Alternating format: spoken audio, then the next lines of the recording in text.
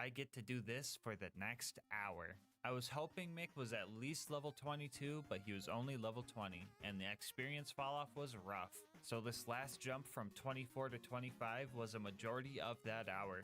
How many Maggies did I miss? I have no idea. I couldn't see. And rewatching an hour of footage to give you guys one number seems like a silly thing to do.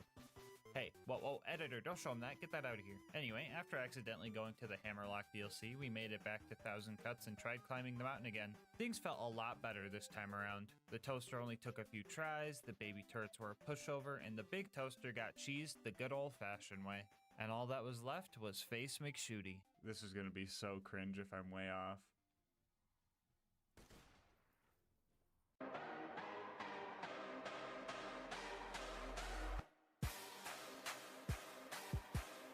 Alright, so, the bunker. Screw the turrets, those guys were whatever. The bunker was genuinely scary. It flies out of melee range, and unless I'm throwing buzz axes, I have no indication if my shots are actually hitting it. It is also classified as an armored enemy, so the fire resistance made me think skyrockets were not going to help that much. My game plan was to wait for the bunker to do what I call the flex pose, which is the one where he's just stationary floating in the air. When I noticed the bunker stopped moving, I would try to slag it before entering buzz axe rampage and throwing axes until I hear the axe hit marker and just holding that angle. There were a few spots where I could melee hit it from the bottom, but I didn't know how great that was. This is Can You Beat Borderlands 2 with only the mini-map, not Can You Beat Borderlands 2 with only health bars. I found a spot down here where I heard the melee hit marker sound, but I guess I was just hitting a dead turret hurt box or something.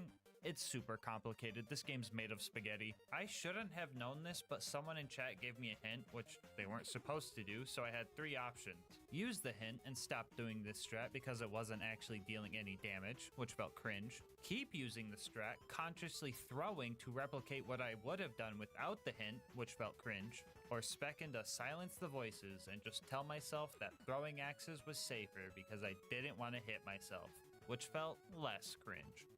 No hints! I'm about to start strangling people who give me hints. You guys are getting cooked the f up in the video. It's a joke. I know this was not intentional, and I'm just probably being like an asshole over arbitrary challenge, arbitrary rules. Here's the lore, okay? I spec'd into silence the voices, so I did not feel comfortable meleeing the bunker in the way that I was. That way, I can lie to myself, instead of having to lie to myself through throwing. There's the lore. Axo Deagle, what are we literally talking about? My fucking god. Oh my god. No hints. No hints. No hints. Someone sacrificed Axo Deagle. Oh my fucking god. We love you, Axo Deagle. Don't forget that. If anything else, Axo Deagle, that's going in the video, and you get to hear me scream your name in the video.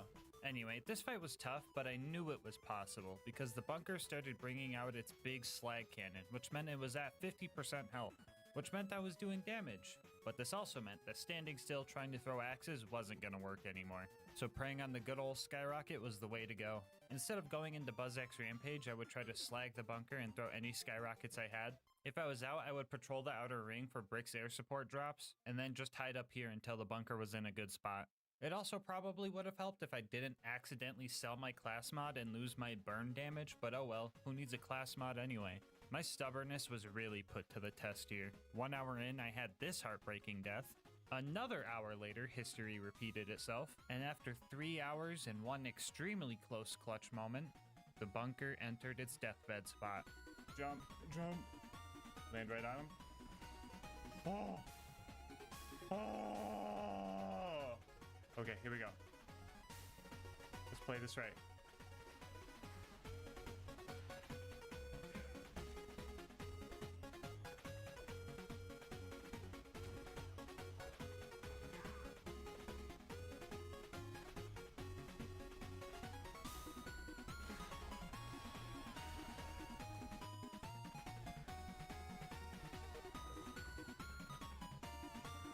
Oh, thank God, dude. After finding the bitch that the bunker dropped, I descended down to Angel Core, where the only challenge was pressing this button every time I died and trying not to cringe at Lilith. I couldn't really tell where the injectors were, but some trial and error with my skyrockets was all I needed to fix that issue. Some other stuff happened that I couldn't really see. I think Roland's fine, but I know one thing's for sure. Lilith stole my friggin' mini-map again. Anyway, after making it out of Marcus's closet, we got the Order Shield to combo with our Law Pistol and made it to the Iridium Blight. We took a few side missions here because I thought they would be easy. Yeah, I was totally wrong. I tried to visit Jack's grandma, and it took me 10 minutes just to find the door to get in. The other mission was actually pretty easy. Jack just gave me a bunch of Iridium to jump off a cliff, but I've been doing that the whole run, so that was pretty easy. After those two side missions, we made it to Sawtooth Cauldron. Yeah, do I really have to tell you guys why this place sucked? Oh, I do? Okay, well, cave. I've been over it before, so this time I'm just gonna show you what I went through. Nope, this is being generous. You're gonna get exactly what I went through. This whole cave system was full of stairs, railings, boxes, bad guys, and lava pits, and it was completely untraversable because the map was displaying the top of the buzzard nest instead of the cave where I needed to be. My only hope was to go around to the west entrance of the cave where I knew the surroundings a bit better and try to take out the ambush commanders there. For once in my life, I was actually glad to constantly respawn at the Death Cubby. After I got there, I pretty much roleplayed like I was playing one of those games where the objective is just to completely dismember yourself to make the score go up. You would have thought I had a Mountain Dew addiction with the amount of double XP I was getting down there. Alright, so guys, how was that? Was that fun? Did you guys have a good time watching that? That was like 30 seconds of only being able to see the minimap. Okay, now try doing 22 hours. Okay, hopefully that gave you guys a little taste of what this was like. Borderlands players hate Sawtooth Cauldron anyway, so I bet this was therapeutic for some of you. After I killed the ambush commanders, I got lazy and save quit to go to Boombringer to blow it up. The game said I looked at the explosion, which was a fucking lie. I'm looking at cardboard, so that got me a little angry. So I took out my anger on Mortar and took the elevator up to the buzzard's nest. It was very important that I sent the elevator down before leaving it, because finding that other button without an objective marker would have been horrendous. I died many times up here trying to kill the buzzards. Throwing skyrockets and getting lucky with light diffuse was pretty much my only hope with these guys because I had no way to tell how elevated they were. I lost track of how many times I had to take the elevator up trying to kill these things, and the last one survived my stormtrooper aim for quite a while before I managed to take it down. Oh, I forgot to mention that we grabbed $9 off of Kai's body while we were here. It will come in handy later, I promise. We made it to the boneyard and leveled up. I didn't realize we leveled up, so get used to the skill point blinking now. I'm still surprised how much easier driving was compared to walking. Like, this shot through this narrow gap made my jaw drop while I was watching through the footage. I'm also surprised that I didn't perma-slag myself a single time here. I have trouble doing that when I can see. The tunnel pumping station, aka the Sergeant Loader Gang hideout, was another one of those places where the minimap just told me nothing. I was stuck in this little corner I didn't even know existed for such a long time, but we eventually hit all the levers, rammed the pipe, and somehow climbed the ladder sideways to make it to the Badlands. This part was concerning. Killing Saturn was just off the table, but I still had my out of sight, out of mind card that I stole back from Mad Mike. Running past Saturn was still pretty tough. Like, I had to scramble to get on this elevator fast enough, and then I had to deal with loaders, giant evil toasters, frickin' stairs. A few resets in, my muscle memory guided me all the way to the top floor before the exploders got to me again. I wasn't mad at all though. I knew how to get to where I needed to be, and it was just a matter of staying alive.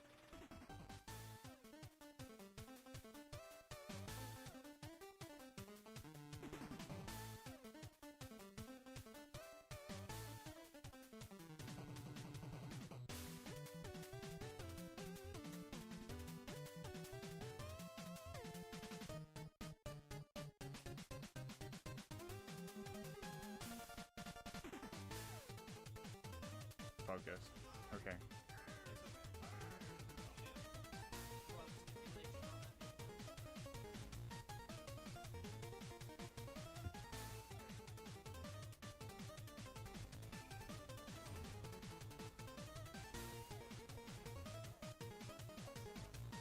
Come on.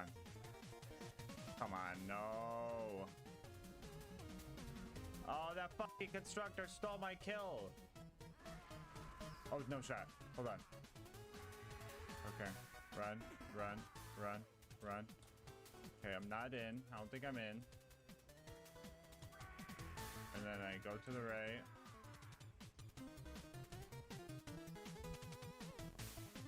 Holy sh! Okay, guys, I genuinely think that was going to be the last hard part. It was time for the final stride, and to prepare, we upgraded that useless sniper relic we got earlier with a damage resistance relic that Tannis gave us, and we gave that $9 back to Marcus to get the evil smasher. I know what you're thinking, just trust me on this one, okay? The claptrap door combat went fine. It actually went pretty fast, but Heroes Pass, on the other hand, took a bit longer than usual. I didn't think I was going to be able to do the skip, and taking my skyrocket off to do grenade jumps sounded risky, so this time around I fought with Brick and Morty until the path was clear.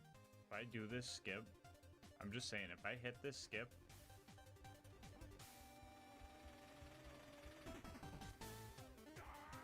I am pogging so hard right now. The final battle was upon us, and Jack was gonna put up a fight. Never mind, he just got swept. Like, absolutely rolled and smoked. The real final boss was a bit harder. The lava got me a few times because I just couldn't see it when it was rising. But GASMASK, just listen to Lilith's warning. Oh, shut the fuck up. No, shut the fuck up. We hate Lilith around here. The Chrysalisks were decent revive fodder here, but I had to trust my ears because their red dots would just disappear often. But as long as I could find one, I could usually get a second win. The warrior took my life 6 times before I found a working strategy, and this is how I did it. I positioned myself where the rising lava, Crystalisk projectiles, and warrior's fire breath couldn't get to me, and I pulled out the evil smasher. Guys, stop laughing at me. I'm being serious, guys. Just listen. Anyway, for the people who haven't used this since 2013, back before the nerf, this gun has a 7% chance to proc a bunch of stat boosts every time you reload. So while I was waiting for the warrior to show up in my line of sight, or route of sight, I don't know, someone tell me a better map joke, please. Anyway, while I was waiting, I would just keep spamming the reload until I heard the activation sound. If it did activate, I would dump my mag into him when he got there, and if it didn't, I would try for slag and throw buzz axes instead. The evil smasher is widely regarded as a terrible weapon nowadays, but I think it's actually pretty good. 7% of the time. I still had no idea how much damage I was doing or if I was even shooting the warrior sometimes, but I had faith in my strategy. And eventually, we noticed something. He's not moving. He might be in deathbed. I'm gonna give it a second just to make sure. Oh, you know what? Super obscure Borderlands knowledge coming in handy. That Crystalisk is gone. That Crystalisk is gone because Warrior is in fact in deathbed phase. Come on, let me smash some evil. Let me smash some evil. Let me smash some evil. I want to end this run. Let me smash that evil. I'm gonna drink that fun. Let me smash that evil. The evil needs to be smashed. We smash that evil. Evil needs to be smashed. Everybody with me now. Let me smash that evil. That evil needs to be smashed. Let me smash that evil. That evil needs to be smashed. Don't let that 7% get you down, cause you know when it procs it will flip your frown. Come on. Evil smasher. I hardly know her. I ain't the sharpest smasher in the shed, but 7% of the time, that evil do be dead. Okay.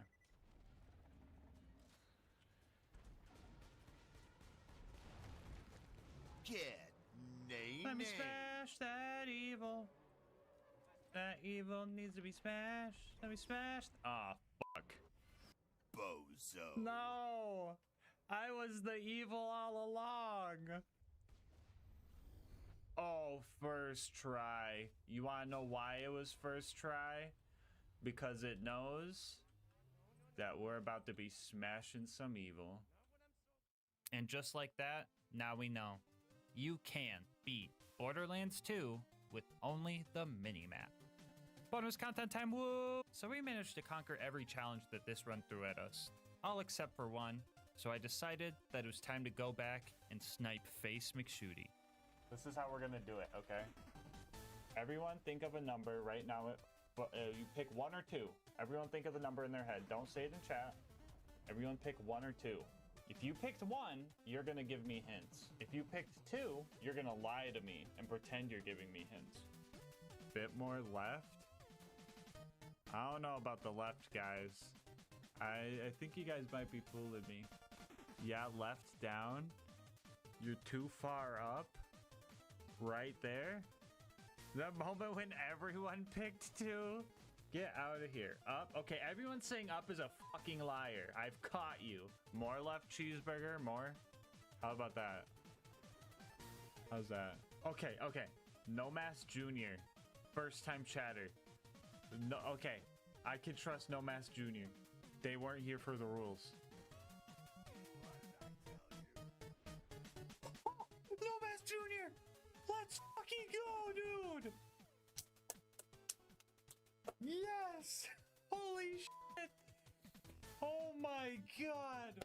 Before you go, I just wanted to say thank you so much for making it this far into the video. If you want to support the channel, make sure to like, comment, and subscribe. It really helps with the YouTube algorithm, and I love hearing your guys' kind words and ideas for new runs. If you want to support the channel more directly, consider becoming a channel member to get videos a day early, saving yourself some money over at Instant Gaming using my link, or going to GASMASK'S.com to get some...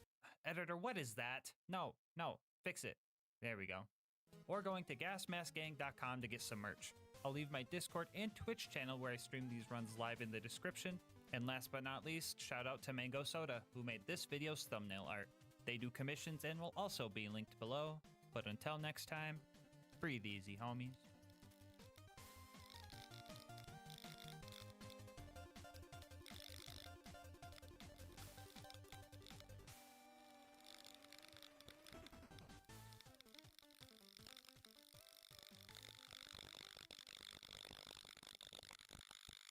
Today's video is sponsored by Instant Gaming. More on how you can save money on the games you love later in the video.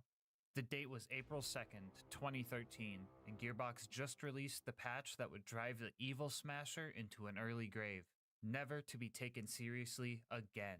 10 years have passed since then, and archaeologists have rediscovered the remains of this once powerful weapon, and instead of letting it rot away in some museum, they gave it to me, because the world needs to know. Can you beat Borderlands 2 with only the evil Smasher?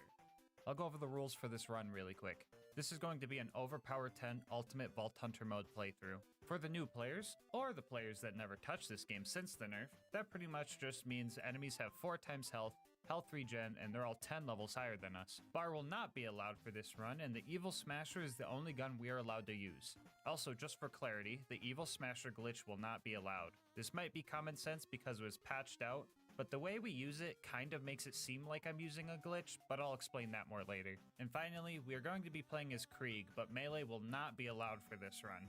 I know, not letting Krieg do his favorite thing is a war crime, but the run would devolve into a pure melee run really fast. As for the gear, I'll be using a basic shield, Vault Hunter relic for funny drops, and a low-level slag grenade because Krieg has no slagging skills. But if you're one of those people and want to see the slagless version of this run, I'll have a link to that down in the description. As for the class mod, we'll be using the Legendary Reaper, mainly for Bloodbath and the extra kill skill duration. And here's a quick peek at the build. Feel free to ask questions about it in the comment section and I'll answer them when I can. With all of that out of the way, let's hop into the run. Right off the bat, we can't really fight anything because the Evil Smasher is garbage. Instead, we have to start farming to activate its effect. Every time you attempt to reload this gun, you have a 7% chance to get a bunch of stat boosts that last for the duration of the mag. For simplicity, I'll refer to these powered up mags as Smasher mags. So yeah, you kinda see what I mean when I say this looks like I'm doing a glitch. All I'm doing is canceling a reload animation by swapping weapons and then trying again. Anyway, after we see this explosion in front of us or hearing the activation sound,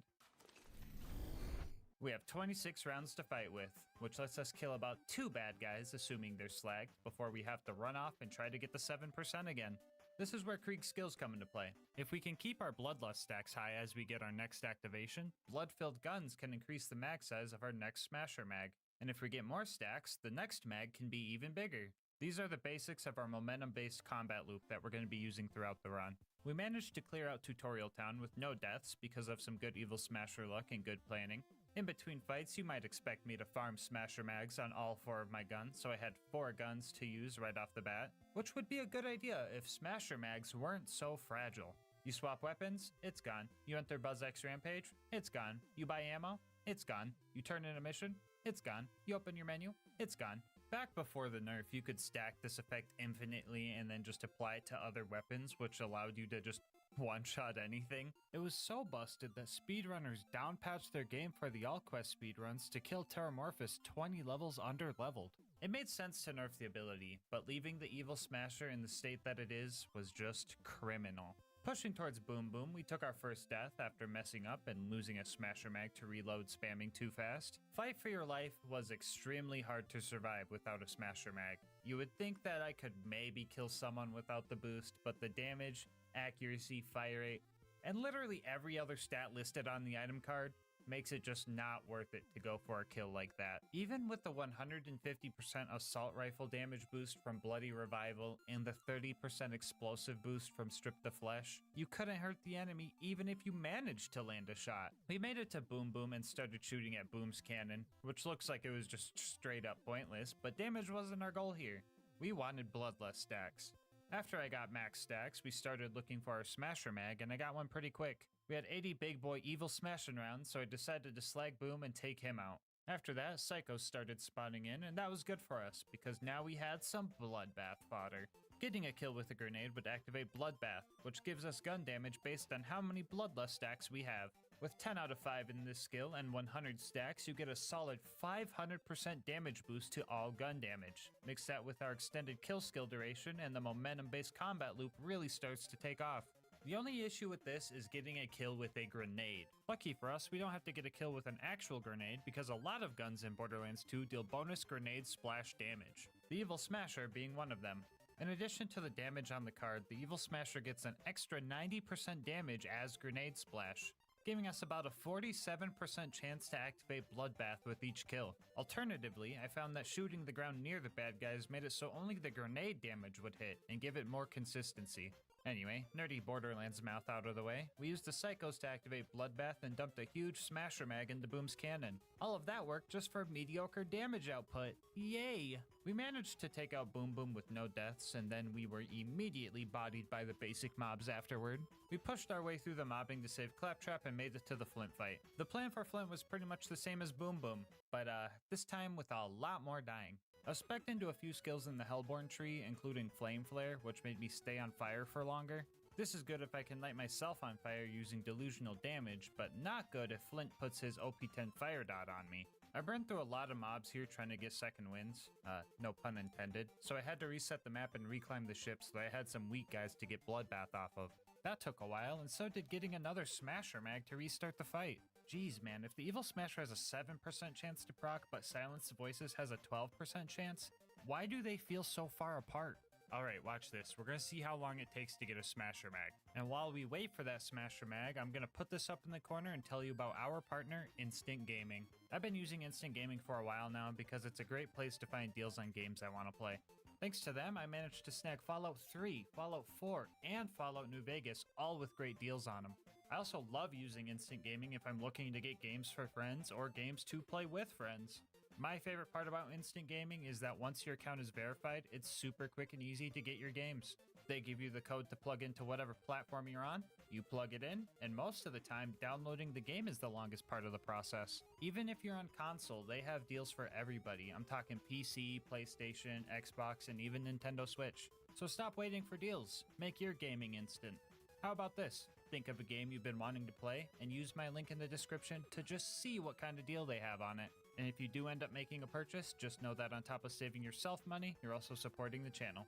Anyway, guess who still hasn't gotten a Smasher Mag? One eternity later, I found some creative cover and managed to build up enough damage to finally take Flint down. We made it to 3 Horns and started our Sanctuary initiation. You know the usual, ramming door guy, saving Reese, and retrieving the power core. We're playing Hitman now.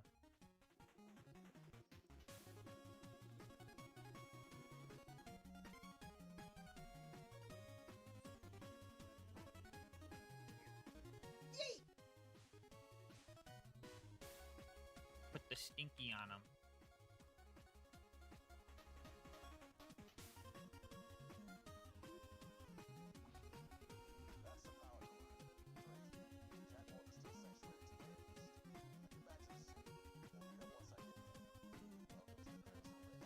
It's patience, guys. You gotta be patient. You gotta know when to strike.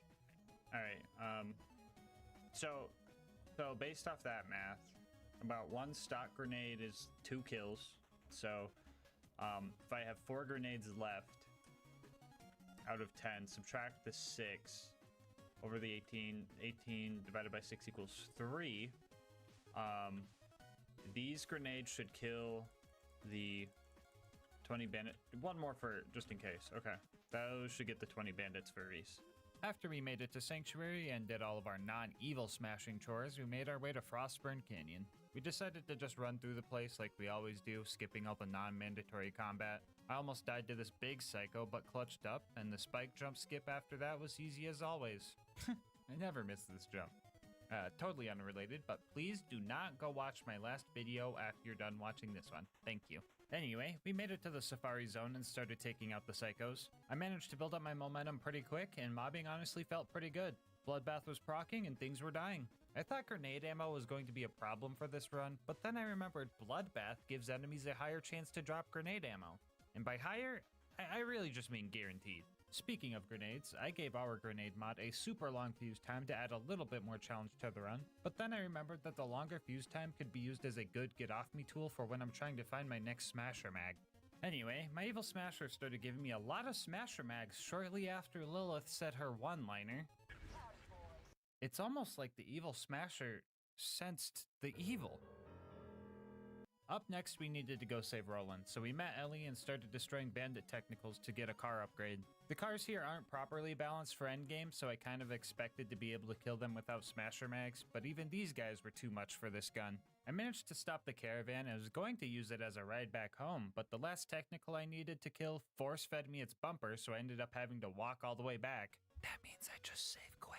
With our new car, we managed to sneak into the Bloodshot stronghold and start our fight with Badmaw. Honestly, this guy was kind of wrecking me. Circle strats on this guy have always been really tough, and getting smacked with his door makes a second helping of car bumper sound appealing. I was even failing at cheesing this guy because 2 loose shots would just leave me dead. All of my healing came from Thrill of the Kill, which makes 140% of my overkill damage come back to heal me. And since all of my guns are basically level 90, using that overkill damage to heal my level 80 health bars like Zenyatta popping all on a baby. Doesn't feel good? Let's hope that they don't rework that game again, so this joke makes sense for at least a month. Anyway, my point is, I had no way of healing if this was going to be a one-on-one fight. So after dying like 8 times, I save quit and used all his goons to build up momentum. As long as I could get kills fast enough, I could keep healing, and I managed to finally take Badmaw down.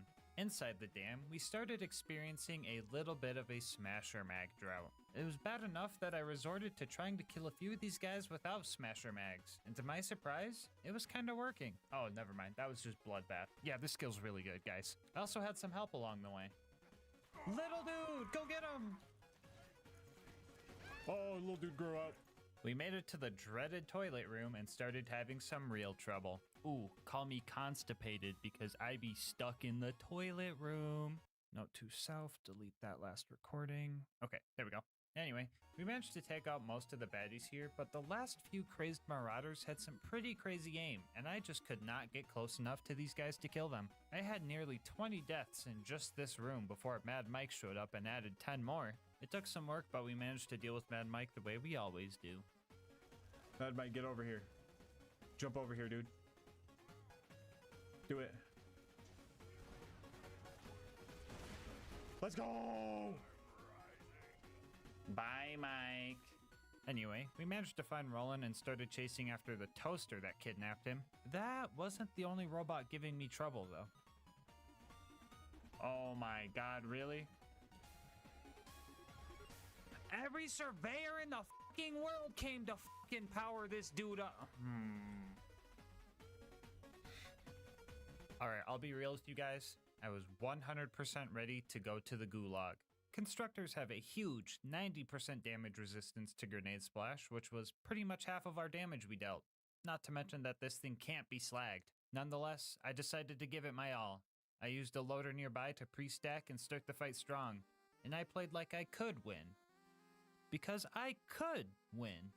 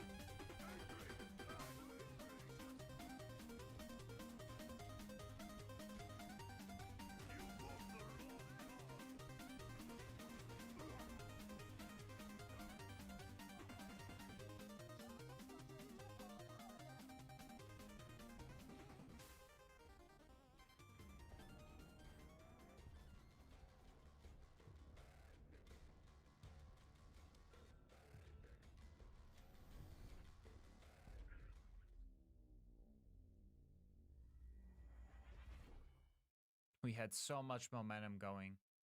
We actually had a chance. And we were so close. I had an entire bleed out timer to get one more smasher mag. But the fragility of this build finally came into play. This sliver of health bar led us all the way to the Hyperion Friendship Gulag, where we had to fight the Warden for another hour. And the fight gets harder here, because there are just bad guys everywhere, and now the Warden can just call in moonshot reinforcements that I can't do anything about. My only real hope for this fight was to kill off any of the moonshot loaders and then start taking the arms off the gun loaders that the Warden specifically spawned. From my experience, toasters have a limit to how many bots they can have on the field at once, so having all 3 of them unable to attack me gave me a chance to fight the Warden semi-one-on-one. I really shouldn't have been here for an hour, but the Warden just would not stop spawning angelic guards, big loaders, and oh my goodness, so many exploders. That's fun. Okay. Okay, they're all exploders.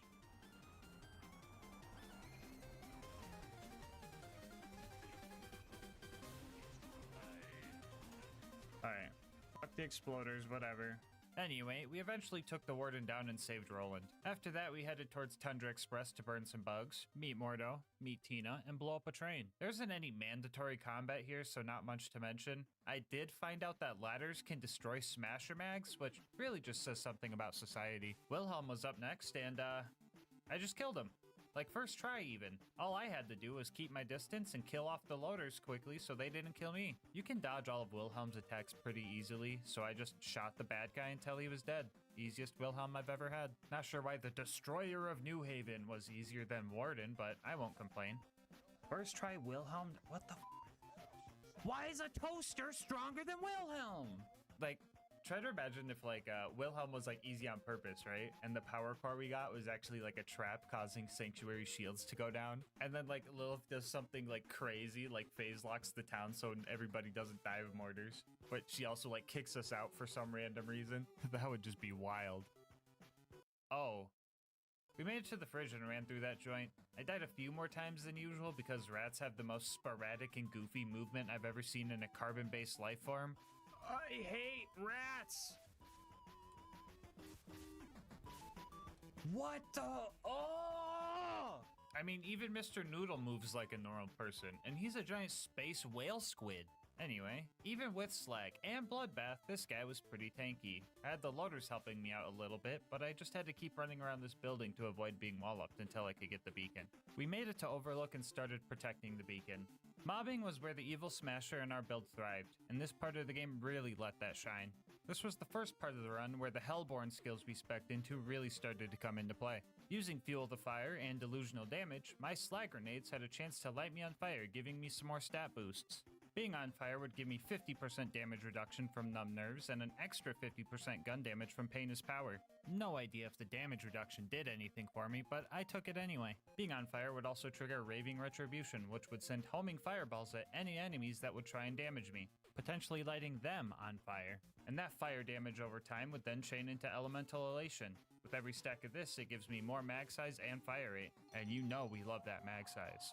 Slagging the huge groups of loaders being moonshot in really helped build up the secondary set of momentum, and everything was going great. I was getting second wins, I could kill the loaders pretty quickly. The only issue was that they could kill me pretty quickly too, making instant bleedouts my true enemy here. But I mean, it's just a few loaders, so there's not really anything really to worry. Oh, come on! Yeah, Jack really threw a toaster into my bloodbath, if you know what I'm saying. And you know what? I'm just really sick of getting bodied by household objects. For example, this clip of me dying because of a fucking stair. Oh, I can't climb up the stairs, dude!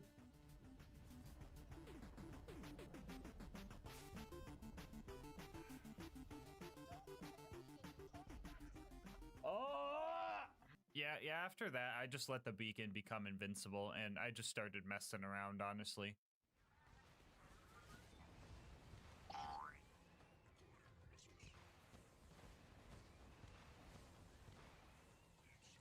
Anyway, yeah, the fast travel landed, but the constructor was camping it, so I just save quit and used a different one. We have now entered the bunker prep chapter of this run. First up was getting an upgrade for Claptrap over at the Preserve.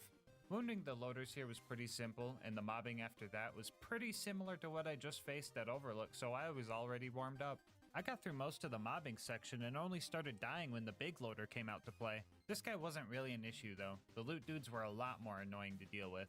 Apparently if they don't want to be slagged anymore, they can just jump and they are no longer perked up, so I couldn't really keep my distance and I ended up dying a few times. They didn't even drop anything cool, so this was just kind of a waste of time.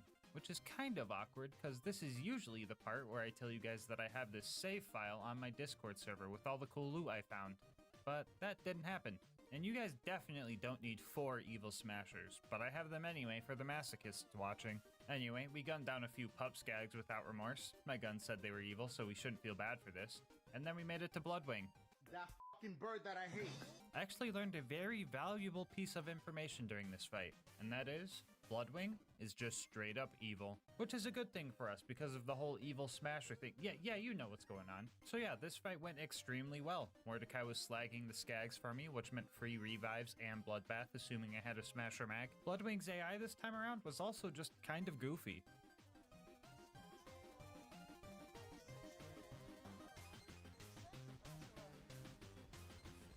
This game is so cursed. I don't even know what to say anymore.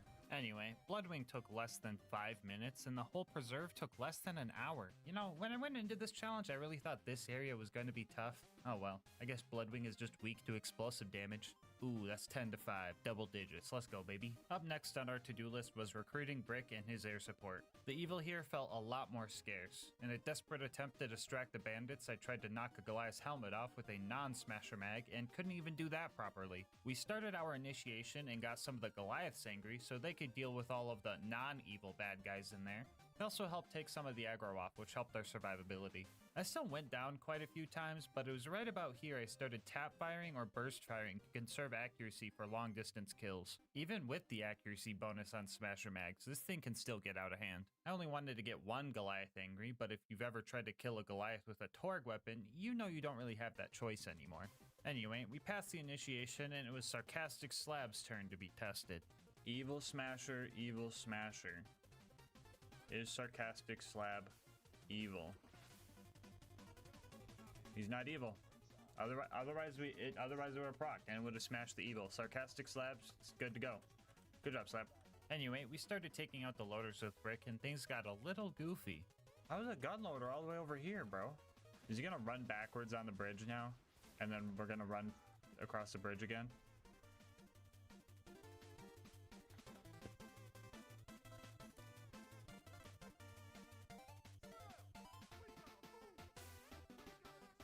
Why do I know this game so well? After all of that, we joined Brick's gang, Brick joined our gang, and the last thing we needed was for you to join the GASMASK gang. If you made it this far into the video, odds are you're enjoying the content, so you might as well sub and stick around for a while. You could always change your mind later. The last thing we needed for the big bunker raid was to go steal Jack's voice, so we went to Opportunity and found one of his doppelgangers. I found a decent strategy where I would try to land on his head as the 19 other enemies I ran past to get here downed me. That way I could just spam crits into his head. One smasher mag wasn't going to be enough though. The first try I was super close to getting the kill but accidentally fell off. The second time around I had no luck and couldn't get a second smasher mag, and on the third try an ion loader shot me in the face with one of its shock lasers, making it look like I had the explosion effect of a smasher mag, tricking me into wasting time and reloading into nothing. I have never had my metaphorical ankles broken this hard before. After I tried that a few more times I created a new strat. This time I did the exact same thing but had it work. That way I didn't fail. The rest of this place was just running through, pressing buttons, and getting second wins when I needed. So we got Jack's voice and got out of there. Up next was the bunker raid, and surprising nobody, the toaster on the way up gave me some issues. Now that's on some bullshit.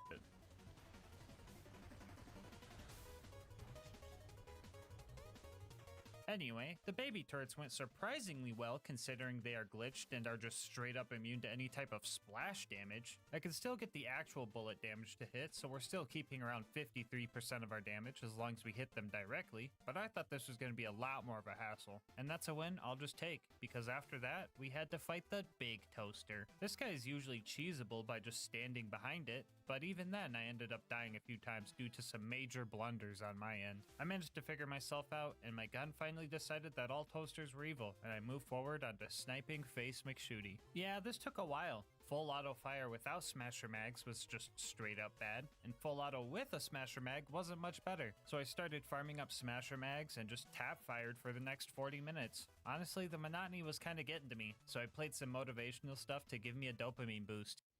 We want to thank you for all your hard work.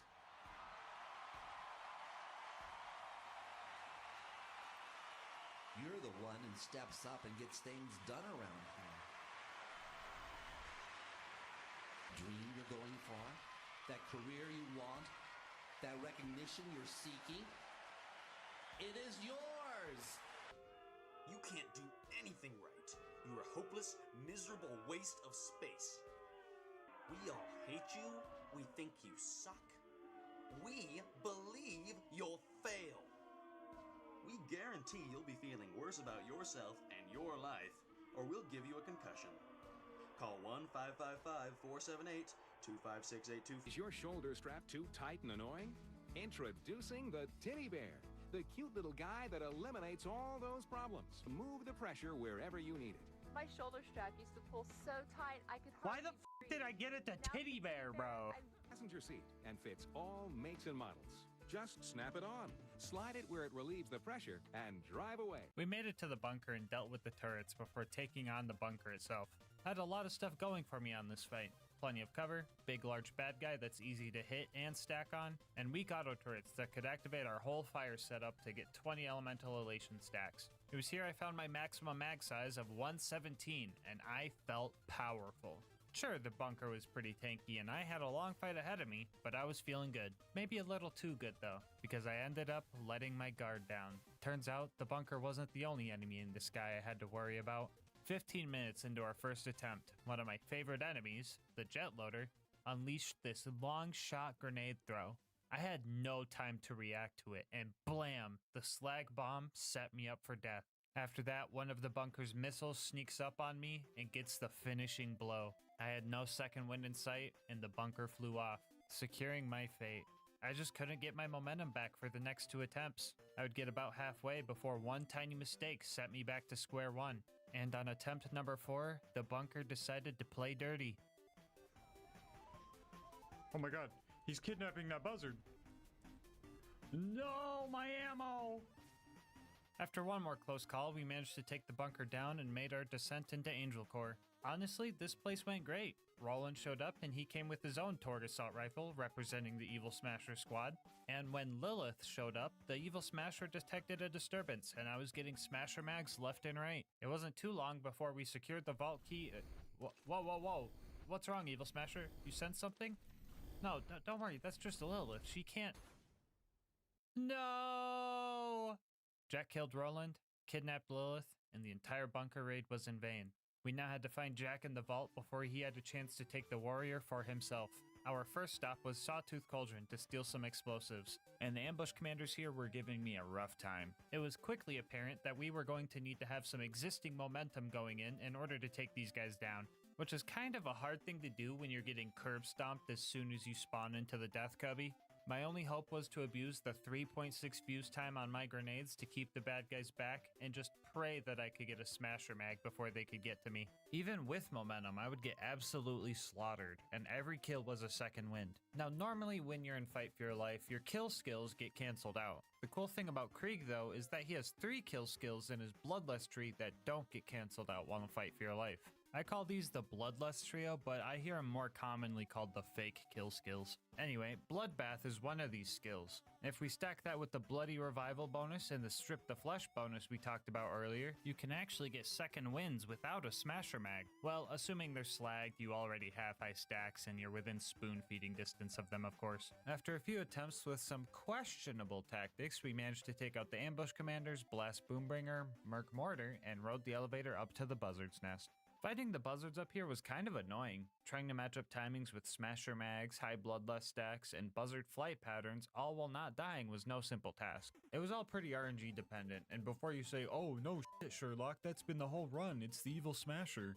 That wasn't the issue. Getting the buzzards slagged was very inconsistent. I pretty much needed to slag them with the initial explosion of a grenade or the first or second bullet the Betty shot out, because after that, they would just fall out of the sky. Now this might not sound that bad, but for reference, I had 12 grenade sticks in a row fail to make the evil metal pigeons purple. I didn't even need momentum to kill these things. A basic smasher mag and slag was enough to take out 2 buzzards, but I was still here for nearly an hour praying for slag. But after a few dozen elevator rides, we took them down and made it to the boneyard. The main scary part of this place is pumping station 2. I managed to crank all the valves in there, but the loaders had me on the edge of death. They absolutely thrashed my bleed out timer, and I had a close call on the way out of there. The rest of the boneyard went as expected, and we made it to the Badlands. Oh great, just a bunch of ugly, rusty old junk loaders to deal with here. That's a piece of cake.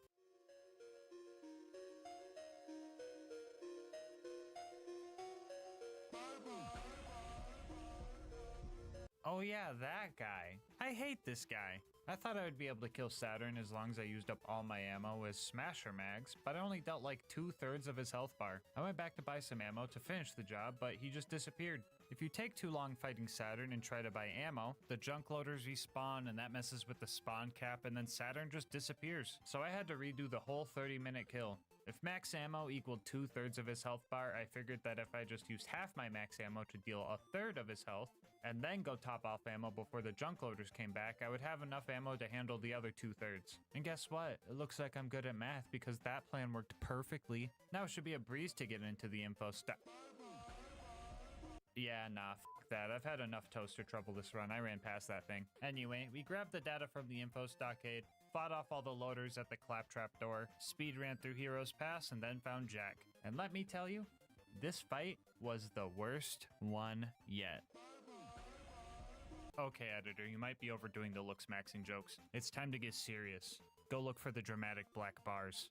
Jack took his vitamins, and as a result, he has as much grenade splash resistance as the toasters do. Tanky bosses usually aren't an issue if you just don't die, but Jack also has health regeneration. Strong health regeneration, making this one of the most RNG dependent fights I've ever had. I pretty much had one chance to kill Jack after I broke his shield, because he would just teleport away and keep making invincibility shield surveyors. After a few test runs, I developed a strategy, and it went something like this. First, I would lure Jack over to fight him one-on-one while I was getting my stacks up and trying to get his shield as low as possible without breaking it. I would then need to roll a smasher mag and break Jack's shield, causing him to teleport to the main console. From here on out, I need to act quickly and precisely. The first thing I would do here is preemptively throw a slag grenade at the console to try to slag Jack and his surveyor. Usually Jack is like a 1 in 10 per grenade because he's just hard to slag, but he somehow seems easier to slag when he's invincible. Spaghetti game, I don't know. Anyway, it was also very important that the surveyor was slagged, but that was super hard because I would just need to get lucky and have it fly low enough to get hit by the Betty. While that was going on, I would try to kill one of the clones to proc Bloodbath, and if I didn't get Bloodbath, I was screwed. After I got Bloodbath, I would then try to kill the surveyor with as few shots as possible because I was going to need every shot I could spare for Jack. I pretty much needed to reproc Bloodbath on this kill too for this to even maybe work. And then finally, I would just try to lane to Jack as best I could without dying, throwing an extra grenade for a chance at reslagging and praying that I could get a smasher mag directly after my first one. I needed a perfect run to even hope for a kill here. I contemplated using the block 'em at the terminal strat, but I got so close so many times that I knew that I didn't need it. I just needed the evil smasher to cooperate with me. I think Jack's ambiguous motives led the evil smasher to hesitate. Yeah, Jack was an asshole, sure, but he also wanted to rid the planet of all the bandits plaguing it, which makes you think, does anyone truly believe they're evil? Or do we all think ourselves the hero from our own point of view? Is true evil even real? Or were we just smashing through everything we perceived as bad? Well, if you're asking me, nah bro, Jack's the worst. He was the last thing preventing me from victory. The last thing preventing me from my sweet reward. After every run I complete on this channel, I allow myself one of the last few original monster assaults as a reward. My own personal ambrosia that they just don't make the same anymore. To me, it's pure joy in a can. And Jack decided to prevent me from that joy.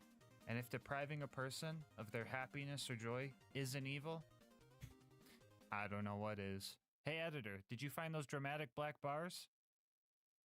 Awesome. Come on, here we go.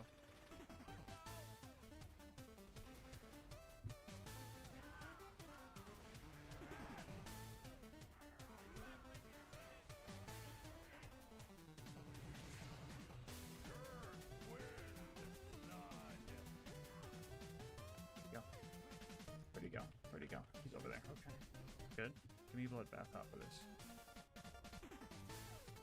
I don't know where that nade went, but sure. Where's the surveyor, dude?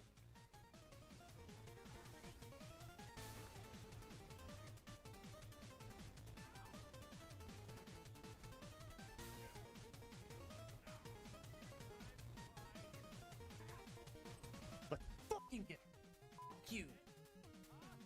Put the sneaky on. Put the sneaky on. Ooh, let's fucking go.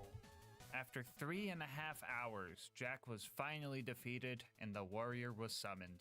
This guy's pretty easy to avoid and therefore just took some time to kill. Honestly, Jack was the true final boss of this run and the warrior was more of just a victory lap. So I spent our final moments of this run chanting our theme. I think this is the final mag. Let me smash that evil. Evil needs to be smashed. Let me smash that evil. Don't go shoot the rack. Let me smash that evil. Evil needs to be smashed. Let me smash that evil. Evil needs to be smashed. Get Not today. Not today. You know, maybe Jack wasn't so bad after all. I wonder if this monster would have tasted as good if the fight was easier. Maybe he intentionally put me through that hardship to make my victory all the more greater. What do you think, Evil Smasher?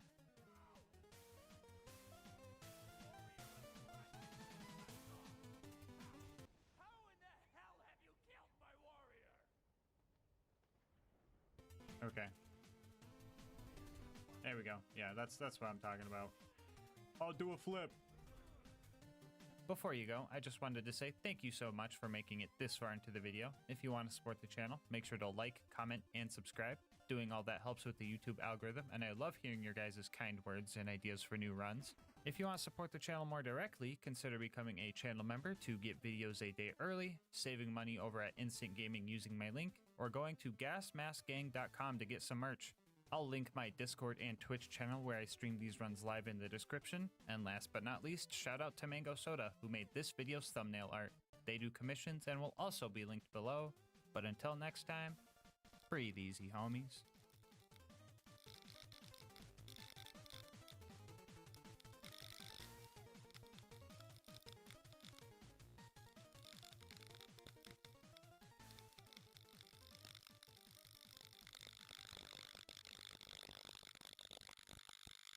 Every single day, for an entire year, Derber commented on the latest video on a quest to get a chopper-only run, even going as far to account for it being a leap year. And I told him if he could keep it up for a year, he would have a deal. So here we are with today's video.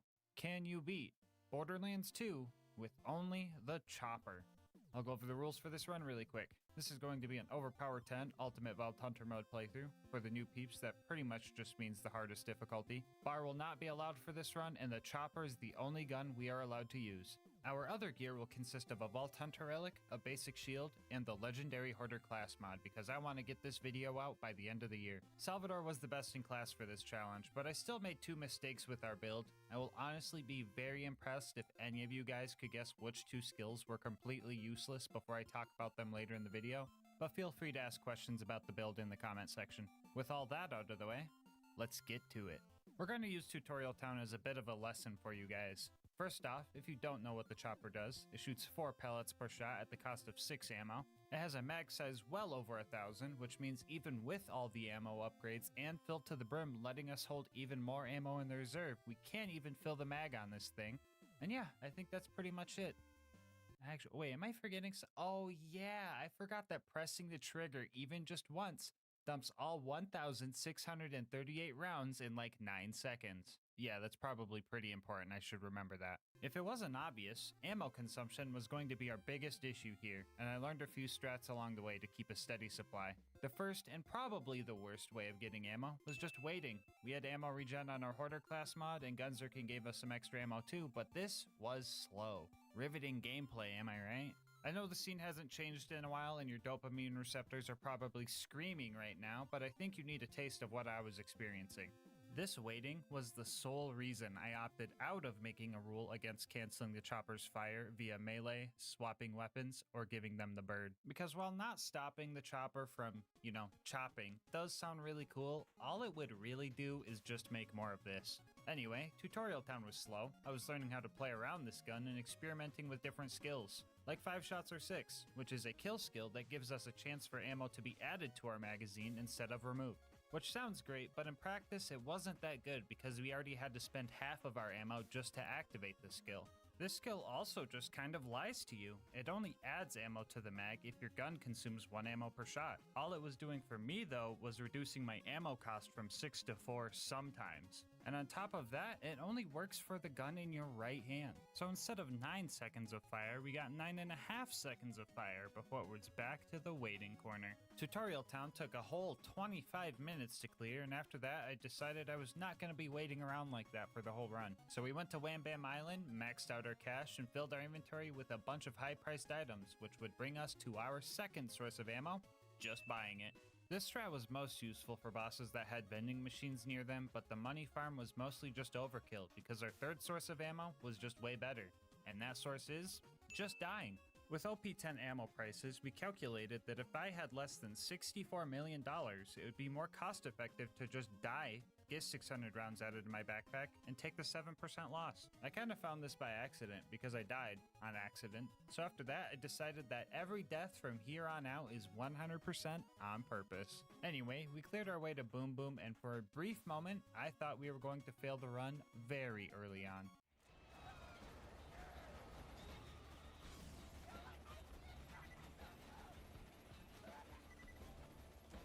Yeah, so a slagged armored enemy literally getting lobotomized by 2 corrosive choppers only loses like a quarter of his health and then just starts regenerating faster than I could keep up with my ammo regeneration. What the f, Gearbox? I did everything you taught me to do. Long story short, this guy is not a robot, he's just armored, so landing any shots on his body is still great with corrosive damage, but if we're putting 1,000 bullets up his fleshy nostrils, fire is actually the optimal choice here. Look at the difference, there's the DPS we needed for— oh, we still ran out of ammo. What do I do now? Well, first, we take out our anger on Boom by killing him in the back alley, and then we let the psychos that spawn after he dies hit us down to low health, so we could utilize Inconceivable, which gives us up to a 50% chance to not consume ammo based on how low our health is. This skill procs for half a second, and the whole time we just don't consume any ammo. There were a couple things about this strat that were hard to play around. First off, I couldn't gunzerk because then I would just regenerate health and lose all the free shot chance. And second, I was effectively playing with 1 health and risked getting one shot by pretty much anything. I managed to pop Boom out of his turret, but that doesn't give you a second win, so I ended up dying. Remember, these are all on purpose. And when I got back to re-kick him out, I guess he got perma-slagged somehow. It's probably some glitchy stuff with him getting in or out of his turret while slagged. I don't know, spaghetti code game. But it made kicking him out again and finishing him off pretty easy. After that, I used the mobs to farm up some ammo for the climb up flint ship. It was a bit of a grind climbing up here. My main strat was to use Fistful of Hurt to stagger an enemy and get up close and land as many shots into their forehead as I could. This was pretty much a mandatory strategy because the accuracy only barely exists on this thing. Fun fact about the chopper, it is essentially just coded like a burst fire gun with a very long burst count, which means 2 things. First off, if we enter Fight for Your Life while firing the chopper, we burn a quarter of our ammo during the animation, which is just kind of silly to me, especially if you can manage to get a second win like this. And second, Salvador's keep firing skill was doing literally nothing here. This skill doesn't work with any type of burst fire weapons, even if you do hold the trigger down. So just remind me to respec when I get to Sanctuary or something. Just like scream at your TV or phone or whatever you're watching this on, I'll hear it. Anyway, we made it to Flint and started our fight. If you've watched some of my past videos, you might know that getting close to Flint just really isn't an option. And since we don't really have the DPS to fight anything unless we can smell their breath, this was going to be an issue. So we were going to need some cheese to get this fight in the bag. By launching Flint out of his arena, you can bug out his AI and he just becomes completely passive. Using this, we let some of his other goons hit us down to a sliver of health and then just blended his face with a shock chopper. If anyone is mad about how cheesy this strat is, just look at the DPS and imagine trying to do this while he's moving and launching you with AoE slams. Footage from the Gub run for reference. Also, I bet only 1% of you guys that watched this video actually noticed this silly little edit I did down here. Anyway, Flint died, we made it to 3 horns, and I guess we needed a car to jump over a gap. Not sure why, because I have choppers. I could have just like...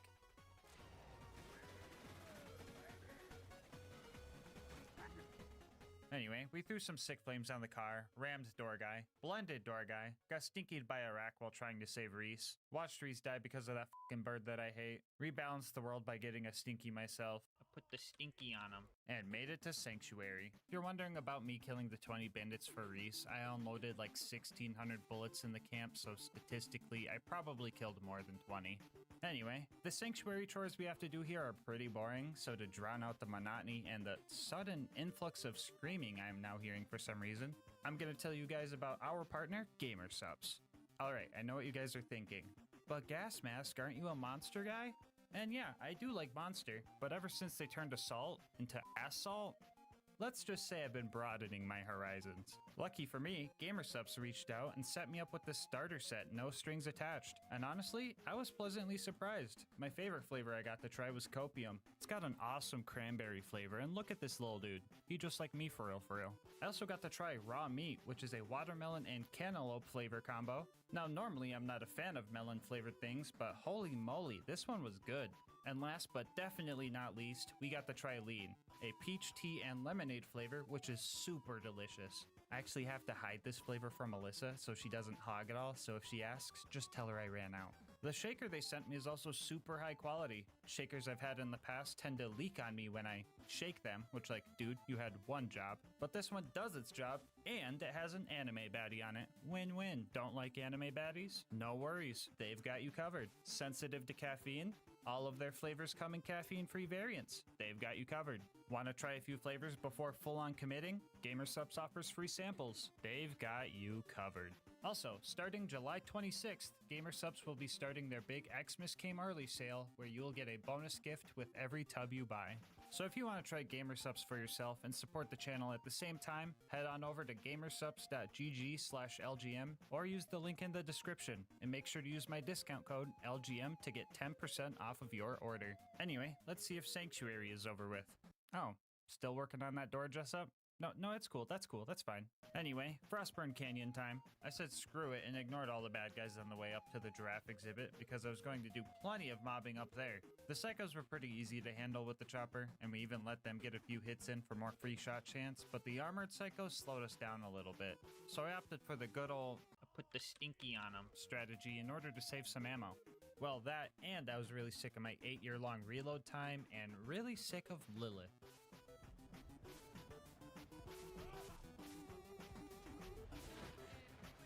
Where are my guns? Ah, why'd you say the thing? I'm done. I'm out. Bye. Bye, you got it, Lilith. I'm out. Bag. Okay, Lilith! Bag. Bag. Lilith! Stop me! Freaking hell!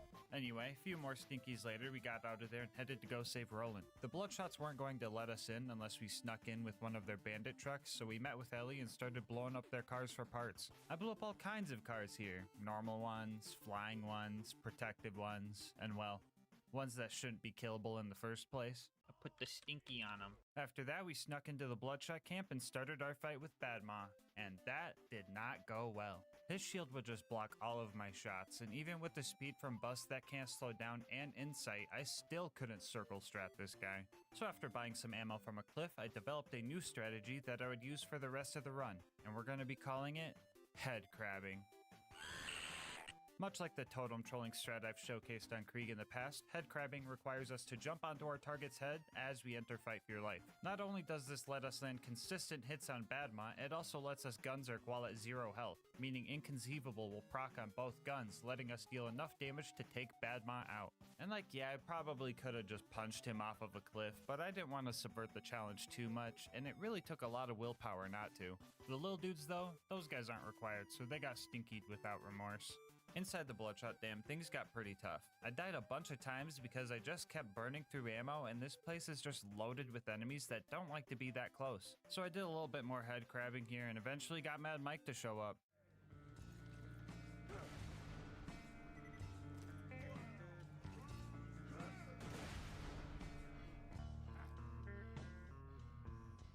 Anyway, we found Roland, and then the toaster found Roland, and then we found the toaster, and then we tried to fight the toaster, and then bad things happened.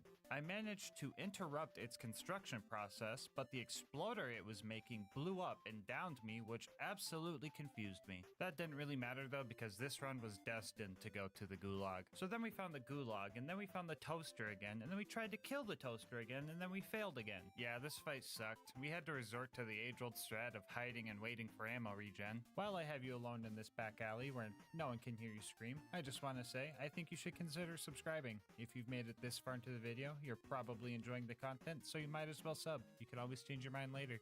Anyway, I noticed something odd during this fight. When shooting the chopper, the reticle doesn't get larger like most guns do when firing them. It just kind of has a static set accuracy to it, which also made me notice that steady as she goes wasn't improving our accuracy either. Which also reminds me, you guys definitely did not yell loud enough when I went to Sanctuary last time because I forgot to respec my skills. But I'll forgive you, just remind me next time. I eventually started utilizing Get Some to get some cooldown for gunzerking. That way I could regen ammo faster, but I wasn't sure if the 6 ammo per shot to get 3 seconds of faster cooldown actually sped things up, especially if enemies just regenerated that health, but I figured if it was a boss like Warden that didn't have health regen, it would be beneficial anyway. After 45 minutes of edge of your seat gameplay, I managed to take the Warden down in style. Roland ended up taking nearly 50 deaths to save from the dust to here, so I hope it was worth it. We got our next mission to go steal the vault key from a train. Usually this part of the game goes super quick because all I have to do is meet Mordo and Tina, then just run and grab everything I need to blow up the train. But this time around, a Goliath blaster shot me down with some Stinger missiles, so that was pretty wild. But we still managed to blow up the train and started our fight with Wilhelm. Our first attempt was honestly going pretty good, right up until the part a fabled tortoise popped out of a bullymong pile and Wilhelm killed me while I was mid-neuron activation. That thing distracted me. What was that? I got killed by this thing. What the fuck? After that, though, I started getting kind of sloppy. We pretty much had to just wait for ammo regen over in this corner to win the fight, but Wilhelm surveyors were just not having that. C-Mag, I can reload.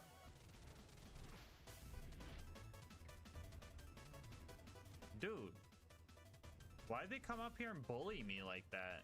It's like a school playground. They come up here and just be like, loser, loser, loser.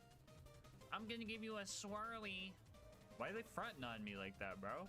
I eventually remembered that I could just run back to the beginning of the map to buy more ammo, so I tried that. That idea blew up in my face. I just kept fumbling during this fight because it was a balance between being patient and killing Wilhelm fast. I could have just waited for ammo regen and made sure my health was always full to kill him in one go with some time. Or I could run around with low health, risk getting one shot by loaders and kill him faster. I just couldn't make up my mind, and the loaders that Wilhelm spawned eventually hit their respawn timer and started causing even more trouble. Eventually, Wilhelm decided to make the mistake of launching me off of a cliff, and then I really locked in. Alright, he's dead now. He's dead. Put the stinky Okay, on him. hold on, hold on.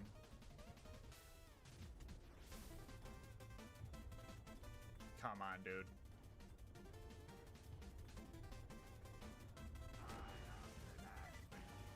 Just fucking die.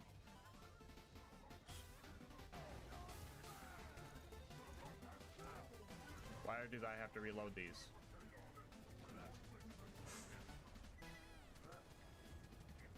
Oh, dude. Oh my god, seriously? Dude, so fucking close. Dude, just fucking die. He's right there! I'm getting edged.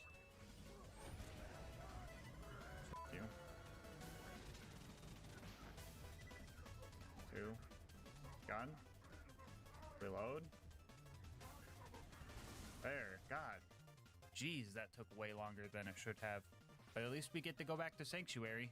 Oh, never mind. It's stressful here. Everyone is panicking. People are telling me to bring rocks to Lilith, and the screaming was just so Wait, screaming? Was I supposed to do something when I hear scream? Oh yeah, I need to respec my skill points. I'll just go do that real quick.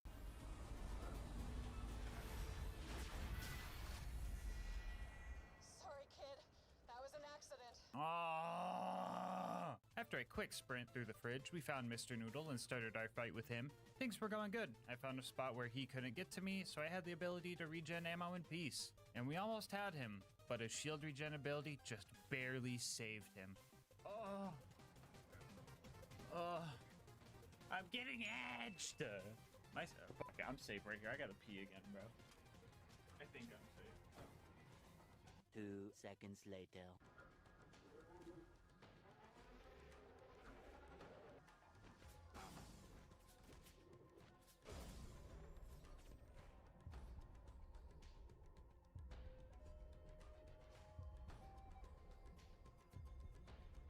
Somebody clip it. What the fuck happened?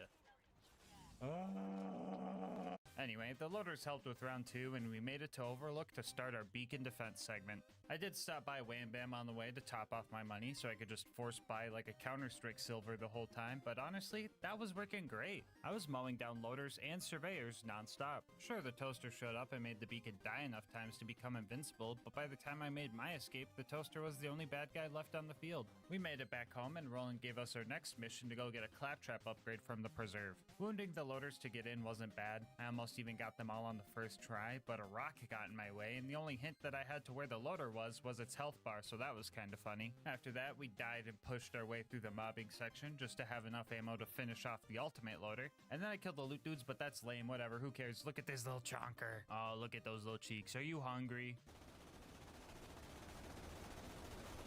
Anyway, the preserve was actually going pretty well, and all that was left was Bloodwing. I honestly don't remember the last time I had trouble with Bloodwing. She's been kind of lacking lately, so...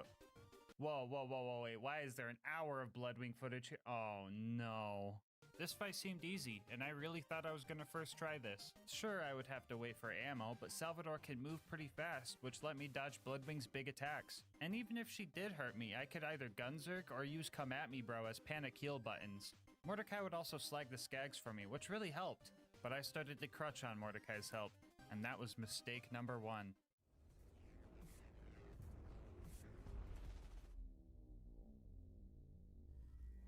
After that death, Borderlands Spaghetti Code threw me a curveball, and I got a glitch where Bloodwing kept her fire resistance through changing elements. A fire chopper on her shock and corrosive phases should have melted Bloodwing, but that just wasn't the case. I knew of this glitch's existence prior to this run, so mistake number 2 was underestimating Bloodwing. This made the fight way harder, and instead of being able to use a neutral element for 1 phase and an effective element for 2 of them, we had to use a neutral element for 2 phases and an ineffective element for 1, which leads to mistake number 3, not bringing a non-elemental chopper with me.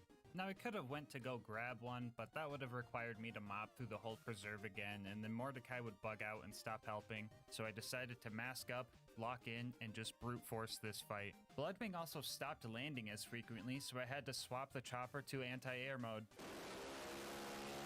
So anyway, the winning fight took like 20 minutes, and I ain't got much else to say except GG Bloodwing, glad to see you on the comeback. Our next mission was to go to Thousand Cuts and recruit Brick and his buzzard support, which is okay. I just guess 1 chopper wasn't enough.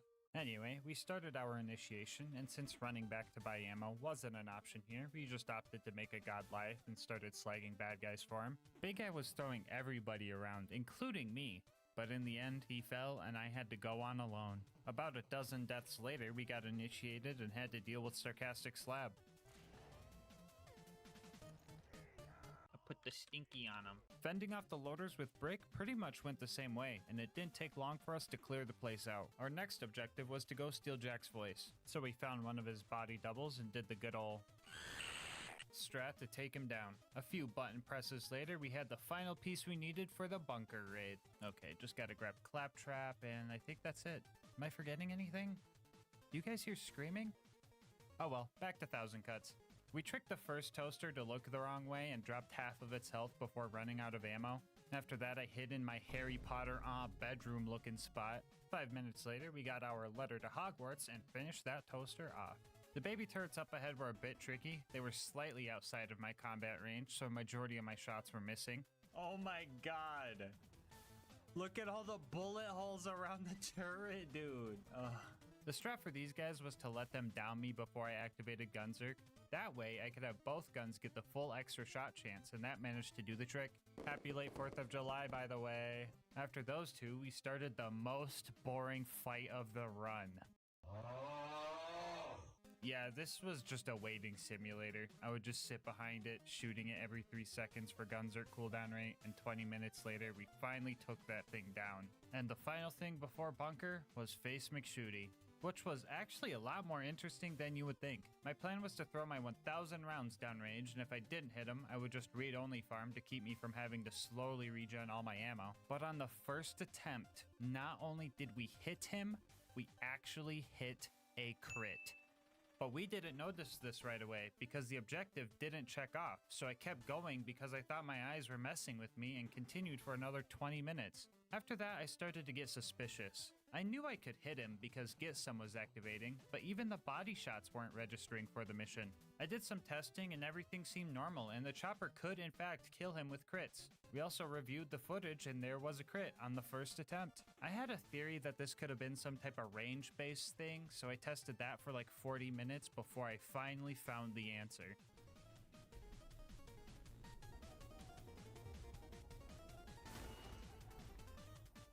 Okay, there's proof right there. There's proof right there that I'm not smoking crack.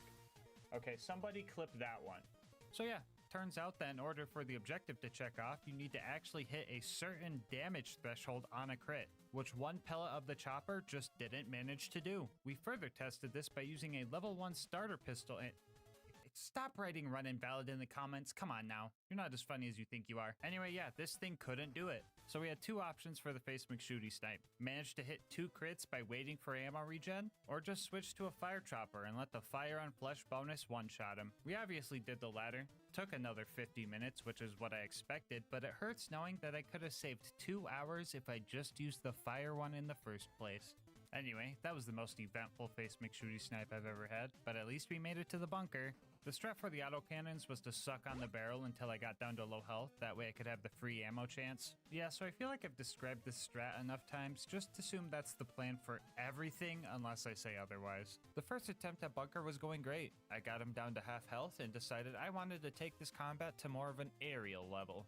Yeah, that didn't go well. The next few attempts after that ended pretty deep in. 2/3 of the way through the second attempt, I tried to fly again, and the attempt after that, I just got Hail Married by a random landmine. Very ironic for a chopper to do if you ask me, but oh well. After that, I used the chests outside to top off my money supply and locked in for attempt number 4. 20 minutes of paranoid gameplay later, I got the bunker into his deathbed phase, and then I realized I forgot to switch the chopper to anti-air mode. Down in Angel Core, I mentally prepared for my death counter to make a huge jump, because dying was going to be my main source of ammo. Actually, you know what? It was pretty much my only source of ammo. My prime directive for the next 50 minutes was going to be press button, kill loader, then die. Something sped up the process. Angel was dropping ammo crates for us, and Roland's turret gave us some crazy ammo regen. Saving him was definitely worth it, even though he is only here for like half a wave of loaders before Lilith takes his place and does literally nothing. I was just thinking, I had a feeling it was coming. Roland was the MVP down here, and for that reason, I made the plan to change history, to save Roland from his demise down in Angel Core. I was going to take Jack out before he had a chance to take Roland out.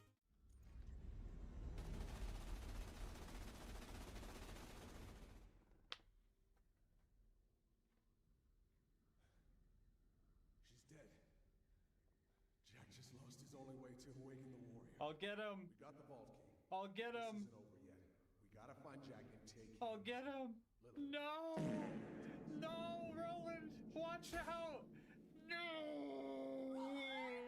Anyway, Sawtooth Cauldron is up next. We needed to steal some bombs to blow up a bridge because Brick's buzzards can't just fly us across because Actually, wait, why can't I could just fly myself across? What am I even doing here?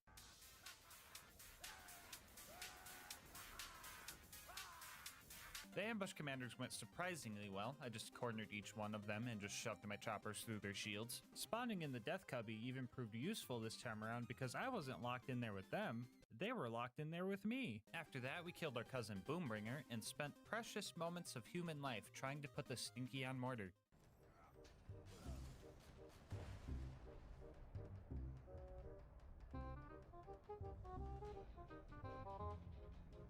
If you can't.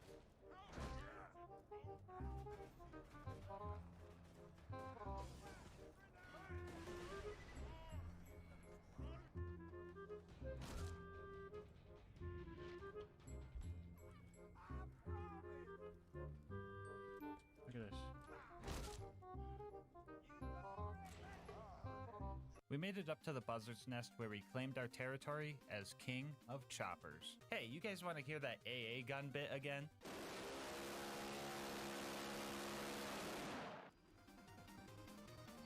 This sounds some crazy shit. Oh! Anyway, we flew out of that joint and made our way to the boneyard to turn a bunch of valves and blow stuff up, and then we made it to the Badlands to completely ignore Saturn. Before you start booing, this is how much damage I could deal with max ammo. Keep in mind that it takes 5 minutes to regen back to full ammo after each burst. This wouldn't be challenging at all, it would just be 3 hours of waiting. And I also don't have enough hard drive space for all of that. Alright, fine. How about I make it up to you guys by, I don't know, adding the Hammerlock DLC to this challenge instead? Speedrunners beat that thing in like 7 minutes, I should be fine. Anyway, we ran past everything before I even realized we were there and got the info that we needed. The final stride towards the vault starts out with the Claptrap door, where we completed our last mobbing section of the run. After that, we ran through Heroes Pass, and then ran through Heroes Pass again because we forgot to wait for Claptrap to stop yapping, and then we found Jack. So, real talk, killing Jack in the conventional way was just not going to happen. He's got some crazy health regen, which is most definitely faster than my ammo regeneration, so a little bit of cheese was necessary here. Option 1 was the good old block him at the terminal strat. Once we got this set up, we just had to get him slagged while having low health, and then fed him a fire chopper to finish him off.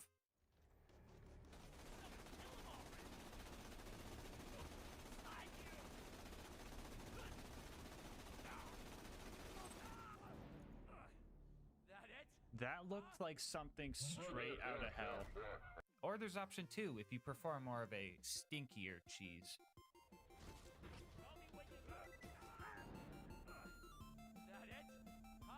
Either way, Jack dies, and the warrior shows up. Our final test of patience before we finish the main part of the challenge. 1.5 hours to reflect back on the run, before finally taking the final boss down and tasting victory. So yeah, you can beat Borderlands 2 with only the chopper. Bonus content time, whoa! As I said before, we are also going to be taking on the Hammerlock DLC. Everybody's favorite, I know. This DLC immediately starts it off with the action. You spawn in and have to walk all the way over to Hammerlock, and it's just so riveting. After that, we gunned down some squatters that were taking up room in our cabin. They didn't like us kicking, or I guess in this case, punching them out of our property, and they got all demonic. And fun fact about these guys, they just don't take fire damage. Like, damage numbers don't even show up, and I didn't know that, so I thought my sanity was finally slipping away from me. After we dealt with way too many of those guys, Hammerlock got us a boat and sent us to go fight Thermitage, which seemed undoable, until Twitch chat pointed out that its health bar's a lie and it's an armored enemy. That's twice in one run now, jeez. Oh well, it got melted as soon as I started throwing acid at it, so what's next? Oh yeah, more of these guys. Jeez man, I really hate the combat in this DLC. I guess it's kind of funny that the chopper can stagger lock these guys, but I will never not be mad that wooden masks and shields can block bullets full stop. Another 20 minutes of mobbing later, we had a new job of destroying all of Jack's DNA samples. I guess this Nakikiyama guy wanted to ruin our fun hunting trip. Oh well, just a few little safes to bust open and one boss to deal with. Should be pretty well yeah, this should be easy. Okay, this should be... What the fuck is killing me? Oh, I see. Wound Spike has bullet reflection because, well, actually, I don't really know why. I honestly thought it was over for me here.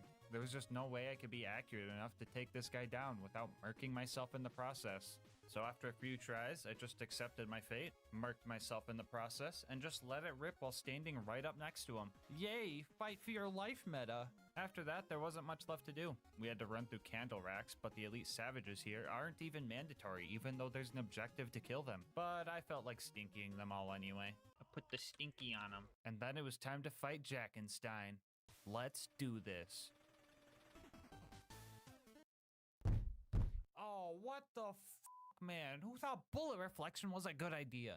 It would be one thing if the bullets would just fly in random directions and you'd get hit from time to time, but they literally programmed it so they always fly towards the nearest player. Why the fuck did they give these guys the perfect deflect red brick, bro? I would rather every enemy in Borderlands 2 have those stupid wooden masks than any enemy at all to have this stupid mechanic. Fucking stupid mechanic. Yeah, this fight, guys, not happening normal. Belt sanding my face every time I try to shoot this guy, mixed with him being nearly undodgeable when he lunges at you or tries to throw giant tubes of acid at you, just makes this impossible without cheese.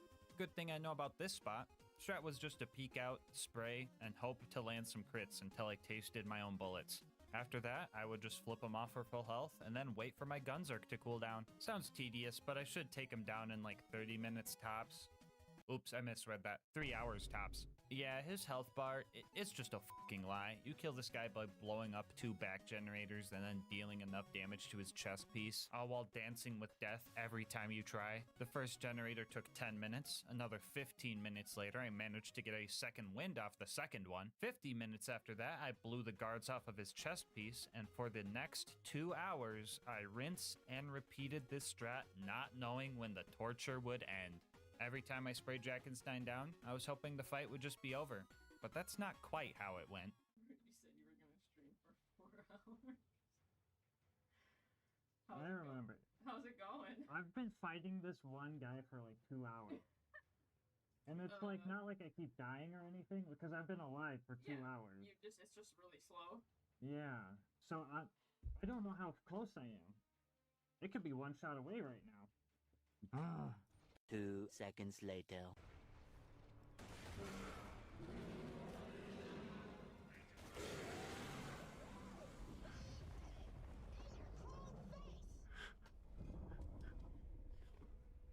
Well, in case anyone wanted to know, it looks like you can beat Sir Hammerlock's big game hunt with only the chopper.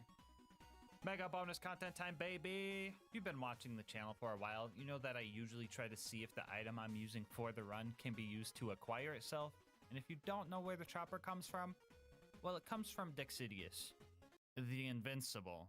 To spawn this guy, you need to run around the grotto and put a total of 96 iridium in these 4 furnaces. Go pull this lever, get your ass handed to you for an hour while you kill off waves of demonic savages because you couldn't kill the witch doctors fast enough. And then this giant fucking stick bug comes out and you have to roleplay Dr. Pimple Popper until this thing dies. And trust me, there's no head crabbing this Strider. And yes, this video does have 2 Half-Life references because I practically spent half my life trying to kill this thing.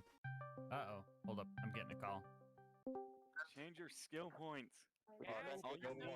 Change your skill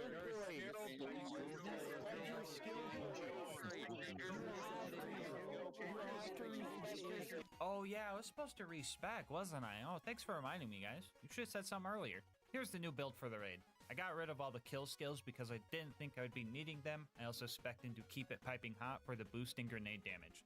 I'll explain more on that later. I promise it makes sense. Alright, let's talk about this fight. To survive here, I would need constant, and I mean constant, vigilance. One mistake, and I could get hit with one of his giant corrosive bombs, and the dot would seal my fate. I gathered up all the high-priced items I could, so I didn't have to wait on all my ammo to naturally regenerate, but even buying it was scary because his attacks could hit right through walls. I developed a strategy where I would mark stuff as trash in my inventory so I could sell it faster, and when I would buy ammo, I would spam enter and left click to get my ammo faster and get the heck out of there.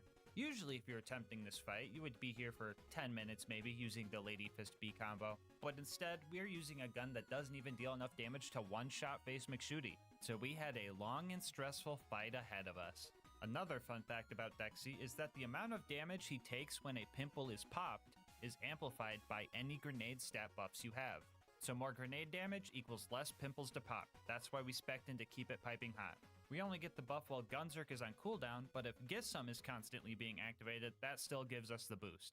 I could only deal real damage if Dexy was distracted by spores. Usually the spores get murked in one shot, but the corrosive spores were actually very helpful because they could survive like 50 hits from Dexy. A lot of our downtime was running to spawns and hoping to see some green cauliflower homies and getting them not to follow me across their map with their insane persistence. On my first attempt, I actually made it pretty far. I took out 7 pimples before I got snuck up on by one of Dexy's attacks that dotted me to death.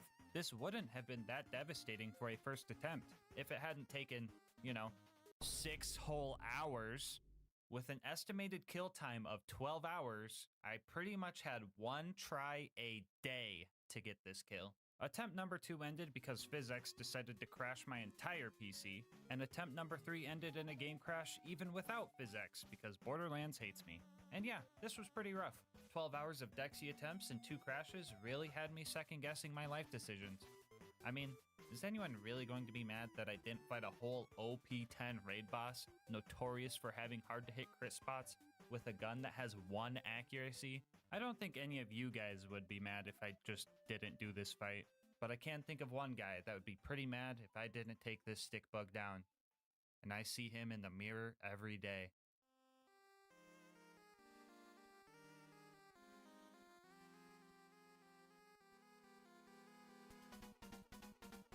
I wasn't about to let some stick bug get the best of me. I don't care how invincible it was. So I went to the lab and tested how many pimples I would need to pop in normal mode. And I found out that we were going to need to pop at least 16 to get the job done. With my newfound knowledge, I put some more attempts in and failed a few more times too. Dying to letting my guard down, trying to fend off a triple O I accidentally spawned, and finding out that Dexy has bullet reflection if you're too close, which could cause me to put a fire dot on myself, killing the attempt, were all a few things I had to deal with. A few more fails like that happened before I made it back to my PB of popping 7 pimples. I was locked in and ready to go for another 6 hours. But Borderlands had a different plan for me.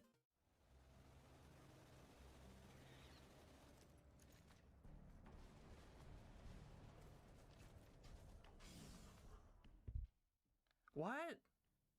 Okay, so you're probably like, what just happened? Which, fair. Me too.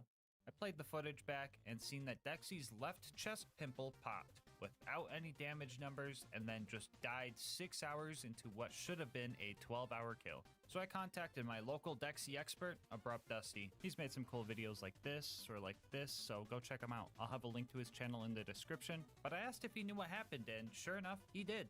Apparently, some random no-name triggerman managed to get the last hit on that pimple. And when that happens, it does a huge chunk of damage.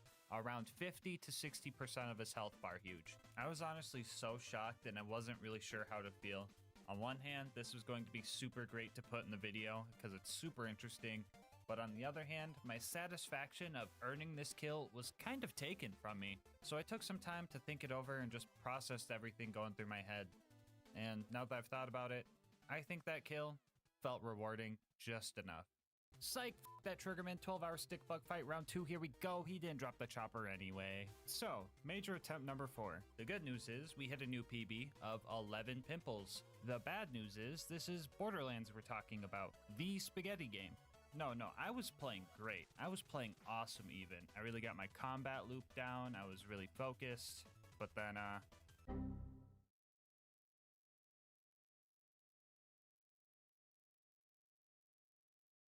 yeah, so I wasn't too beat up about this. I kind of expected this to happen, honestly. Have you taken any breaks yet? I have not, because I'm afraid the game will crash. I'm still kind of surprised how well I took it.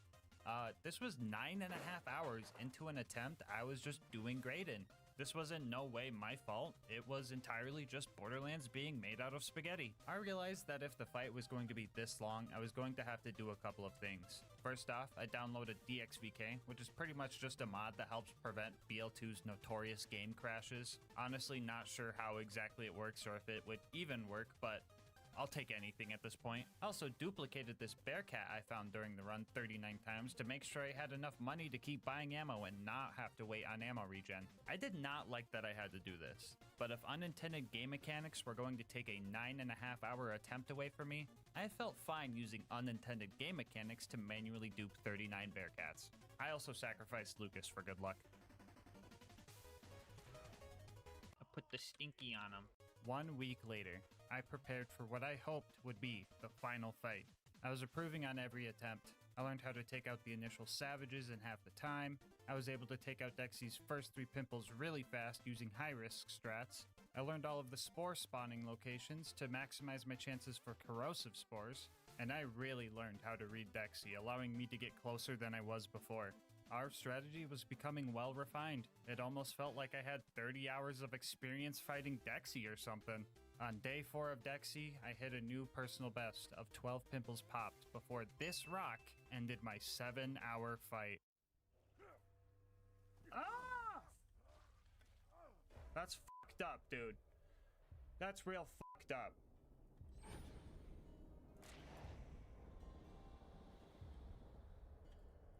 That's real fucked up. That's real fucked up.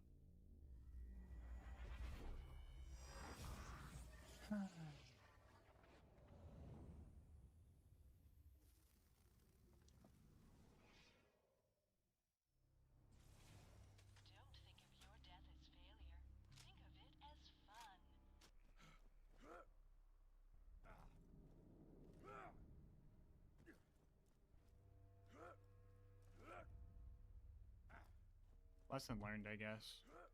I just kept trucking through the hardship and came back strong for day 5. I started using a 25-minute timer on my phone so I knew when those darn savages would respawn so I could plan for them. But even then, it was hard to get rid of them because Dexy loves standing right on top of their camp. And just like that, history repeats itself, losing us another 7 hours. Day 5 of Dexy washed down the drain. But look at that smile. You might think it's a facade, and it's just there to hide the pain, but you would be wrong. I mean, you are witnessing pain. You are witnessing frustration, and you are witnessing anger. But that smile is still one of genuine enjoyment.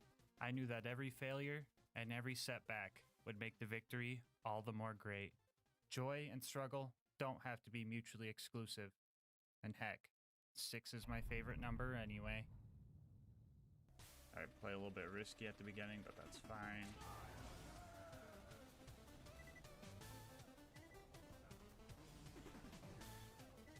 Alright, so it looks like we got every element except corrosive on this first wave. That's fine. Alright, if you're on the believer side of the prediction, you guys better be manifesting corrosive spores. If you're on the doubter side of the prediction, you guys better be manifesting corrosive spores.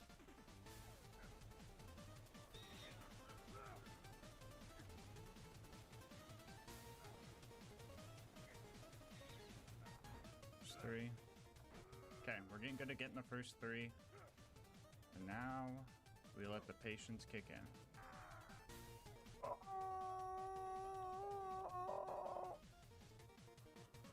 There we go.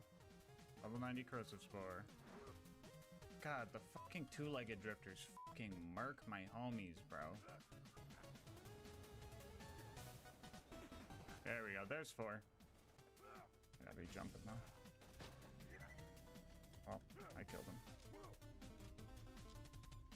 Ah! Oh, fuck, I thought that was a drifter, dude. I got scared by a fucking branch. Nobody clipped that into 4. Oh, shit. Oh my god, dude. That fucking rock almost killed me, dude. I can't. Okay, 5 out of 16.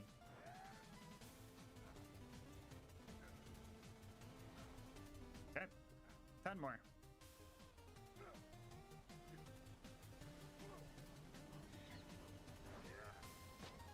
Cool. 9 more to go. Okay. 8 more.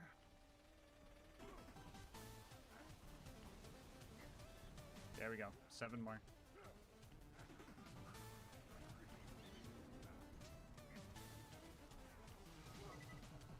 Dexy, help me out, dude. I don't have health for this. I really don't. Dexy, you gotta fucking get those fuckers. There you go. And we're good. Okay, new timer. Okay, dude. Okay. That fucking shock dude is getting on my nerves, and I'm about to kill him myself. Stop, you fucker. Oh my god, I'm killing this fucker. I don't care.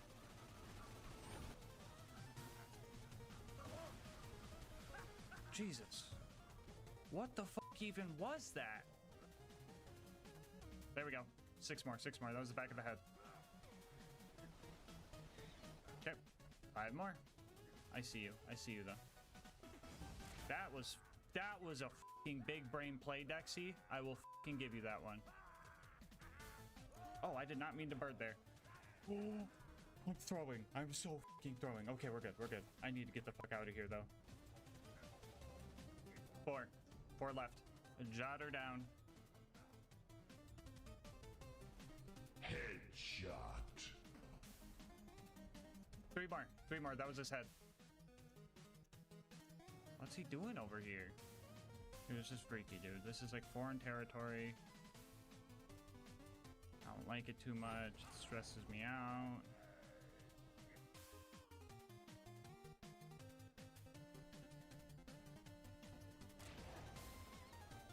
There it is. There it is. 2 more question mark? Why are you over it? What is in this corner that you want? What mystical powers are you seeking from the waterfall?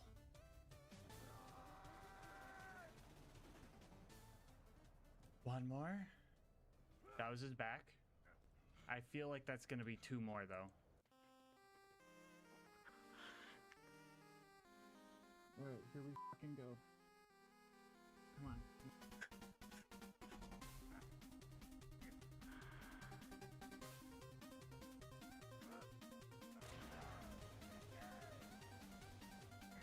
One more. We got 1 more, guys. 1 fucking more. 1 guaranteed.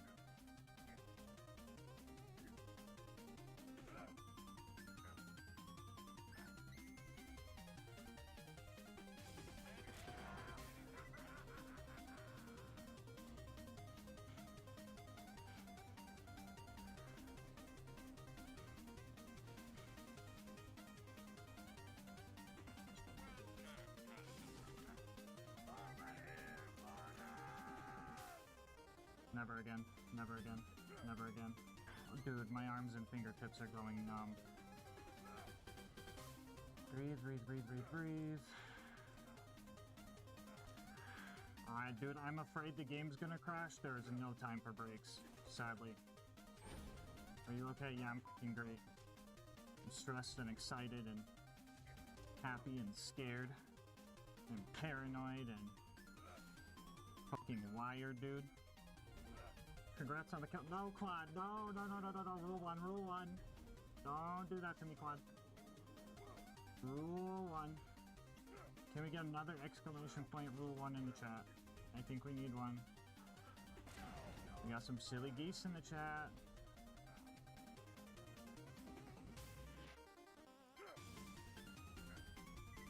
Oh my god.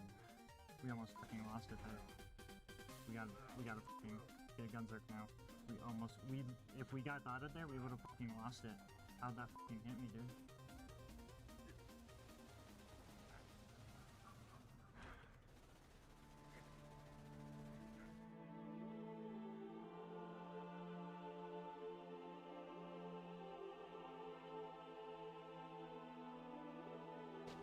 Fuck you, Dexy! Ooh.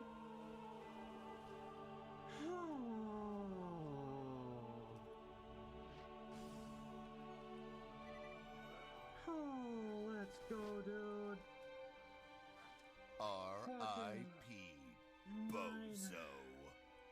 Put the stinky on him.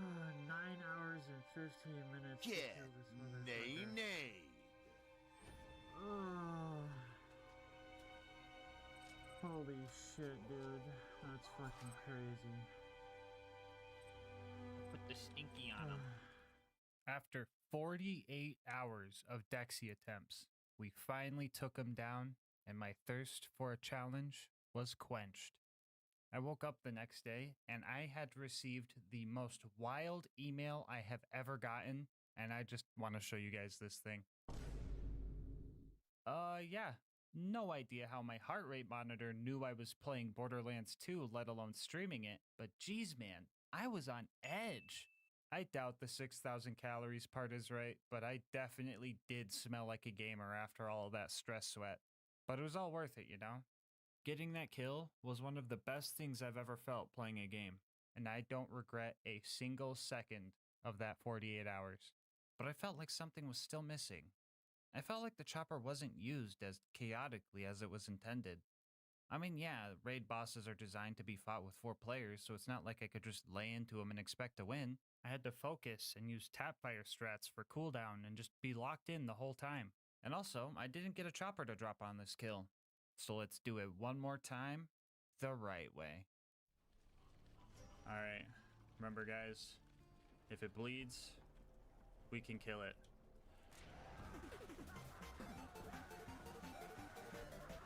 Get him! Get him! Get him! Oh, there's the butt. Oh, there's another one. Oh, that's 3. There we go. We got one. Green Knight, go! Go! Get back in the fight! Go! Go! Yeah, Go! literally, like- Get out there, soldier! Go! Go! Go! Okay, I don't know how we got his armpit and not his shoulder, but let's go, baby! We got 5! Oh, money shot, money shot. I feel like someone did that with, like... Oh! Oh, back of the head, let's go, that's 8! Oh! Wow. Get the high ground. Oh, there's another one, that's 9! Yo! Usually the barrel. Sometimes it's another thing called... Oh, did we get one? Oh! No! Did it? No. There's no gunners No. here. There's no gunner. Oh, There is a okay. gunner here. Wait, is there? Did this Wait. guy kill him? No shot. No shot. This guy killed him. Okay. Bandit is shooting him. You guys see this right here? Oh. Bandit is shooting him. Can you edge me, Tom? Yeah. What? Yeah. Let's do this. Oh no! Oh We no, lost where are we one. stuck this one? Oh. We lost Tom. When you ride in the back of a truck. When you do that, yeah. I do that all Oh the my time. god. Wait, what? Huh? There's 2. Oh dang.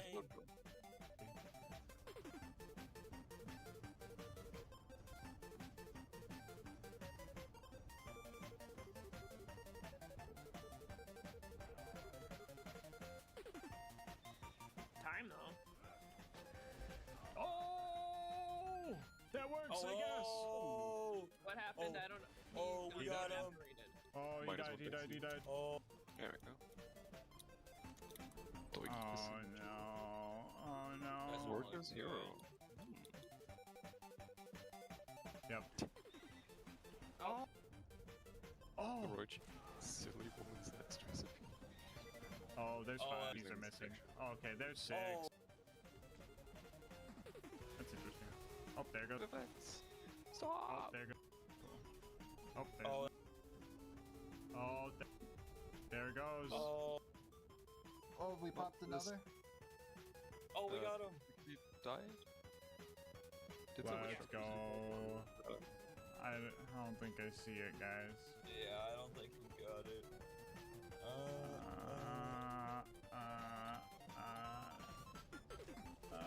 Well, that was a 50-minute kill. Nope.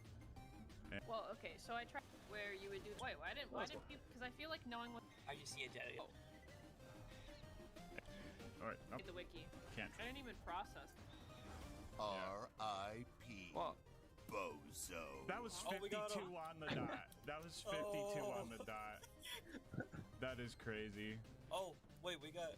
Oh, wait, never mind. We got a legendary. Why would you do that? Why would you do that? Hands forever. He always likes to be Slightly different. there it is. 4004. Oh, what the f is that, dude? Doll spinny gun? What? No. What is it? Oh my god, oh my god. Yeah, we got got the... Can someone revive me? The tree. And Like, no. milk. It's just Literally. oh, it was Actually, Lucas is a. yeah. I'm like, what the? Yeah, wait. 3755. 3755. Come on. 47. Really Oh. Lucas, stop. It actually worked this time. We got it. Party chopper. Let's Oh, go. we actually got We got it. We know what we have to do. Alyssa does not know what we have to do. We gotta let it rip.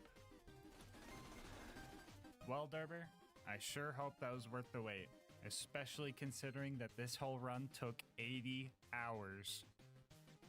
Before you go, I just wanted to say thank you so much for making it this far into the video. If you want to support the channel, make sure to like, comment, and subscribe. Doing all of that helps with the YouTube algorithm, and I love reading your guys' kind words and ideas for new runs. If you want to support the channel more directly, consider becoming a channel member to get videos a day early, grabbing something over at GamerSupps using my link, or going to GASMASK'S.com to get some merch. I will link my Discord and Twitch channel where I stream these runs live down in the description, and last but not least, shout out to Mango Soda who made this video's thumbnail art. They do commissions and will also be linked below. But until next time, breathe easy, homies.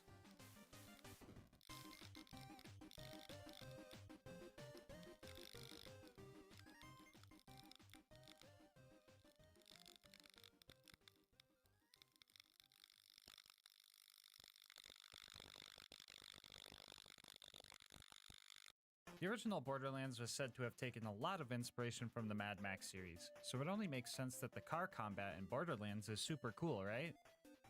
Right? In any case, today we're going to try and answer a question that everyone has never thought about. Can you beat Borderlands 2 with only cars? Before we hit the road, I'll go over the rules. This is going to be an Overpower 10 Ultimate Vault Hunter mode playthrough, and all damage I deal to enemies must be from vehicles or because of vehicles. We will be playing as Krieg for this run, and I'll explain a bit more on that later. For our gear, we will be using a basic shield, legendary sickle class mod, and the Afterburner relic. Yeah, to the guy that commented saying I should try to beat the game with only the car relic, you might have been joking, but I wasn't. Here's a quick peek at the build. Most of this isn't important, but Fuel the Blood, Fuel the Rampage, and Fuel the Fire are all vital to this run. With all of that out of the way, let's strap in and kick this run into gear. Oh, wait, we might have an issue here. I'm totally forgetting something. So normally we don't have access to cars until after we fight Flint, so normally, no, you can't beat Borderlands 2 with only cars. But you didn't come here for that lame answer, you came here for a challenge. So today's question is actually, can you beat Borderlands 2 with only cars? If you also use a mod to allow cars to enter maps they usually aren't allowed in. Using a couple mods, we can allow vehicles to enter maps that usually kick you out of the vehicle, and we are also able to change this door to take us to the Torg DLC, where we can grab a car and take one back to Tutorial Town. Quick little shout out to Pyrex for making that very obscure mod for me. Anyway, in true Cursed Run fashion, we got a couple of bully routes to spawn, and since cars are considered armored, corrosive damage was going to be something we would need to worry about. It's also not like we could dispatch of these guys quickly either, because our damage is, well, I guess it exists. So right off the bat, things seem really bad. Enemies can kill us really fast, and we can kill enemies very slow. But one advantage we do have is stun locking. Even slightly nudging most basic enemies causes them to ragdoll for a few seconds, and as long as we keep doing this, they won't be able to blow our car up. Wobbling might be banned in Melee, but you know I'm capitalizing on it here in Borderlands. The Bullymongs proved to be far easier than the bandits. Unlike wild animals I could just drive away from, bandits had guns that could continue to damage me from afar. If I started taking too much damage, I would have to drive somewhere safe and wait for the car to start regenerating its health. I thought I'd be safe in this cozy little cave, but I guess not. Oh, what the f***? No, you are not jumping down here. Nice try, bucko. After some confusing interactions with the wall and clearing out Liarsburg, we met Hammerlock, he changed a tire for us, and we started our way towards Boom Boom. Average F-150 driver. While clearing out the last batch of bandits, I discovered that Torgue shotguns really freaking hurt, and we took our first death of the run. Oh, by the way, the counter will be counting car deaths, just to clarify, which leads me to one of the worst parts of this run. Losing a car means I have to go all the way back to the Torgue DLC and get a new one. I decided to allow a flight mod to go back to vehicle stations since this run was modded anyway. We aren't really doing anything challenging by walking back there, so to save time, hard drive space, and to get this video out earlier, we would just fly back to get a car. Anyway, after clearing out the bandits and accidentally learning how to parallel park, we finally made it to Boom Boom, and this fight was tough. You might think Boom's cannon was the scary part, but to my surprise, I was actually able to take multiple hits from this thing. Busting him out of his turret got a little weird, but that part was relatively easy. Dealing with their health regen and my lack thereof was the main issue. I could stun lock them, but repetitive collisions would slowly wear down my vehicle. I could definitely handle a one-on-one fight, but if I kill Boom first, I still have to knock down a few psychos to try and focus on Boom. I would also pretty much need constant crits to outpace Boom's health regen, but Boom was a lot easier to deal with. So I decided that killing Boom first would be best, because he was the harder one of the two. And well, he just kinda died. I guess if you hit a guy really hard with the car, they just end up dying a few seconds later. I think this has something to do with his get-up animation not being able to go through because he was stuck in some weird geometry. He actually died like this twice because Lil Boom was using a Torgue shotgun. I told you guys about those earlier, right? Anyway, after 1 hour and 4 car deaths later, we finally beat out Boom's health regen and were able to continue the run. We were able to drive past a lot of the bad guys on the way up to Flint, but we still ran into a roadblock. My car was just way too big, and I could not get any further than this part right here. So it looks like no, you can't beat Borderlands 2 with only cars. Unless you guys want to allow one more mod.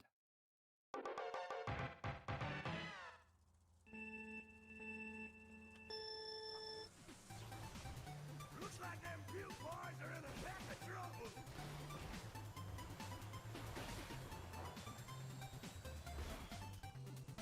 Alright, can you beat Borderlands 2 with only cars if you use a mod to allow cars to enter maps they usually aren't allowed to and the cars are 50% smaller?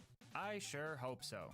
Using our new go-kart, we were able to clear out the bandits, save Claptrap, and ascend to the Flint fight. I decided to leave my car in the elevator to get it up to the top the same way I was going to get Claptrap up there, but that was a mistake leaving those two together. Why is my current objective to find Flint? Oh, I'm blocking Claptrap. Hey, yo, what the Claptrap! Bro, that is inappropriate, dude. There are kids watching my guy. Oh my bro. Dude, what the?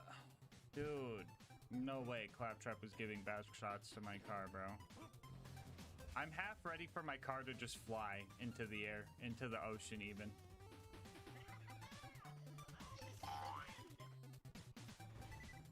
Okay. Now for the Flint fight, I probably could have done this super easily. Vehicles are resistant to fire damage, and Flint just kind of rolls up like an armadillo if you hit him with a car. But for some reason, I was bent on just ramming him off the edge of his boat. And because of this, I lost many cars and had to keep driving all the way from the beginning. I also didn't have the elevator option anymore, and some of those stairs and tight turns were pretty tricky to maneuver. Okay, fire barrels hurt. Lesson learned. After way too much wasted time, I finally got Captain Roly-Poly to fall off the edge and took care of his goons from afar. After that, I just laid into Flint until he died. Cool. Rock out. Yeah, jam. Oh my god. It's Lilith! After dealing with Claptrap's sex drive, Claptrap, stop getting freaky with the car! We made it to Three Horns. Here I snuck into the DMV and stole a license so I can drive legally and warmed up my Bullymong whispering skills. Bullymong, stop! Ramming Door Guy was probably the most normal thing about this run, and then after that we had to deal with our first AVEF, or Anti-Vehicle Entry Field. Oh brother, it's my boss again. I freaking hate this guy. Hello? Yeah, we're not calling it that. Just call it a car wall, okay? What? Why would I call it that? The wall isn't made of cars. Bro, what are you on? You're just complicating things, and AVEF doesn't even roll off the tongue. It's just an invisible wall that doesn't let cars pass through. Yeah, so it's an AVEF. No, it's not a fucking AVEF. Just call it a car wall or you're fired. Man, one day I'm just gonna be my own boss, so I don't gotta deal with that frickin' buzzkill. Anyway, yeah, I couldn't find a way to get through this wall, so I was going to have to get creative, because I had 3 psychos I needed to kill to save Reese. Those bullymongs I met earlier were nearby, so I decided to have them help me out by relocating the psychos to a place I could reach them. There we go. There we go. Yeah, that's what I'm talking about. That's what I'm talking about. Yeah! Yeah, my bullymong brethren! Hurt them more. That works for me. So the guy that's down here. Oh my god, they're all down here. Let's go. Perfect. The stinky prevails. Good job, guys. Proud of you, bullymongs. Love you. I managed to save Reese by watching him die, but then I remembered I still had one more psycho to take care of. I needed to get the power core, but their camp was in a spot where having the bullymongs relocate him was not an option. So I had to get a little bit creative. How do we get a car in here? Okay, let's look around the map.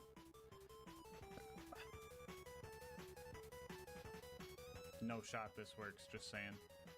If this works first try, I'm gonna be amazed.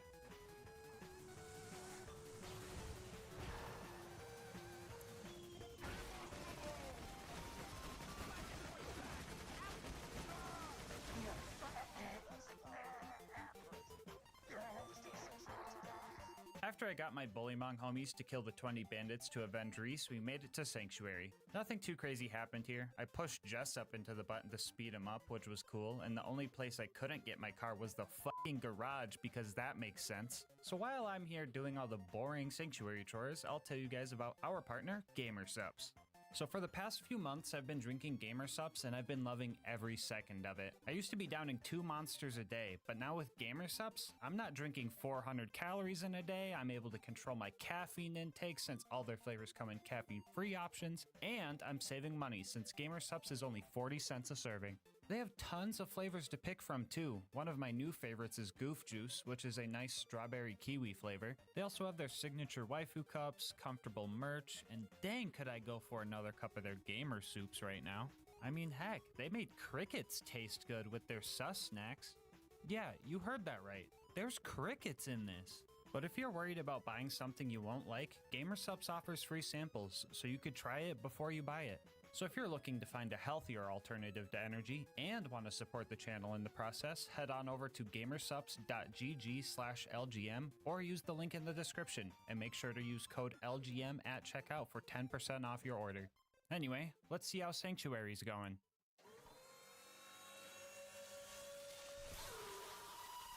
Our next destination was Frostburn Canyon, but well, let's just say we ran into another roadblock. So these invisible car walls tend to be pretty tall, but they eventually do end and you can get over them. For the purposes of testing how high these walls were, I decided to pull out a special vehicle I'm gonna call the Meat Bicycle.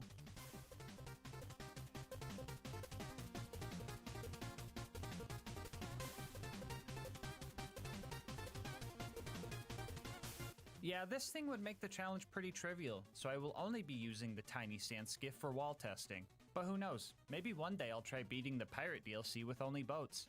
So if you end up liking this run and want to see that run, you should leave a comment and maybe you'll see it in your subscription feed one day.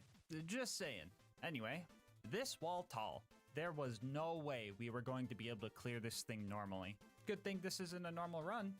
And also good thing that we're playing a game from over a decade ago and there's some jank that can help us. Introducing scroll boosting. By setting our boost key to scroll wheel up or down, we can use the free scroll mouse to do this. Okay, well, my game just crashed, but that doesn't happen every time, I promise. I messed around with this for a while, trying different frame rates, different angles, etc., and I got close so many times that I knew this was possible. And after 2 hours, we finally made it over the wall.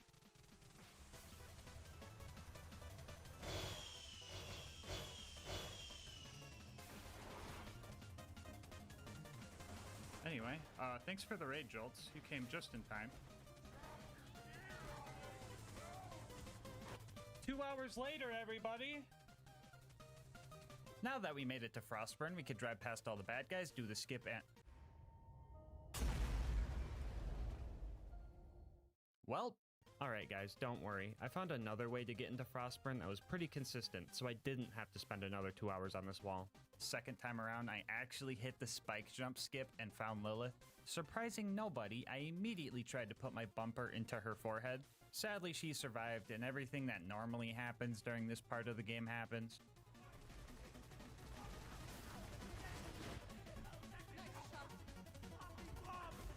Okay, Lilith, okay. I'll give you that one, okay? That was kind of cool. There she goes. She ruined it. She ruined it. She ruined it. Anyway, we had some close calls with some slag and corrosive guns, but we made it to the end, and I seen what I thought was my only chance I would probably ever get to do something I've been wanting to do for a long, long time.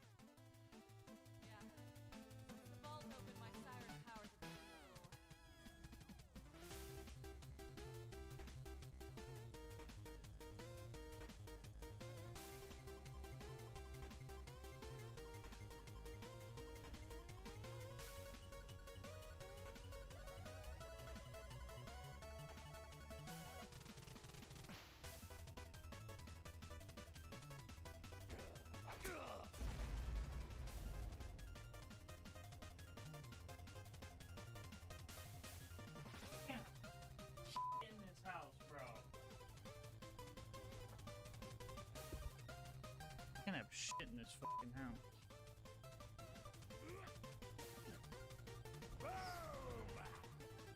For anyone wondering, this is what happens when Lilith teleports you while you're in a car.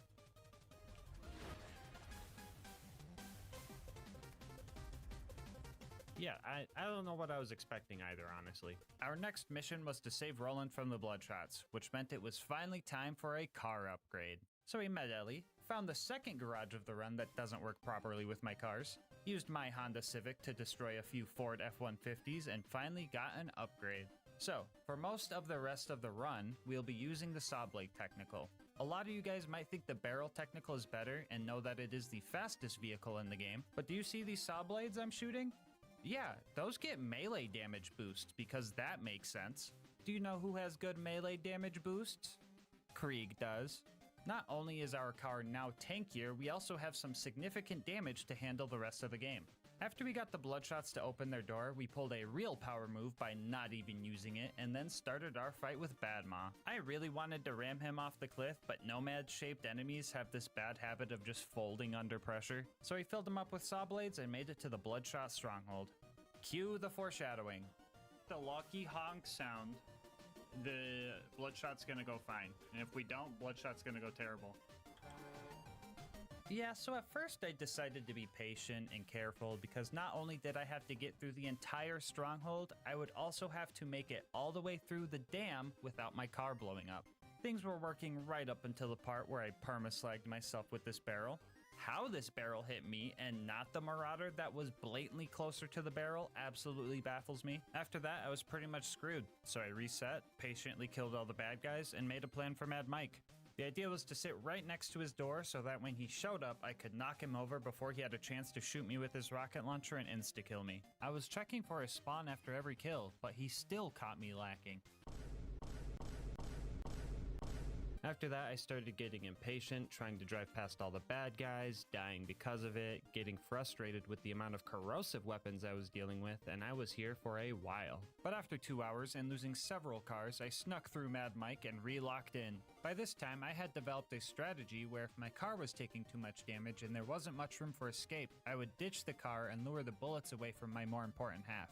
For a second, I thought they put another car wall in the middle of a map that usually can't have cars, but I managed to just smack my car through it, thankfully. After that, we found Roland and quickly drove to the dam. But not before getting torqued on by the Warden. Bro, why is this game so cursed? First, we have to deal with Freak Trap, and now this? I paid the toll so I could get my car through here, but they didn't even raise the gate for me, so that was just a scam. They also made me do this scary jump that would have made me cry if I missed it. I was being extremely careful, slowly taking out every loader and bandit until we made it to the warden. I was only going to have one chance at saving Roland, and if my car blew up, I was guaranteed to go to the gulag, and the fight there sounds atrocious. So I locked in, and oh my god, it died in like 12 seconds. Well, I definitely overstressed for that fight. Also, yeah, this meme you're seeing on the screen right now, yeah, it's pretty much canonical.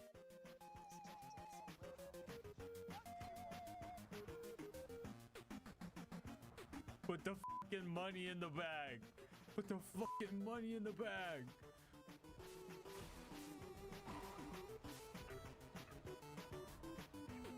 Jack can't kill Roland if we kill Roland. Anyway, Roland was saved and our next job was to go rob a train in Tundra Express. Upon arriving, I had a little bit of a scare. Yeah, cars definitely weren't meant to be here. I was a bit worried about lighting the Varkids on fire, but I bumped a fire melon and it just worked, so that was cool. After that, I met Mordo and Tina, had a minor fender bender, got the badonkadonks, watched Tina turn them into bombs with her mind, practiced my vertical parking, had another minor fender bender, and made it to the end of the line. So the Wilhelm fight was pretty, normal, actually. Ramming into Wilhelm sometimes staggered him, which felt illegal to see, but I couldn't get him to fully ragdoll, sadly. So I just kept my distance and laid into him until he was super low on health, and then I decided to try to finish him off with my front bumper, and that's where things got a little goofy. Oh no!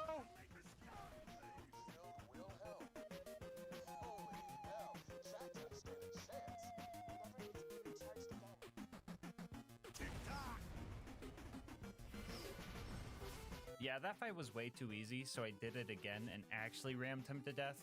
Didn't look as cool as the first one, but oh well. We made it back to Sanctuary with our catalytic converter we stole from Wilhelm, but things started getting scary. Lilith stole my car, so I rage quit. She said that if she can't have it, I'm not allowed to ride the cool flying city, so I tried to scroll boost back over this bridge and everything just fell apart.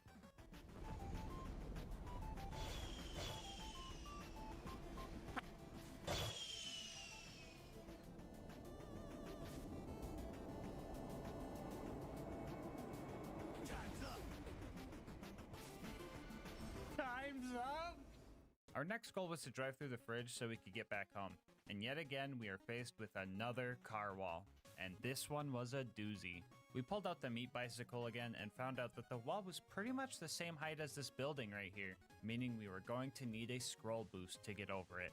I was here for a long time trying to find a good angle or ramp to make it over, but every time a jump looked promising, my game would just crash. At this point of the run, my total crashes far surpassed my total deaths. A couple of homies in the Twitch chat kept saying I should try and hit the jump with the runner instead of the technical, but I was being stubborn because I thought that I was going to need the technical for its speed. Speaking of Twitch, you should go check me out over there if you want to watch these runs live.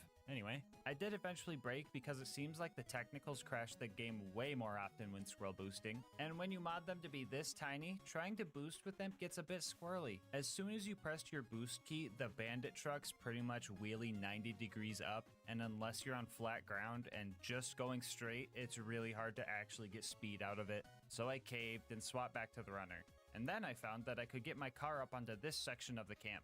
But that doesn't really help. Only if I could do some grenade jumps, I could get up there and then like up there easily and... Never in my life have I ever thought I would have to perform a double grenade jump for a car.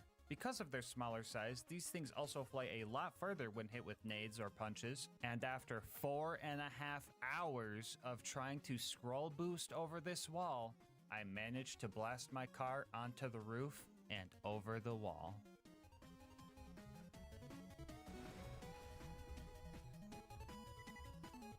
Guys, wait, everybody hold, everybody hold. Everybody hold. We might be good, we might be good. Okay. I'm gonna get out of my car real quick. So now, I believe we could just drop in right here. I think, I hope.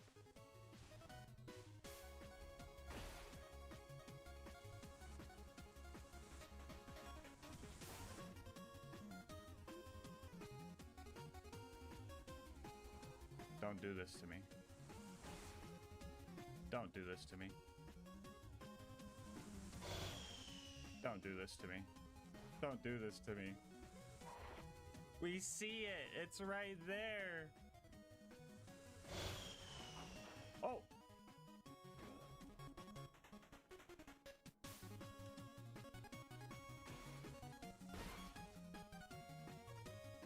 Well, that fucking sucks. So basically, I think the car was still hitting the invisible ice that Angel melts for you here or something. I'm just guessing at this point. So I was going to have to figure out a safe way through that. But I seen the option to travel, so I knew it was possible. The only issue was trying to get it back in there was really annoying, and I think I was kind of losing it.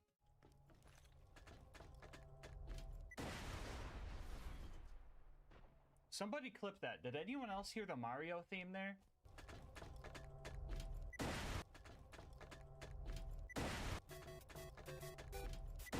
Anyway, it didn't take much longer before I managed to get my car back over the wall and through the invisible ice. Car in the fridge. So we made it to the fridge, and then we drove through the fridge, and then we made it to the outwash, where I discovered that I could have just ran through the fridge because there's no mandatory combat, use this door to travel to the Highlands, get a car here, and then go back to fight Mr. Noodle. So you're telling me that 4.5 hours was pointless? Wouldn't be the first time. Alright, real talk, I'm just messing with you guys. I knew this door was here the whole time, but I felt that it would be cool to get the car into the fridge anyway. It just felt right since I knew it was possible, even though the challenge didn't require it. Anyway, we were having some issues dealing with the constructor before Mr. Noodle. I felt really squishy and felt like my damage was starting to fall off, but my brain didn't think, maybe it's the squishy low damage car you forgot to swap out. But I did remember that I had something the constructor didn't. Tires. So I drove past it, slowly fought off the thresher that ate my new alternator, and made it to Overlook where car walls stopped us again. Geez, why do they even put these here? Are cars really that strong to prevent entry to a basic mob? Oh, you could just drive around it. That's pretty cool. So I knew that the beacon defense section was not going to have very many breaks, and finding time for my car to heal was going to be tough. So I decided to sneak 2 cars into town and have one hidden way back here. That way, when one car is taking a beating, I can make a little pit stop and swap out cars so they could heal. And that strategy was honestly working super well. That is not the pit crew I was looking for. I mean, the beacon still got messed up, but I didn't lose any cars in the process, and for the first time in a while, I was actually able to kill the constructor instead of just rushing the fast travel to escape, so that felt pretty good. We made it back home and got our next job to go to the... Oh, brother, this is gonna be obnoxious, isn't it? So, even getting into the preserve is a bit annoying. Pretty much needed to climb the mountain and cross the waterfall to get in. I talked to Mordecai and started wounding the loaders. That was going fine, but I did have to deal with some saw blade technical jank.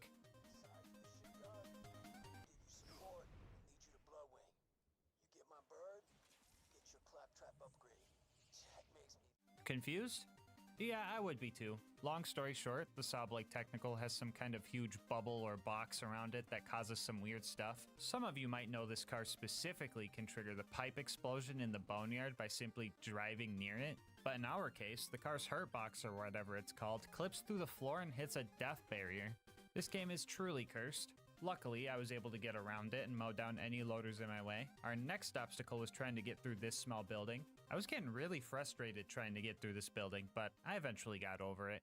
We drove ourselves up to the first mobbing section and carefully took out all the loaders before the big one showed up. His arm cannons deal fire damage, so we were pretty resistant to anything he could throw at us, but I still took my time because I did not need any setbacks here.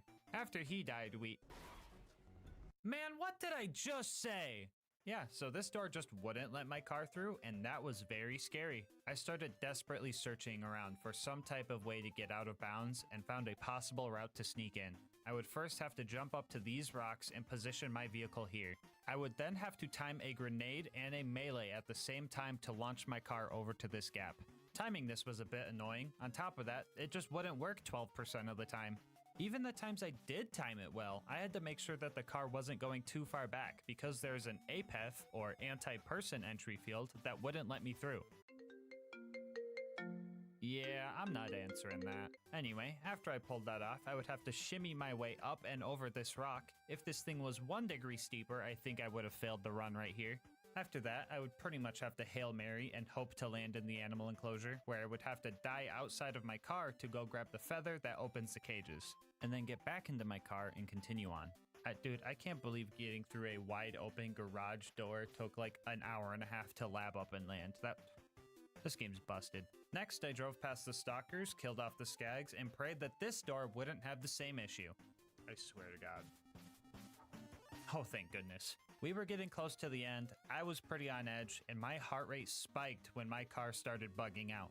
Luckily, I managed to unbug it out and started trying to figure out what I was gonna do about these stairs. The answer was trial and error, but how the f did I manage this? Not sure if I can park there. After clearing out the last few bad guys, we made it to the Bloodwing fight, and I was f***ing white-knuckling it. I knew that one corrosive dive bomb or some type of AoE attack from Bloodwing could have me going through all of that trauma all over again. Yeah, guys, I was definitely overreacting right there. In reality, she only managed to do one claw attack in fire phase, one claw attack in shock phase, and in corrosive phase, she only got one claw attack and one corrosive ball off before the 84 saw blades I put into her appendages finally grounded her. That was an extremely easy fight that I definitely stressed over for no reason. I can't feel my fingers right now, bro. That fucking looked easy, but that was fucking nerve-wracking. Driving into her automatically picked up the claptrap upgrade, and I started doing donuts. GG, Bloodwing. Another point for me. I realized I forgot to do the loot dude, so I redid the whole scary out of bounds jump again, and all I got was a freaking gub. Wow! Anyway, with another scary part of the run done, it was off to recruit Brick and his air support. Huh?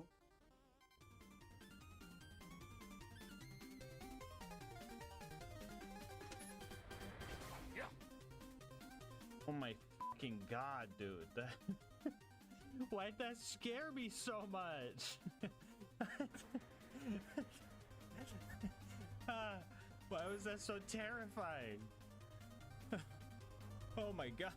I thought getting to my initiation was going to be simple until I did the car equivalent of stepping on a Lego. Actually, what would that even be? A cactus? A nail? A police spike strip? Luckily, we had an alternate route that was less scary, but still janky. It looks like I'm gonna clear this jump, right? I am being robbed. After I cleared the jump properly, I tried to put the stinky on face McShooty. That didn't work. I finally made it to my initiation, and ooh-wee, this was actually tough. The amount of bandits I had to deal with was the main issue, especially when there's no escaping the building to recover health, and making the Goliaths mad as a distraction didn't seem possible. These guys were also way too smart. They came prepared with corrosive Nova shields that would straight up delete my car, and some of these guys didn't even care about the rules. Don't do it, car. You got this. You got this, car. No shot, you just shot my car when I'm not even in it. Look at this fucking dude right here. Look at this fucking goofball.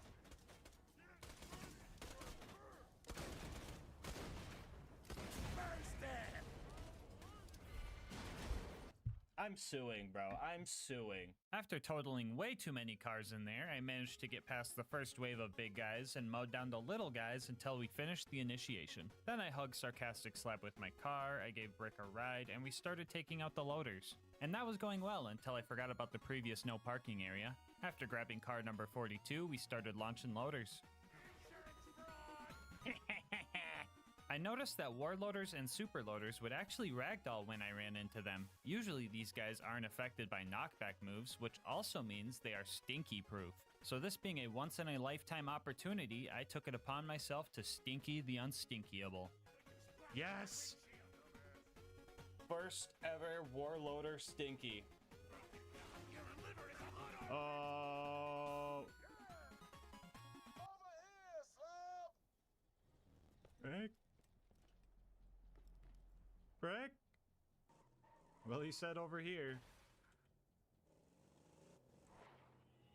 Up next was the Jack double assassination job. You could tell this one was a fake Jack because when I shattered his shins with my car bumper, none of the loaders really cared. After he died, I grabbed his pocket watch from a pile of saw blades, found out I could throw my car at people by punching it, debated whether or not it was allowed for the challenge, thought that if someone threw a car at me and I fucking died, it would be safe to say they killed me with a car, decided that it was allowed cause funny, hit some info kiosks, did some stealth car shenanigans, and acquired Jack's voice. We now had everything we needed for the bunker raid, and let me tell you, this was an uphill battle. Breaking the ankles on the first constructor went fine, and the baby turrets were only mildly annoying to hit. And yeah, we actually had a pretty sizable lead on all the enemies spawning because they were just really slow. But you know how it goes being in first place.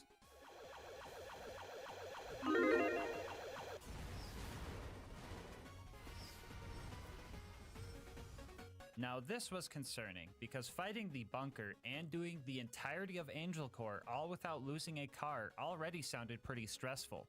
But having to do it with the barrel technical because the saw blade's negative aura hitting death walls made this extra scary. So I decided to try and find another way up, and I was met with even more jank.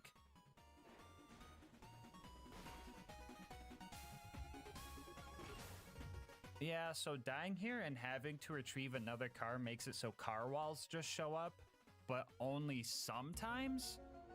Yeah, I don't know, guys. I would either have to win a coin flip or just re-kill the toaster and turrets again to get past these doors, not to mention having to kill all the mobs on the way up as well. I was able to take out the big toaster from afar and managed to line up a jump to get up there safely, but the door still didn't open. This usually means something that the toaster created was still alive out there, so I had to go finish off the rest of its bloodline. Or oil line? Power line? Screw it, let's just cut all their brake lines. Anyway, hunted down every loader in the vicinity and had a little lapse in judgment. Fuck, I forgot about that. God damn it, dude. Why'd I do that? Other than that, I hit one more goofy death spot I drove over 50 other times just fine, before I finally managed to kill all the necessary household appliances to make it to the bunker. So I got here and started taking out the autocannons, which wasn't bad, they weren't too tanky. I was mostly worried about the laser countermeasures you were supposed to jump over. I really hope I don't have to explain why I can't do that. I don't know if it was the high up third person perspective, but I never noticed that the light railings turn red when lasers were coming. I also never noticed they would start on one end and work their way around the ring. Yeah, some pretty trippy stuff, but the lasers didn't do much damage, so that was cool. The bunker showed up, and for the first half of the fight, it was pretty simple. I just held both triggers down and ignored his autocannons because they don't really deal damage. But at the half health mark, I locked in and started playing safe because I knew that the slag cannon could deal some serious damage and possibly slag me. But even that was kind of easy. I don't know why, but the bunker would straight up overshoot and just miss every time. I tested this a bit later and this thing just straight up whiffs consistently. I know this guy wasn't programmed to fight a car, and maybe he's just aiming at my third person POV or something, I don't know. I just thought it was kind of funny. So after finding that out, the second half of this fight pretty much played out the same as the first half. And it turns out, the slag lasers didn't even do that much damage. Dude, what am I so scared of? I really thought I was gonna be squishy this whole run. Hey guys, Future GASMASK here. So during this run, I was under the impression that my car was matching my level of 80 and I would be decimated by things like Boom's Cannon or Bunker's Slag Laser. But it turns out, cars scale to your OP level, so my health bar was actually able to take some of these hits. I still got the dumb under-level damage debuff from being level 80, so OP10 was still harder than non-OP levels, but hopefully this explains why my car seems to be way more tankier than it should be. Anyway, another scary part of the run was going to be Angel Core. I needed to get through all of it without losing my car or it will restart from the beginning when I leave. And the worst part about this whole thing? I couldn't even reach the beginning because my car was still too big for this door.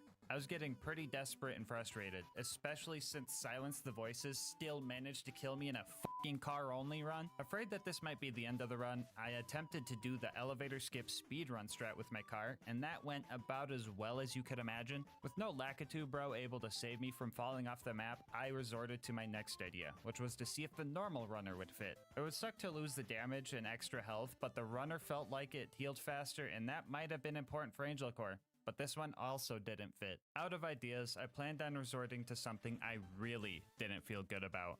The plan was to have my bro Luigi, oh, sorry, I mean Lucas, join the game and go press the travel button while I'm still in the car. That way I could get it into Angel Core. And right as he joined in, a small glimmer of hope showed up. I somehow managed to get my car sideways, and it was now halfway through the threshold. Talk about twisted metal, am I right? I was practically prairie dogging this thing, and after a few more good pushes... We're in. Oh my god.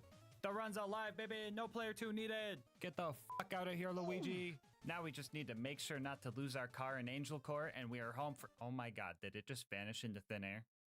Oh, thank God it came back after the cutscene. Ooh, that was a close one. All right, so my initial plan for Angel Core was to play it safe. I would press the button to open the door, peek out with my car to deal some damage, and then retreat before the doors closed. But my car had enough prairie dogging for one day. Well, I'm in it now. Locked in, I started fighting the loaders the best I could, making sure to knock them down and making sure not to get cornered by them. If an ion loader showed up, I would let them be. That way all the loaders would group up and I could heal on the other side of Angel's bubble. The laser turrets were a bit scary here, not because they dealt damage, but because they can stop me from healing, so these guys were priority 1. And as funny as it would be, I tried my best to not run Roland over, so I could avoid any potential soft locks. I was yet again gripping the wheel tightly, as this was a pretty stressful fight. I could have probably picked up my chair with how hard I clenched when this angelic guard slagged me and almost killed me. And that wasn't the only time I had a close call either. There were a few times I decided that abandoning ship was just the best option to draw fire away from our car. 2 injectors in, and I was looking for anything to calm my nerves and help me finish this fight. But all I got was Lilith. Howdy, boys. Ah, why every time, dude? You just got here. Alright, for real though, the last wave of war and super loaders isn't too bad. Their fire cannons are kinda useless against me, so I managed to take them out and make it through Angel Core first fucking try. Well, the bunker raid went well. Now I just need to use my car to block Jack and save Roland. Oh my god, did it just disappear into thin air? No! Oh, never mind, I still have it. Wait, if I still have my car, that means it never disappeared. And Lilith just moved it?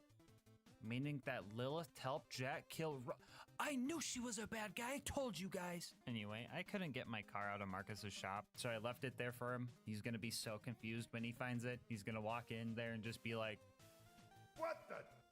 Marcus Kincaid, you are now the proud new owner of a miniature saw blade technical.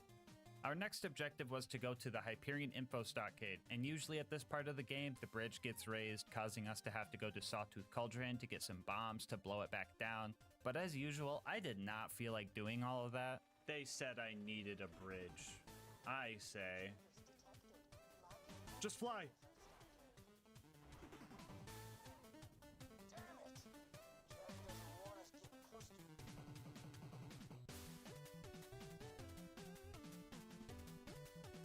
Well, I had to go to Sawtooth Cauldron anyway because this game didn't expect anybody to break it. Traversing the cave system down here proved to be a bit annoying. I was hoping to drive past all of the unnecessary mobs, but the tight 90-degree turns and numerous stairs made that harder than I anticipated. My stubbornness got the best of me and I decided to keep trying to brute force it, and the cycle of spawn car, kill one ambush commander, lose car started. After 4 laps of that, I actually managed to escape the tunnel and made the drive over to Boombringer, where we blew it up for being a flying heathen. And after that, we gave Mortar the bumper special and prayed that our car would fit in the elevator.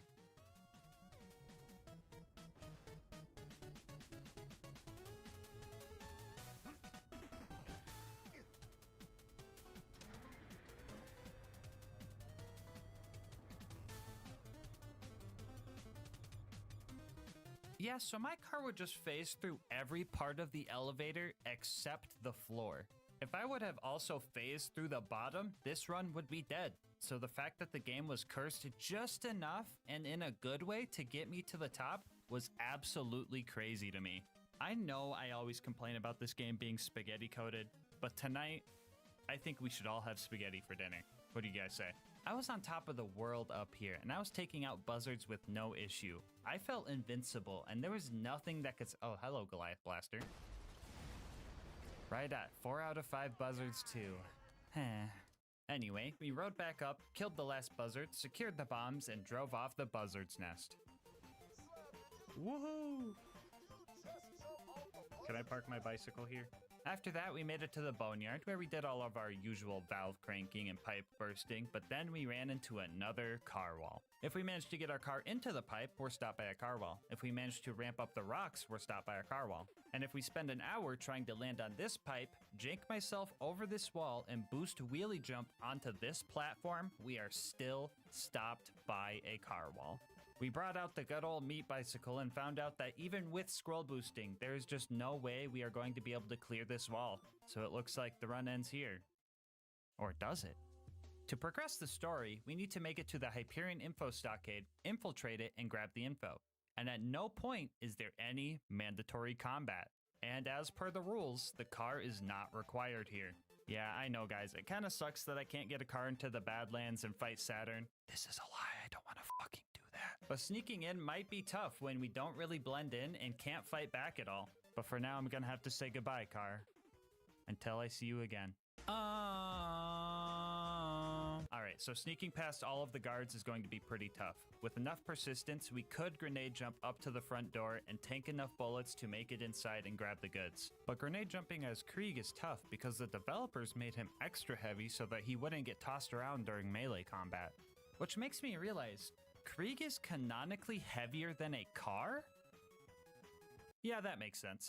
After about 30 attempts, we managed to sneak in and get the goods, and with the location of the vault now known, it was time for our final drive towards Jack and the Warrior.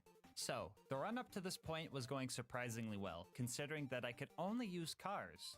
But you guys want to see my death counter double? So first off, in order to get to the fight at the claptrap door, we need to do some super jank to get past this car wall. First, we need to boost jump off this part of the map and get enough distance to bypass the death triggers. We would then have to drive towards the claptrap door where we would just... Yeah, bro, I'm not even going to try to figure out how this one works, but anytime we lost a car from here on out, we would have to do that. The claptrap door went well, and right before I made it to Heroes Pass, I realized I forgot to snipe face McShooty, so I drove a runner up to the bunker's entrance and tried to snipe him. Emphasis on tried, because I just wasn't hitting him at all. I had Luigi come back again to see if the bullets could even reach him, and they weren't even close. But you guys remember when I said I couldn't put the stinky on face McShooty? Looks like I was wrong. I'm gonna sing a song. Shoot me at the end of it. Da da da da da da. Thank you.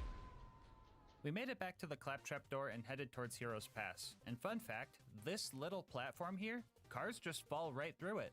I wish I knew why, and it's kind of scary to know that just at any point in the run, I could have just fallen through any floor, but it was only this one specifically? What? This wasn't a real issue since I could just get enough speed going up the stairs to jump over the gap and press the button before I fell through, so we made it to Heroes Pass. Usually I do a couple of speed run skips to bypass all of the combat in Heroes Pass, but that wasn't an option for this run, so I had to wait for Brick and Mordecai to open the way, which wasn't so bad, especially because Brick would distract the RPG loaders for me, or at least most of the time.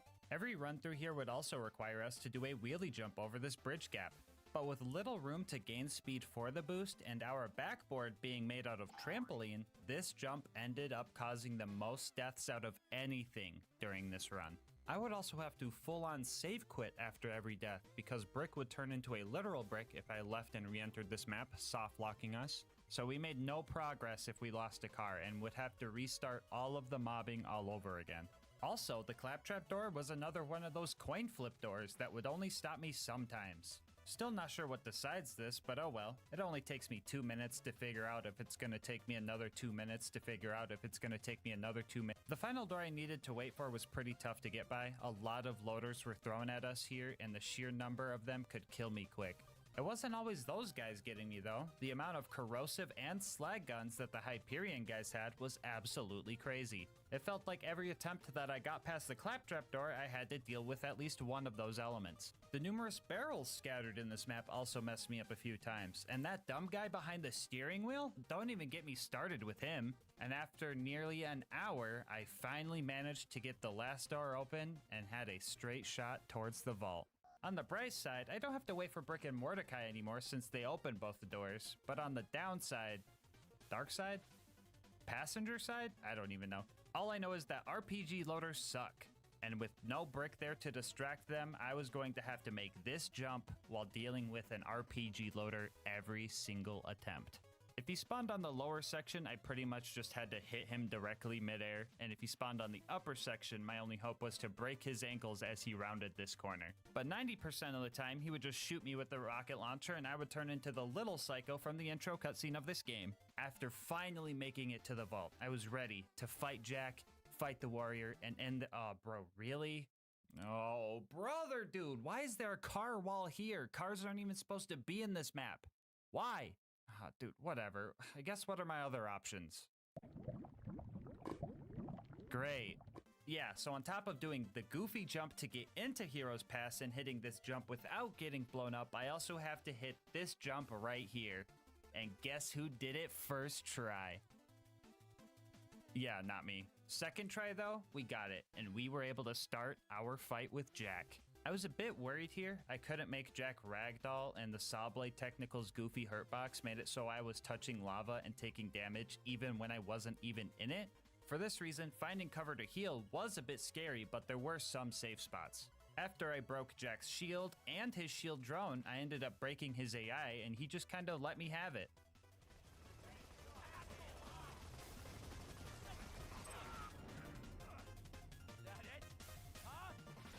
Yay! The warrior was only slightly scarier than Jack. As you can see, I wasn't really scared of any fire damage. I was kind of vibing in it, honestly. I was mostly afraid of him launching my car into a death pit or something. But as long as I kept my distance and got the occasional crystalisk to ragdoll, oh my god, that looks so weird, I would be fine. And I was fine, because 5 minutes later, the warrior entered its deathbed phase, and we finished this run. Which means, yeah, you can beat Borderlands 2. Oh wait, hold on. We still gotta kill Jack, don't we? Actually, yeah, let's do something funny. Let's just boost into him or something.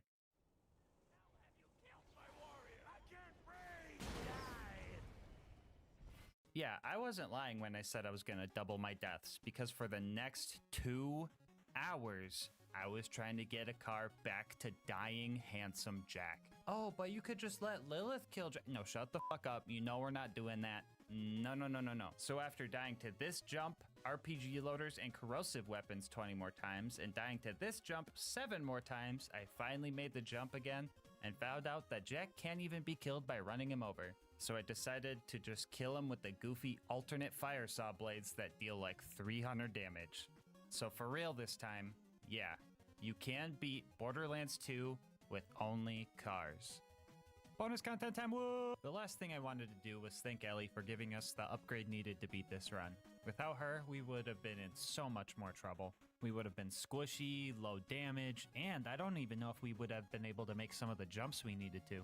So to show my appreciation, I stole a bunch of Ellie statues from the local bandits and decorated Ellie's garage before doing one last victory lap. Before you go, I just wanted to say thank you so much for sticking around for the full ride. If you want to support the channel, make sure to like, comment, and subscribe. Doing all of that helps with the YouTube algorithm, and I love hearing your guys' kind words and ideas for new runs. If you want to support the channel more directly, consider becoming a channel member to get videos a day early, getting yourself something from GamerSupps using my link, or going to GASMASK'S.com to get some merch. I'll leave my Discord and Twitch channel where I stream these runs live in the description. And last but not least, shout out to Mango Soda, who made this video's thumbnail art. They do commissions and will also be linked down below. But until next time, breathe easy, homies.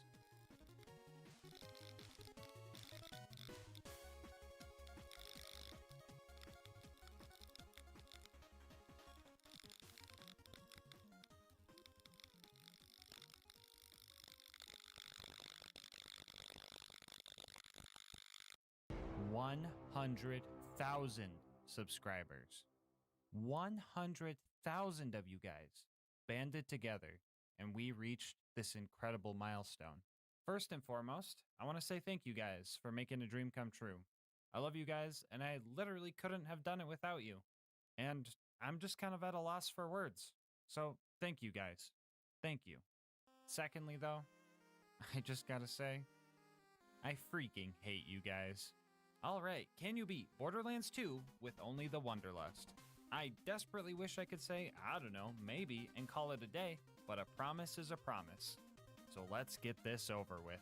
As for the rules, this is going to be an Overpower 10 Ultimate Vault Hunter mode playthrough. For the newbies watching, that means all the bad guys have 4 times health, health regen, and they're all 10 levels higher than us. Bar will not be allowed for this run, and the Wonderlust is the only gun I'm allowed to use. Gulp? I know that sounds bad, but here's the bad news. We kinda have to play Gauge for this run. That being said, if you're a Gauge main, don't like sensor beeps, or are sensitive to flashing lights, viewer discretion is advised. Here's a peek at the build. For anyone wondering, Death Trap will only be used for very specific circumstances. I also won't be speccing into any upgrade skills for him, so even if his dumb AI would let him, he won't be able to kill anything at this difficulty. For our other gear, I will be using a basic shield, Vault Hunter relic, low-level slagging grenade, and the legendary Anarchist class mod. With all of that out of the way, let's get started. Right off the bat, I am faced with one of the hardest parts of this run. Mustering up the willpower to click continue. Now, if you aren't familiar with the Wonderlust, first off, I'm jealous. Second, you might be wondering what this thing's gimmick even is. Well, it's a Mali 1 E-Tech homing dart, but with 0 accuracy. Yes, that's its gimmick. You heard that right. So if anyone asks, I'll be gaming with this eye for the entire run. It might look like it's accurate right now, but that's because it's so inaccurate that the reticle doesn't even know what's going on. I am fairly certain that my bullets travel through the 4th dimension before reaching my enemy sometimes. And when using this thing, the only way to choose who you want to shoot at is being closest to that specific enemy. But the problem with that is, if the bad guys keep moving, they take turns healing, and you never really get anywhere. Sure, the baby mobs like Monglets and Brats can be taken out with relative ease, assuming they're alone. But you can say that for any unattended baby. And once you get to the tougher mobs like Bully Rots, you start to realize that the weapon you are holding was never once tested by the game devs. Why is this working? Huh? Can you guys spell today? Can you guys spell? Why is this working? That's the biggest typo I've ever seen. So, our short-term solution to dealing with this Bully Rot was to just stop shooting. It was literally dying faster by just watching it from afar than if we tried to shoot at it, because this thing might as well deal negative damage. The bandits taking up Tutorial Town were a bit easier to kill. 1, because they're squishy and not giant heaps of just pure raw muscle mass. And 2, because I have been passively stacking Anarchy this whole time. If you're unfamiliar with Anarchy, double jealous. You can build up these stacks by damaging or killing enemies, and these stacks give you bonus gun damage, but also start taking away your accuracy. So over time, our damage will slowly increase, and if we can get our stacks high enough, we could take this weapon from unusable trash to barely usable trash. And big emphasis on if, because trying to get second wins with this thing feels like going all in on green on the roulette table. You know it's bad when you die multiple times in Tutorial Town, and you know you're doomed when you have to purposefully die to get more ammo in Tutorial Town. It took us like 20 minutes to kill the 6 bandits guarding the place, and after that we pushed through a few more mobbing sections before our first boss fight. At least I got cover. At least I got cover. I'm so glad they're ignoring the slagged dude. I'm so glad they're ignoring the slagged dude. Anyway, we made it to Boom Boom. Now, if we can barely tickle the health bars on basic mobs, how do you expect the Wonderlust will do against a boss with health regen? A, straight up annihilate them, or B, so little damage that you legitimately cannot see their health bar move. If you chose B, good job. And if you chose A, restart the video until you choose B. So a lot of you guys seen this coming, but if we can't kill Boom Boom, that only means one thing. What? No, editor, no, we're not giving up. What? No, what are you doing? We gotta do something much worse than that.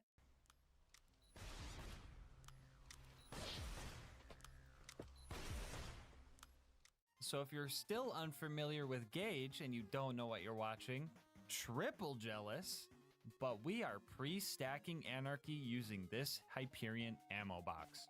The game registers hitting these as hitting enemies for some reason, so if we sit here and shoot the crate for 10 minutes, we can get to 400 Anarchy stacks. Usually you would actually have to hit the crate for this to work, but since I'm spec'ing to Shock and Awe, the Novas hit the crate for us on every reload. I also gave myself a stacking Wonderlust and a class mod to speed up the process slightly. I didn't want to go as far as giving myself a stacking shotgun because the time investment here would actually affect my playstyle. I won't be as risky if I know that a death means 10 more minutes of sitting here doing nothing. So, to save your eyes from 10 minutes of normal gauge gameplay, I'm going to tell you guys about our partner, GamerSupps.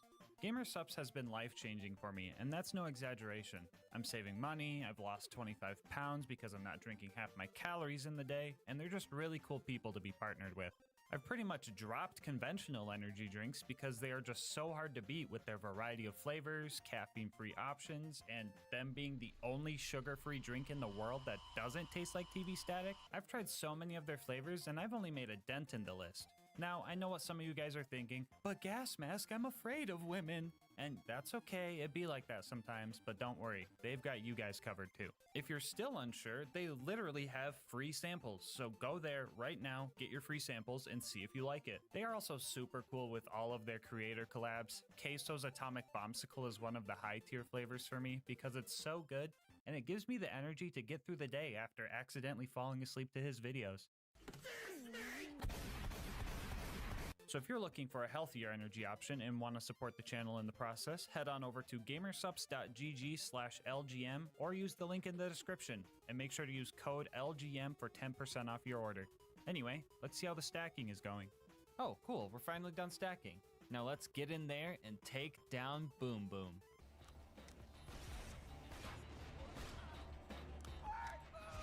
Well, fuck!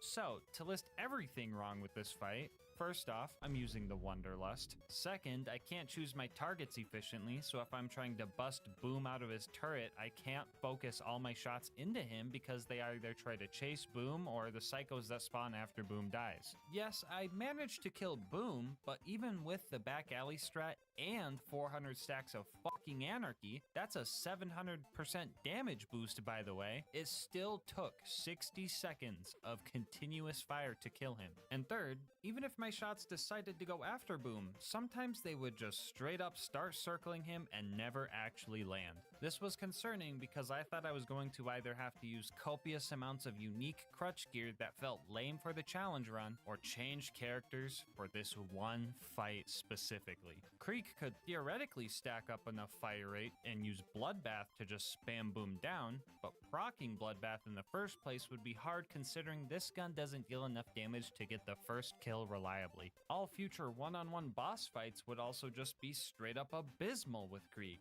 so I really didn't want to do that. So for the next 5 hours, I tested strategies using more crutch gear, and the attempts were still terrible. Now usually I only allow myself a good class mod that complements the run, because slapping a B shield on everything and calling it a challenge just doesn't sit right with me, so I really don't like having to use more unique gear to get through a run. But we had to do what we had to do. At first, I tested using a Slayer of Terramorphous class mod so I can get an extra 200 stacks of Anarchy, along with a Sheriff's Badge relic for more pistol damage and fire rate. Using these two pieces of crutch gear, I managed to break Boom out of his turret after several failures and stacking sessions. And then I thought to myself, you know, maybe I don't need the Sheriff's Badge. And I felt like using one crutch item instead of two would feel less bad. So I did it again, this time with only the Slayer of Terramorphous comm, and it worked. And then I thought to myself, you know, I probably don't need the Slayer of Terramorphous class mod, and felt that using 0 pieces of crutch gear wouldn't only feel less bad, it was just the way it had to be done. And after 5 whole hours, I devised a strategy that would allow me to beat Boom Boom without any crutches. Step 1 was to lure Boom over to this side of the map and set up a little play date with him and Deathtrap. Deathtrap has 0 chance to kill Boom here, and by the time I went back to fight him, he would have healed any damage DT would have dealt, so he was purely there to distract him.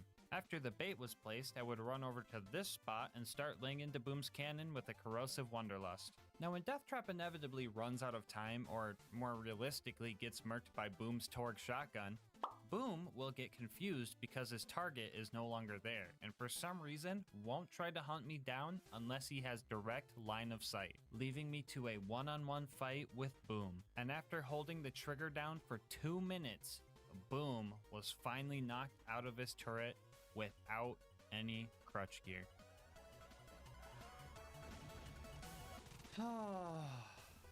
Okay, that's the culmination of the past 4 hours of attempts led to me just holding the trigger in one spot. Ugh. However, the fight isn't done yet. We still gotta kill Boom Boom, and that's where another really goofy strategy comes into play. So you see these guys right here? Yeah, they're armored enemies, so corrosive weapons deal more damage and fire deals less. Except for when you hit them in their fleshy crit spots, then it's the opposite. But the Wonderlust can't hit crits because the code treats the splash damage from E-Tech pistols as a launcher splash for some reason. And no, before you ask, that does not mean it receives launcher damage boosts, even though they could really use it. And yeah, I know this game is confusing, but something that is interesting here is that no matter what element of launcher splash you use on Boom Boom, they will always take the same amount of damage. Now this might sound like no big deal, but we actually lose the corrosive damage bonus we should be getting because of this weird quirk. So, just this one time, and only this one time, shock build gauge is optimal. Now, any other time, I would say shock gauge is just a terrible waste of skill points because even when fully spec'd into shock damage, you still deal more damage by just matching elements to your enemy's health bar with fire and corrosive's natural 75% damage boost. But in our case, the whopping 15% damage boost you get from 5 whole skill points into Wires Don't Talk actually made using shock the best option for killing Boom Boom. Shock gauge just this one time, okay? Alright, so the best way to kill these guys was to just straight up hide down here and start shooting. Now one could argue the good thing about having homing bullets is that you can just shoot from cover. But to the average non-masochist, I can only guess you would not call this fun.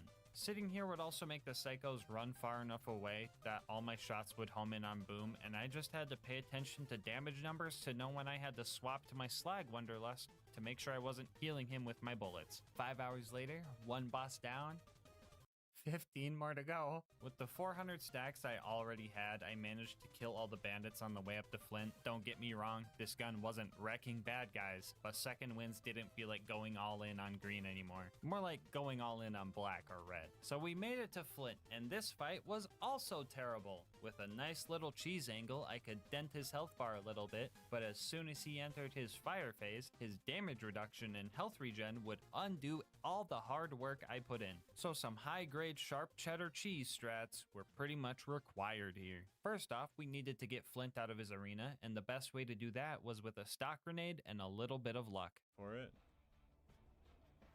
It worked. Now hopefully he stays down there. I did manage to get him out of his arena, but at the cost of all 400 of my Anarchy stacks.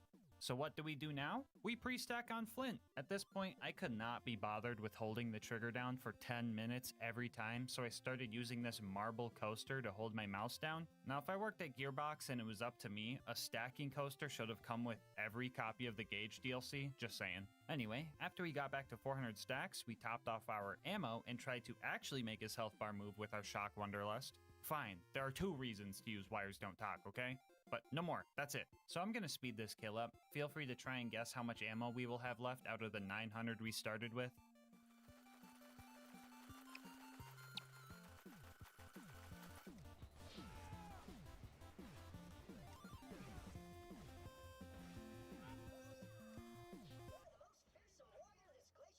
Dude, if this doesn't showcase the weapon, I don't know what will. I'm straight up octupling the damage of one of the rarest items in the game, and it still took 800 rounds.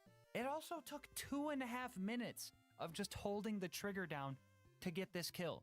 Dude, I don't even know.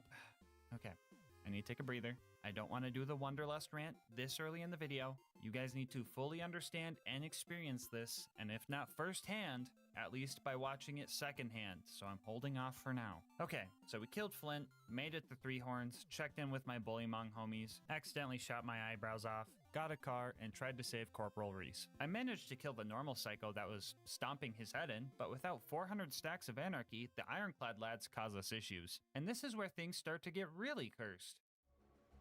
That dude took his armor off for me. He seen I was using the Wonderlust and he took his armor off. There was 2 Ironclads here, but do I just go pre-stack, dude? We do. Here's what we do. We drive around, get things to spawn. We drive over here, get these skags to spawn, get the local bullymongs mad, and now they should have taken their armor off, hopefully. There we go! And all it took was knowing about spawn cap mechanics. Wild. Anyway, after spending 30 minutes dealing with 3 basic enemies, I killed the Power Core Psycho, shot a few rounds into the bandit camp so that they would home in and kill the 20 bandits to avenge Reese, and made it to Sanctuary where I did all the chores before going back to the stacking crate. Yay! What do I even do for this part of the video? I already did an ad read, but like, wait. You guys made me do this challenge. You guys should get an ad read every time we have to come to this crate. Well, in that case, go check out GASMASK'Gang.com and grab some merch. I'll have a link in the description. Anyway, we made it to Frostburn Canyon and started our sprint towards the giraffe. I was very careful running past all the non-mandatory fights because I did not need to risk losing my stacks unnecessarily. But after that, I hit the spike jump skip and made it to Lilith. So at this point, my mental was just kind of falling apart. I was playing as Gage, I'm using arguably the worst gun in the game, and Lilith was doing her usual cringe stuff. We're not doing this. Howdy, boys. Of course, thank you, Lilith. Very cool of you to say that. I definitely needed some emotional support, so make fun of me all you want, but I love Omar. It's Omar! It's Omar! Oh my god. I don't do it for you guys. I do it for him, Milty. I know at the end of my day, Omar's there. With the mental reboot complete, I started slowly taking care of the bloodshots using COD Zombies training strats. Honestly too bad, because Pack-a-Punch couldn't even save this thing. This might be a niche reference, but it's like the Black Ops 2 SMR, except like 10 times worse, if you can even imagine that. So this was originally supposed to be a damage comparison, but then I found out this thing also has the same accuracy as the Wonderlust 2. Shout out to Pumpkin King for letting me use this clip because this shit had me cackling.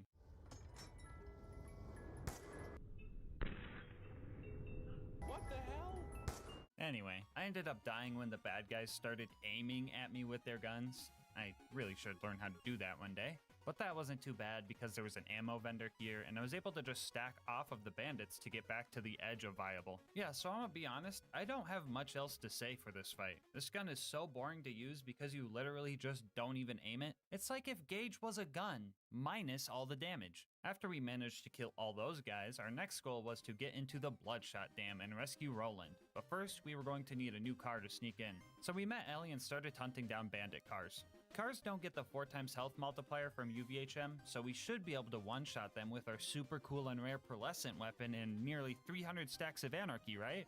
Yeah, you fucking wish. This gun is so dumb. I absolutely refuse to believe that they tested this thing at all. I'm getting sidetracked. Let's not start the rant yet. We still got a ways to go before that. The cars weren't that bad. Just gotta keep breathing easy. Everything's gonna be fine. Oh, what the fuck? My stacks, dude. No. Now I gotta do another ad read. I don't want to do another one. You know what? Just take this mid-roll. Anyway, we snuck into the Bloodshot camp and started our fight with Bad Moth. I know you can't see him right now during this fight, but we are killing him, I think. Yeah, honestly, I was trying really hard to play into the strike of this god. Sorry, I just threw up in my mouth a little bit. Yeah, but honestly, I feel like the whole firing from cover thing and killing bad guys slowly is just way more dangerous than just dealing enough damage to kill things fast. And if you disagree, tell that to the 2.5 hours of stacking I've done so far for this run. After we heard Bad Mod die, we started carefully fighting our way through the stronghold. It was very important that I had 400 stacks for the Warden, otherwise I would have no chance of getting Roland out before the Warden takes him to the Hyperion Friendship Gulag. We were actually doing pretty well here. I got through all of the mandatory combat and even managed to kill Angry Michael without getting blasted by his launcher. But that's where I got impatient. I tried sneaking past the rest of the bandits and just like that, rip stacks. I decided to just run past the rest of the mobs and at least make it to the dam and hopefully find a way to pre-stack there. The bandits and loaders here were so preoccupied with each other that I was actually able to get 400 stacks from afar, but then my game started acting up. Yeah, the Wonderlust would only start homing in on loaders, completely ignoring all the bloodshots. And I was really confused and it looked like my game was just falling apart, but it turns out it was.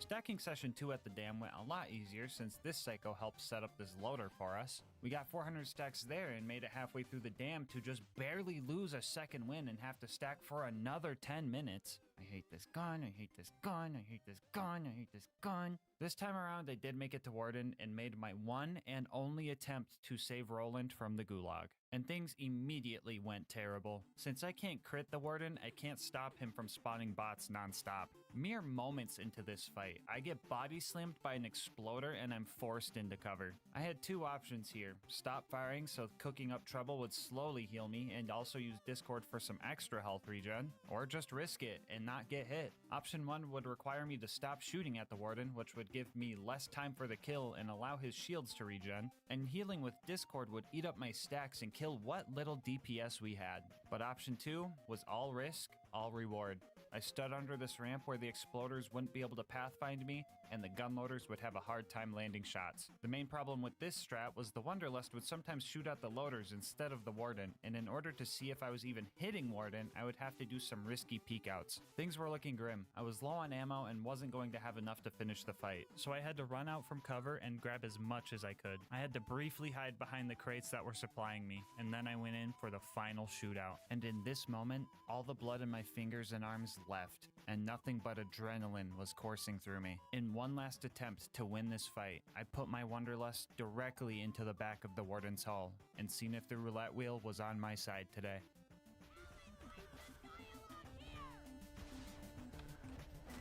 Oh, my fingertips are numb as hell. Holy fuck.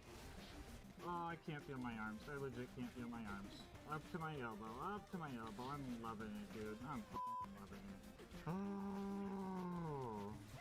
Oh. Ooh.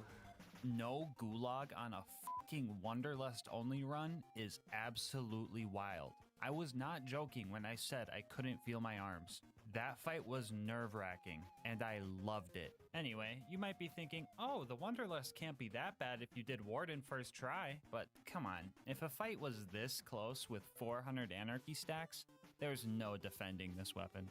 After putting the Doubters in shambles, our next goal was to go rob a train. So we made it to Tundra Express, still full of confidence from the Warden kill, and then we were immediately brought back down to earth when the snowman killed me with my own Wonderlust. After that, we managed to light the Barkids on fire with our Fire Wonderlust. This worked extremely well because I just lost all my stacks, so I wasn't accidentally killing them. So I don't remember putting that in the script, but that doesn't actually make sense because even with 400 Anarchy stacks, I don't think I could even accidentally kill a Barkid. Like, I think I would have to be very focused in order to do so. Why did I write that? Anyway, we met Mordo, met Tina, died a bunch trying to sneak in and grab the Badonkadonks. Of fucking course. Of fucking course, dude. And made it to the end of the line. Yeah, so Wilhelm was a bit of a hassle. For some reason, I tried to fight a boss without pre-stacking, even though I can't kill a snowman, and that just wasn't working. Even if I could build up stacks over the duration of the fight, I would still run out of ammo. I was going to try some speedrun tech where falling into a death wall while in Fight for Your Life makes it so you don't lose your stacks to get more ammo, but this strat also prevents you from getting your free ammo, so after my stubbornness wore off 20 minutes later, we made our way back to the stacking crate. Alright, let's see what I promote this time. Ooh, I know. Go check out the second channel, LilGasmask Highlights. Our homie Lucas does the editing over there, and if you're looking for more Borderlands content, there it is. After stacking and some more mental prep, we started our fight with Wilhelm once again. And this time, it was different. I seen it coming, too. I fucking seen it coming. Can I keep my stacks somehow? Or is it gonna ragdoll me? It ragdolls me. Fuck. Well, back to the stacking crate. So if you want even more GasMask content, go follow me over on Twitch to watch these runs live. Alright, this time around I was sick of dying, so I locked in and even found a cool new strategy we're gonna be calling Fast Hands. When firing something with an incredibly low fire rate, such as the Wonderlust, you could do this trick to increase your reload speed. Now usually, an empty gun will automatically reload itself without you pressing the reload key, but this has a delay and doesn't start to reload until a theoretical bullet would be fired. So instead of waiting that short time, you can immediately press your reload key to start reloading faster. Now this might seem like such a minute increase in DPS, but when you're using the Wanderlust, a tiny boost like this could make the difference between not being able to kill an enemy and just barely out-damaging its health regen. And before everybody says, oh, just drop reload, 1, that doesn't stack our anarchy, and 2, I try not to drop reload because console players can't do that, and I try to keep it a level playing field. Anyway, I really wish I figured this stuff out for Boom Boom and Flint, but oh well, still useful for the rest of the run. Back to Wilhelm. We focused on taking the loaders out, and after that, got about 1/3 of his health bar before we ran out of ammo. Up until that point, I forgot that I could just grenade jump back up here to go buy ammo, and after 2 trips to the vendor, we finally managed to take Wilhelm out. Oh, that was a tough fight. I think I'm gonna head back to Sanctuary and just take a little break after that one. Well, time to go to the fridge. Or you know what? No, actually, we're not going to the fridge. I figured rats were already hard to hit with accuracy, so I decided to get back into my car, drive through the dust to the Highlands, and just make it to the outwash that way. This way, I wouldn't lose any of my stacks to the rats. I would instead lose them to the very first loader I tried to fight. Well, I lost my stack, so we're gonna wrap it up. We're gonna do that tomorrow. So I wrapped up stream and came back a few days later, and the fucking Wanderlust got me sick, bro. I already get enough comments saying I look like I'm dying inside already, but now I have to use this piece of shit, and it hurts to even swallow my own spit. Great! But joke's on you, I'm in my fucking element. Stream. Anyway, we're stacking again, so here's time for another advertisement. As an extra thank you for helping the channel hit 100k subs, here are 3 Steam codes for Borderlands Game of the Year Edition. I nabbed off Instant Gaming. And before, oh, but GASMASK, the channel members are gonna get to those first. That's not fair. I'm literally dropping 3 more in the live premiere chat right now. Comment if you got one. Anyway, we're fighting the spaghetti squid now. If you can't tell, we're losing. Just like Wilhelm, all of my ammo took like 1/3 of his health away, so I had to run all the way back to the ammo vendor twice. Also like Wilhelm, I had a few rip stacks moments.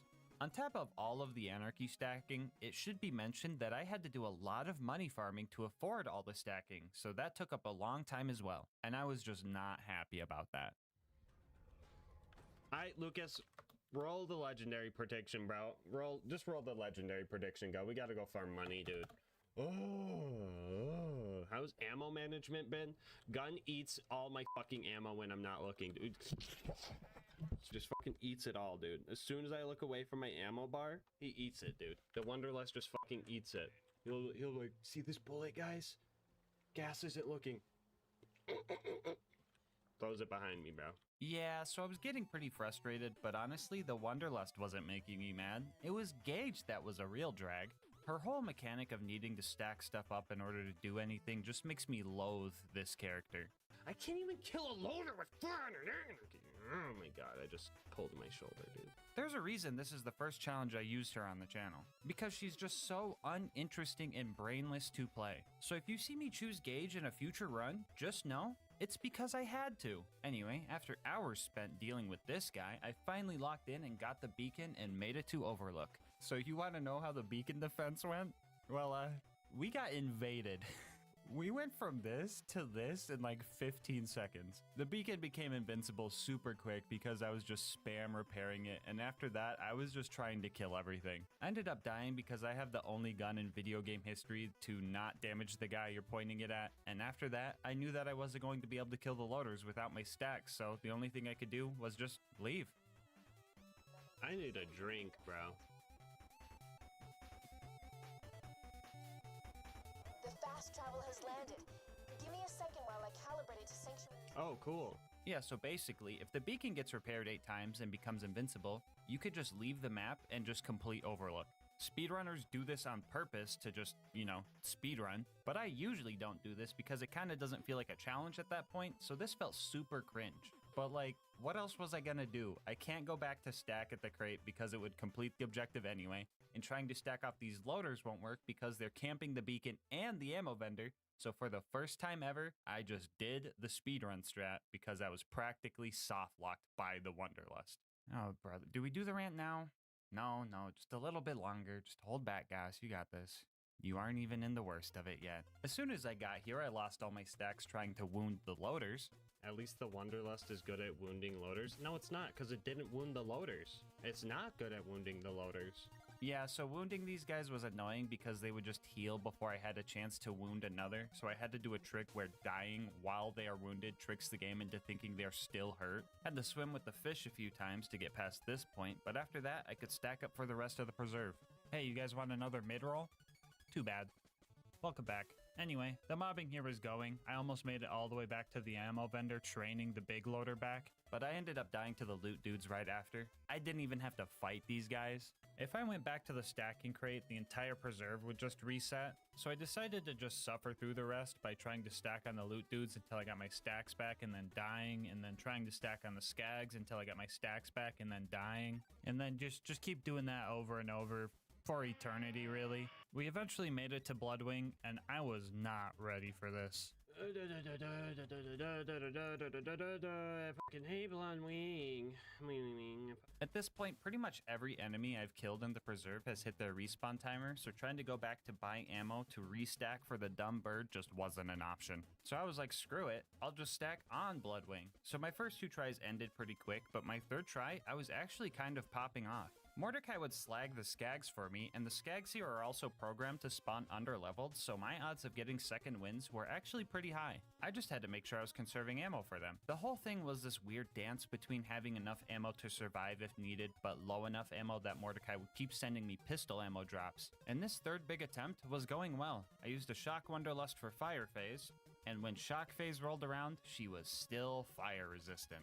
Well, fuck you too, Borderlands, not this shit again. Well, if this is gonna keep happening in my runs now, I'm gonna name this bug the Phoenix Glitch. I still have no idea what causes this to happen, but if someone could figure it out, I would totally give them a shout out in a video where it was useful. But for right now, I am screwed. If I save quit, Mordecai will bug out and won't help me with the fight anymore, and if I try to just fight Bloodwing, I'll have to kill her with Shock and give Gauge mains a 3rd reason to use Wires Don't Talk. Oh, and I can't even pre-stack either, man.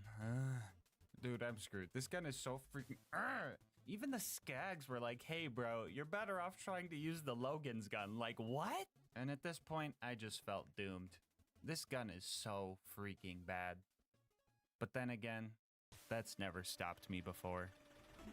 Not that one though. Not that one though.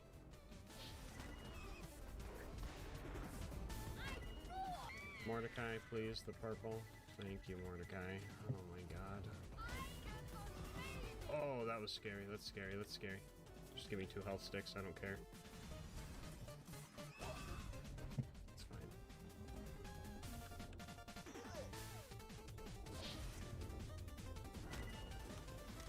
fine. Ooh, I don't... We gotta go get this ammo over here. Oh, shit. Hold on.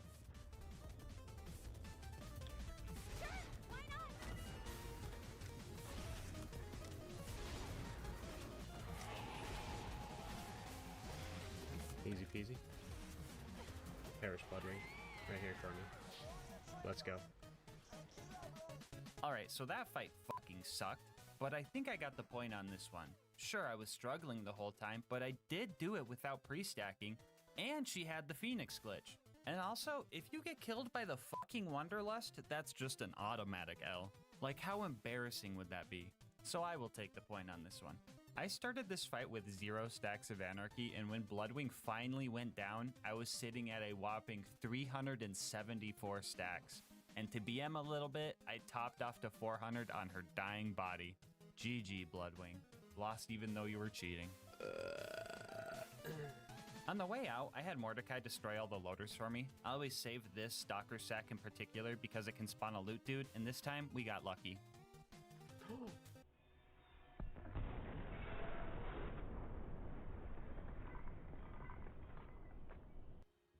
Yippee! Our next goal was to recruit Brick and his air support, so we went to 1,000 Cuts, carefully carved a path to our initiation, just to down myself with a Wanderlust shot that was still stuck into a little psycho and die. I mean, this was fine because I still had a big old Goliath distracting and killing the enemies for me, which was working well until he ran out of bad guys to take his anger out on. I eventually got through the initiation, milked as many stacks as I could out of the sarcastic slab, and started playing support for Brick. It was pretty obvious he was the DPS character of us two, so I was just sitting back and making sure he just punched purple dudes the whole time. But most of the time, it honestly didn't even matter if they were purple. Back up. There we go. That's what I like to see, Brick. Is he coming with... I guess he's coming with. Oh, no, dude. No. Brick. Brick, help me out. Chat, what do I do? Chat. Fuck, I have to. I'm sorry. 1 second.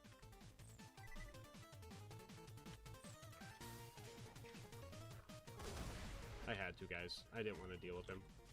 He ain't dropped shit anyway. I wish Gage had like a button she could press and just have like something aggro relief that, you know, could distract enemies or something. Oh, besides Death Trap, because he's stupid. After we took care of the beacons and the loaders, it was back to pre-stacking for our next objective. Man, I don't even know what else to promote now. Oh, you know what I could do? I could start a rap career and promote that. That's a great idea. Hey, yo, Call Dress, throw me down a beat. Yeah, I wander, and yeah, I lust, and I do both from dawn to dusk. 9 times out of 10, you can find me stacking, but the other 10%, I'm still lacking. One thing's for sure, I'm not to blame. I got precision. That's good aim. I can only think the fault. This dumb game, because every time I try, it always ends the same. I shoot, I miss, I clench my fist. The fuck even is this gun? This gun can't kill. I need NyQuil. Man, I'm sick of this thing. Don't worry guys, when that goes platinum, I will still be making YouTube videos. Anyway, we made our way to Opportunity to go steal Jack's voice. We had a scary clutch moment before taking on the Jack double, and as soon as one of my shots hit him, he decided to sprint as far away as possible. But I was tailing him the whole time, knowing that I had to take him out here and now or go back to the stacking crate. And with a little bit of bullet dodging luck, I managed to take the double down first try and ran around Opportunity to the info kiosks to acquire Jack's voice. That went relatively easily compared to the rest of the challenge, but this is where things really start to fall apart. It was time for the bunker raid, and the cold medicine coursing through my veins really started to mess with my decision making. Dude, 3 fucking times I pre-stacked at this crate just to fail this jump and have to pre-stack again. I literally could have just walked around, but for some reason my stubbornness was on overdrive, and I completely forgot how to grenade jump. Still gonna hit this grenade jump though. Well, let's get back to stacking. I decided to reboot myself like a haunted animatronic so I could finally make it over this gap and start our fight with the staircase. Took a bit to take it down, but after that we ran into a real problem. Now this entire run, I've been pretty used to dealing no damage, but when it came to these baby turrets, I was dealing no damage. For those who don't know, these wall-mounted turrets are glitched and can't take any splash damage, and since the Wanderlust does pure splash damage, we were screwed. But I mean, if they're gonna cheat, I'll just use Death Trap to get through this part. Oh, yeah, we're super screwed, aren't we? Because in order to pass this barrier, we're going to need a build that is only just barely more viable than Shock Gauge.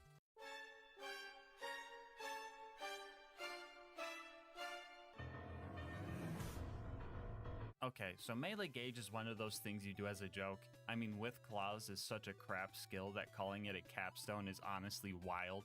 Come to think of it, all of Gage's skills are backwards. Why do the skills get worse as you go down the skill tree? Riddle me that. Anyway, after a quick respec, we made a plan to kill the turrets with a bladed what am I doing with my life? A bladed Wanderlust and melee gauge. Step 1 of the plan was to pre-stack on an ammo crate near the turrets. After that, we would look for level 89 turrets because these guys can range from 89 to 91, and the difference between the two can really feel like night and day. If we didn't get level 89 turrets, we would have to run back through the scary red circle field so that they would despawn and respawn with a different level. We would then set up our distraction by spawning Death Trap and baiting the turrets to fight him. DT would sit there pretending to help while I would slag the turrets using Betty bullets and start swinging with my Wanderlust. Well, I know know it looks like I'm using some crazy claws, but the blade on the Wonderlust is boosting my damage, I promise. And just in case there's some extra new people here, this game has a little quirk called Infinite Vertical Melee, which lets you melee anything directly below or above you from any distance, so I know it looks like I'm killing this thing with my mind, but that's just how the game works. After dealing with both of those turrets, we could not push forward because I had to go back to the normal build and restack again. I don't know if I could plug myself anymore, so shout out to Bulby. They make all the cool music I use in my videos, so if you've been vibing with it, make sure to check them out. Link in the description. Anyway, after that, we ran our way back to the mountain and started our fight with the Super Toaster. Since I'm playing Gage, I find it appropriate to be a nerd and start yammering about a strat I did for this guy. So for the run up until the baby turrets, I've been using the binary version or the ×2 prefix on the Wonderlust to increase my DPS. Now usually, the double prefix isn't always the best option on pistols because it kills your accuracy and lowers your DPR or damage per round. But this gun is so bad that I think it's the only gun that makes the DPS boost from the binary prefix make it so you actually use less ammo because the enemy has less time to regen. This gun is so cursed. Anyway, this giant toaster doesn't have health regen, so for this guy specifically, I pulled out a Wonderlust with the damage prefix to make the absolute most out of my ammo. I knew that even with this strat, he was going to have a good chunk of health left over, that I would have to just wait for the constructor to slowly nuke itself to death for the final chunk. Full ammo with the damage prefix Wonderlust got it down to about 1/3 of its health left. And at that point, I started opening all the ammo crates I could reach safely, and after a few nukes, I found just enough ammo to finally take this thing down. And now we've only got one more thing before the bunker, and that is the Face McShooty snipe. Alright, by the way, I'm not moving my mouse at all. It's on the right, and then bam, bam.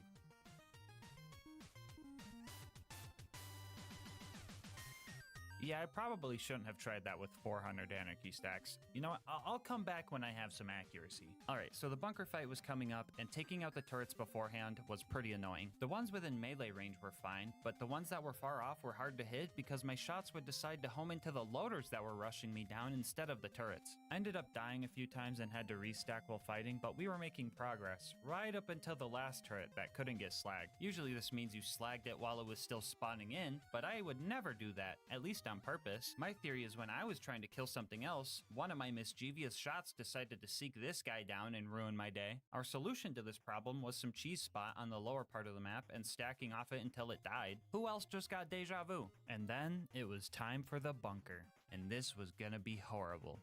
Lee easy. I camped the fuck out of this guy because there was no reason to get close to the loaders and make those guys angry when I could just sit next to the ammo vendor and let the Wonderlust do its thing. Which is cool that I first tried a boss for once, but dang was it boring. I can already tell my aim for the next time I play Borderlands is going to be terrible because I'm so used to not aiming, but I feel like Gage mains can just say that in general. Wait, conspiracy theory time.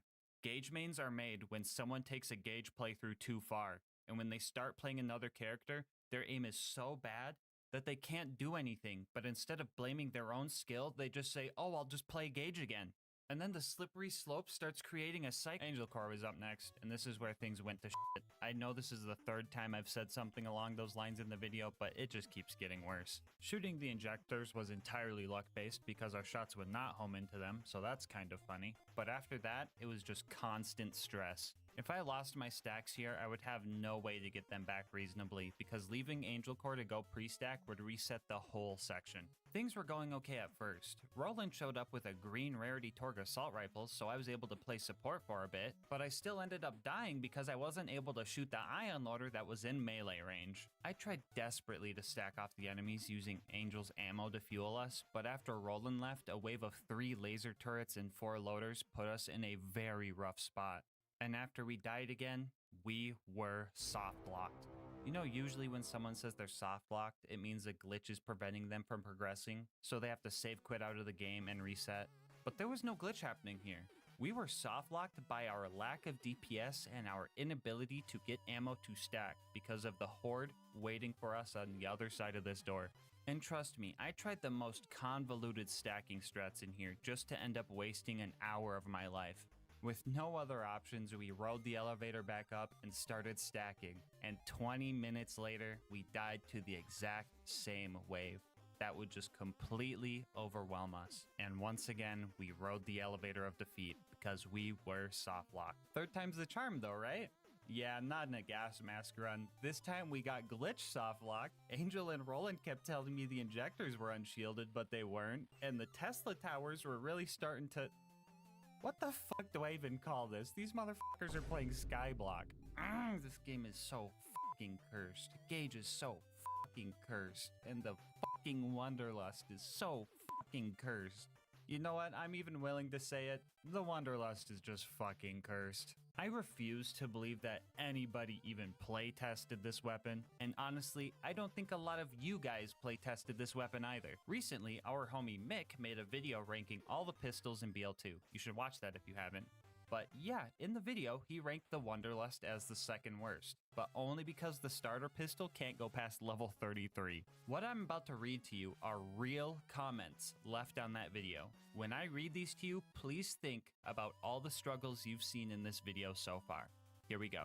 Isn't the Wanderlust meant to be used on Gage? How did you not think to test that? Honestly, the Wanderlust is okay on Krieg and Gage. Krieg, it can activate Bloodbath, and Gage can have so much raw damage that it can kinda work. Breaking news, local Wanderlust hater doesn't know how to play Hellborn, Krieg, or Anarchy Gage.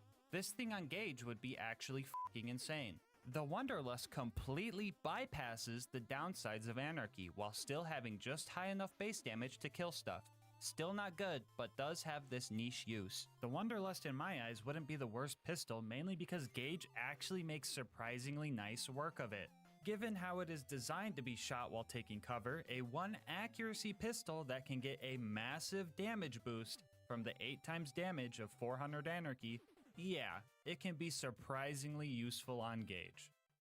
Guys, this will be the video that breaks me. It's rant time. First off, the Wanderlust does not bypass the negative effects of Anarchy. It just gives you the negative effects without the benefit. Something like the Hot Mama Sniper would bypass the negative effects of Anarchy because it always has 100% accuracy while aiming down sights, but the Wanderlust doesn't do this. This comment also says that it has high enough base damage to kill stuff. What? How about this? Let's compare the Wanderlust to its non-unique counterpart, a normal E-Tech homing dart. All of these stats are the exact same, and we already know the Wanderlust loses all of its accuracy. Now, which of these two stats do you think got increased to balance out the Wanderlust and make it worth using? Well, the Wanderlust does get a whopping 3% status effect chance boost, which is pretty much useless. But what about the damage? A measly 10% buff? Maybe a 20% buff? Yeah, how about a near 30% nerf? Yes, the pearlescent version that you can only get at level 62 or higher and only found from Tubbies loses 30% of its damage and all of its accuracy just to get a 3% boost to dot chance. Just use a fucking dart at this point. Sure, the homing isn't as strong, but at least you can choose your targets, and I would say that's way more important. On top of just using a dart, use a different brand of dart while you're at it, because Maliwan is the only one that takes 3 ammo per shot and has probably the worst DPS out of all of them. Hyperion and Bandit ones don't need to reload every 3 shots. Flat up ones can actually spray down some damage, and Tedier ones have some of the best chuck damage in the game. This thing is hot garbage. But Gas, it's pretty good with 400 Anarchy stacks. Yeah, you know what else is good with 400 Anarchy stacks? Literally every weapon in the game. You know what's not good with 400 Anarchy stacks? The fucking Wanderlust. May I also remind you that this thing came with the same DLC that gave us Digistruct Peak and the OP levels. I think it's fair to say that if a DLC gives us a gun, it should be at least reasonable to use that in said DLC. So what kind of sick joke is this thing? I couldn't even beat the OP4 peak with an OP10 Wanderlust and 400 Anarchy stacks, because the Wanderlust killed me. And I know it was the Wanderlust because I had full health right as Scorch rammed me, meaning there was a projectile in his forehead that bypassed my health gate. This thing does not go crazy with Max Anarchy. You go crazy with Max Anarchy. One of the arguments I did like was saying to use this on Krieg. Shout out to our homie Mr. TX01 for the gameplay, but with Bloodbath and Krieg gun build, you can do some really cool mobbing with this, since every kill will re-proc Bloodbath, giving you a constant 500% damage boost. But unless you jumpstart it with a fastball kill to get your first proc, you aren't going to do much with this thing. But also, just use a fucking dart. Here's a fun little challenge for you guys. I want you to comment down below and tell me why this is a perfect Wonderlust in my eyes. There are a few reasons, but I'll pin the most detailed answer. Good luck. I can't think of a good reason to use this thing. Really, TX? You think you got a good reason? Alright, let's hear it. But what if it's fun, though? Now, call me a sadist, but I find that this gun can be genuinely enjoyable in the right hands. Just not Gage's hands. Oh, actually, good point. Games are meant for fun, and if you enjoy using the Wonderlust, that is awesome. I mean, look, I've made this channel off of using terrible guns, and the challenge that this gun has provided has been genuinely fun. So if you think the Wonderlust is fun, use the Wonderlust. I'm not here to tell you not to. But please, oh please, actually use the Wonderlust before you say it's good. The amount of times I see people go, no accuracy, it's factually busted on Gage, is the biggest hasty generalization fallacy I've ever heard. Too often, I see people not trying things and just assuming based on what other people have said. Please experience this thing firsthand. You've seen the struggle in this video, but I still encourage you to get the save file from our Discord server and test it yourself. And if you like it, that's awesome. I know I go pretty bare bones for my runs and don't optimize every little part of the build, but you can build around just about any gun in this game. And for some people, that's just the beauty of Borderlands. Fun is different for everybody, and part of the fun for me is that feeling when a hard fight is finally won. And that's where I find beauty in Borderlands. I personally don't like the Wonderlust and wish that a super rare item like this was worth the payout, but the challenge it possesses is one I have no regrets taking on. I love the beauty in the struggle, and honestly, I don't know if I would change anything about this game, because I always have fun with it. Well, you know, except for when I'm fucking stacking, ugh! Long story short, I hate Gage more than the Wonderlust. Well, I think I got all of that out of my system and ended on a pretty wholesome note at that. But I bet you're wondering about Angel Core now. Well, after failing a few more times to that same big wave and the Wonderlust one-shotting me because it bumped the cover I was trying to use, I tried a new strat and got a little lucky. The plan was to start firing before the big wave started, so I had a bunch of projectiles in the air that would all home in at once. It was like some Netero 99th hand type of thing. This reference is also double funny when you realize the Wonderlust also can't kill an ant. I managed to take out all the turrets like this, and I also got an ion loader to spawn, which was helpful because now the loaders would group up instead of surround me. It was also here that I found out that the Wonderlust's projectiles can actually go through an ion loader shield. Wait, an actual reason to use the Wonderlust? I have to tell everybody. This is going to be groundbreaking.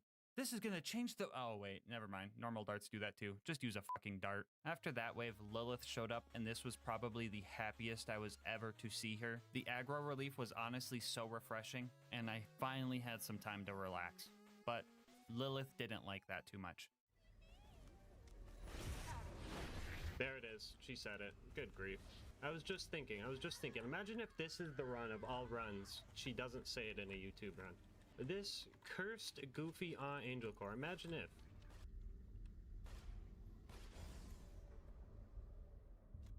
What the fuck? What the fuck, dude? What is this gun? What'd I hit? Did I hit Lilith? My Wonderlust targeted Lilith, bro, and it killed me. And now I have to pre-stack again. Well, what I was trying to do was I was trying to save Roland. Shoot. Shoot. Alright. Alright, those are gonna home in and kill Jack. We got this. We got this. Nah, I think they despawned. Yeah, they despawned. I fucking hate this gun. Anyway, we made it back to Sanctuary and made our way to the Blight. We finally had the better stacking crate, and I was so happy about that. Well, until I remembered I was using the Wonderlust. No, not the bully. I can't stack here, guys. The fucking Wonderlust shoots the bully mongs. No, bully mongs. I'm sorry. I didn't mean it, dude. Hey, hey, hey. Hey now. Hey. Calm down. Hey, listen. The gun didn't hurt. You're fine, okay? It didn't do that much damage, okay? We're cool. I know your homie's over in Three Horns, okay? I know him. Yeah, I know him. I also know Anger. I know him too. Yeah, see? We're cool. We're cool. It was an accident, okay? Thank you. Thank you for understanding. Dude, your spine looking dope, by the way. You gotta send me your glute exercises, bro. Send them my way. Thanks. Up next was Sawtooth Cauldron. I got here and was immediately cornered by the ambush commanders and their horde of goons. The issue of not being able to choose my targets became extremely prevalent here, and they were also just completely surrounding my only ammo vendor. It wasn't long before a stray grenade sent me plummeting down into the lava below, and at first glance this seems like a Rip Stacks moment, but I had a plan. Hold on. I have a big brain play. Good. Good.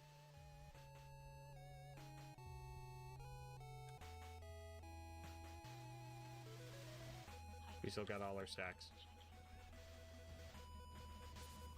15 minutes of normal gauge gameplay later, we finally took out the ambush commanders and made our way towards Boombringer. I wanted to fight as little enemies as possible, so I decided to try and sneak past them. But this isn't a stealth game, so that didn't work. Now stackless, I realized that my current objective didn't really require stacks, so I decided to just keep trying and hoping the bandits had the same accuracy as me. I also did some grenade jump strats to bypass most of them. Making it to Boombringer took more deaths than time, really. I had no faith that my Wonderlust would home in on Mortar's buzzards, so I decided to just point blank it because I had nothing else to lose. Mortar and the buzzards were up next, so I decided to get more money to stack and then go back to the crate, just in time for one last mid-roll.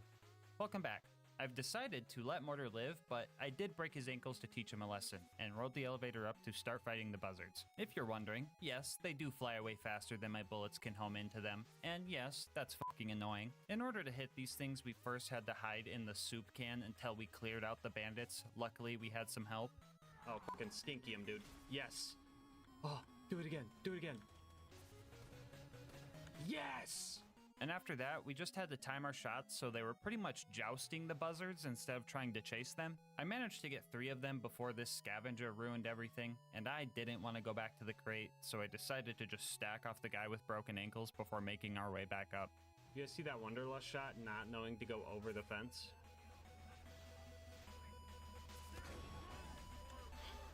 Thank you, Wonderlust. Very cool. Also, don't worry, he didn't survive.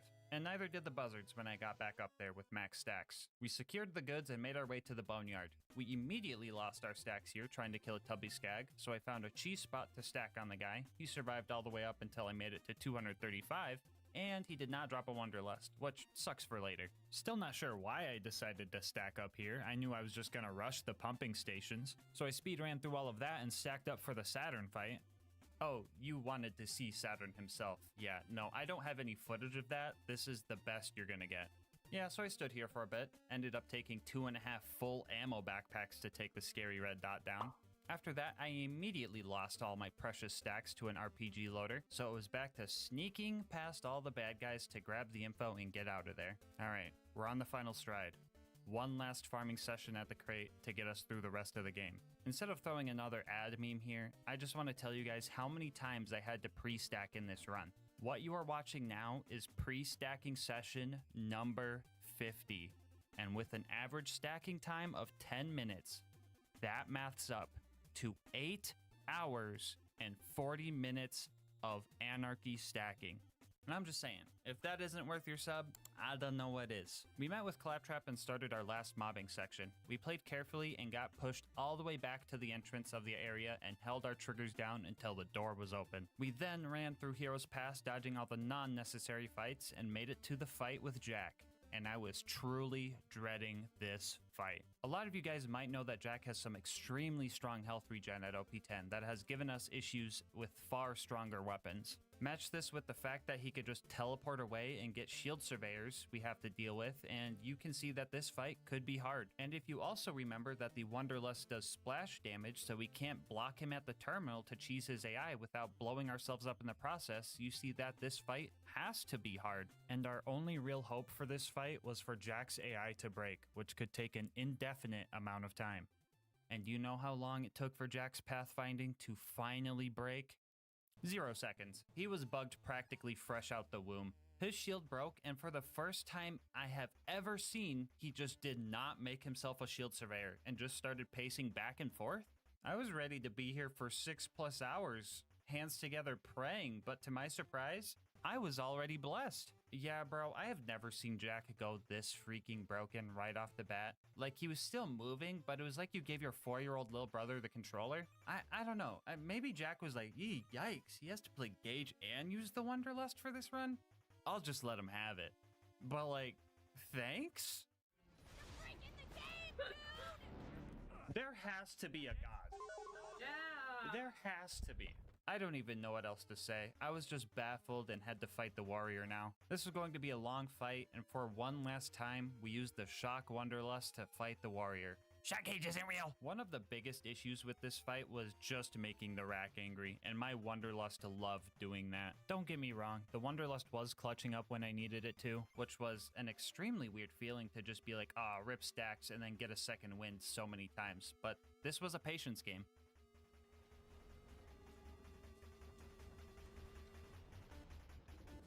I offer you peace.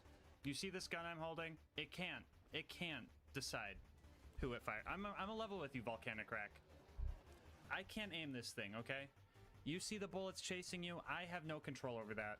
This guy, I know, he came up in your house and he's ruining everything. I'm trying to get rid of him, okay? I'm trying my absolute best to get rid of this dude for you, okay?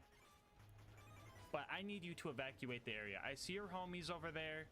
And I know you've taken casualties, and some of them are me. But let's be realistic here. If I don't take that thing out, you're all gone. That tail, I've seen it smack so many of you guys out of the fucking air, okay? So let's truce this out. Cool. Pal, is there something I need to give you? Do you want a high five? What's he trying to tell me, guys? I'm a bullymong whisperer.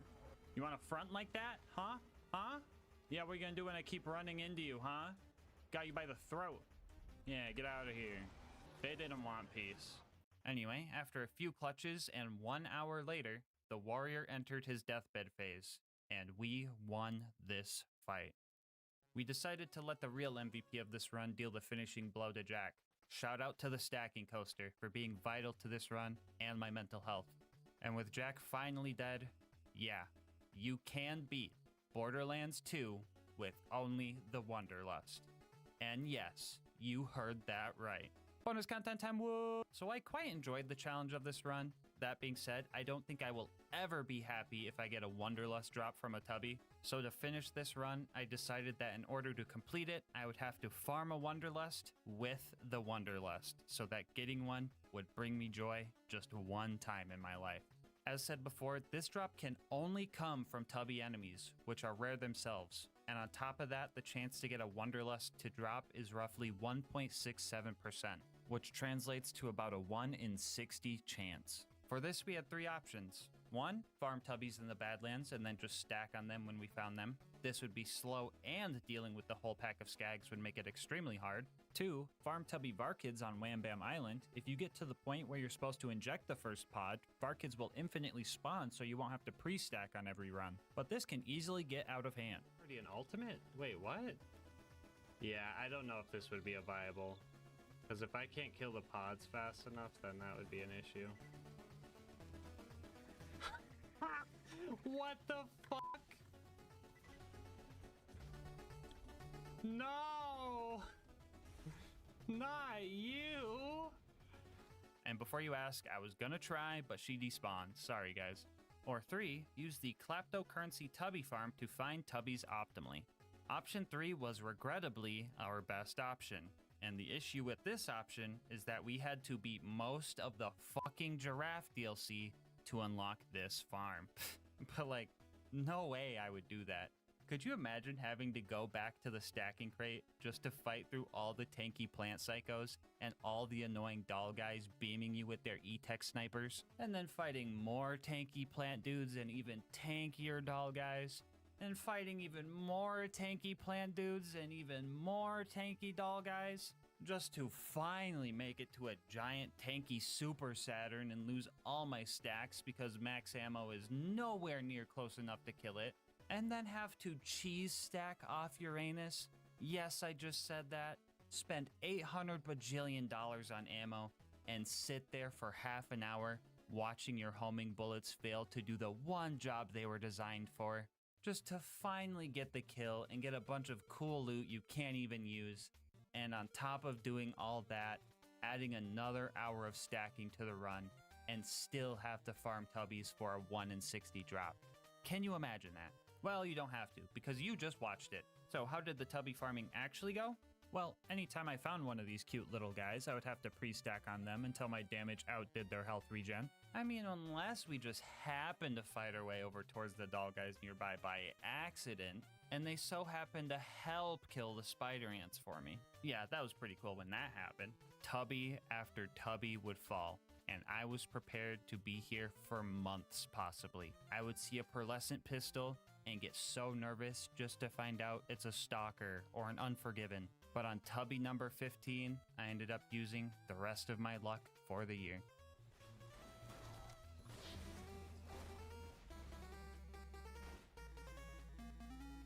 Don't forget to look away.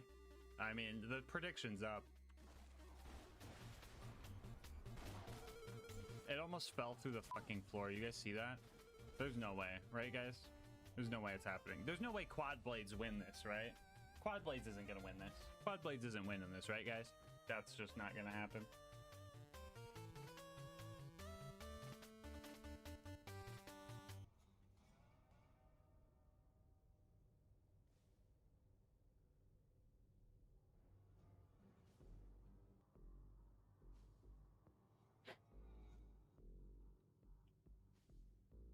Only 15 tubbies? That only took 3 hours. Oh my god. Oh, we got it. Oh my god. I can't believe we got that on day 1.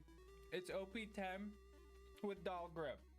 So it's kind of but so is every Wonderlust. I don't even care.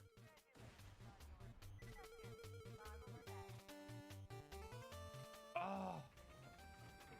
Let's go, it bounced in!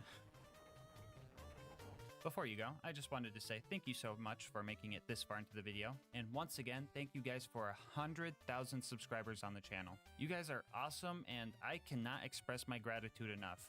If you want to continue to help the channel grow, make sure to like, comment, and subscribe. Doing all that helps with the YouTube algorithm, and I love hearing your guys' kind words and ideas for new runs. If you want to support the channel more directly, consider becoming a channel member to get videos a day early, getting yourself something over at GamerSupps using my link, or going to GASMASK'S to get some merch. I will leave my Discord and Twitch channel where I stream these runs live down in the description, and last but not least, shout out to Mango Soda, who made this video's thumbnail art. They do commissions and will also be linked below, but until next time, breathe easy, homies.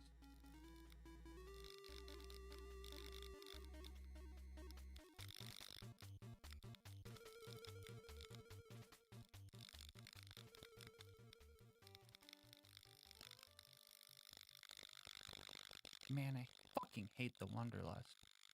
So a while back, I posted a video of me trying to beat Borderlands 2 with only Terramorphous gear, and that was probably the hardest challenge overall out of all the ones I've done on this channel. It was also the video with the most comments telling me that I chose the wrong character. So this time around, we're going to answer, can Zero beat Borderlands 2 as Terramorphous? The rules for this will be the same as last time. This is going to be an Overpower 10 Ultimate Vault Hunter mode playthrough. Bar will not be allowed, and I must have the Teeth, Breath, Blood, Hide, and Slayer of Terramorphous items equipped at all times. If you don't remember what these items do, well, the Teeth bite, the Breath breathes, the Blood takes up a relic slot, and the Hide makes me hit harder, painful to touch, and sometimes I just explode. The class mod does a whole lot of nothing, really. But to keep it thematic, I have to full spec into every skill boosted by the Slayer of Terramorphous class mod. Here's a quick peek at the build. I'll dive into the important stuff as we go, but with that out of the way, let's get started. So, Tutorial Town in the last Terra run was quite a struggle, because Krieg doesn't have any slagging skills. But this time around, we don't only have slag from Zero's kunai throwing skill, but we also have Deathmark. And if we manage to line up both Deathmark and Slag, we can put out some real damage. These two multipliers are multiplicative with each other, so instead of Slag's usual triple damage, we were getting nearly hexaple damage with Deathmark included. So instead of me dying to each enemy once like last time, each enemy died to me once. I was kind of surprised how much damage the Teeth of Terror was doing. I was prepared for melee to just outperform the Teeth in all situations, but I was absolutely wrong about that. I was also guessing that the bonus splash damage you get when the full bite animation completes would do more damage, but straight up point blanking enemies was murdering these guys. Oh my god, okay, this thing point blank kinda goes crazy. We're on OP10, right? So I actually cleared this place out without dying and met up with Hammerlock. I threatened to rip his other arm off if he didn't fix Claptrap for me, so bro got to work pretty quick. Claptrap and I made our way towards Boom Boom, and then I remembered I had the Breath of Terra grenade, so I started testing that thing out. And I mean, it worked, but in a throw all 10 of them to kill a tight group of bandits kind of worked, you know? But honestly, I was just using it because it made the bandits sound terrified.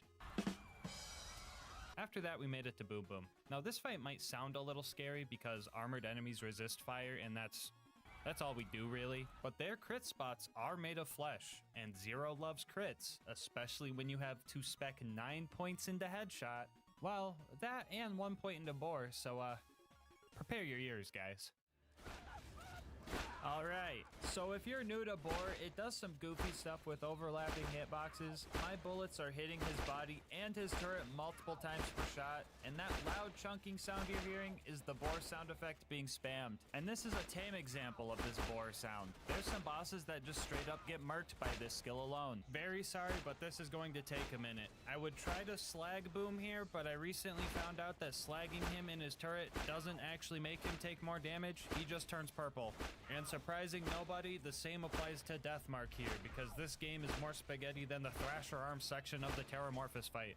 I'm honestly kind of baffled that I never noticed this in my 4,000 hours of playing, but oh well. Jeez, thank goodness that's over, dude. I feel like my ears are ringing. Anyway, after knocking Boom out of his cannon, I retreated to the shadows and planned to assassinate them both. Absolutely huffing the copium, I was assuming I was gonna need melee for the rest of this boss fight, but to my surprise, that just was not working. To be fair, my Roid shield was still up, and in order to get the damage boost, it needs to be broken. Breaking it myself is kind of hard. I could use the Breath of Terra, but that would easily eat my health bar, and I could throw some kunai, but the randomness of the elemental damage would also mean I would just likely mark myself. And even if I could break my shield, I nerfed myself a little bit by giving myself the worst possible parts on the Height of Terra because I thought having too much Roid damage would trivialize the run. So I figured that I might have been focusing too much into Zero's playstyle, you know, backstabs, assassinations, and I needed to play more into Terramorphous' playstyle, just biting their fucking heads off. I'm gonna munch. I'm gonna crunch. Was that the bite of 87? Oh, holy shit, Teeth of Terror. Oh my god, Zero's crazy.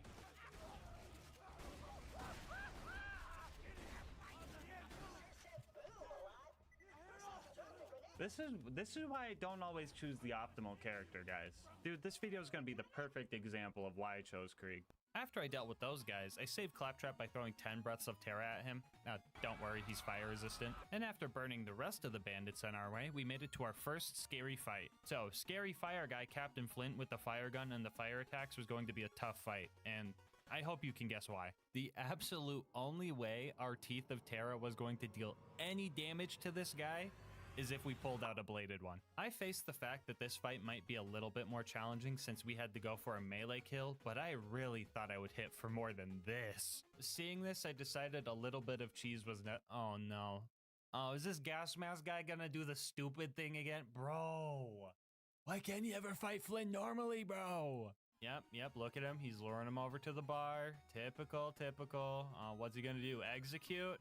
Yep. Wow. Yep, and there he goes. Flint's just completely passive now.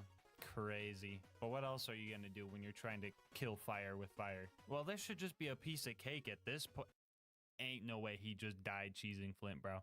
Ain't no way. Anyway, yeah, in my mischievous play, karma got the best of me, and the bandits up above managed to take me out to protect their captain. That was the first death of the run, and everybody knows that the first death of the run is always just an opening floodgate. After getting Flint back into position, I ran into another issue. Even with him completely passive, I just didn't deal enough melee damage to beat out his health regen. And if my shield wasn't broken giving me that Roid damage, my Thresher tentacle arms just turned to wet noodles. And like, I could find ways to break my shield, but it wouldn't stay broken long enough to get the kill. And if melee wasn't the answer, what was? You know, I once said, whoever said fight fire with fire was an absolute bozo if I'm being frank. And while I stand by that, I did learn that you can fight fire with fire with fire. Now, if you guys are lactose intolerant watching, you may want to look away from the screen for like the next 2 minutes, because what you're about to see is some of the most calcium-rich, lactose-packed cheese you will ever see. Because we took Flint to the curdler. We can throw kunai at Flint, eat 1 or 2 of them to strip our shield, and then get roid off of that. But the fire barrel...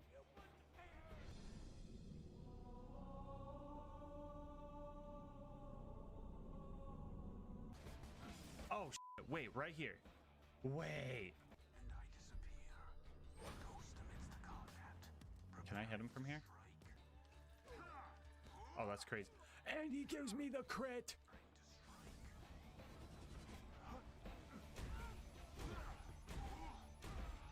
This is huge. This is crazy, actually. Hold on. Just to finish him off proper.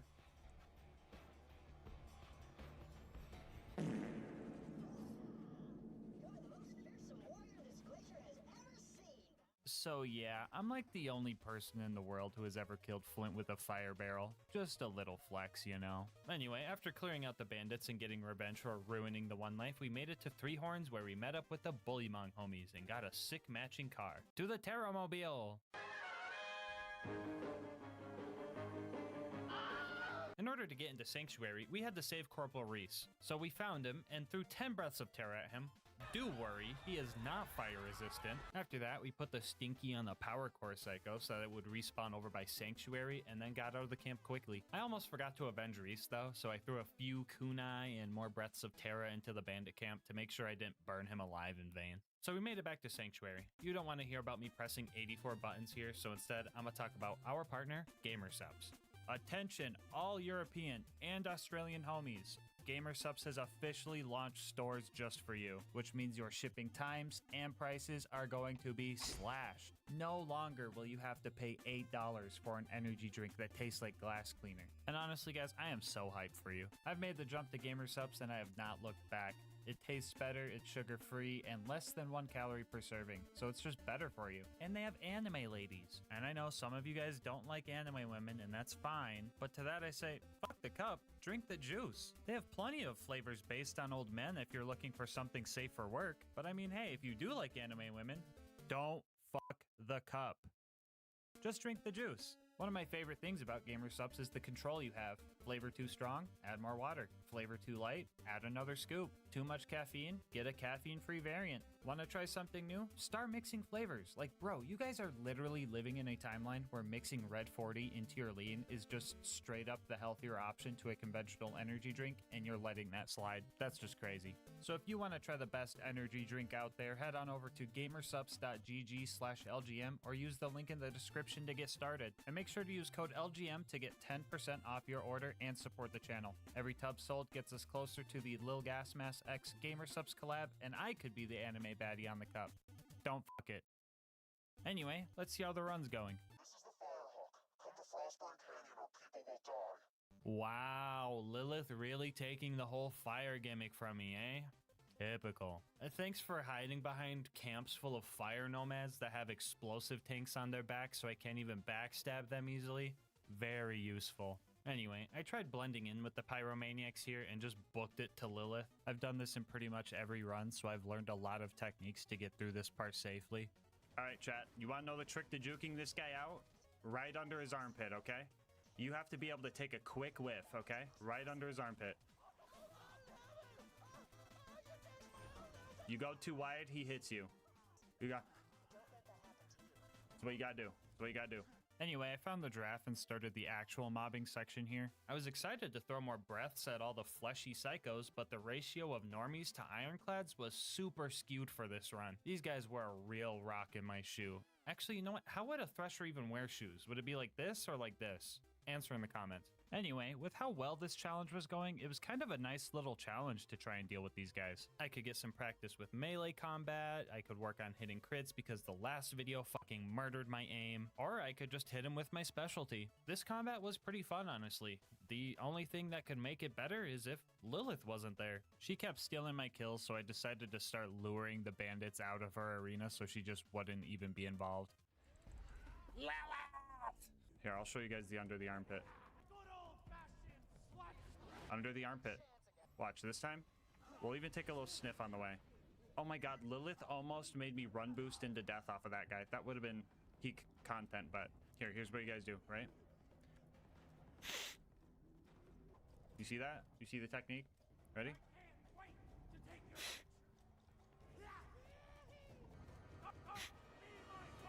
It's that easy. It's that easy.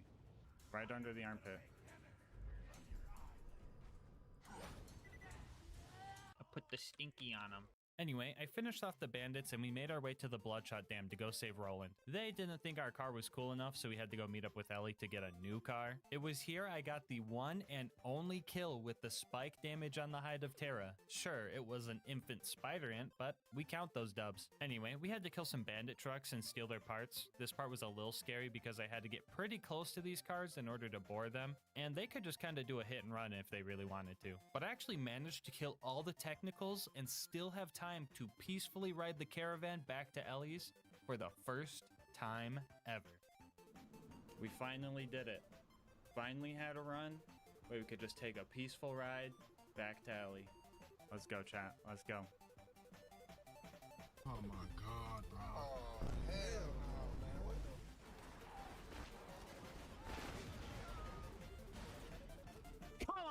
After we got our new truck, the Bloodshots liked it enough to let us in, and we started our fight with Badma. I kind of fumbled my first attempt, but on the rematch I managed to get a few second wins by boring the little dudes tied to his shield, and Killing Blow managed to finish him off.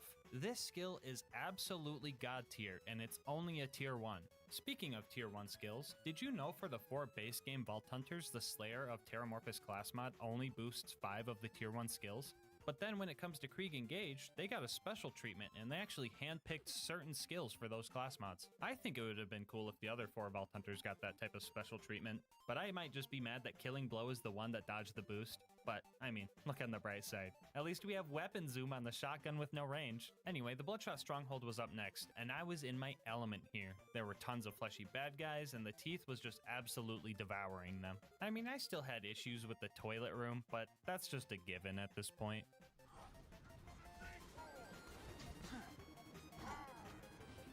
No! No! You are not gonna clog the toilet! They call me a motherfucking plunger. Put the stinky on him.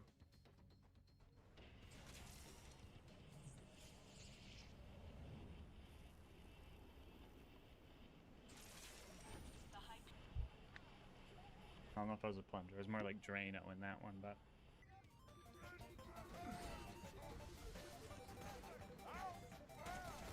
Don't make me be Drano again, bro. Don't make me be Drano again. The dunk. Let's get it. Anyway, we cleared out the rest of the mobs and gave Mad Mike the flushed away treatment before reaching the end of the fleshy enemy era. This part of the game introduces loaders, and at this point in the last Terramorphous run, it pretty much turned into a glorified melee run. The Teeth of Terra just didn't deal enough damage to even tickle these guys, and this run will be no exception. The bright side about the loaders here at the dam is that they weren't mandatory, but the blue toaster at the end was. I was pretty confident that some well-planned melee attacks could take this guy down, but I swear to God, one day, I will remember how slippery this fucker is. Yeah, things went south here really quick. I just could not deal with the loaders and turrets fast enough to find time to focus on the Warden. Another one. What the fuck is that? And another one. Another fucking protector? What the fuck is that? And even when I did manage to land a good melee hit, dodging all the bullets and the Warden's big stomp was just not working, especially when it put a fire dot on me. I tried the wedging strat with the back ramp, and even with roid damage, our melee was just not working. My idea of how this run was going to go was just totally backwards. I thought melee was going to be way better than shooting, but I stand corrected. So after a few rough attempts, the drop barge showed up and the Warden took Roland to the Hyperion Friendship Gulag, where I was going to have to find a new plan to deal with this thing. The problem with this fight here is that it can actually be harder. Not only does the Toaster make a bunch of loaders, but he now just gets the ability to moonshot more in now. That's helpful. It took a few deaths and a lot of experimenting, but I ended up finding a strategy that could win me this fight. Step 1 was to lure all the loaders to one side of the Warden, and right as they're about to kick my door down, I would use Deception, run up to the Warden, and feed a shot right into his eyeball. The good thing about Constructor crit spots is that they don't have an elemental resistance, so we could deal a little bit of damage even though we were using fire on armor. After that, we would run over to the other side of the Warden and lure the loaders over there, while occasionally throwing a Breath of Terror to keep the Warden's shield down. I would then repeat this process, spreading the Toaster's minions like butter, right up until the Warden was in killing blow range, and we secured the dub. Roland might have been saved, but a new fear was instilled into me. Any future combat with loaders seemed pretty scary, and up next was setting up for the Wilhelm fight. So we made it to the Tundra and started doing the easy stuff first. You got a fire gun, right? Do I have a fire gun? He says. Chat, do you think I have a fire gun? Anyway, we met Mordo, we met Tina, got the explosives to blow up the train, and had a casualty along the way. He's gonna deflect the train. Bro killed my decoy. No. So the Wilhelm fight was up next, and while I was ready for a challenge, Borderlands was ready to troll.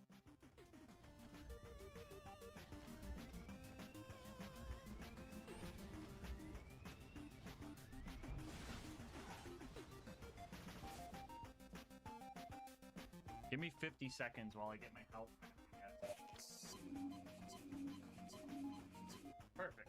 Anyway, I knew the first thing I was going to have to do in this fight was deal with all the loaders Wilhelm spawns in, because I would need to fully focus on the big fire resistant guy that also has the anti-melee attack aura and the shield surveyors that give him a big ol' fire resistant shield.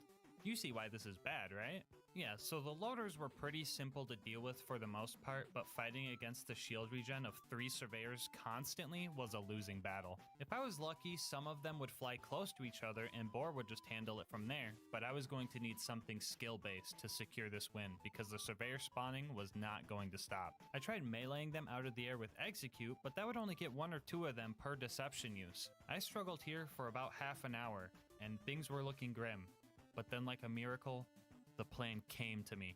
Days before this challenge started, a homie in the Discord by the name of Pee Pee Poo Poo discovered a new glitch for Zero that could win us this fight. And since he is obviously incapable of coming up with a good name, we're gonna call this glitch the Thunder Jacket.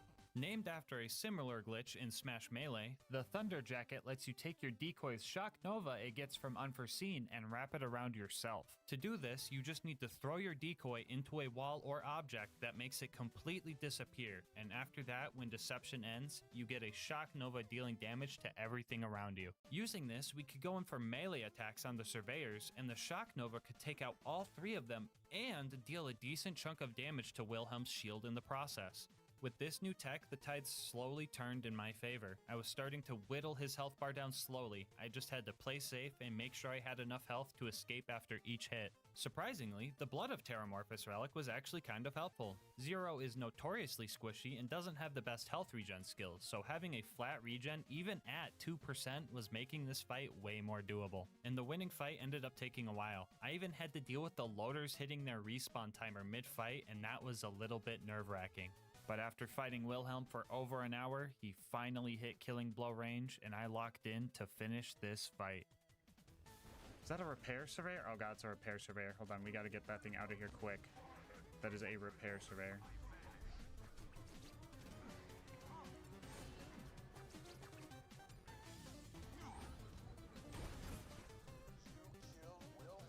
Let's fucking get it.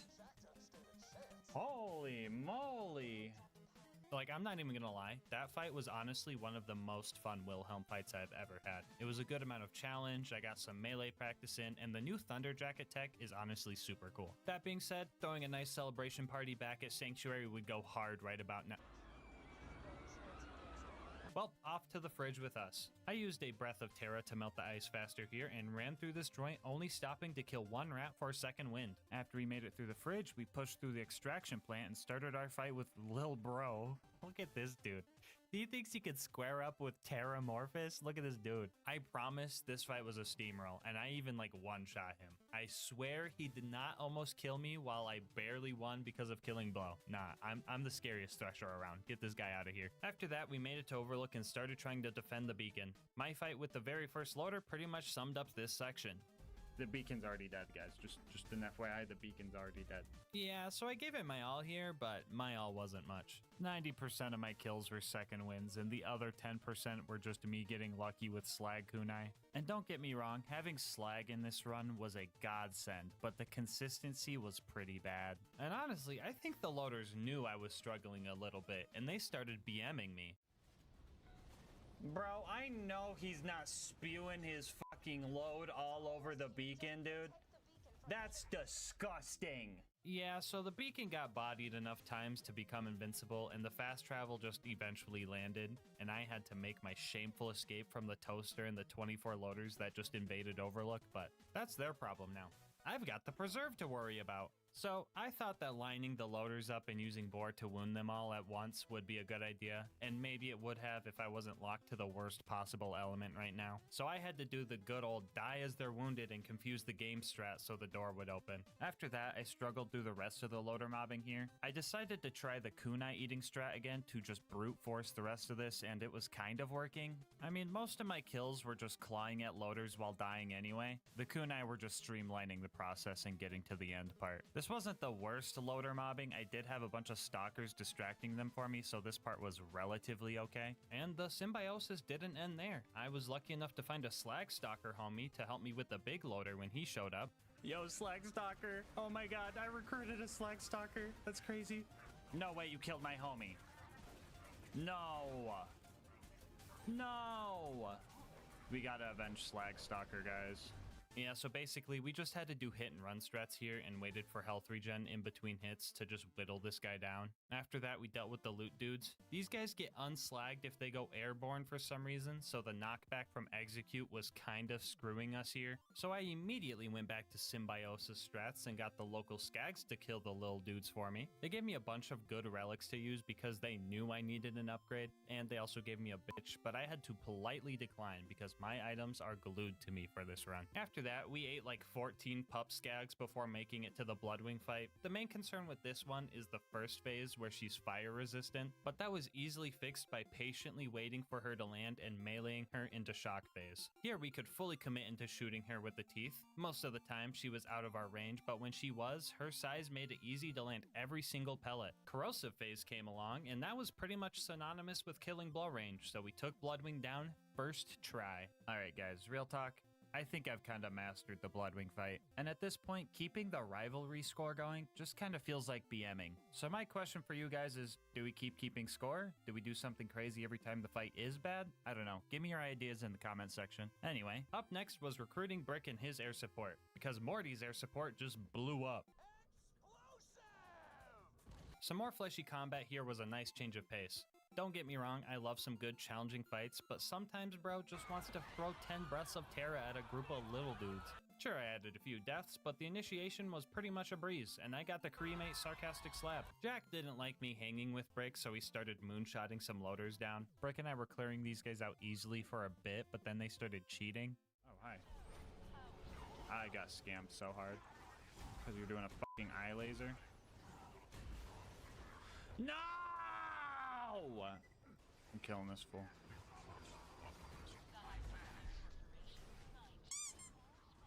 Stop cheating! Put the stinky on him. He's cheating, bro. He's supposed to fall into the fucking void. Start walking.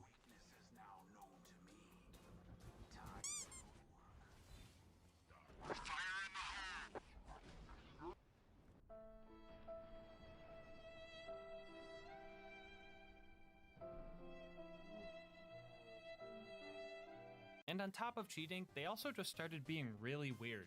This clip I am about to show you is entirely unedited, but it straight up looks like I added it in post. But on my gas mask, this was a real thing that happened to me.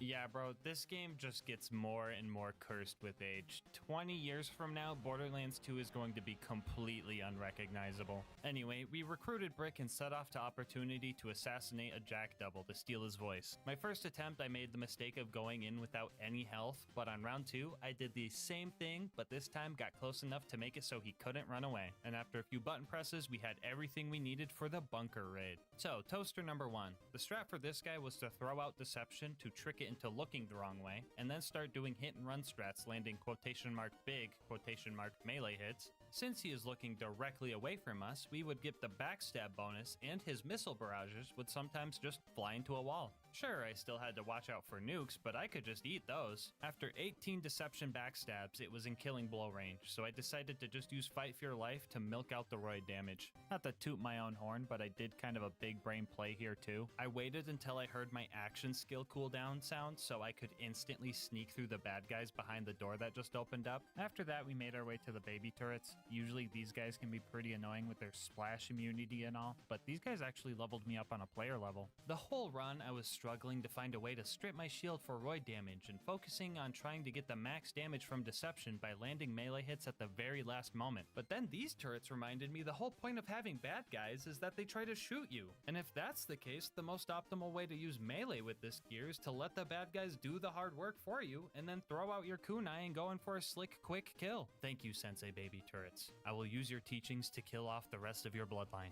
Up next was the big toaster. First thing I did against this guy was Boar Chomp, or Bomp, if you will, his turrets off to get half of his health bar for free. After that, I was chilling behind it and doing the same thing I did with the other toaster, but this time I was also shooting it and pretending like that was helping.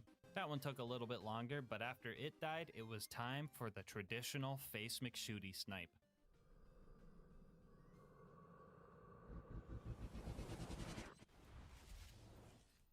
No, brother! That was close. Alright, so for anyone wondering, velocity did not help this, but we still had to take Face McShooty out in style.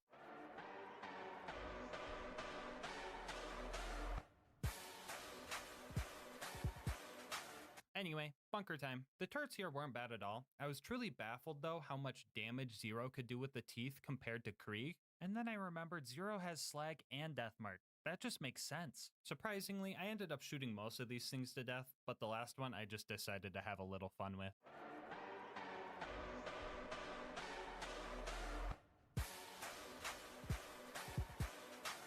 Alright, we've dealt with all matters of armored enemies before, but this one was the biggest one yet. We had a long and hard fight ahead of... Yeah, insert joke I stole from Obo Shoes about the bunker being a giant Crunchwrap Supreme that I just ate in one bite again. I don't even know at this point. Bathe in it.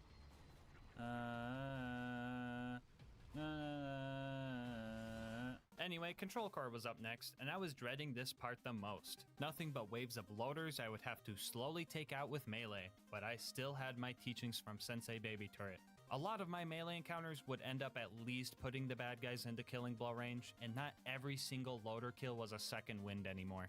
I mean, it was still most of them, but like, come on, let me have this. This strat also dealt a lot of damage because the initial hit from throwing a kunai does get roid boost, so our damage output vastly increased. This area right here is probably why I say the original Terramorphous run was the hardest run yet. Yeah, I know some of you guys might be thinking like, what? That was harder than the balloon? That was harder than the stick bug? And yeah, those guys were bosses, so it makes sense that they were hard and took many hours. But do you guys remember the one angelic guard that spawned with a slag sniper that killed me over and over and over for 2 hours straight during that Terramorphous run? No, I mean, you guys might not. But I sure as hell do. That run is the perfect example of why I don't always choose the optimal character. I don't want to make things too easy. That's not the point of a challenge. Challenge is the point of a challenge. I knew Krieg would be terrible without Slag, but I thought the fire melee guy using all the fire melee gear sounded the most thematic and fun, so that's what I did. But now we're here with Zero, and the learning curve is different, and some of the new strats have been really fun to work around. But this is probably one of the easiest runs I've ever done, I'm not gonna lie. Like, sure, the loaders were annoying, but it wasn't really hard. It kind of just felt like if every time I ran up to a loader instead of us fighting, we just played rock, paper, scissors, and the loser died. And, you know, I would die, but I could just try again. And now, I want to do Terramorphous runs on all 6 characters eventually, but not all at once. So if you want to see more, I've made a channel point redemption over on Twitch that will let you pick the next character I do this on. Now, if you're not a Twitch watcher, channel points aren't real money or anything. I got all my greed out in my last video, don't worry. You just get these by watching, and if you watch long enough, you can find out what this run would be like if I can't crutch melee the whole time. Anyway, Angel Core was slow but steady. My gameplay loop was refined at this point. Let loaders hit me, get my damage in, and retreat. And everything was going fine. But then Lilith showed up. She threw a whole rock into the system. This one big loader killed me like 20 times because she would just show up to bait out an AoE slam that would just wreck me. He also lost both of his backstab crit spots, so it was even more annoying. Y'all say my hate for Lilith is unjustified, but she straight up just steals my kills in Frostburn and then literally doesn't do damage here just to mess up my combat loop. Like, what? This game has to be cursed, by the way. Like, bro, Lilith was actively making attempts at my life. Like, watch this. She full-on body blocks one of my shotgun blasts to block my second wind here. Or like right here, I was waiting for this ion loader to strip my shield with its bubble attack, and then Lilith shows up, whispers her dumb one-liner in my left ear, and then just interrupts the ion loader, messing up the whole plan. She was just ruining everything, bro. I'm gonna blame all the Angel Core deaths on her. Anyway, after that, Jack showed up to murk Roland and kidnap Lilith. Oh no to the former, and thank God to the latter. But we still had to go to Sawtooth Cauldron. It's been 7 hours with Physics. Yep. Physics ain't getting me today. Oh my god, look at this dude right here.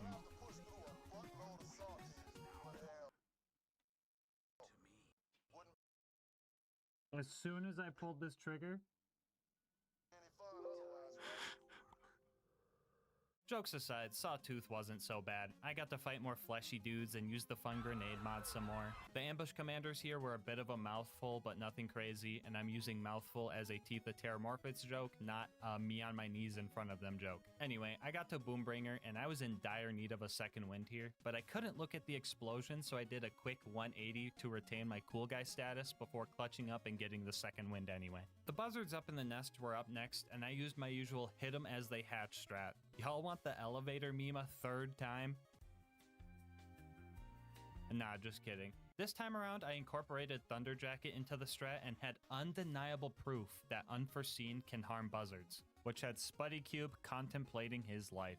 If you know, you know. Another cool thing about throwing your decoy into a wall is that it makes all the enemies just start walking around as if they never started fighting in the first place, and that makes them a lot easier to hit. Anyway, after a few dogfights, we managed to take out all the buzzards and secure the explosives we needed to get to the boneyard. We did our usual valve cranking run here, and by that I mean I got permaslagged and blown up with rocket launchers.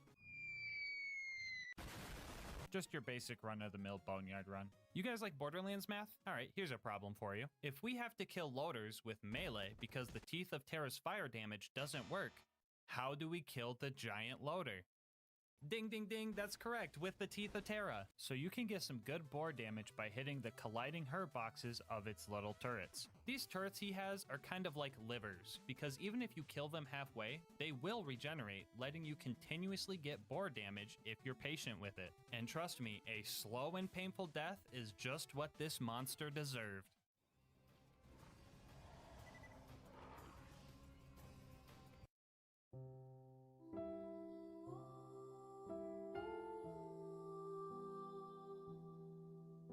Minutes and one close call later, we avenged our little homie, snuck into the info stockade, and got the info we needed. The claptrap door was up next. If I had to deal with this fight earlier in the run, I might have had more trouble, but I knew how to fight loaders now, and I knew how to use Thunder Jacket to bring the surveyors down. I was using everything I learned throughout this run, and I was doing great. I mean, meleeing hot loaders was a necessary evil, and I was kind of overdosing on blue light therapy, but we still breezed through this. After that, we started fighting through Heroes Pass. Usually I use a couple of speedrun skips to get through this part faster, but I'm not allowed to unequip the Breath of Terra to do the grenade jumps I would need. So after fighting through the first section with Brick and Morty, I decided to improvise.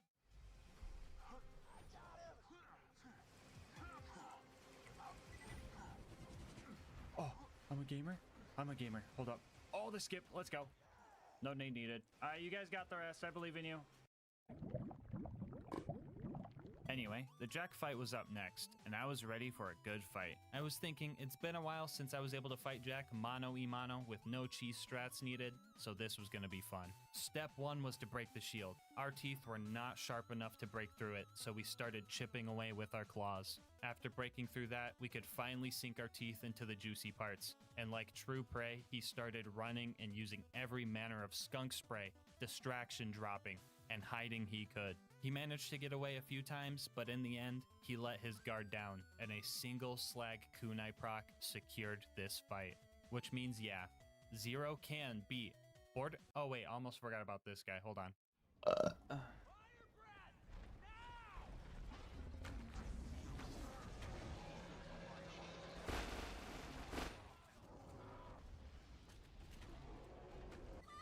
Gulp. Yo, did we kill him with the spike damage? Hold on.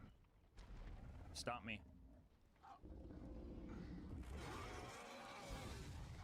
Good morning. R.I.P.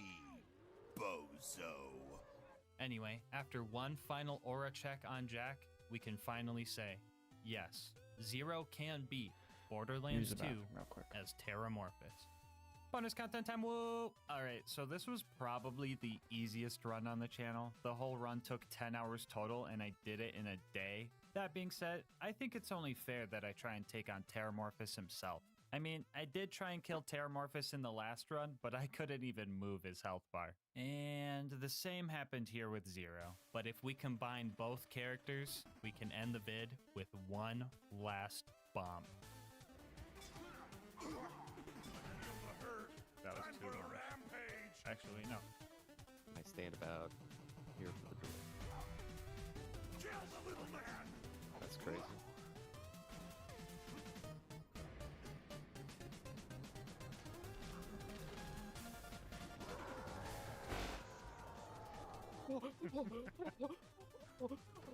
Easy. And I won too. And you won. Wait. Yo. Oh. We actually got a pitchfork. That's hilarious. One item I can't use. Before you go, I just want to say thank you so much for making it this far into the video. If you want to support the channel, make sure to like, comment, and subscribe. Doing all that really helps with the YouTube algorithm, and I love hearing your guys' nice words and ideas for new runs. If you want to support the channel more directly, consider becoming a channel member to get videos a day early, using my code to get yourself some delicious gamer subs, or go to GASMASK'S.com to get some merch. I'll leave my Discord and Twitch channel where I stream these runs live in the description, and last but not least, shout out to Mango Soda, who made this video's thumbnail art. They do commissions and will also be linked below. But until next time, breathe easy, homies.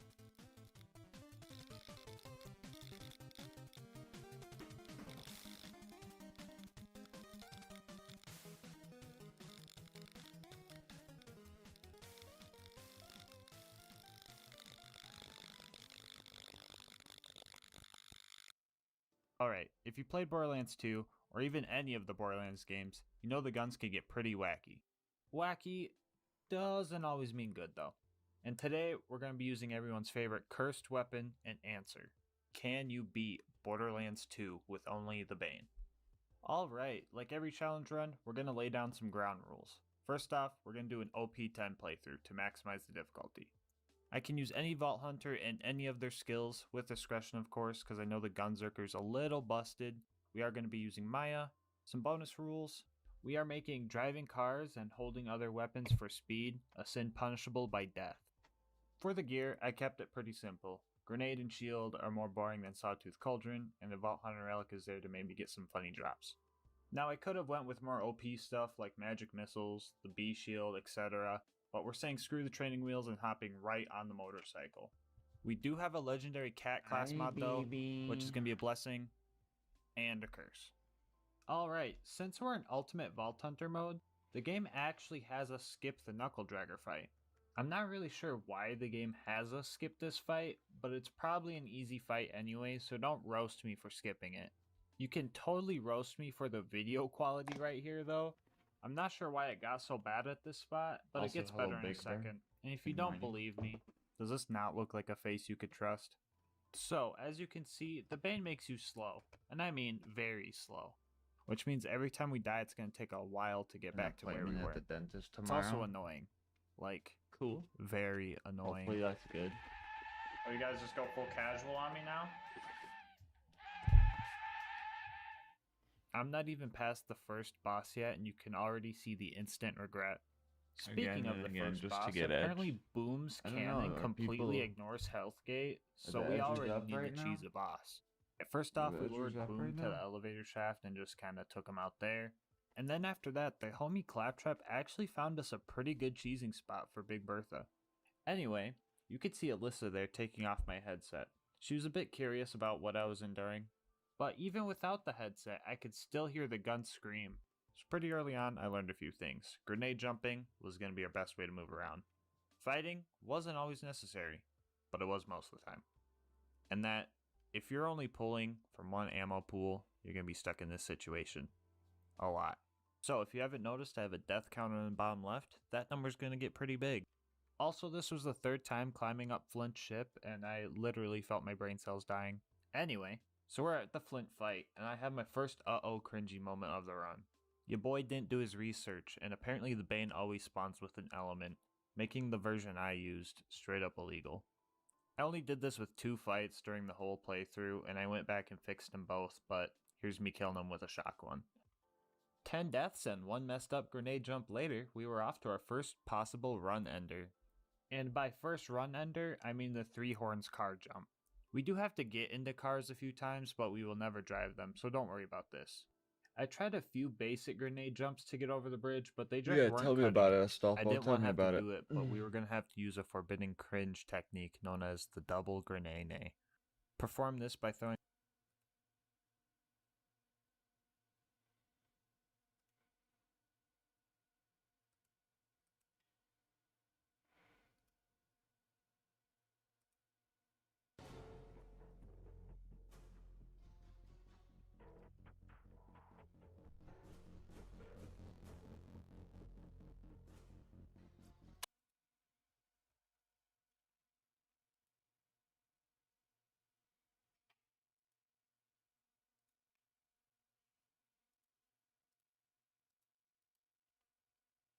Oh, posted the server. Let's go.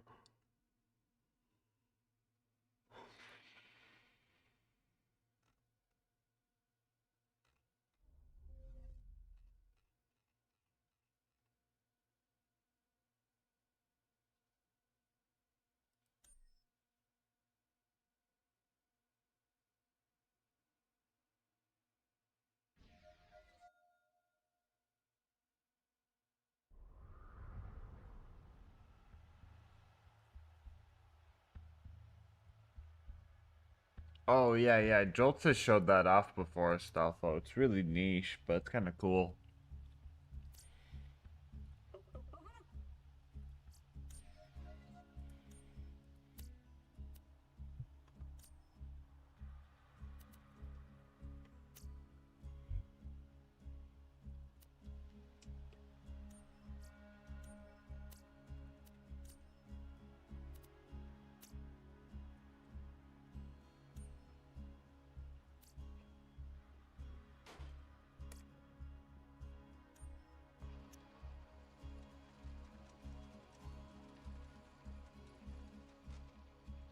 No shot the edgers are edging right now?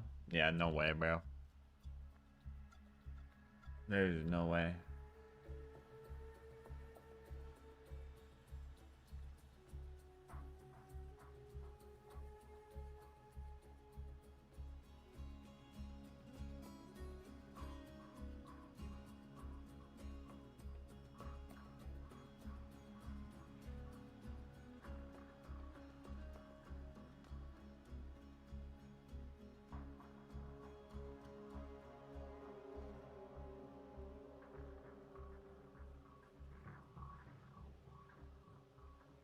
Nah, no way, bro.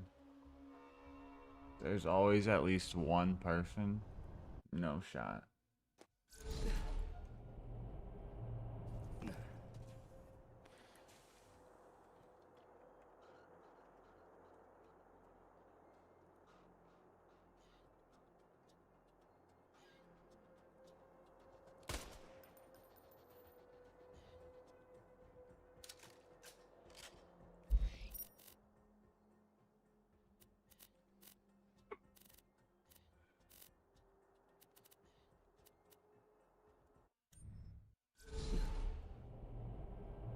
Drinking to the possible end.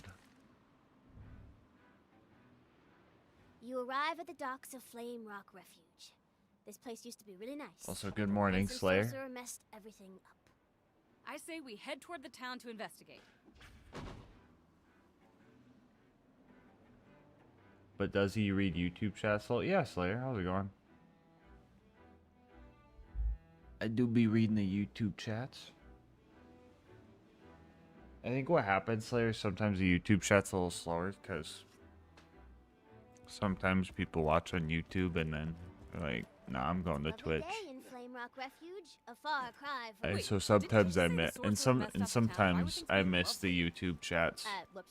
What I meant to say is, it's eternal night. because there's a lot more Twitch chats going on. And the whole area kind of smells like butts and dead people. Suddenly you're attacked by a horde of skelliemans. They start shooting at you.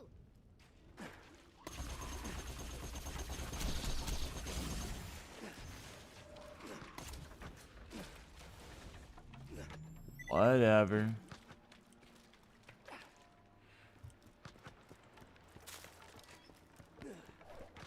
You get close to the entrance to Flame Rock Refuge, but suddenly... the handsome sorcerer's pet dragon appears! Surprise attack! Oh, I want to smack you. These slow bullets. But your attacks do nothing! The dragon attacks and... critical hit! Great. Are we done now? Tina, Look at a motherfucker walking around like he owns the place. can't win. Touche. Okay, everybody back up. I wanted to kill something. Okay, how about a new boss? He's a skeleton.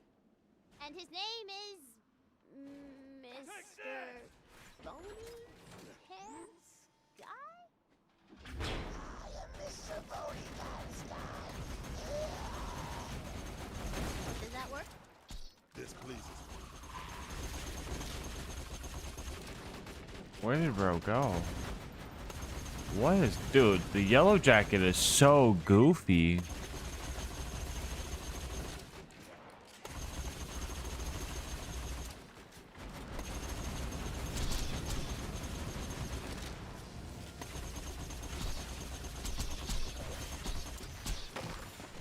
What is happening? Right, the road to Flame Rock Refuge is open.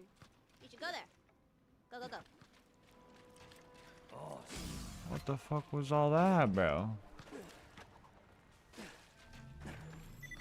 The fuck was all that? Nah, bro, stop.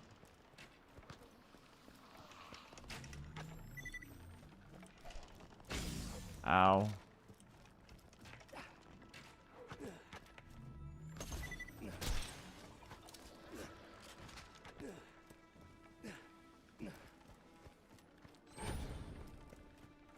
How does one put a bounty down?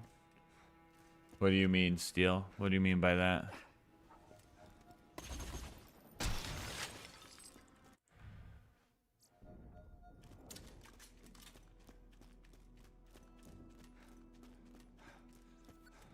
You've entered the town of Flame Rock. BL2, so I'm guessing BL4 is as good as Randy says, huh?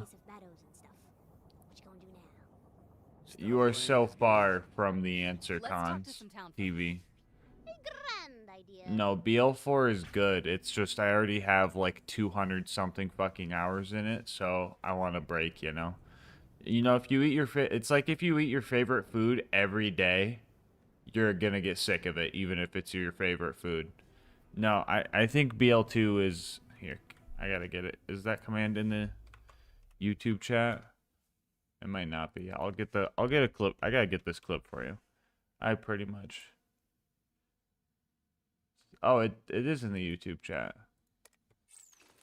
No, I think BL4 is a 9 out of 10 game if you can run it. Yeah, it's got some flaws, and it's just it doesn't have any DLC right now. That I'm waiting for more DLC, but no, I think it's a 9 out of 10 if you can run it. But I mean, BL2 and BL4 are so vastly different that, you know, both games do different things good. I think I'm gonna be playing both of them a lot. Dude, look at this Tior. Look at the perfect, like, near perfect fucking slagging thing, bro. Yeah. The queen hath gone missing. Maybe her bodyguard Eleanor knows where she went. If the queen doesn't return, we shall never see the sun again. Sounds like we should go find this Eleanor.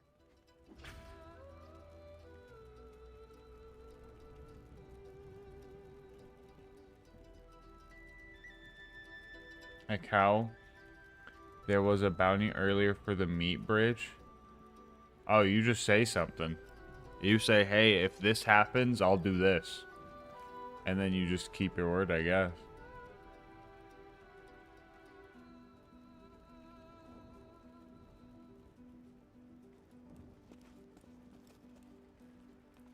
Good breath, my guy. Yeah. Didn't bother with BL4 and you didn't even run it. And that's totally fair, Cons. I do not blame you. The optimization in that game is ass. That's why I say it's a 9 out of 10 if you can run it. The bodyguard isn't here. Oh, whoops. Forgot to put her piece on the board. Blam! Girl looks like she got a problem. I punch her problems. I talked to her. In character, of course. Hello, madam. Is something the matter? The queen is missing. So where'd she go? Got 2 phosphine guns so far. Will I get all of them? Probably not, but hey, what can you do? Your purpose became clear. You gotta go to the forest and help the queen. Man, part of me really wishes Scooter hadn't gotten eaten by that dragon. Scooter got eaten by a dragon, bro? Man, I wish the queen was back. No way they wrote that in and then they're like, there's no way they wrote that in and already had plans to kill him, right? But the gatekeeper's a real pushover. Just tell him I sent you. Did BL2 predict Scooter's death? Seems like it.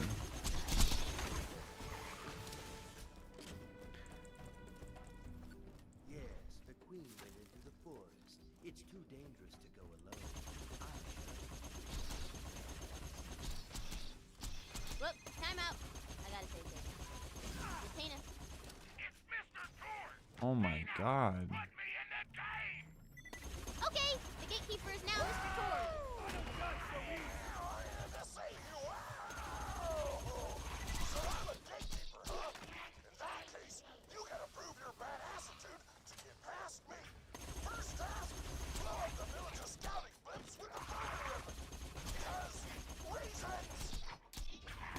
Chat, what the fuck is the yellow jacket?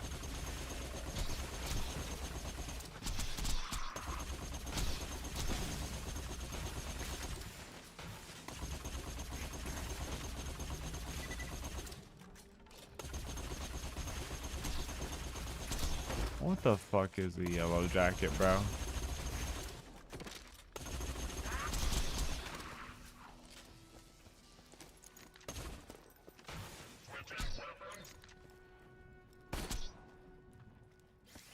What the fuck is the yellow jacket, bro? Scooter's death was the saddest. You know, I think Scooter's death is a good example of how to properly take a character out, because he went out doing something badass. You know? And he went out with some, like, dignity. What's the timer for? That's how long the stream's gonna last. Wizard. That's how long the stream's gonna last. If you know, subscribe, give subs, donate, whatever. The timer gets increased. So exclamation point subs, I believe it is. We'll give you the download. God, this is not a gun you can use first thing in the morning, bro. I'm being honest.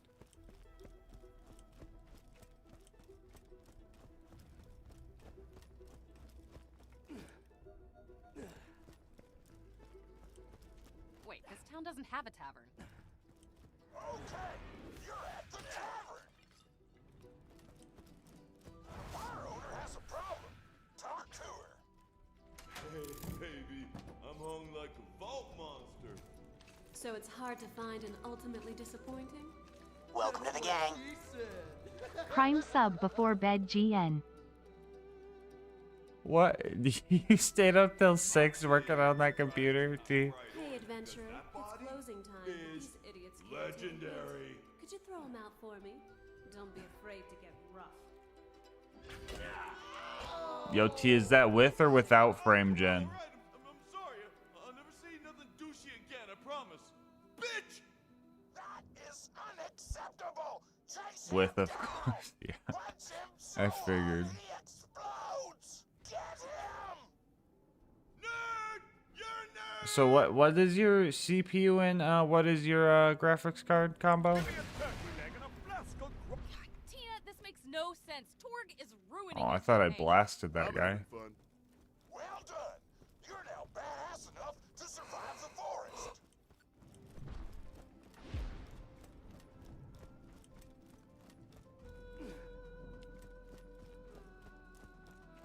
$9,800 X3 and a 5070 Ti.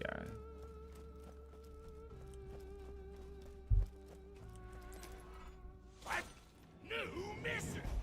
I want you to blow up the ocean. Yo, Torg, where your armpit hair? Bro's a dop. Right, fair enough. Okay, Mr. Torg, I banish you to the stocks. Awesome.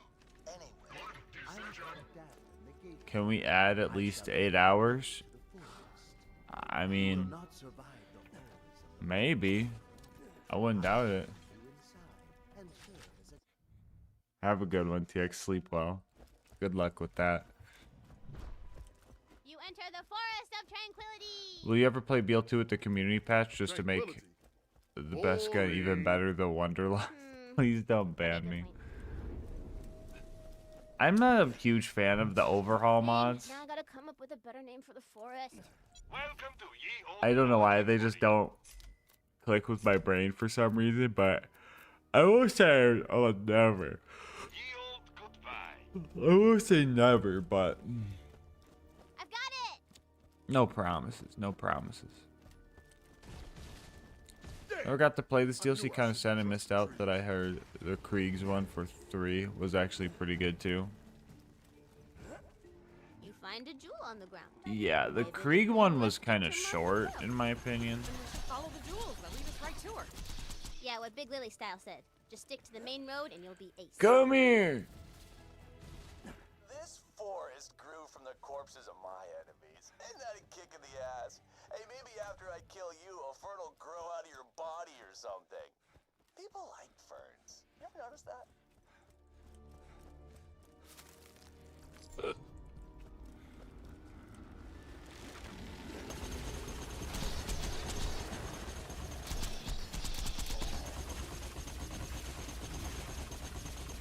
Oh, I forgot these guys are shock resistant, bro. Hold on.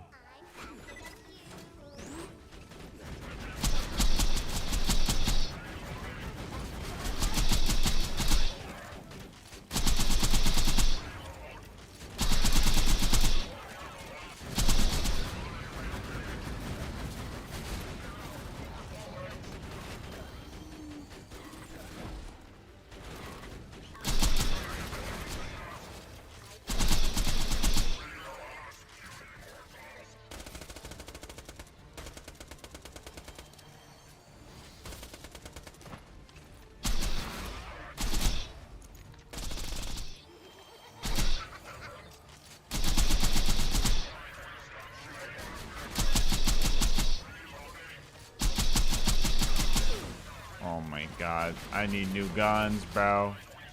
Give me a new B shield, please.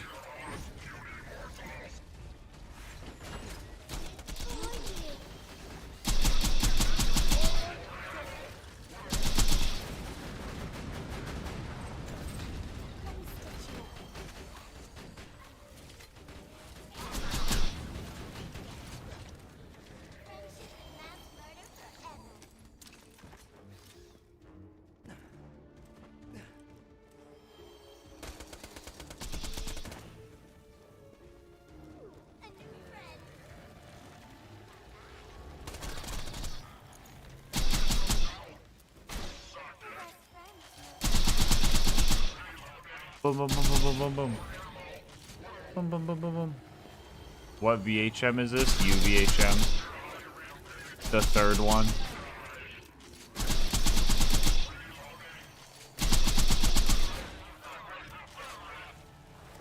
Guys, I'm gonna be honest, I need to get off Twitter, bro. I've been tweeting like stuff about Borderlands 4 just so the devs see it, just like things I'm like, hey, I think this should be, you know, fixed or something. And let's talk about the like end game of BL4 and how it's like I think it needs some tweaks. And some guys like, well, at least you don't have to do 3 playthroughs anymore. And I was like, yeah, that's true, you know. And I was just kind of like politely, I was like, 3 playthroughs is a whole different issue. It's a whole different topic, right? They're like, no, it's not. UVHM and BL2 was 2 whole new playthroughs. UVHM and Borderlands 4 is like way easier to do than 2 more playthroughs.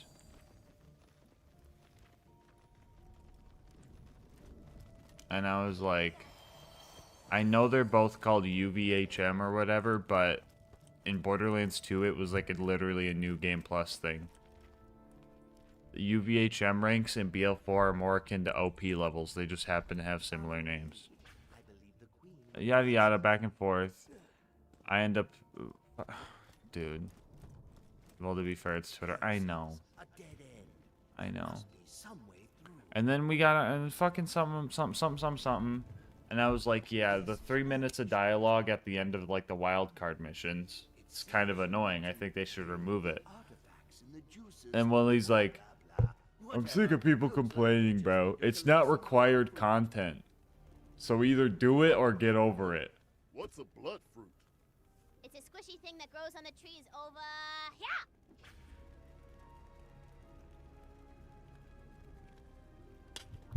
Tell me one required part. Tell me one required part of Borderlands 4. None, because you don't have to play the game. Saying it's not mandatory content, so they shouldn't just deal with the bad part. That's crazy, bro.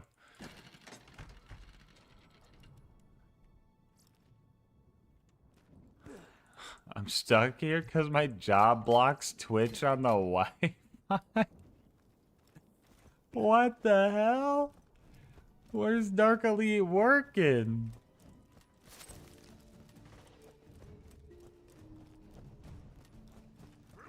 No, that's messed up.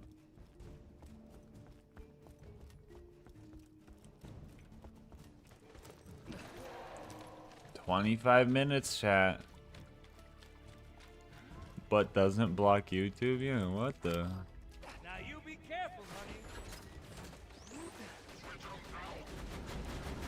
Whoa, you can say the blood fruit grew on the tree.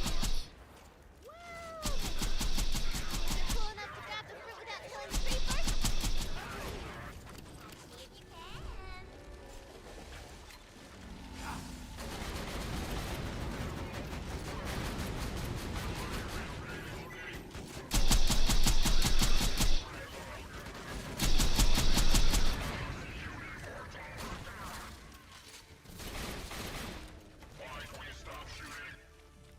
No B shield. Grab.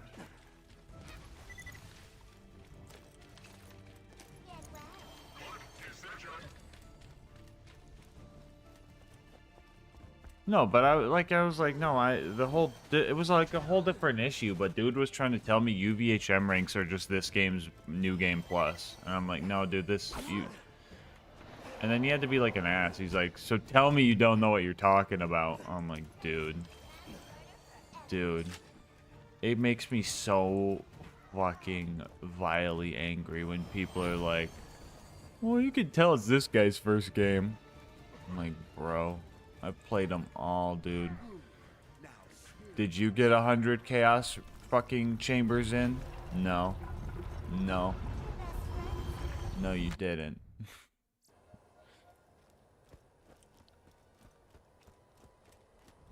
Like, back of the store only have one bar. Oh no. Oh, it's the. Where's your birdie? Your little Oh birdie friend. no. Tina, I told you what happened to Bloodwing. So anyway, she's so cute. Where is she? Let's just play the game, all right? Ye old goodbye, healer. You're in the right place.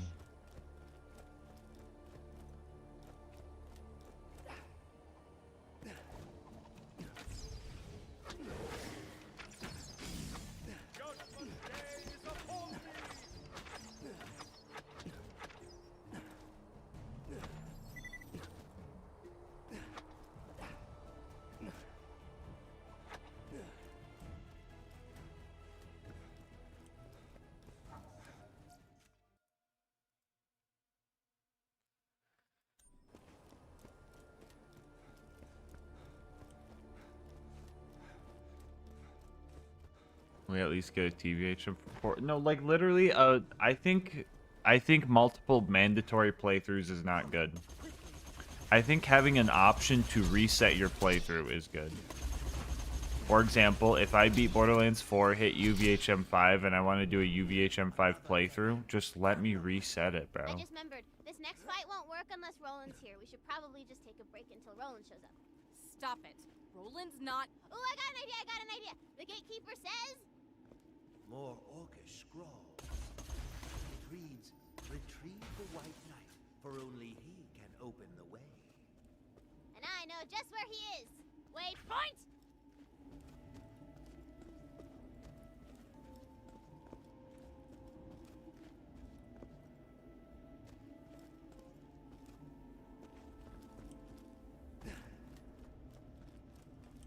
And like, no, like, so one of the issues I do have with BL4 is like the mission replays, right?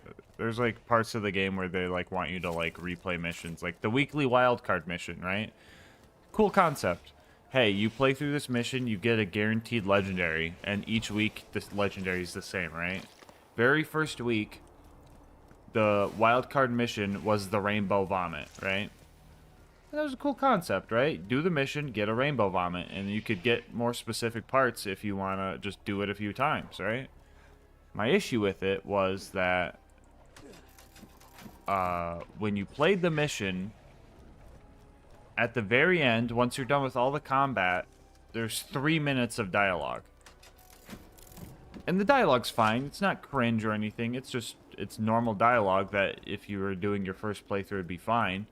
But if you keep redoing the mission, and you have to keep hearing 3 whole minutes of dialogue, it's gonna get not fine really quick. And they were just like, it's not required content, so just don't do it. And if you want the drop, just deal with it. Brain dead take. I hit him with respectfully. It's not required content is a baffling take. I genuinely hope this is rage bait. Huh?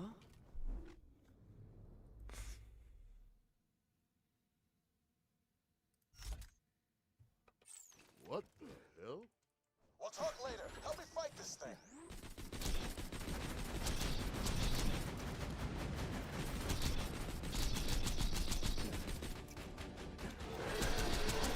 That was cool.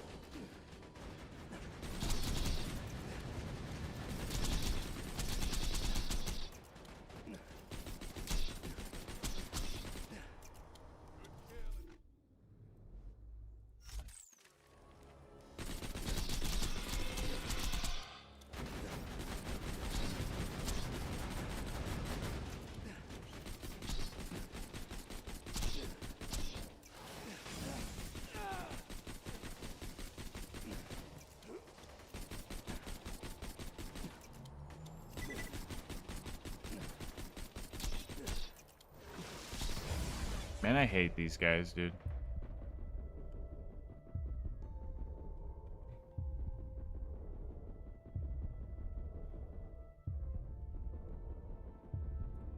I genuinely hate these guys.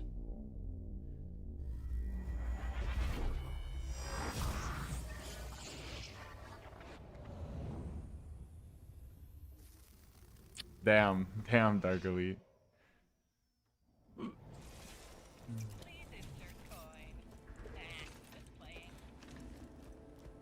Chat, get freaky at the end of the subathon. Some of the edgers. 17 minutes left, chat.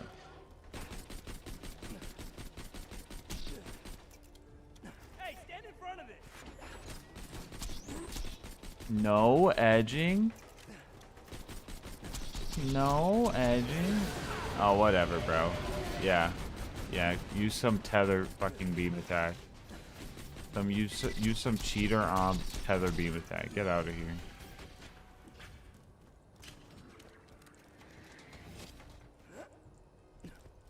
Hey, shorty, you're the best. I owe you one. This can't be healthy. You fought well, girl. I'll be honored as hell to join your quest. Roland doesn't talk like that. He does when I'm voicing him, girl. Yes, for shizzle. Now let's go. Imagine having friends to play BL4. I wonder how good 4-player co-op BL4 is.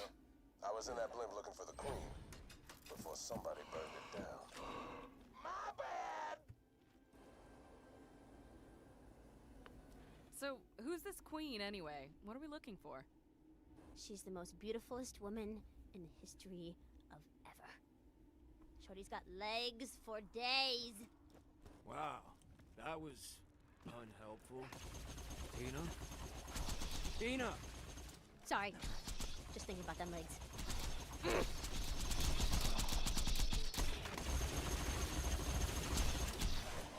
True story, bro.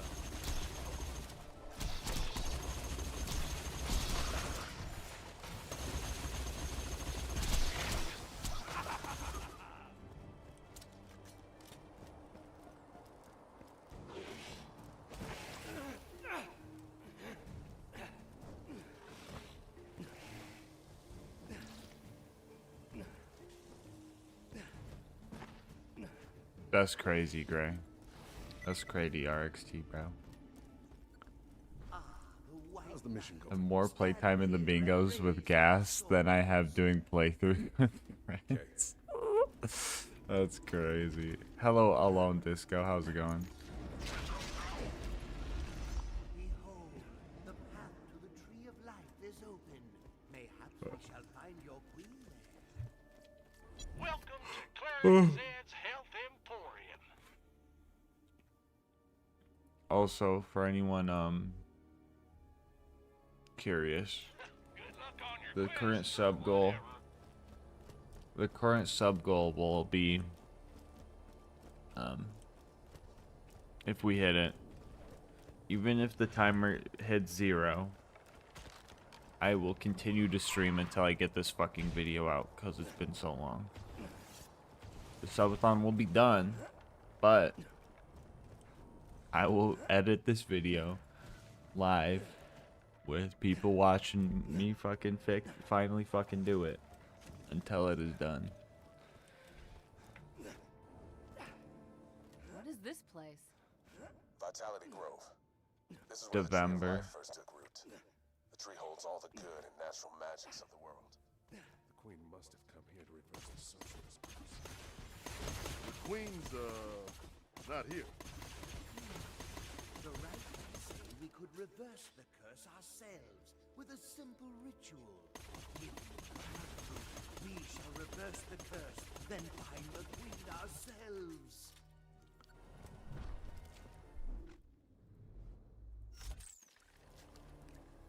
I smell it. There's no way. Give me the strength to undo the horrible curse that was cast by the handsome, intelligent, and super awesome sorcerer. Hodam Shiva. Hodam Shiva. Hodam Shiva. Oh crap. So yeah, if we hit that sub goal, that's potentially a whole nother couple days added.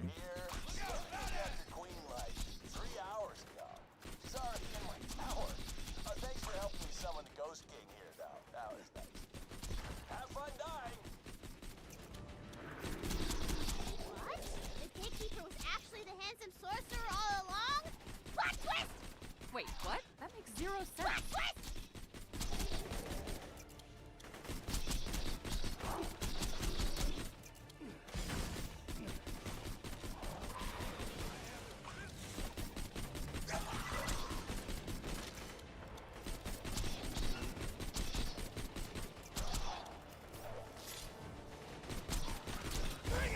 God damn it, bro.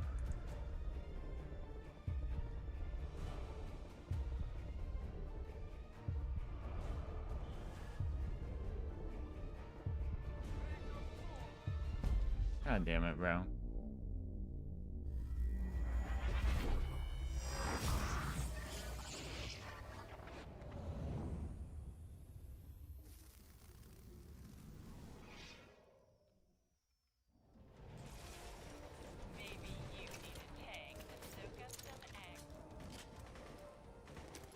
Yeah, BL4. We're supposed to be getting some buffs today, I heard. Some character buffs in today's update, but I don't know how accurate that is. Dude, fucking laser me right now. 2 for 1.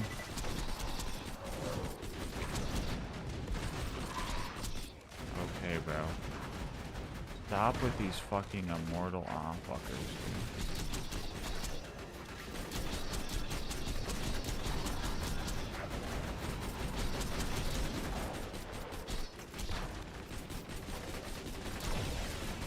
That's crazy.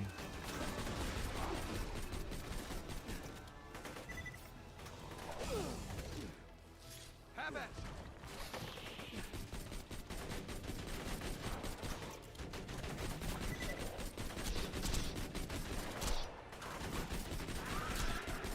What is bro doing?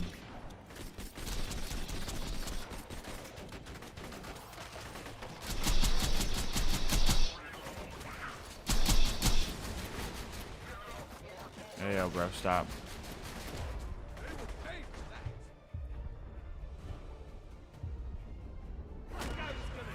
How many mortal skeletons, bro?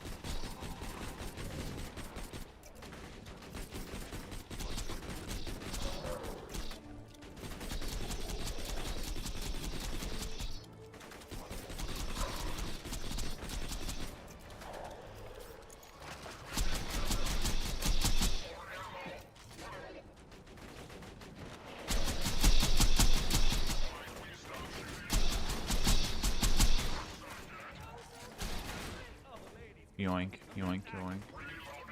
Chat, less than 10 minutes. Chat, are the edgers gonna edge right now? There's no way, bro. There's no way. And there's no new gamer subs orders to add time, bro. Chat. Chat. Oh no, bro. No. Chad, don't let it happen. Oh no, what was that? You sound tired sleeping. Okay, well there we go. There's Dagger with $30. Oh, that was Dagger, right?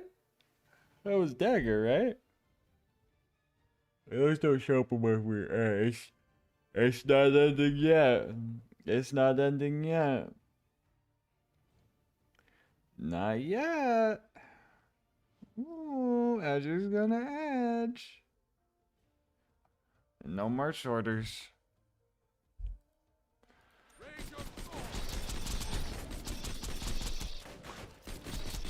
21 more subs. And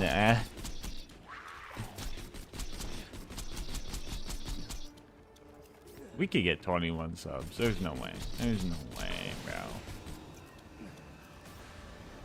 If everybody did one, bro, that'd be crazy. I don't even know how many viewers are watching right now. Oh, no worries, Slayer. You hanging out is much appreciated. No worries at all.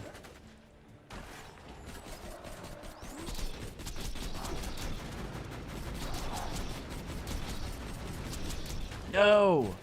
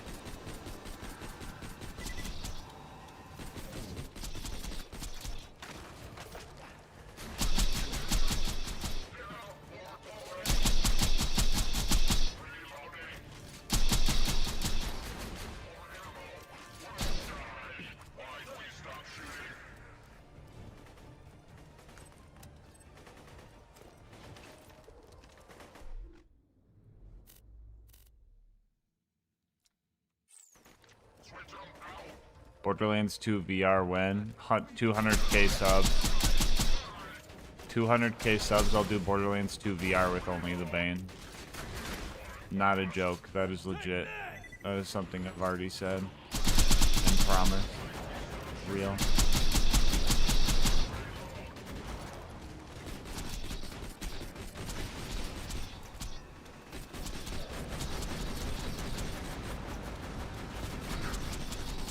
Welcome to the gang.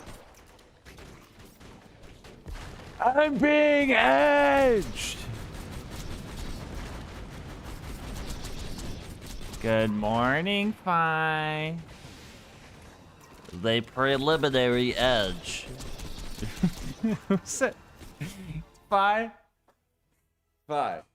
I hope you know you were probably the first person in history to put those two words in that order. Preliminary edge, bro?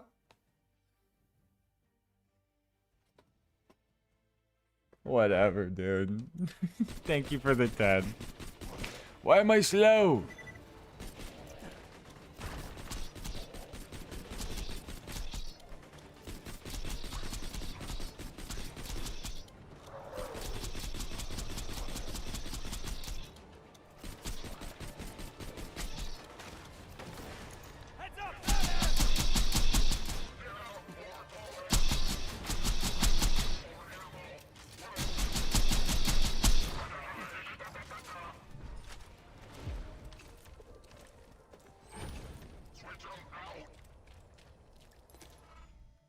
As a representative of the Queen's Imperial Guard, I, Roland, anyway, you can look I, Ronald.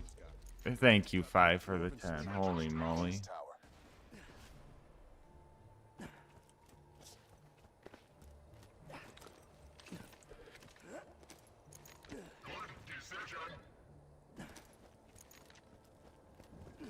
I tried gamer stuff, so if it's anything like G Fuel made me sick, oh no, I think it is far from G Fuel. I've had G Fuel, and G Fuel tastes chalky bad, bro. It tastes like sidewalk chalk. Ooh, a synergy. Yoink.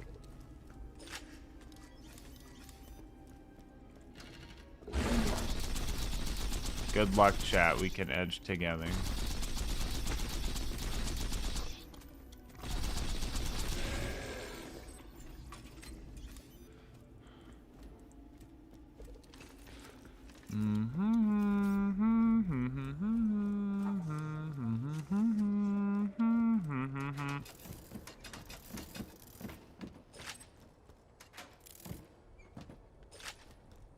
Commence the edging. No. But yeah, Slayer. I mean, if you got like enough for the shipping, you could try some free samples.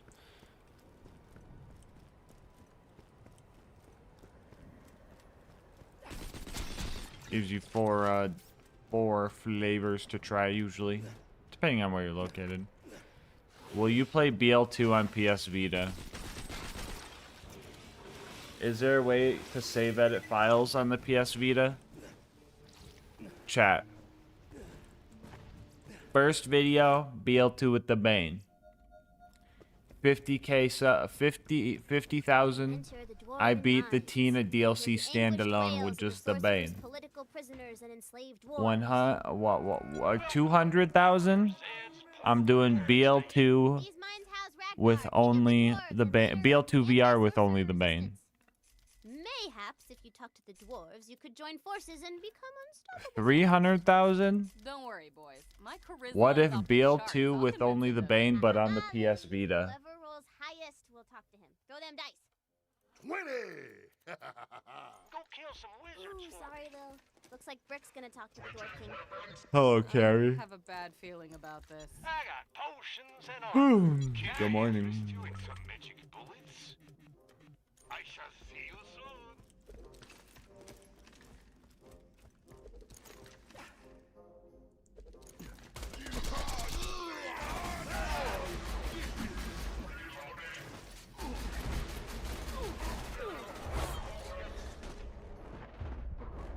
I don't die so easy.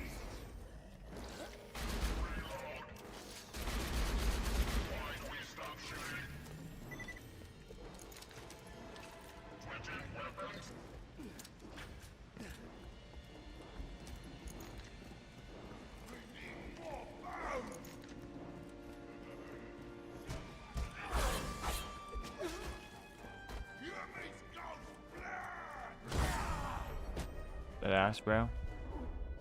You really gonna do this to me? You really gonna show up to my birthday on my birthday with the birthday gift on my birthday? With a birthday gift?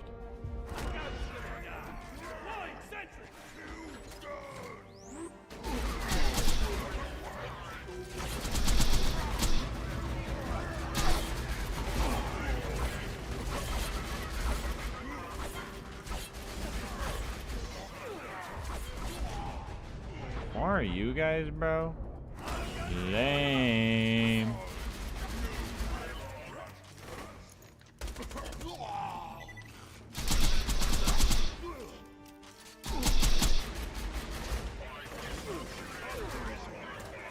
Lame.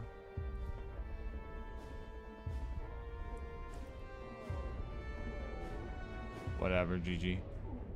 It's over.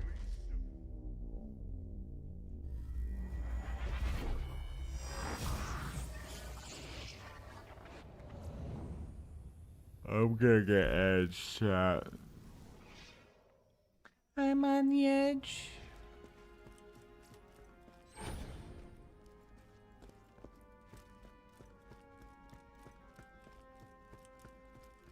Do you like the mango loco monster? It's pretty good.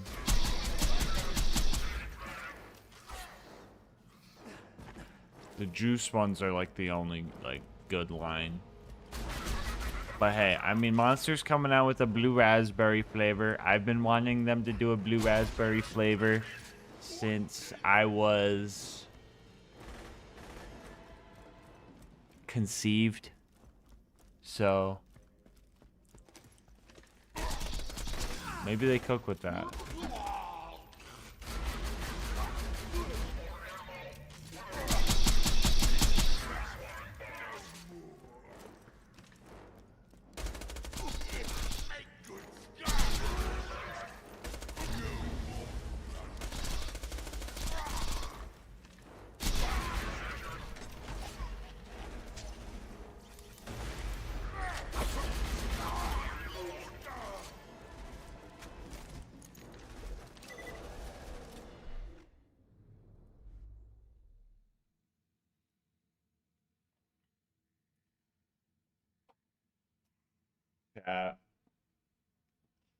Chat, say it ain't so.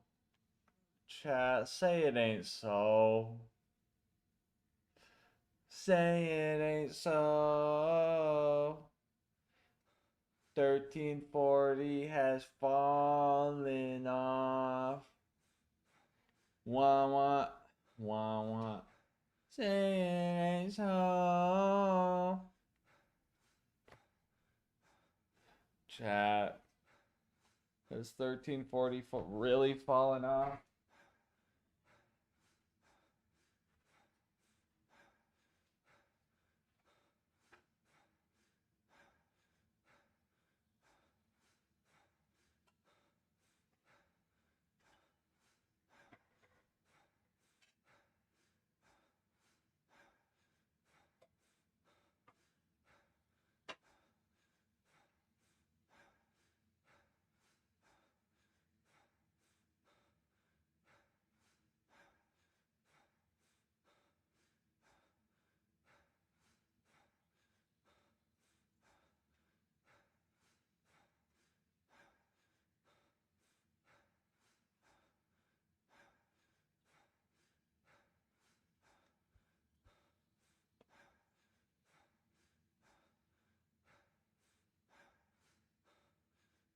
Assault on Dragon's Keep with only light the fuse.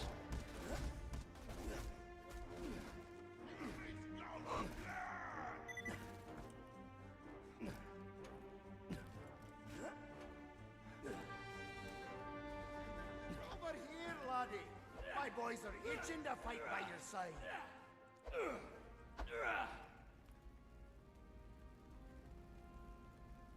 Where are bro's eyes? I punch him. Rick, don't. If you just talk to him, we can... I punch him.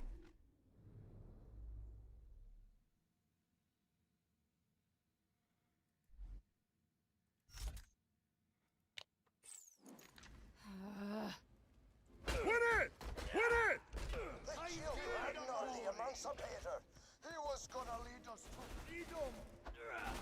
Damn it, Brick! Now we gotta fight through him to get out of here.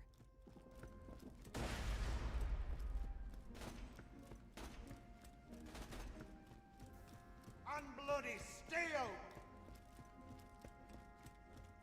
Also, yeah, I think the Blue Raspberry Monster that's coming out, I think it's one of those stupid reserve lines where they try and do like a middle ground between low calorie and like full sugar flavor, where it just still tastes bad because it's trying to be low calorie. In the distance, you see a lone So it's like, wow, it still has calories, and wow, it still tastes like it doesn't. With words. Hey!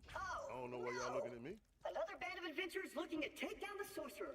Look, you won't Around the world, around the world, around the world, around the world. You shall not pass! Imagine he put the stinky on himself right there. Fine. If you really want to get to the sorcerer's castle, I'll mark the exit on your map. But if you die, you won't be able Ain't the 1340 still better? By Dwarven Door. No, look at that. First off, it's good, it's not a dop. It's not a dop. Don't call it that. It is not a dop, sadly. But yeah, it's just... It's outperforming him right now. Chad, give me one good reason I shouldn't use this. And it has critical. Give me one good reason I shouldn't use this projectile diversification. And it's got torque stock. Give me one good reason I shouldn't use this. Now how do we get out of here? It's not... 1340 has aura. I know, but guys, He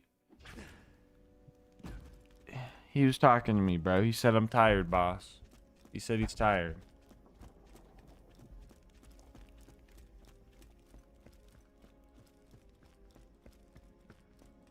Reload and mag, DPS better. Oh, for sure. Definitely. Yeah, this is gonna be more damage.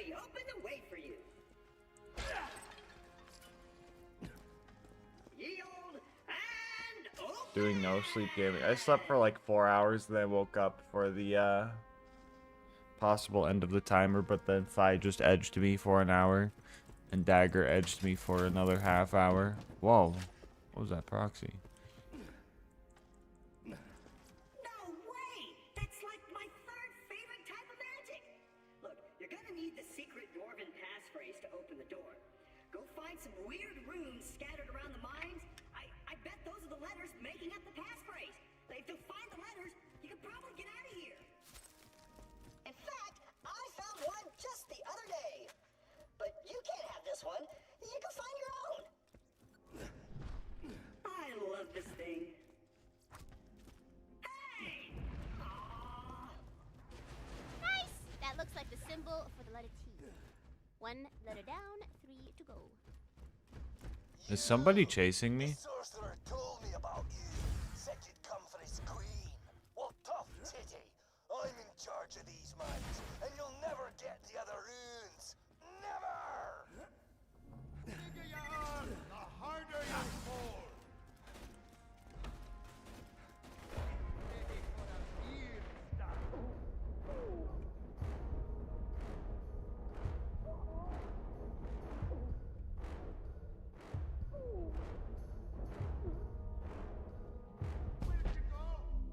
Okay, why does this feel like it's not doing as much as 1340? Timeout.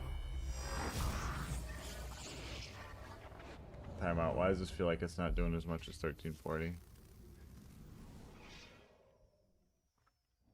No, slag. True. I forgot slag. It's only slightly less less damage. Nah, that's like that's still like a. We'll do the fucking math, bro. We'll do the fucking DPS calculation. You fucking god, dude. 3760 times 8. 30,080. 30,080, right? 5307 x6.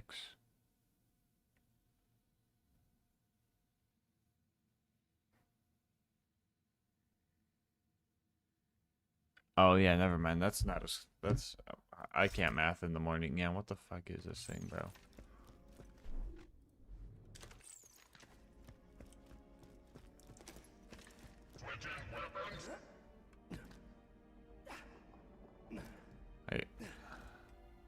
Yeah, because this one has 2 extra pellets. That, yeah, no, that makes sense.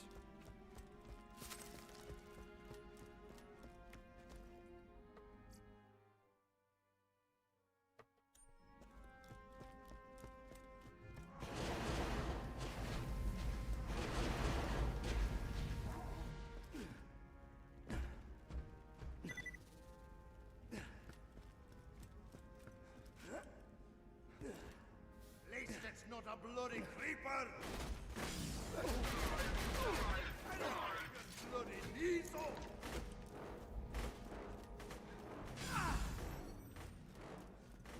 Everybody stop mining! Start shooting!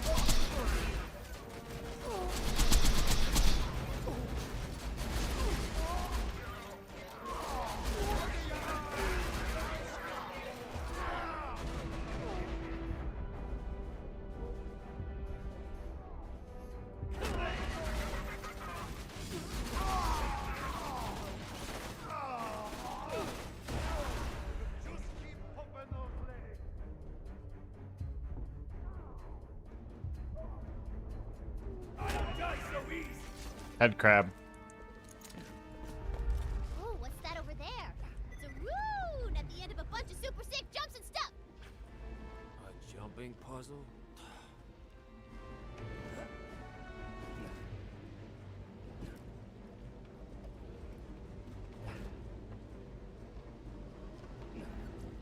dwarven letter A. Celebrate while you can, douche.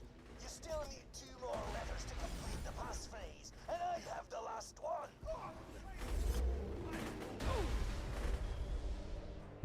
Toss it a masher!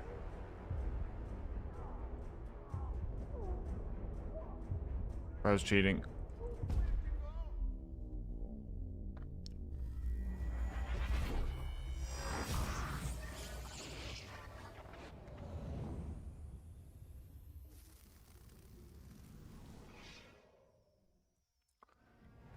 Oh, why am I way back here, bro?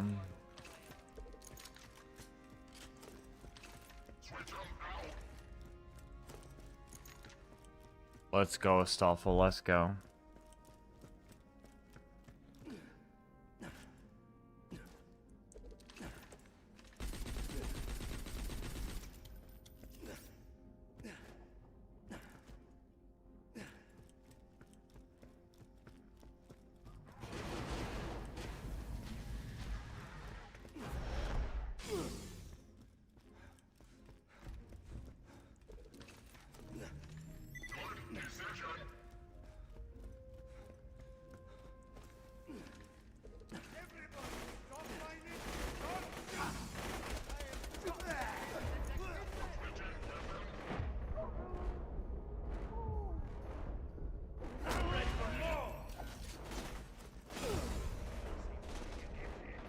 Chat.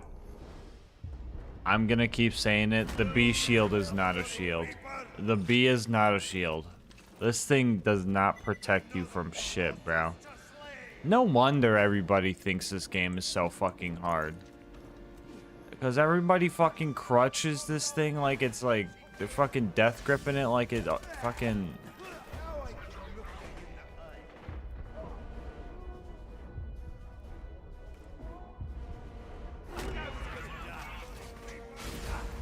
Dude. Shield, by the way. Shield. Finally seeing the truth. I've been saying this forever, Fi. Don't you worry. I just the amount of people that are just like, I don't know why I'm not working. I don't know why it's not working. I have the Herald and I have the B, but I just die. UVHM too hard.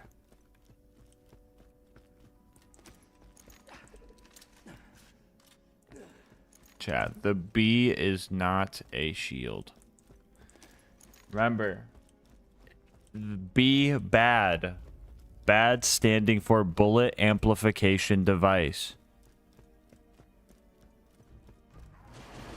Lean on B when you need something strong.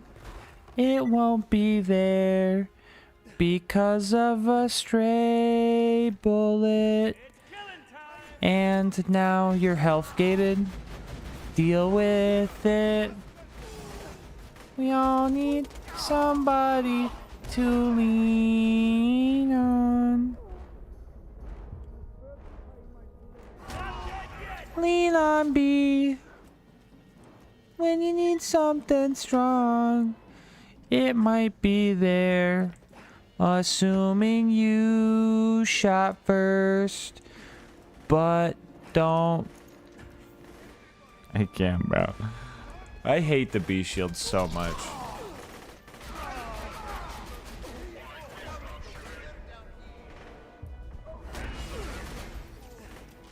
Turret, my turret's not even active, bro. I'm dead.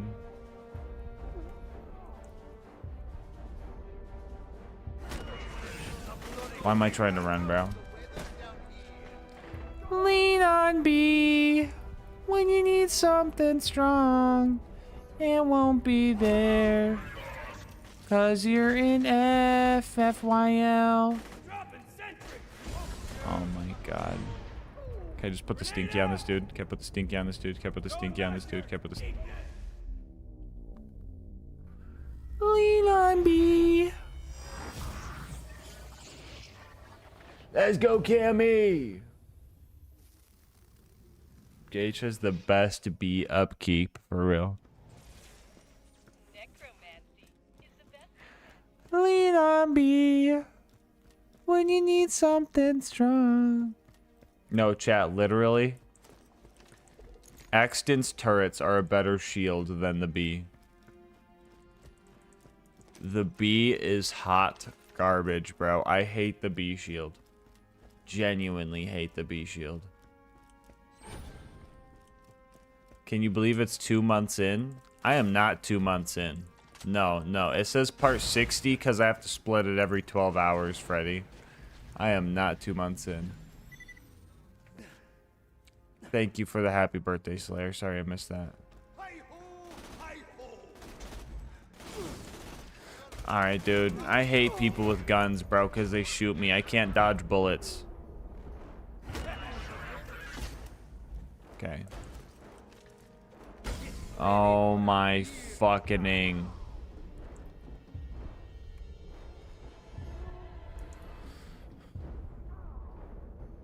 I can't. Canters, bro.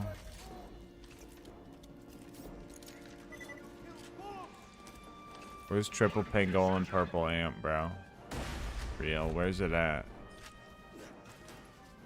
Panga! Oh my god, dude. How many of you are there? Dude, this one particularly is getting the treatment.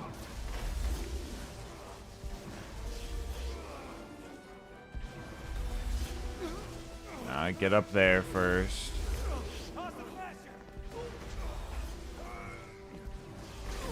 Whatever, dude. I hate this stupid fucking game. Blast him! Blast him! Blast him! God damn, bro. Get me out of here.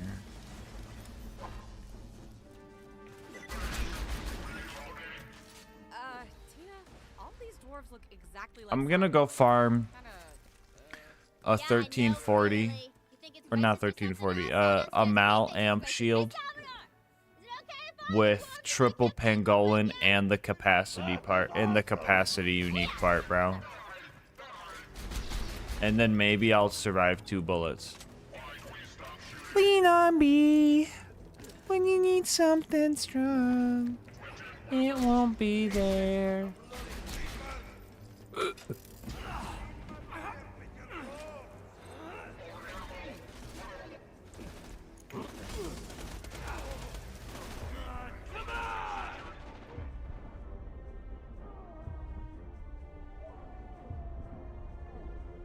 Look at this bitch ass spider, bro.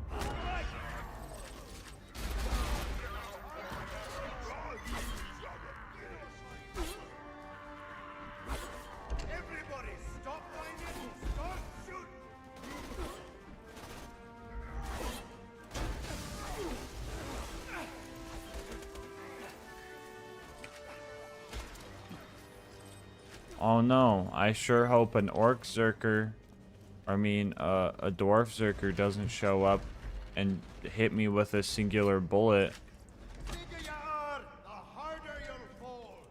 Gulp.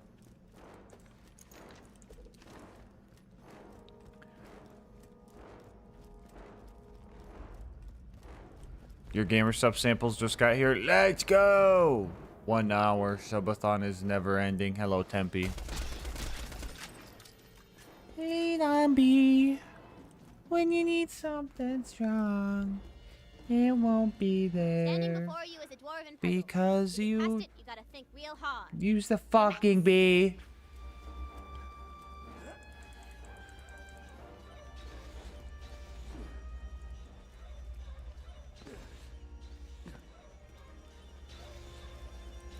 All right, I need absolute focus here.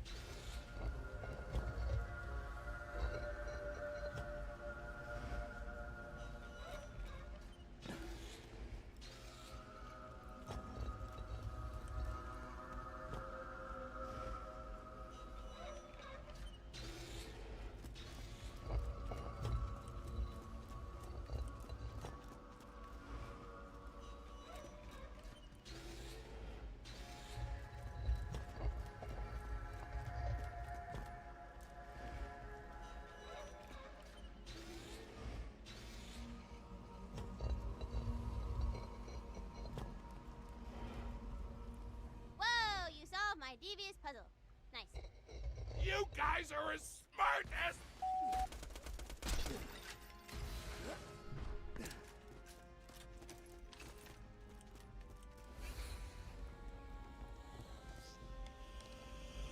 Seven.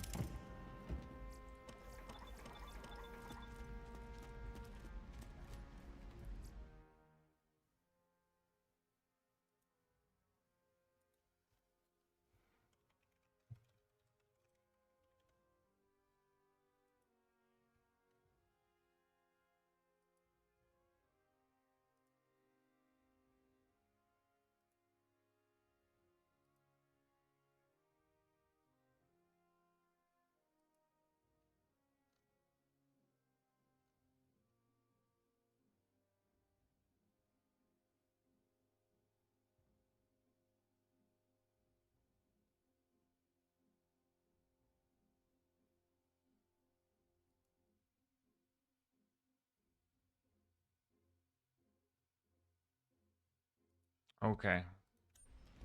You gotta be careful in this DLC, bro. You open a chest, get class mods out of it, those are DOPs, bro. You gotta be careful. You get any non-Tina class mods out of those? DOPs.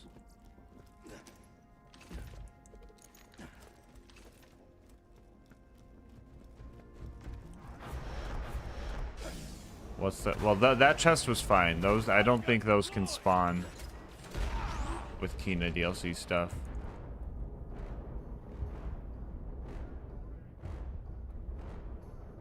Why is bro unbound? Who unbound bro? Release me! Lean on B. When you need something strong, it will be there.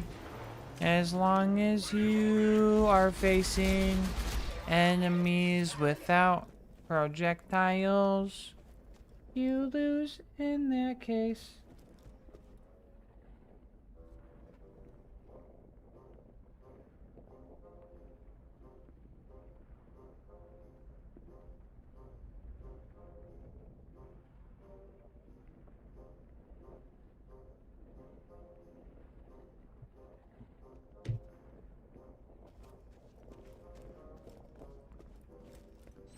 Oh, I didn't even grab the letter. When are we actually getting a full cover of that song? Should I make that a sub goal?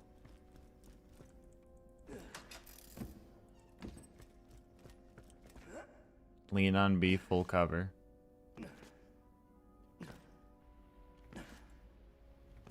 Hi. Have you considered a bada boom only run? Yes, if I get good at rocket jumping, I do want to do a bada boom only run. That's like a mix between a speed run and an actual challenge run. That's the letter F. Only one letter left. I've got the last letter, Muppet. And with the sorcerer's power coursing through my veins... B main's hitting the good button like the lizard button meme, yeah. Lean on me. Bada B. Bada boom, bada bee. Me when I see a shop, or me when I see a bee in the med vendor. Bada bee, bada bee. That happened to me once. I got a bee out of the thing. Imagine if there's another one right there.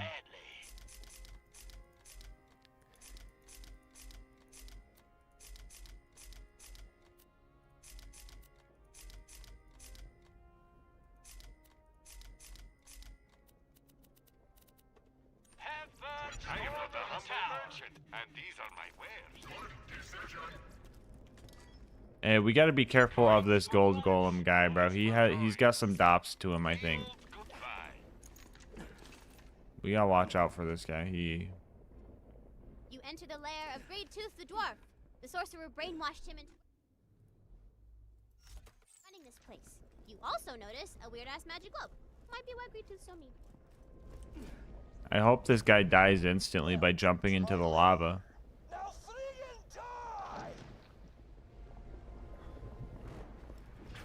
Well, that was an easy fight.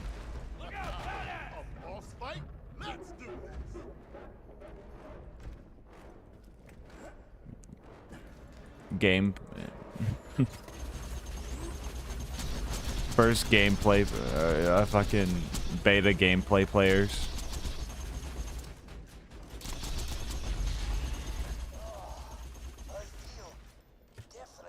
Dude, I didn't. How did the yellow jacket end up hitting that?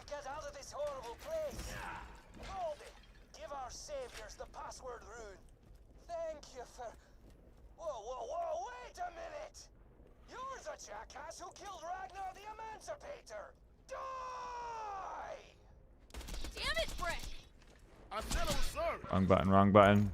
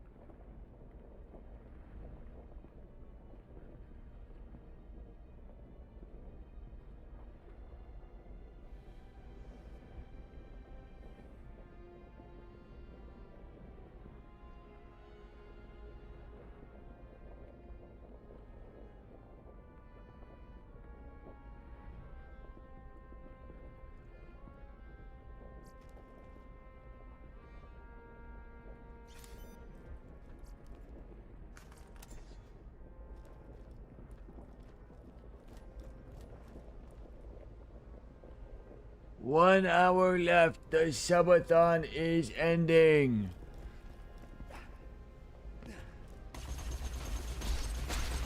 Preliminary edge.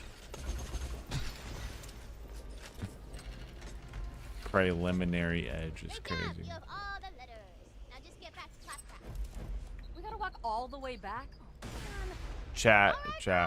Why is rolling a 1 in those chests actually kind of good? Because you actually just get something useful with the iridium. Whatever that is, I want. RATF? We have to unscramble that? Is it raft? I bet it's raft.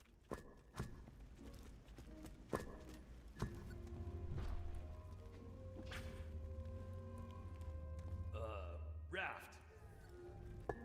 Was that not the password? Oh, God. I just figured it out. So say it. Fine, it's... fart. Guys! Did somebody say fart? What a stinky thing to say! Yeah! You ruin everything.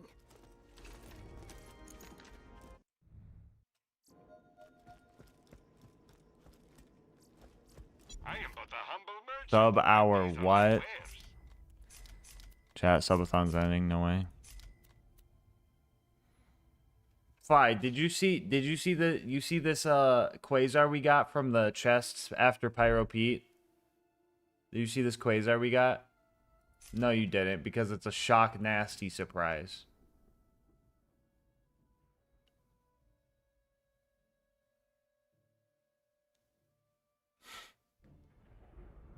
I can't.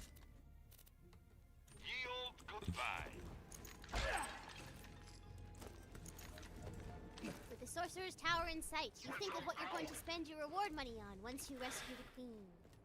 Guns and ladies. And sometimes. All right, yeah, I'm sold. Gamer Subs is the future of energy drinks. It's so. That's what I've been saying, bro. Does that not taste like it's full of sugar, but literally is not? What flavor did you try, Gray?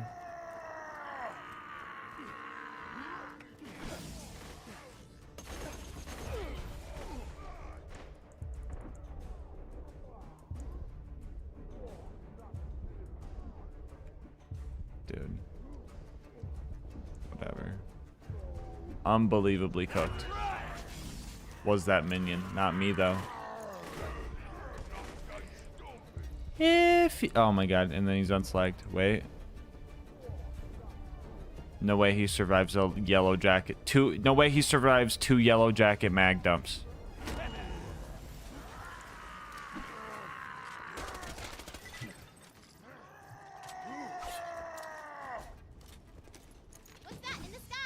Is Valorant still doing that matching thing? No, that ended yesterday.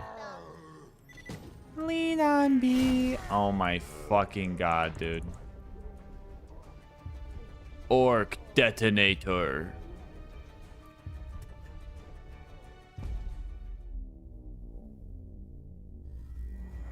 I detonated her, bro.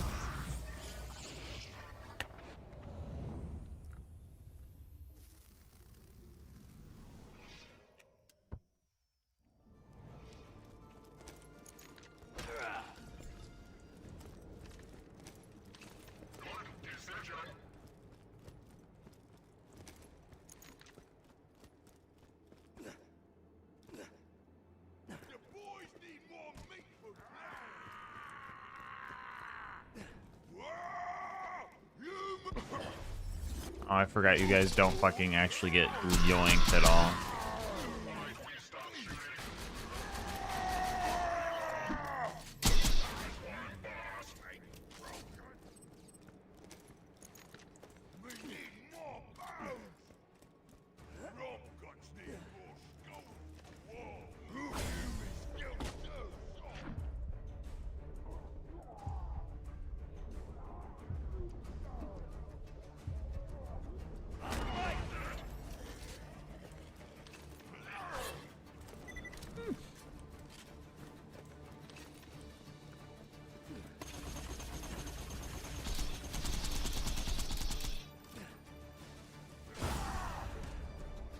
Guys.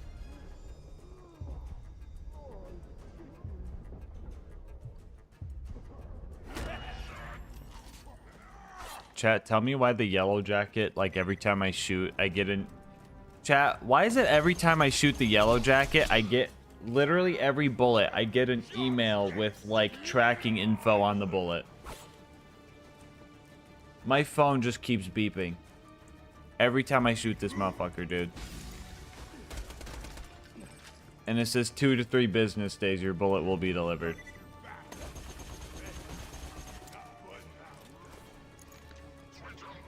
I just woke up, bent out, like an hour ago.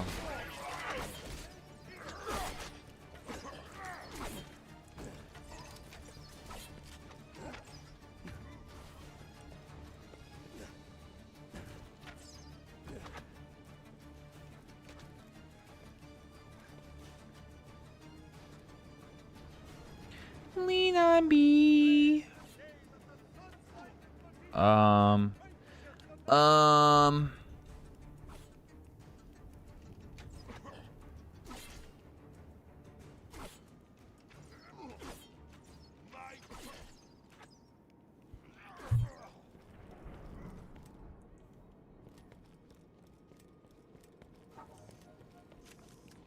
Maybe try lowering your gun handling. I can't.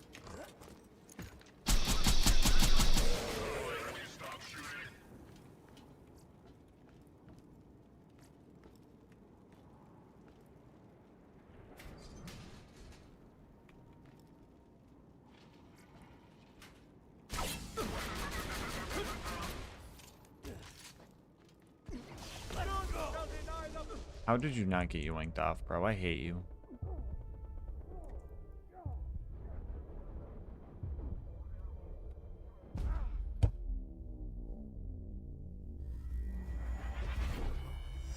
What do you mean Valorant died? No, Valorant stopped doing the match gift sub thing.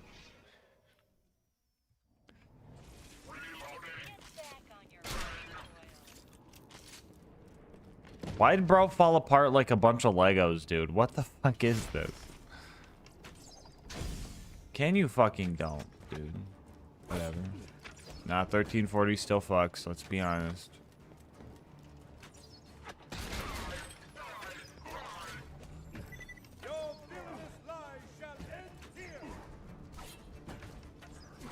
Does this hurt? No, good.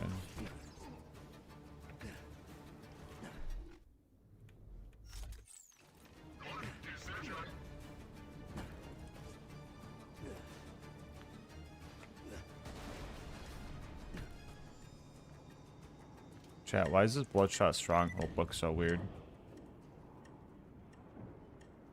Here you go. I fucked up.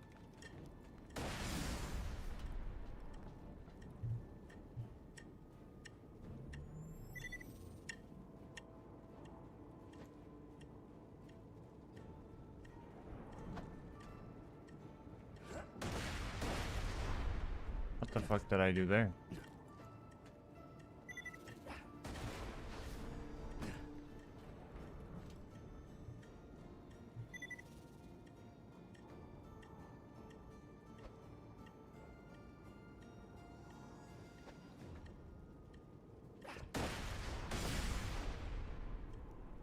I can't!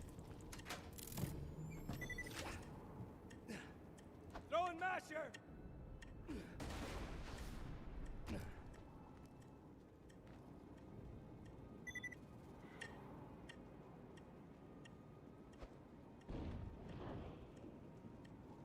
Tossing a masher.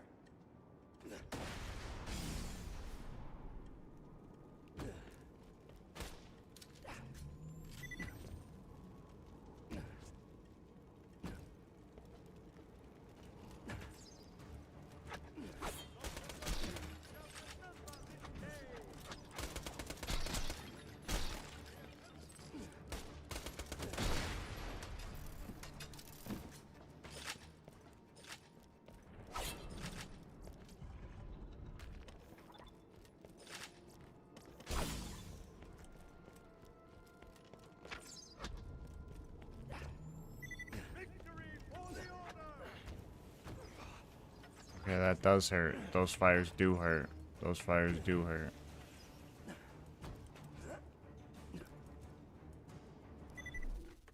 Welcome to the gang. Qua with the 5! Edger's gonna edge, bro. Edger's gonna edge. Edger's gonna edge, bro. This shit never ending.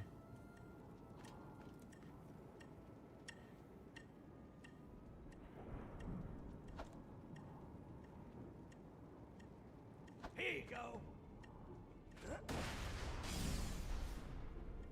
How did I do this before, bro?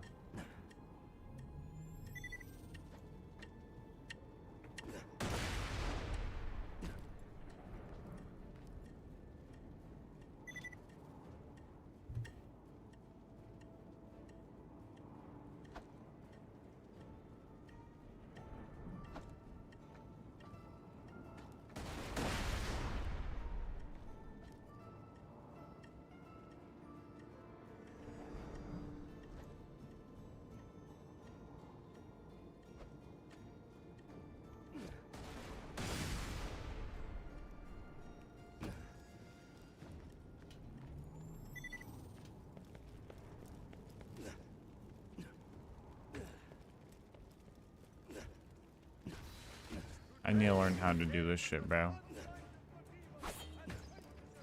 Actually, new idea. New idea. No, I don't.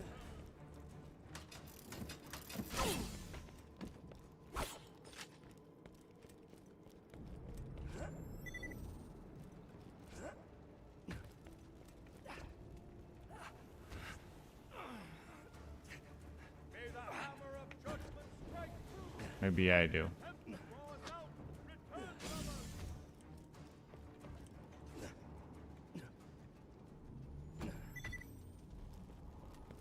I will learn this, bro. I will learn this.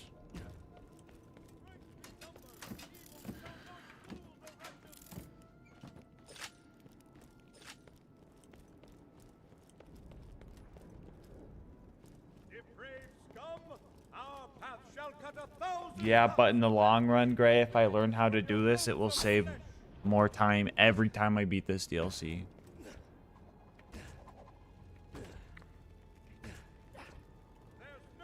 If I can nail this in a bingo match, bro, that's big.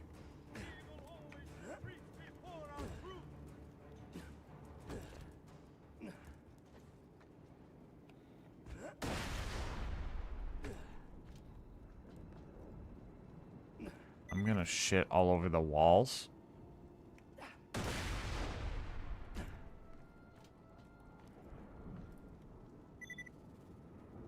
Alright, we hit it on the dot.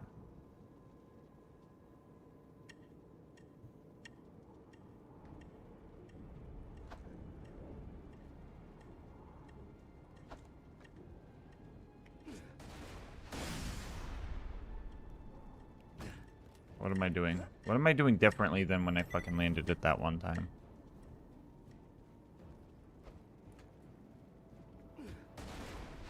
Is this just like a 3 melee situation?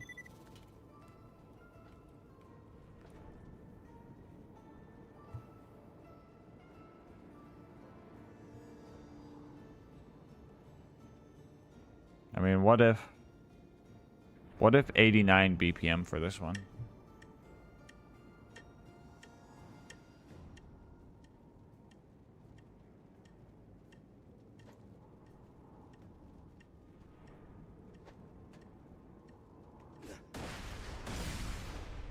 Oh.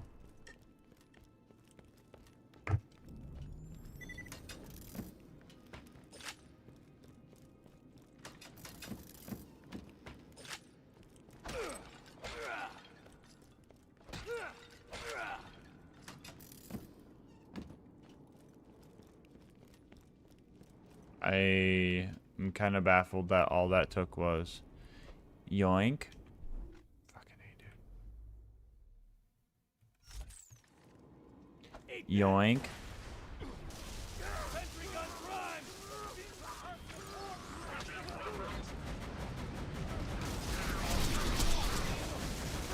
Mow him down.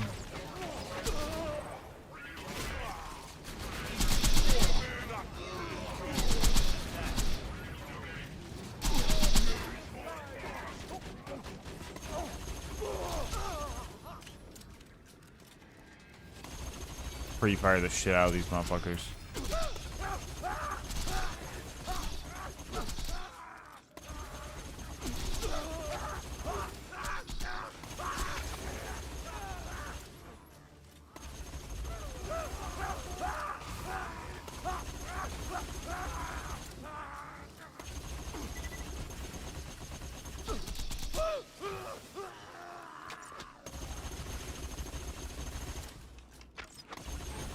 Is this thing any better with like velocity or like accelerate?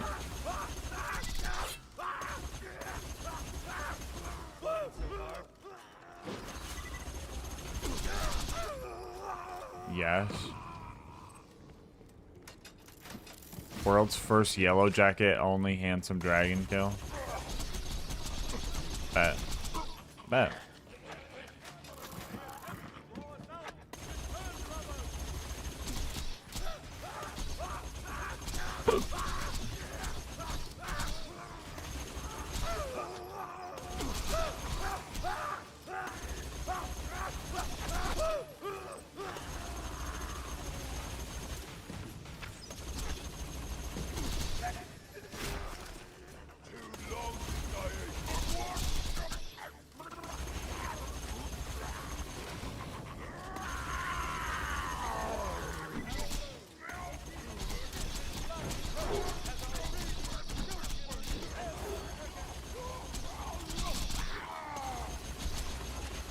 I mag dumped a whole. I pre-fired a whole mag dump at that guy's spawn, and it still didn't kill him, bro.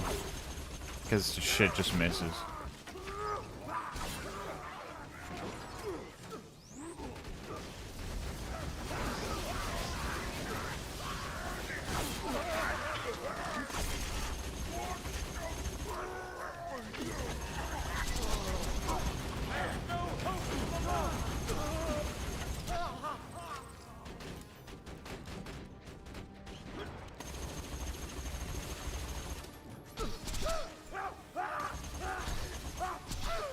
Could you imagine if, like, Axton had ammo regen? With, like, a turret skill or something?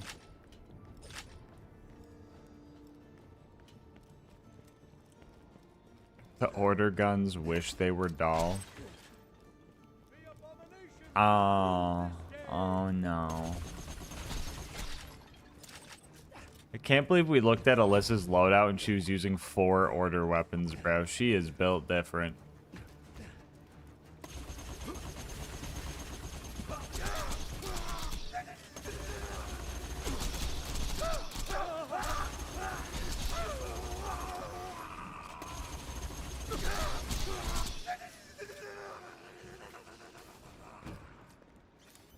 I literally cannot understand. Wait. Does velocity bug this thing out with 11 in it? Because, yeah, the bullets are slow at first, but then they speed up.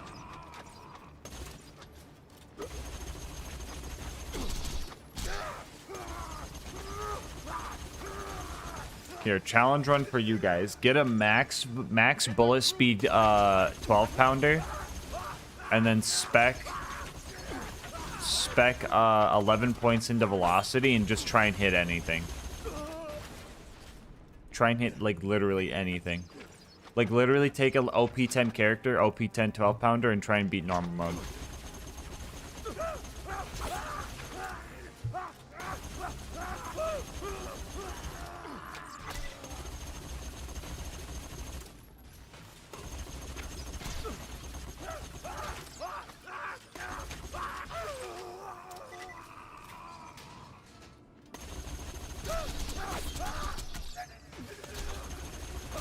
Can't hit anything with a 12 pounder anyway. No, its hitbox is really weird.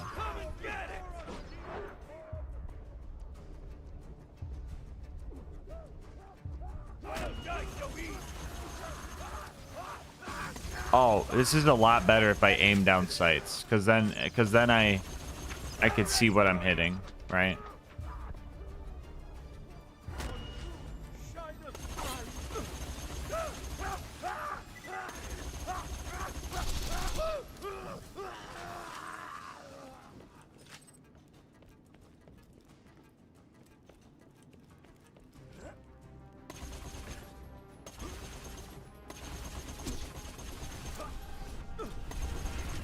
Oh, line up the boar. Line up the boar.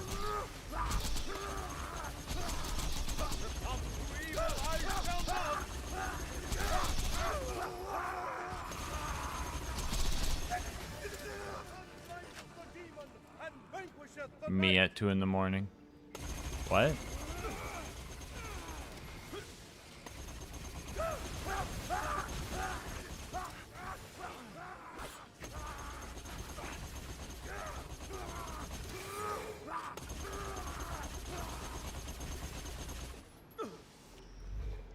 Dude, what? How do you run out of SMG ammo, bro? You have like 8 bajillion bullets in there.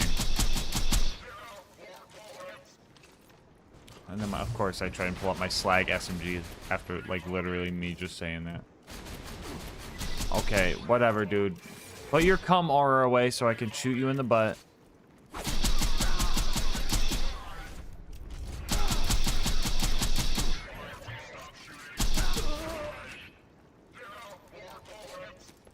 How many videos do you think you can make out of these streams? Me personally, I probably won't make any videos out of them.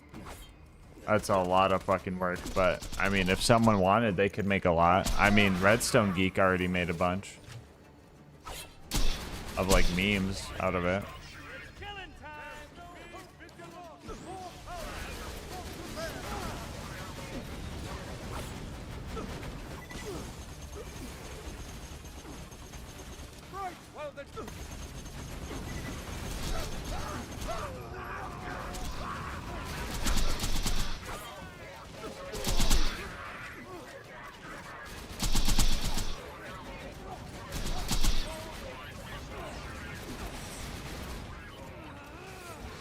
What are you shooting at, turret?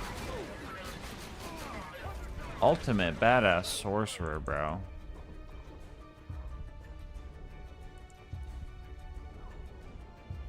Why'd I go for this guy?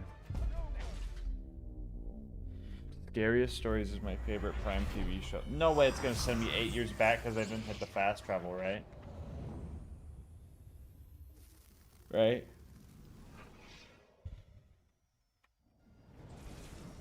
No, we're good. What? What did she say?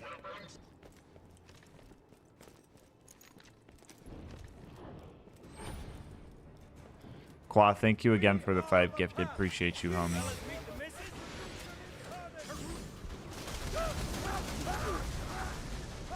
Nah, bro, I'm not doing this. We ain't doing this, dude.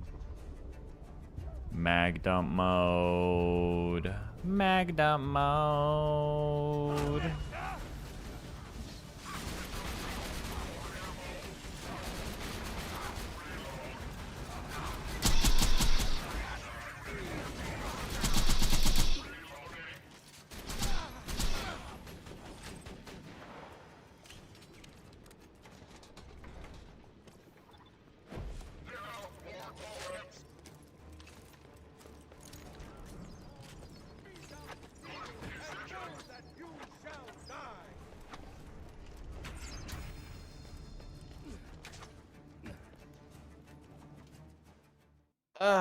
Timeout. What is bro doing up there?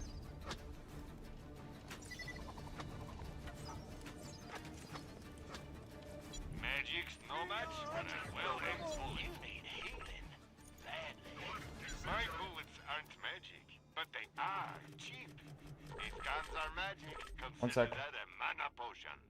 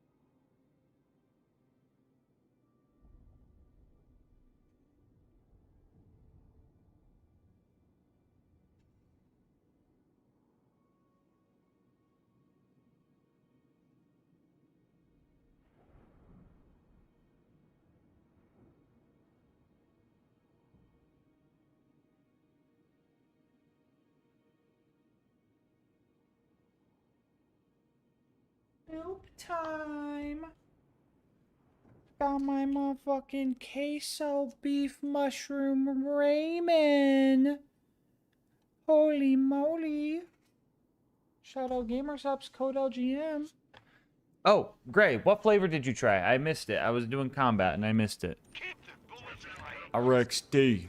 What flavor you try? Don't put those all in one place. Also, hey Yannick, how's it going? Let my guy climb walls in peace. I'll let him climb his walls in pieces, like I did that one chest mimic. Bro fell apart like some Legos. Gonna put dubstep behind footage of you guys dying and get tons of hits on the Echo Net. It's gonna be awesome. Okay, action. I'm curious. Hold on.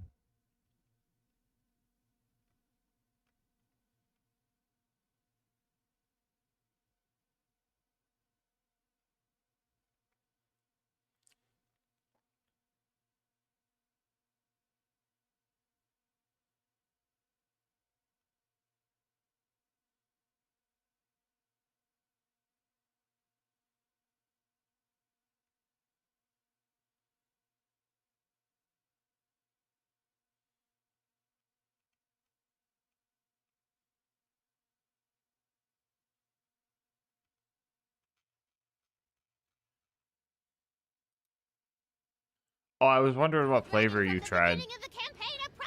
Blowhole Blast. Not a Blowhole Blast, not a big coconut guy, but I love passion fruit. It's a solid little medley. Yo, let's go. Kissy Kissy passion fruit's a flavor. Could try that one.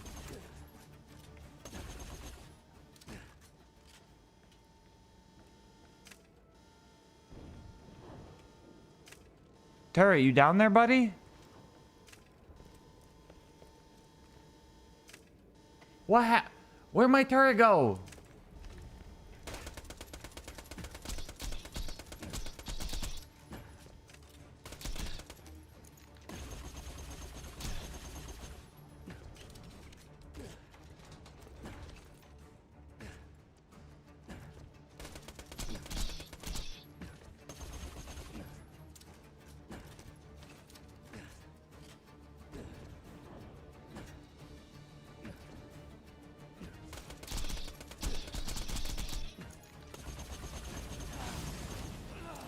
No way, bro.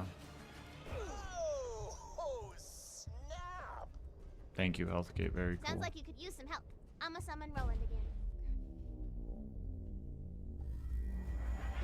Lean getting delivered today. Let's go. Lean. Saw that lemonade was pretty high on the tier list. I'm gonna go for it. Yeah. I wish it was a little bit more sour.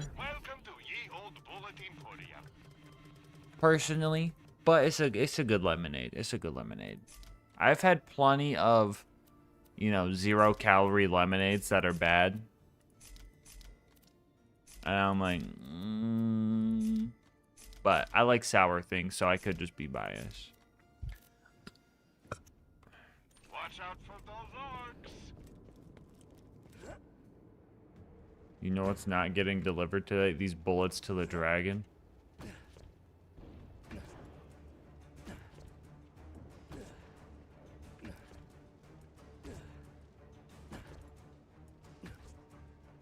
Sakura splash with lemonade, that'd be pretty smart.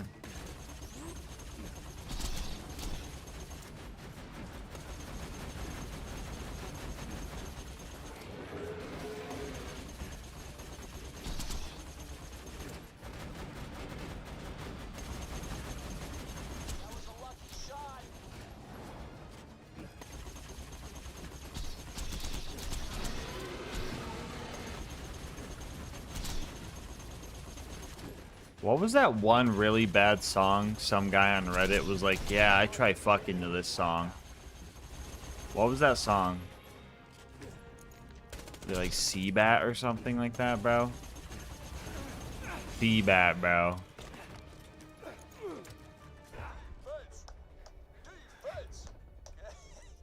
don't even know why I did that. I'm totally kicking your ass.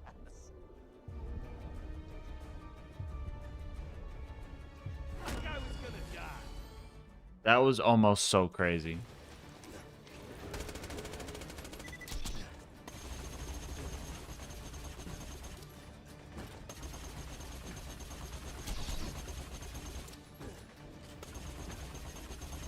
What the hell, Smoke? Dragon! Retreat already!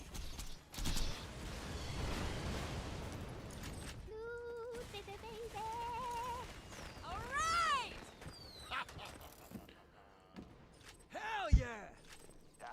What a bummer. Alright, get up here and I'll kill you myself. Hey, just let me unlock the door.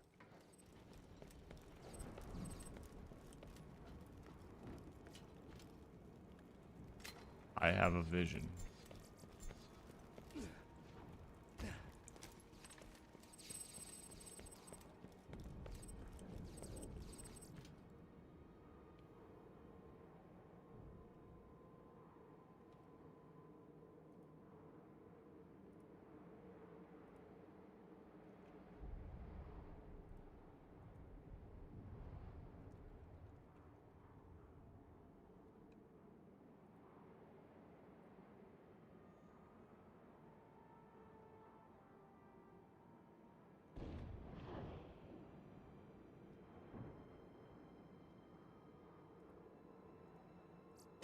Not a dop. I wasn't sure.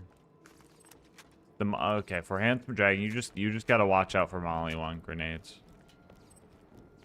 No dodge. We're good.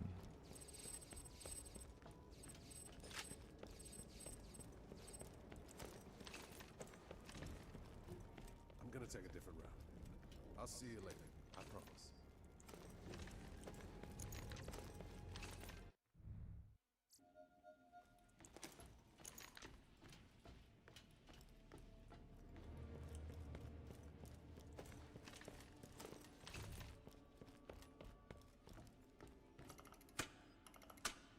Wait, all of us have to stand on that spot. That seems suspicious. Is a trapdoor gonna open or something? What? No. Really? Because I feel like there's definitely gonna be a trapdoor there. Absolutely not. I promise the sorcerer will not open a trapdoor beneath you. Oh, come on! You drop into the moldy dungeon, embarrassed at how easily the sorcerer lured you into his trap. Good luck escaping my dungeon, jackasses. It's been real. So, how do we get back to town? You can't. You trapped, I think this is son. Gas Daily 5-10 minutes of ignoring chat. No, I was reading it. What'd I miss? Oh, good point. Suddenly, What'd I miss? Did I miss something important? I was reading the death metal thing and I was trying to just catch up. Sounds like a prisoner or something. Maybe she'll know a way out of here. Wait. Well, let's go find her then. Wait. I have an idea. If this works, this could be sick.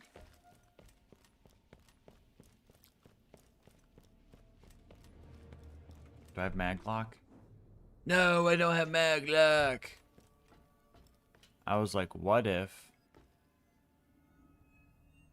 you can put a turret down and land on the turret and jump to the edge?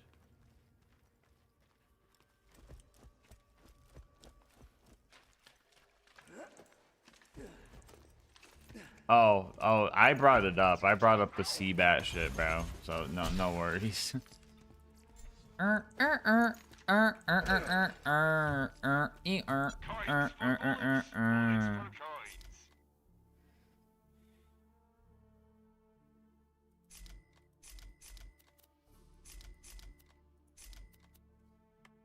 shall see you soon.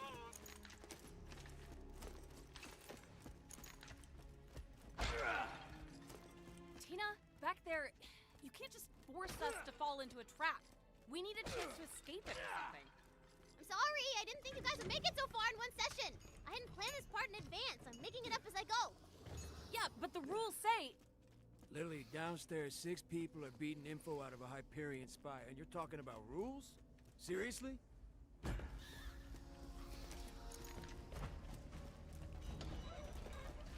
Thank you, Immaculado.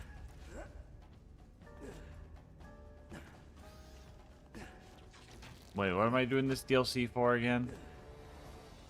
Is it literally just the conference call at the end? Wait, what Hyperion stuff do I get out of this DLC? Wait, what am I doing here?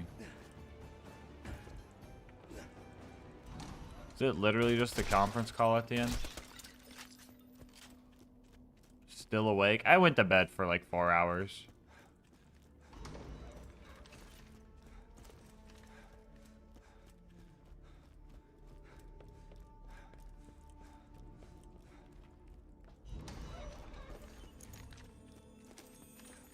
Save me. Help.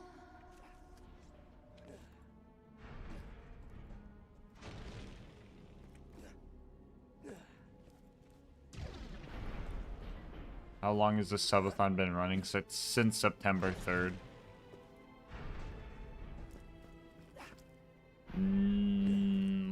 Pretty close to the 29-day mark. Pretty close to the 29-day mark, actually.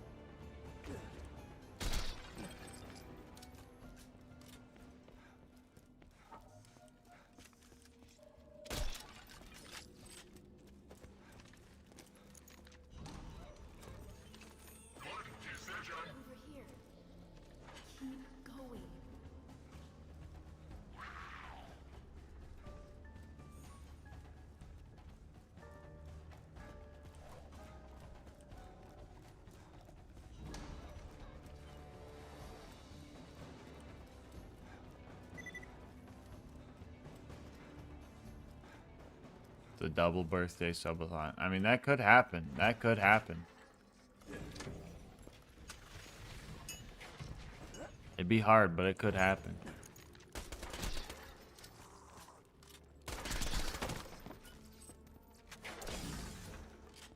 I'll fucking clobber you for doing that shit, bro. I'll fucking clobber your bum ass. Get out of my face.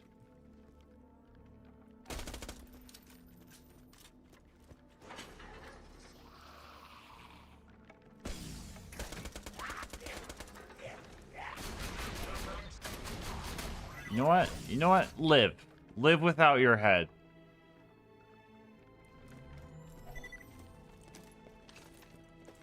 Suffer.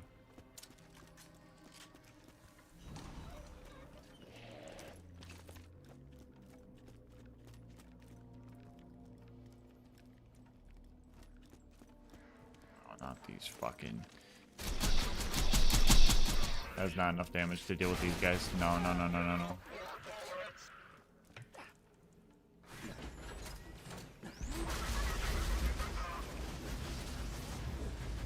No, get me out of here, bro.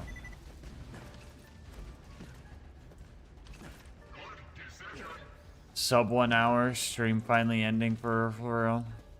Dude, the amount of times stream has been sub 1 hour on separate occasions. I don't believe anything. Hurry. Am I seriously just doing this DLC for a free conference call?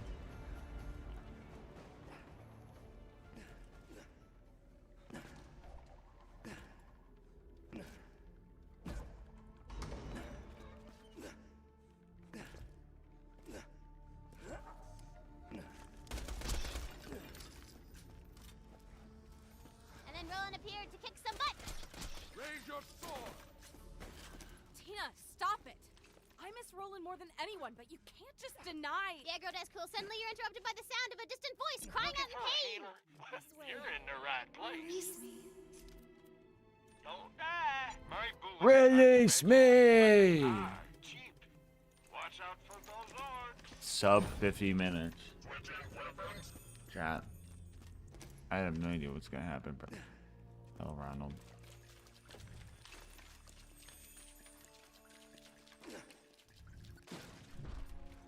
All right, roll to see who does the talking. Oh, for the love of... Ha ha! 20! I punch her! Brick, no! She's our only ticket out of here. Fine. I'll talk to the prisoner. Release me. I shall show you the way to my father's keep. Sure, why not?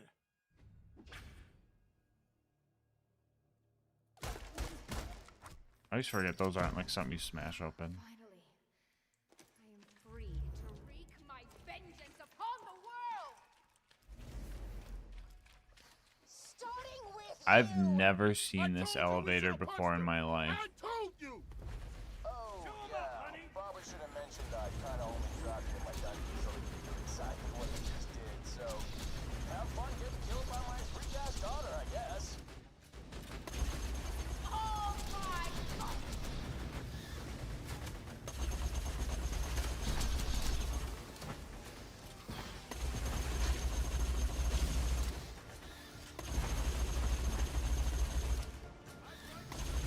Welcome to the gang. Sent out gifting one to Immaculado. Let's go.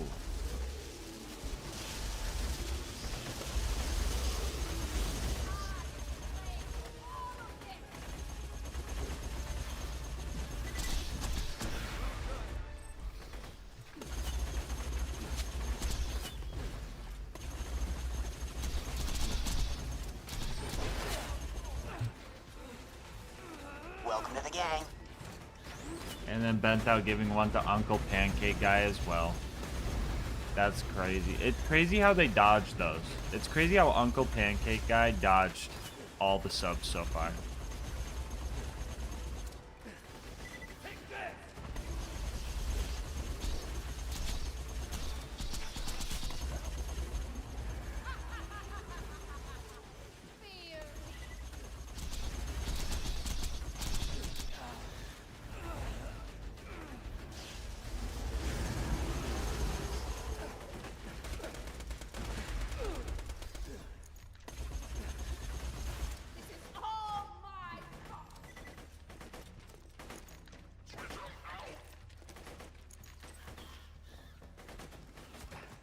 Edger's gonna edge, bro. Edger's gonna edge.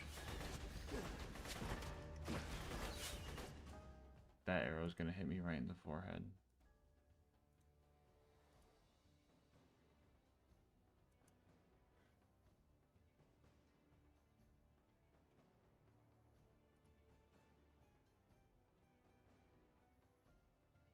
Welcome to the gang. And then Uncle Pancake guy gifting one back. Holy moly!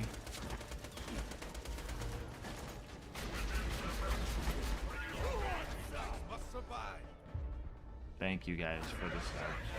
And it's back up to an hour, chat. Back up to an hour.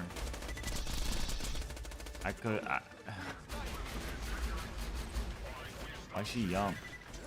Why she yump up there, bro? No more yumps.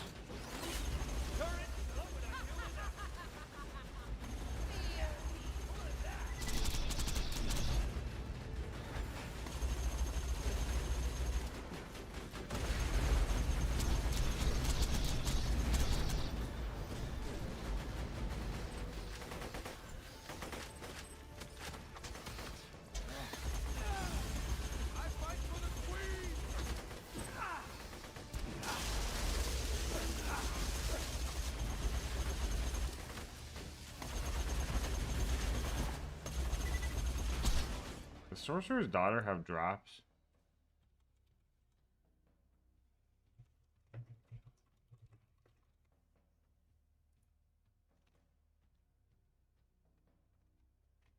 The Slaga and the Varuk? Eh.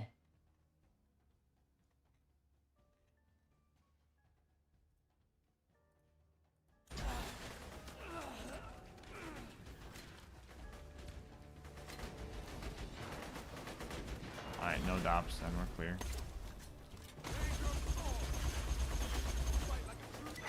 Oh, for the love of... Alright, you know what? Fine. Just come on up. For real this time. I'm unlocking the elevator. Did we really have to kill the sorcerer's daughter like that? I like how we just don't bring up Tina thinking Angel was like... What? Nah, man. Sorcerer's daughter's the worst. If it weren't for her dumb butt, everything would have been fine and nobody would have. Oh, yes. You made it to the tower. Now I can watch from my balcony as you're torn limb from screaming blood. Damn, Tina. That was graphic. Don't hate the player, hate the game.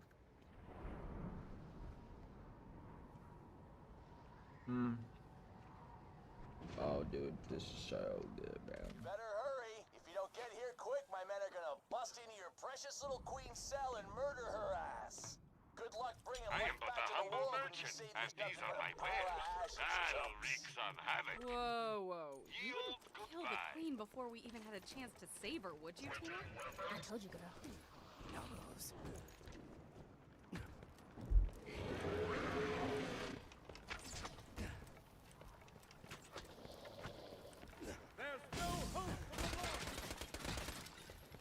Am I holding any dops right now? No, not right now. Oh, hey, quick update. I got bored. I'm not gonna lie. I ordered my men to kill the queen anyway. They're probably using her head as a soccer ball right now. See you soon. Damn it, we better hurry.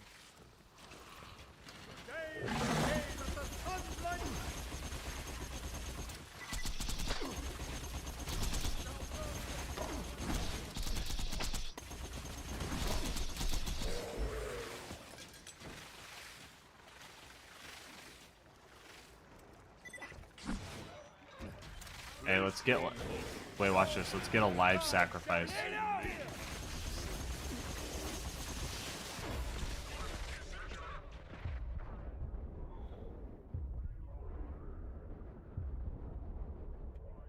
Please.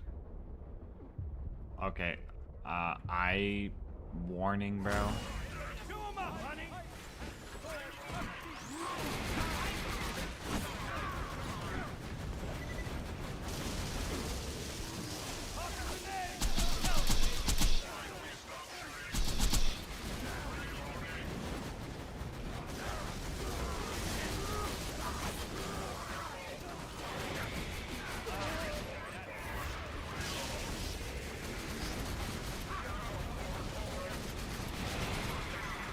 There's one.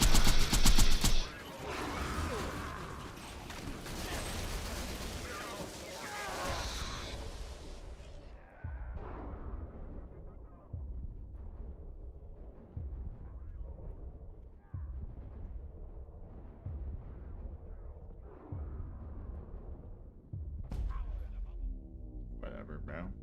Why'd my chat pause? What happened?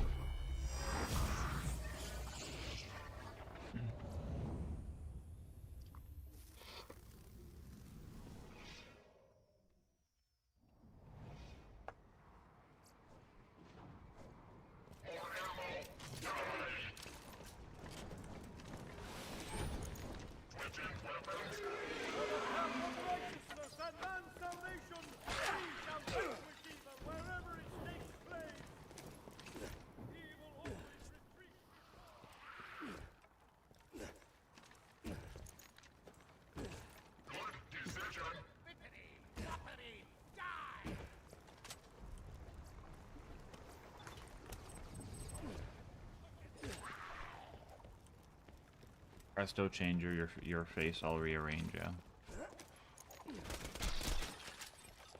Fire bars.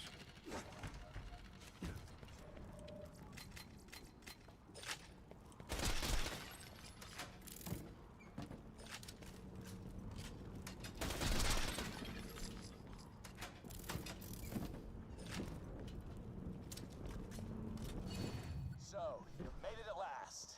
Well, you're a bit too late to save your precious little queen, but hey, at least you get to die in unimaginable freaking pain. Here it is, the big boss! Are you sure you don't want to wait for Roland? Skedaddle, skadoodle. Your dick is now a doodle. Hey, stand in front of it. You'll need more than that.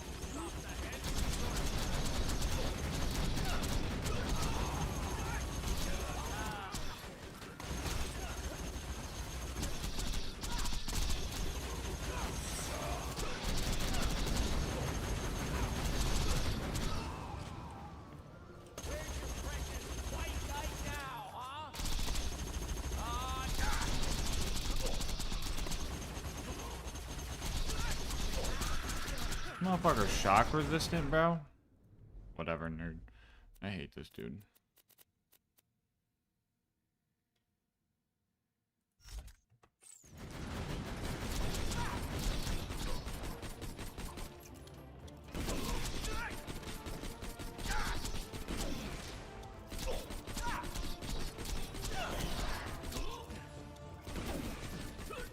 Man, was that a singularity orb? I ain't never seen that shit before in my life.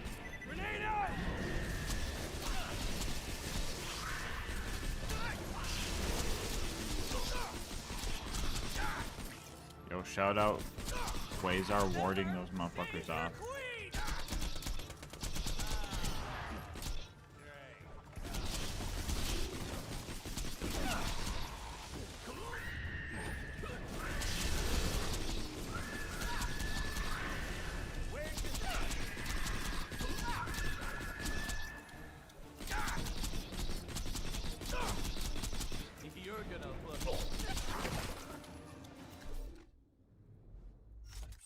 Where's your precious white knight now, huh? Grind him up!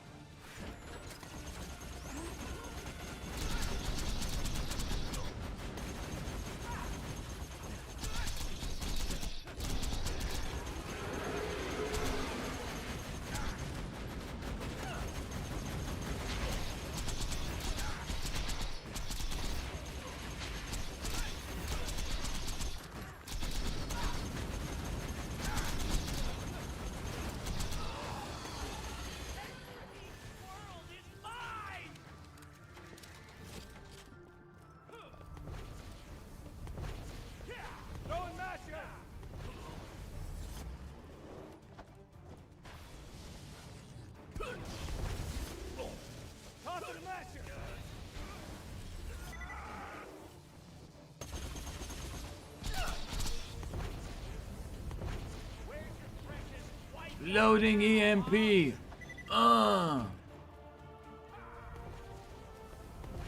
Loading EMP.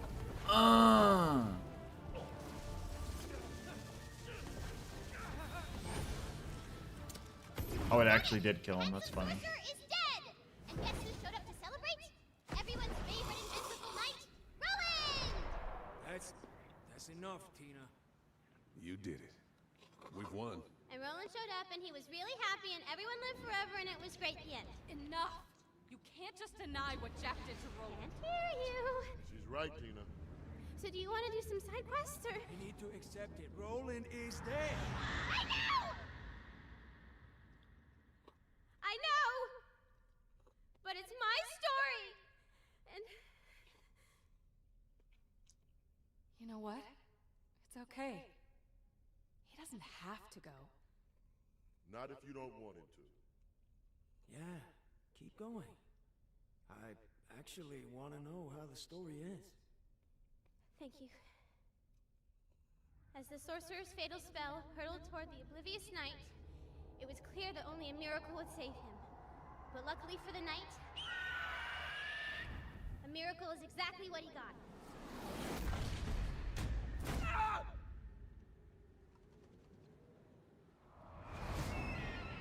Could you imagine how much of a riot Roland would have been? Hell yeah! If we actually got to play with them? So what did you guys think of that fight? I'm looking for some feedback.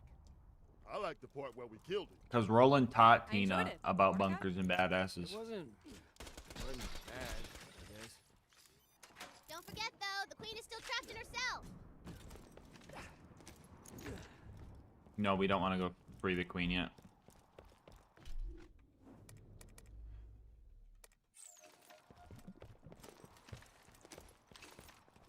Best DLC for any game created, in my opinion. Really good, real good DLC, real good DLC. Big fun mix-up. No wonder they tried to make an entire game kind of based around it. Wise chosen one.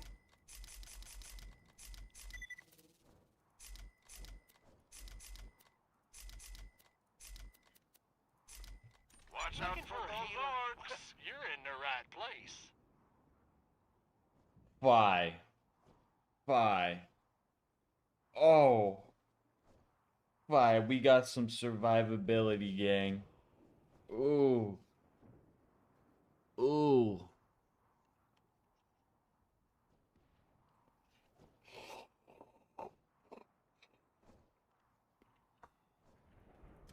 I ain't technically a real cleric. Have fun. Not really, though. Hyperion shields are so bad. Storming the tower.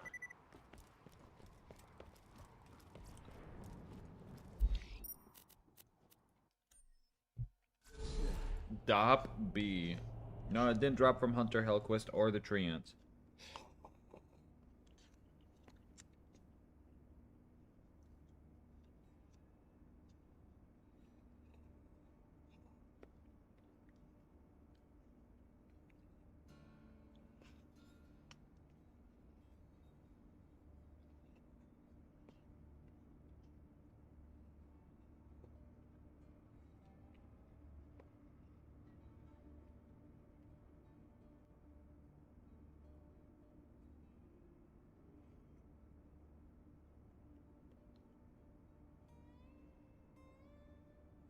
Hey, Legendary Knight, how's it going?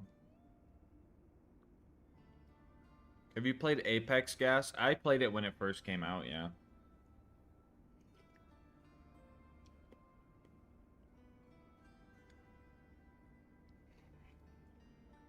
Is that double Hyperion? I don't think it's any Hyperion.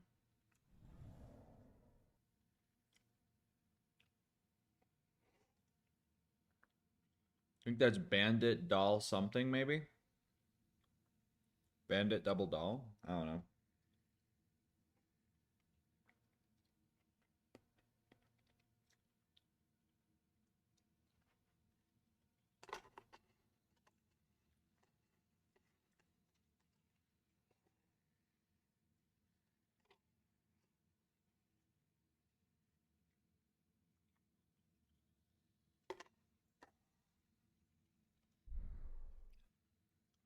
Alright, well, that's everything we need to do in that DLC.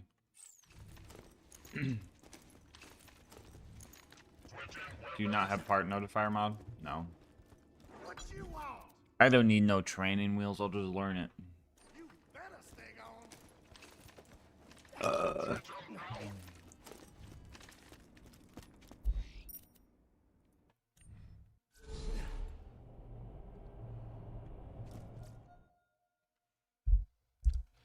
Hey, Jothan, how's it going? Bring it on, you bastards!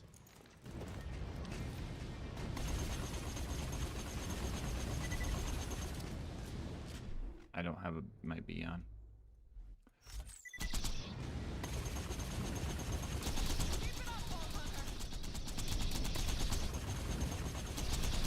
Is there a crit spot on these guys?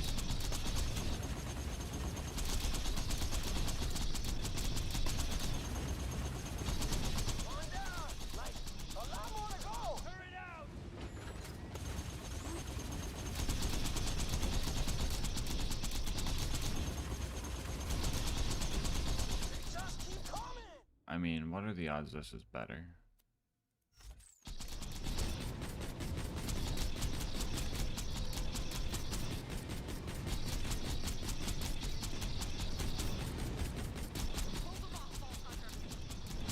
I don't know. I don't know, actually. I don't think that's better.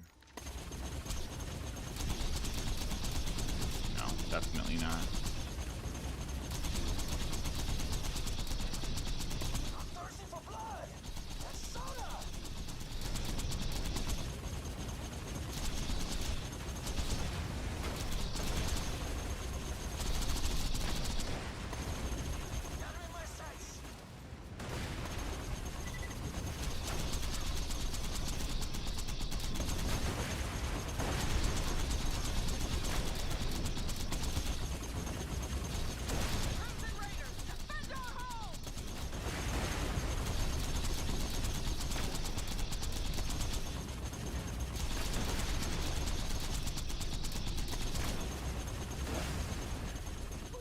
Crazy grenade. Can't reach it. Can't reach it.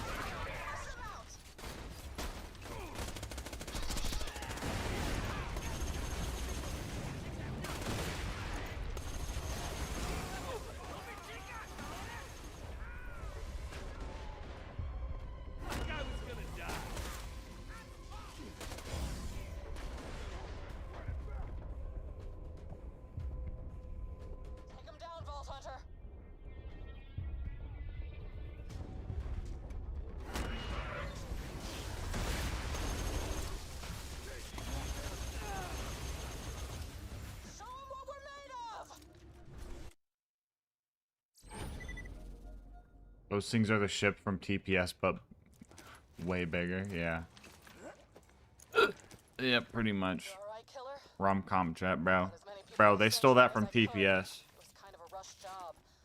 Looks like I scattered the Crimson Raiders around the area. Those weren't bandits that attacked us. They were trained soldiers.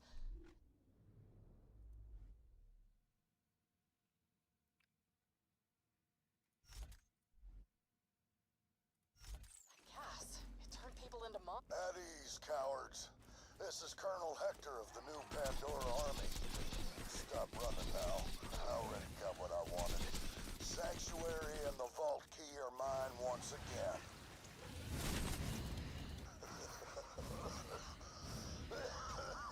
Honestly, I was hoping for more of a fight. I mean, you know, back in the day, Sanctuary was the pride of Dahl's mining fleet.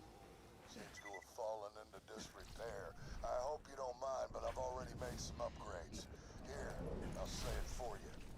Incoming.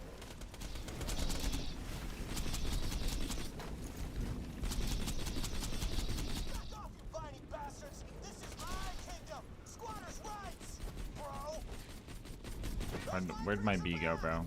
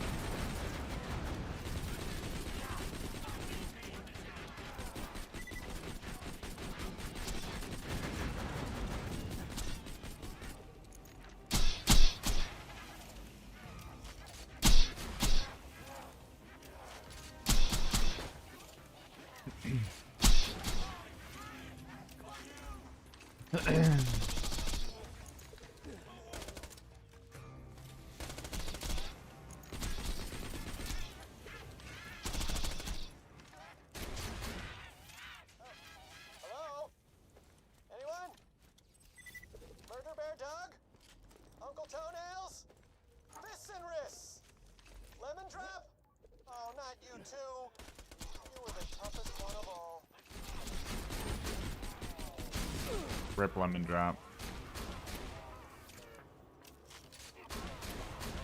Bring it on! Not dead yet!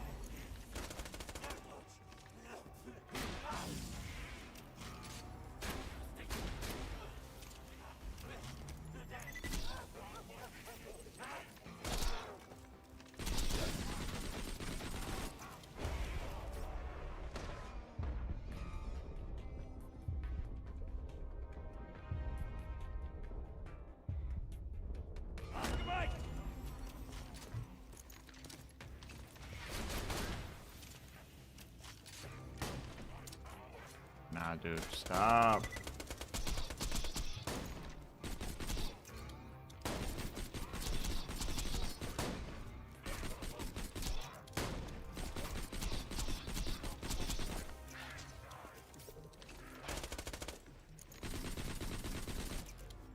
He looks very up for someone who is missing his bedtime.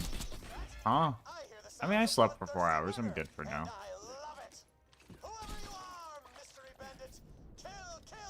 But I don't know what's gonna happen tonight.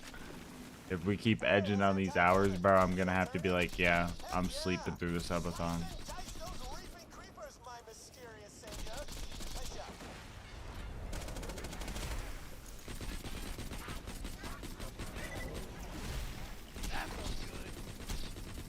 No shot, bro. I just got a Nirvana, bro.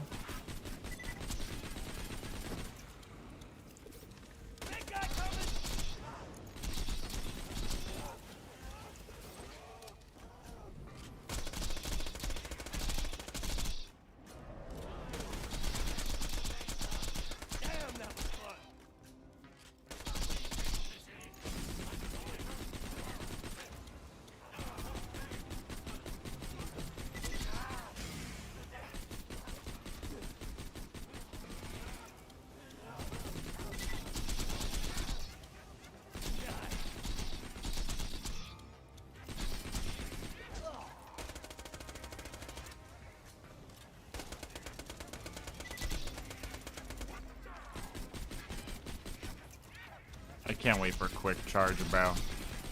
I can't wait to get quick charge. Now I'm sitting in some sort of clown-themed novelty bar, enjoying week-old pizza and watered-down booze. No BL4. Folks, but it made you soft. I put 200 hours into BL4 already. I need a little break from BL4 spin. That's why they follow me. How many hours, Gasmas, do you have on Borderlands games? We're the men who split our backs on the promise Probably like 4,000 total on BL2. Stolen from us. Now we're taking it back, starting with your ship and your key. Now paradise is coming, and if I have to choke the life out of every last person on this planet to get there, then that's what I'm gonna do.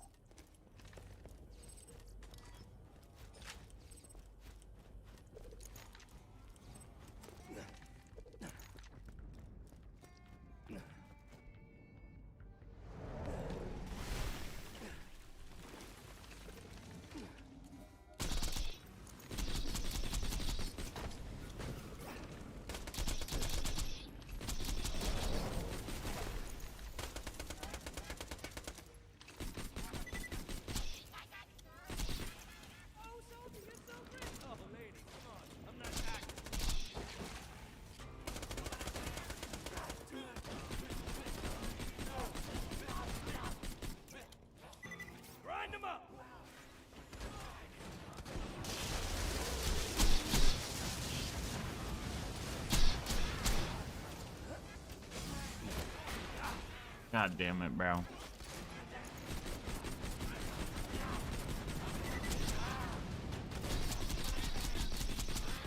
I don't know if it's a hot take, but the more barrels you put on a Hyperion shotgun, the worse it gets, bro. The worse it gets.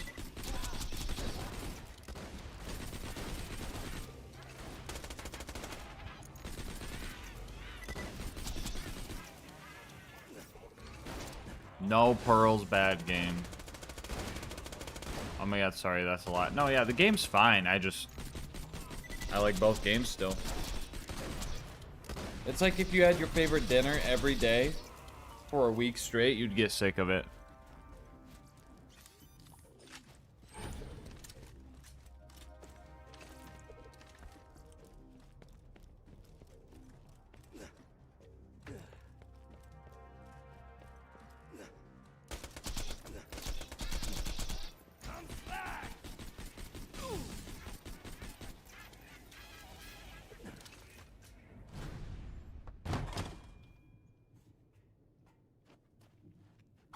Oh crap! A vault hunter!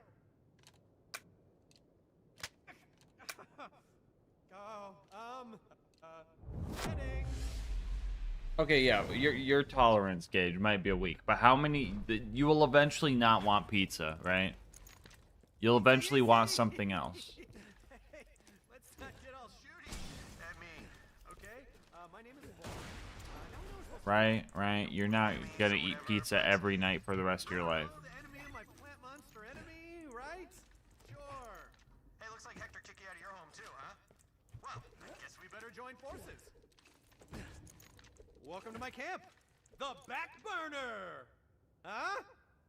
Look, Hector's Vine Freaks could be back at any moment. We better secure camp, Vault Hunter. The Back Burner's firewall got knocked out. And I'm talking an actual wall of fire. We gotta reset the security relays to get that firewall to flaming! You know, I actually opened a vault once. Went from Hyperion accountant to vault guy to bandit war chief. It's a long but very touching story. Hey, I'll tell you about it sometime over some questionably sourced meat. Me and my bandit clan were living over in the wreckage of Helios Station, and Hector shows up and ordered us to give him our moonshot cannons, but we said, hell no, we won't, bro! And then that didn't work out too well. We tried fighting off Hector's new Pandora soldiers, but we were no match for him.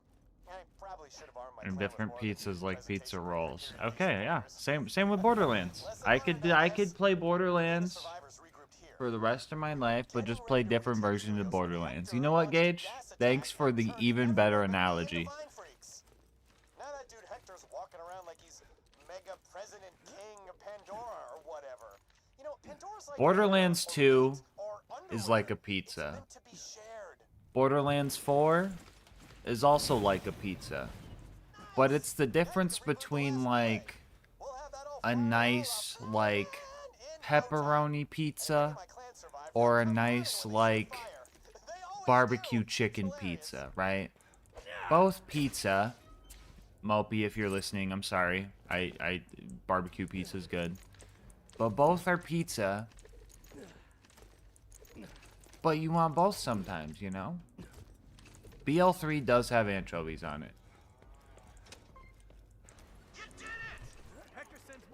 You know, BL1 is like a nice pepperoni pizza, okay?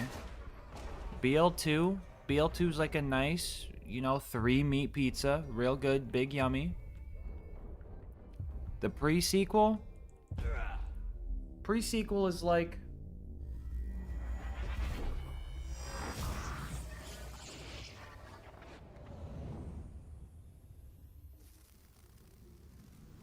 Let's associate a pizza with every...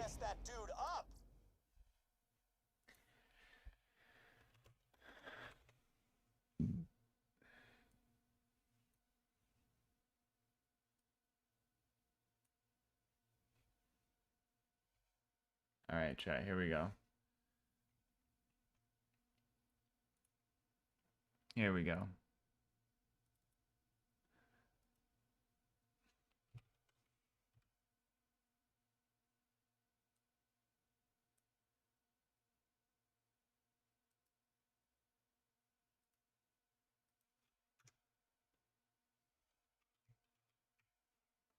There's some on my screen. Oh, okay.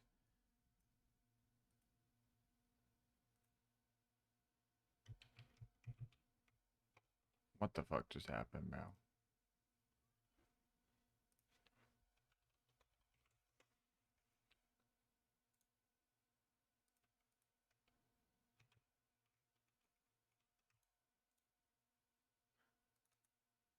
Can I just copy this image?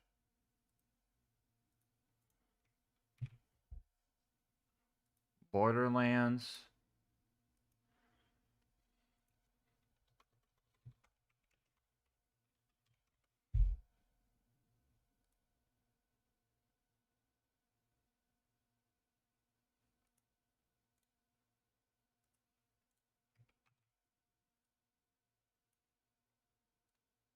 Borderlands 1 is like a nice pepperoni pizza. Okay?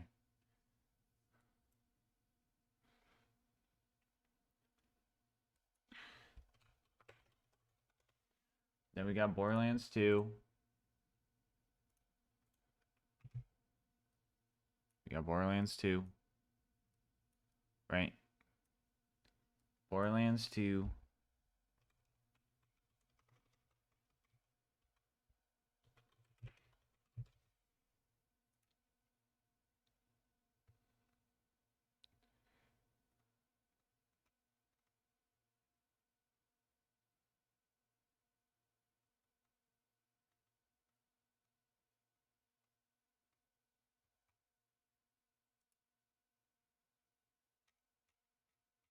Why do half of these look gross?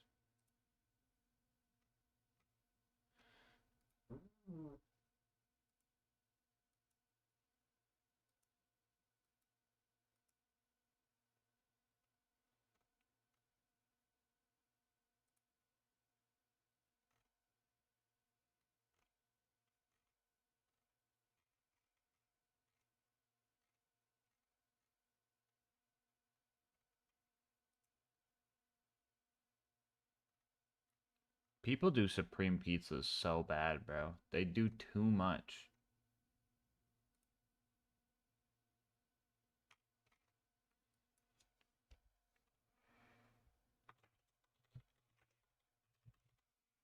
They're doing too much, bro.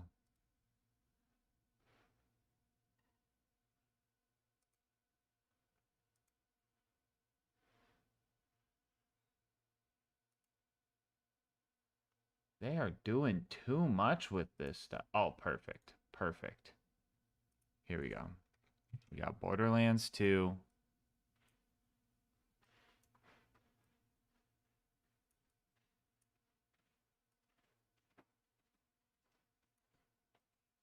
Hi, Alyssa.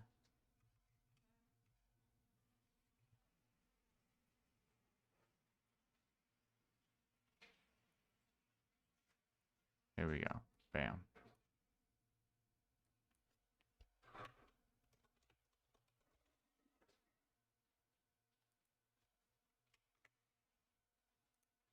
Here we go. Here we go. Copy this.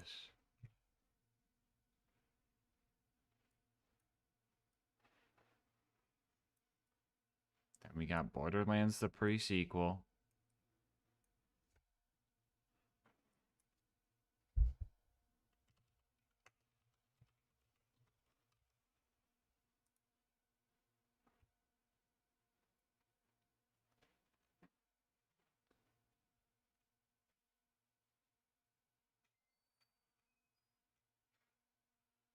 Chat, would you say Borderlands the pre-sequel is a pineapple pizza or a barbecue chicken pizza?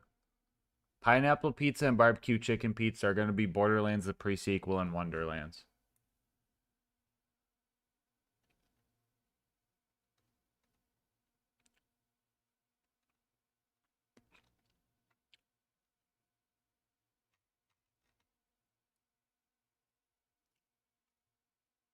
Pineapple, okay.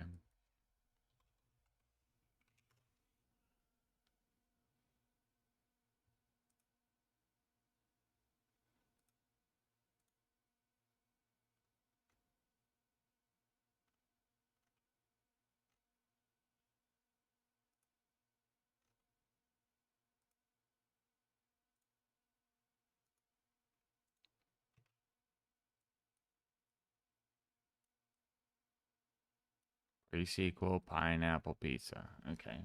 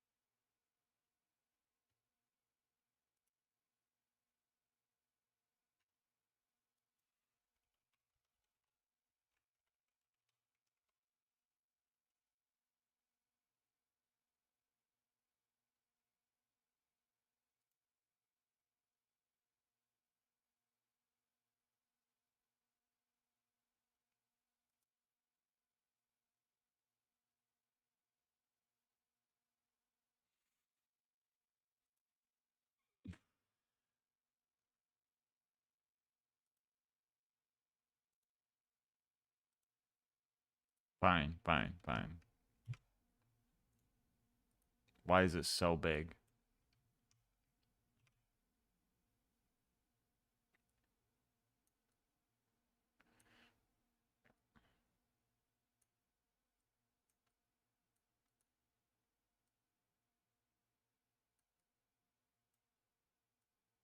Anchovy pizza.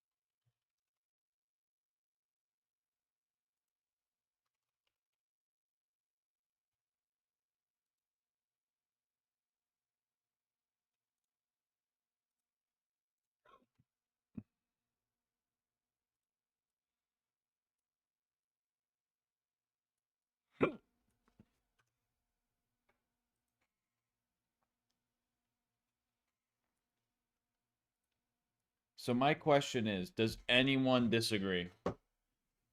Is anyone mad at this? Does anyone have any complaints about this? Can't wait for Cash and the Pearls update. Agreed. I disagree with pre-sequel. What should the pre-sequel be? What should the pre-sequel be?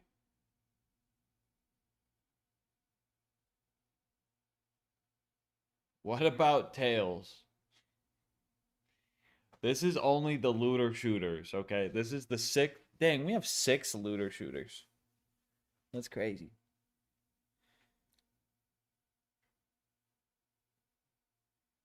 What is Tails? Tails is like the breadsticks.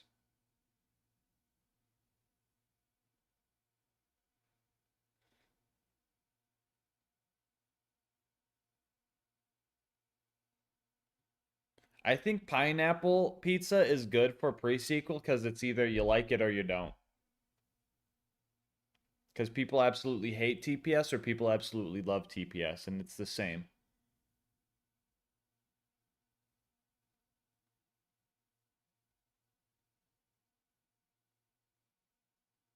What about the standalone Tina DLC? That's just a sausage pizza. That is literally just a sausage pizza.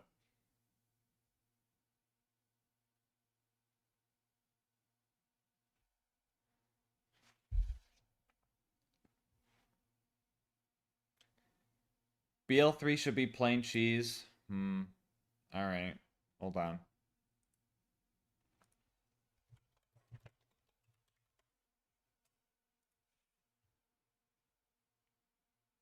I kind of agree. BL3 isn't that bad.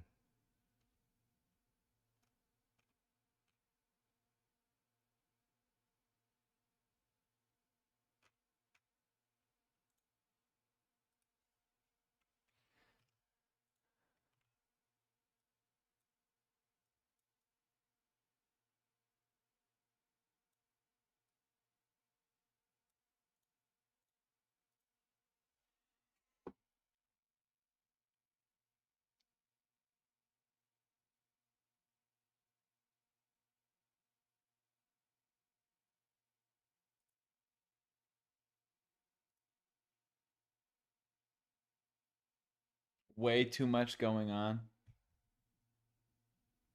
Way more people like BL3 than those who don't. Yeah. I think the anchovies was a bit too far. I think the anchovies was a bit too far. That was kind of for the bit.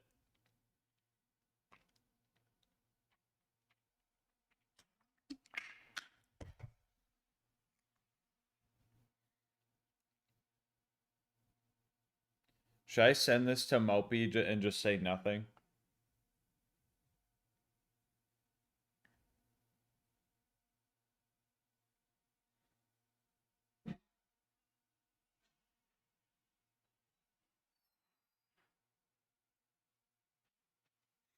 Post this on Twitter.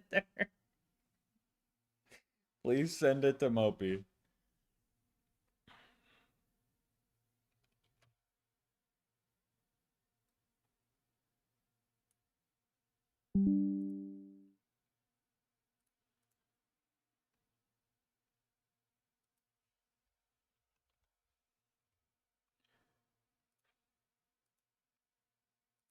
No, I'll just post it in his Discord.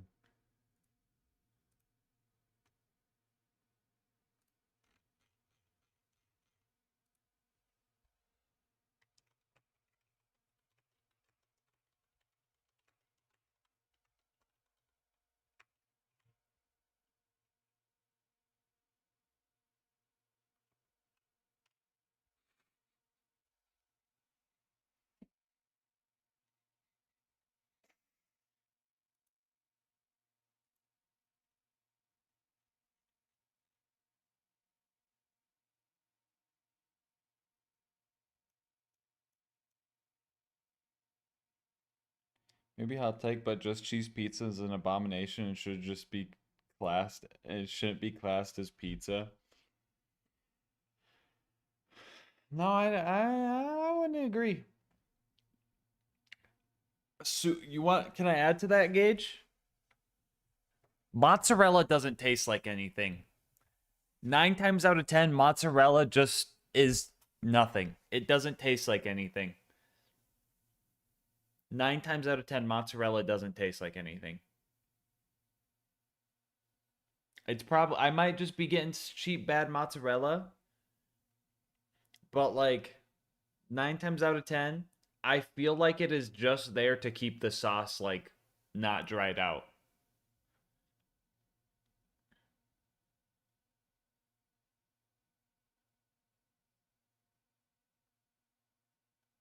You gotta be Italian pride. Italian, I mean, if your name checks out, you probably got some good mozzarella over there, okay? If your name checks out, you probably got the bombest mozzarella over there. But like a lot of pizza places around me, bro, I literally say like cheese because it tastes the same and it's like less grease. Anyone else use napkins to dab the grease off their pizza, bro? Shout out. Where you at? One in the chat. One in the chat. I don't even know what the Borderlands pizza is supposed to be. It's supposed to be like a...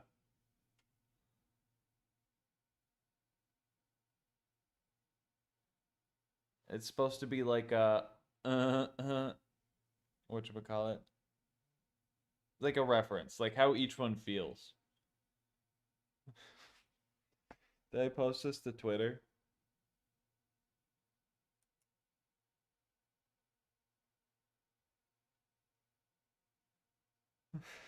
No, chat, if I post this to Twitter and K6 sees it, he's good. I guarantee, somebody get ready to clip this. If I post this to Twitter and K6 sees it, he's gonna talk about how Borderlands 1 having pepperoni and Borderlands 3 not having anything is back asswards. I know it. Somebody clip this. Dude.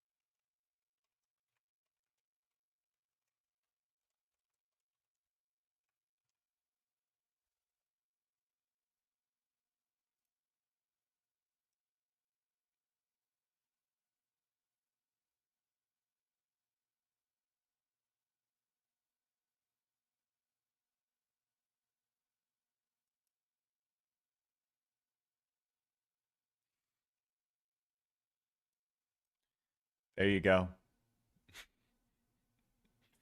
Chat made me post this, bro.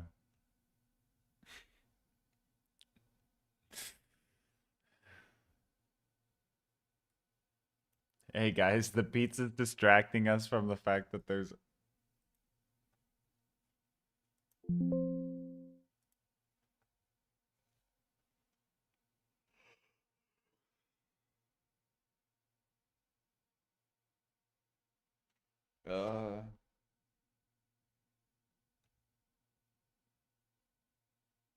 The Wonderland's a store-bought pizza. No, that's a barbecue chicken pizza.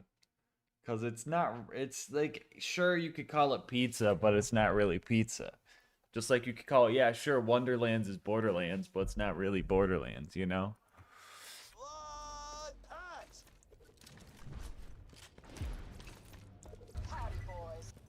Ain't no way you hit me with the howdy boys when I got 15 minutes left on the clock, bro. I'm gonna give you a noogie.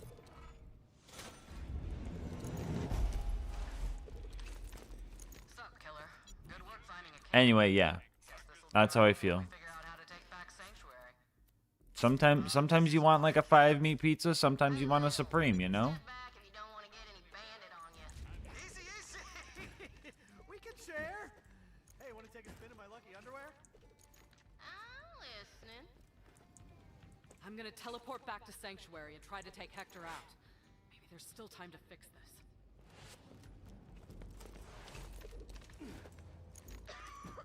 Not gonna happen.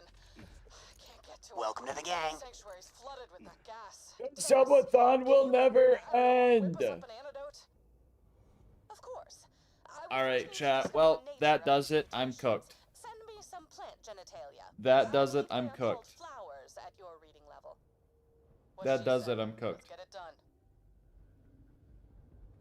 Shout out Top Tier Sad. They just added pretty much like a week to the subathon, honestly.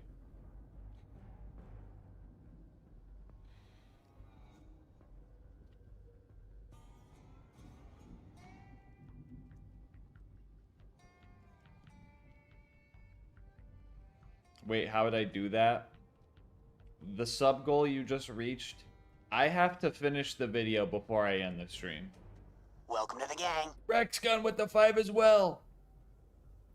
So, the subathon will continue, but if the timer hits 0, the subathon will end. But welcome to the gang. And then unverse docs with the tier 1 as well. Oh shit, guys, chat, it's never gonna end. It's never gonna end. But if the subathon ends and I haven't posted the video, I gotta keep streaming. I gotta keep streaming until the video is done. So, I think... welcome to the gang. There it is.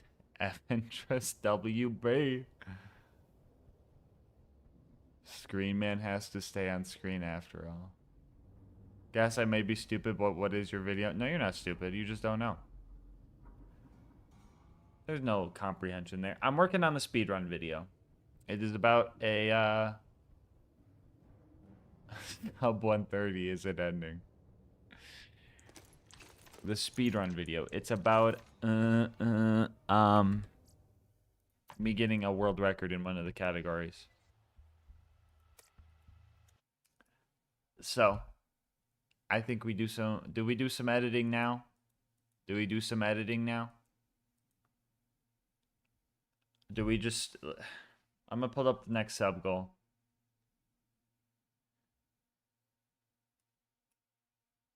I'm going to put up the next sub goal.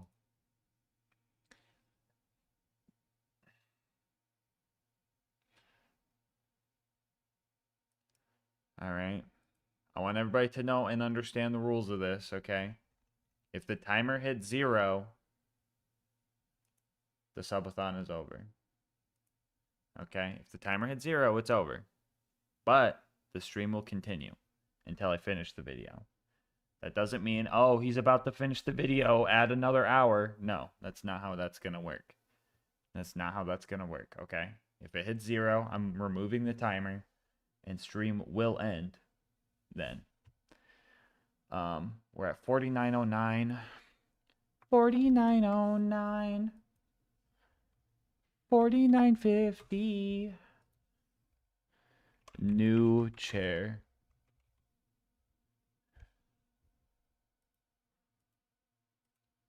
Chat, would anyone want my chair? Would anyone want my chair? Should I do a chair giveaway?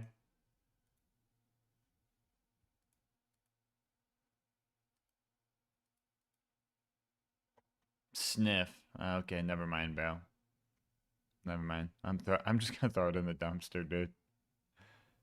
Do a chair destruction stream.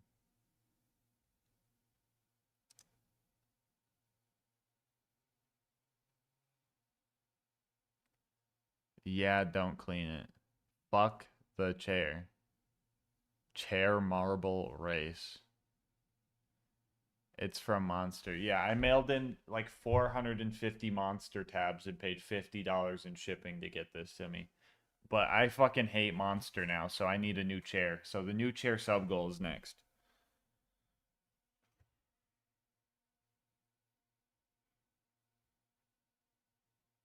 All right. I'm tempted to just lock in and edit for the next 3 days straight if needed. I'm tempted to do it. I'm tempted to do it, chat.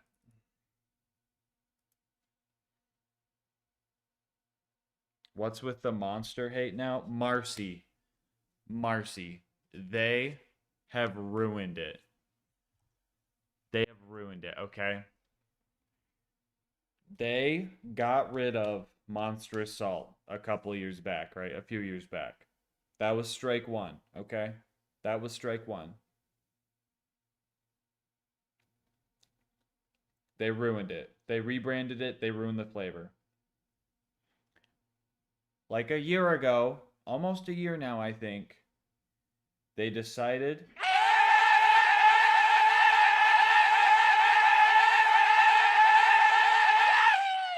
They decided that, oh, you know your other favorite flavor?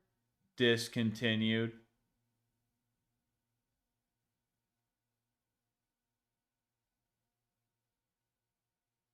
Why? Why? What the bear doing? That's Omar. He just chilling. We love Omar.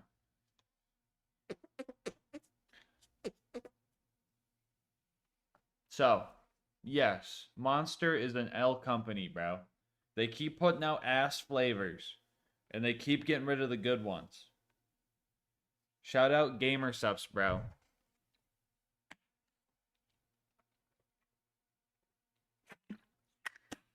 GamerSups got good flavors, and guess what? It's cheaper. It's cheaper, and you could support your favorite creators, even if you don't support me. You have another creator you like? You have another creator you like that also has a GamerSups code? Use their fucking code. Use fucking code Queso, dude. Queso's awesome. He deserves it, bro. You know what Monster does? Sues you for using the wrong font. You could call your company Monster Gas and Electricity or something, and they'd sue the shit out of you, bro. L Monster, bro. That's why I fucking hate this chair now. GamerSups, bro. GamerSups, make a chair, okay? Chair, I buy chair. There goes Christoph. Nice beanie, bro. You got it. From the same shop, Thinking Face Red Heart. Yeah, this is from the merch store. GasMask'S.com. This one's actually the prototype. You could see that the stitching's messed up because we tried a different design at first, but then we're like, yeah, it's too intricate. So this one's the prototype. Hashtag ad. Get a new chair. Let's go. Also, Christoph with the 169. Is there any flavor that reminds you of Assault? No. No. There's nothing. There's been nothing close.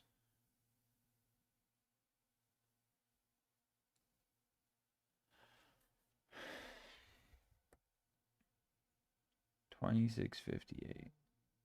Yeah, I'll just add that time now. I need to add 26 minutes, 33 seconds. Wait, how much do I need to add? 26 minutes. So that'd put me to 30, 44, 45. So I need 001, 45, 32. There we go. Bam. Time added. Thank you, Christoph. Christoph the GOAT. Ultra Black is better than Assault. Okay, so you're just rage baiting now?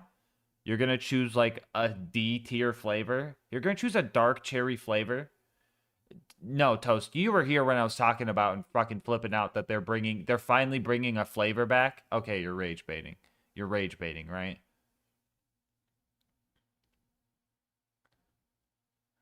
Creature battery flavor. Okay. I was about to say, Toasty, dude, I'm gonna give you a nuggie. I'm gonna give you a nuggie. All right, well, chat.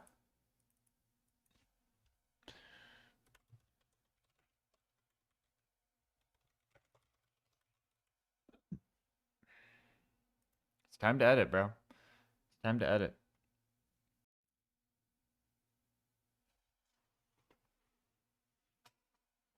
I could have sworn that timer was just at 15 minutes. Infinite stream glitch, bro.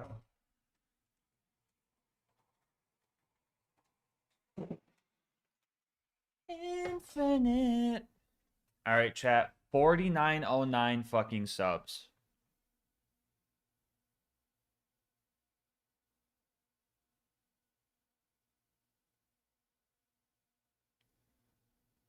Oh my god. Oh my god. Gas White Monster? I'm not gonna lie, chat. White Monster just tastes like drugs incarnate.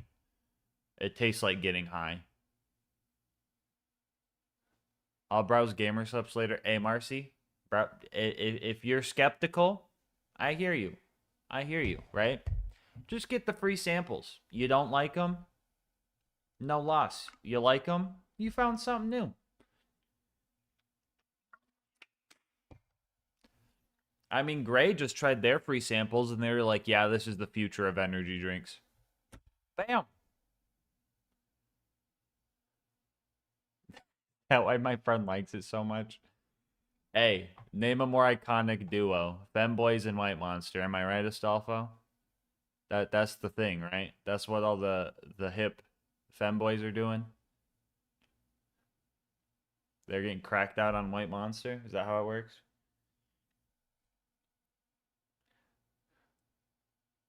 Didn't we do a monster tier list during the subathon? Yeah. We don't have a command that links that. I think it might be in the Discord somewhere. Drink Rip It. Do they even still make those, bro? You say Rip It, and I think about middle school. What the hell? Bam! Green screen activated.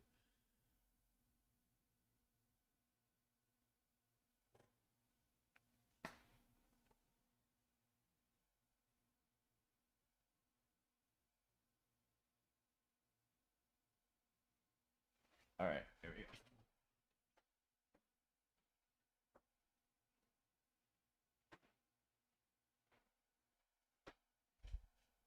What are the odds Alyssa wants Taco Bell and I could get some delivered?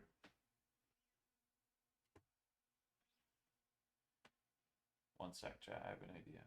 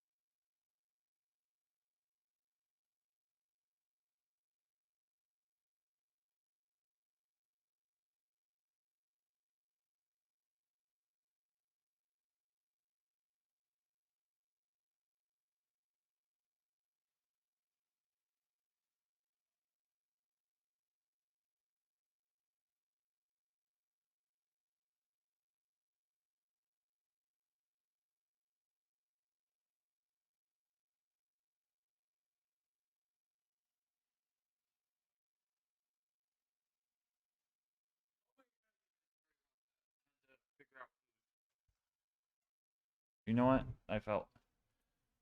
Here. We'll pause the timer for a few minutes.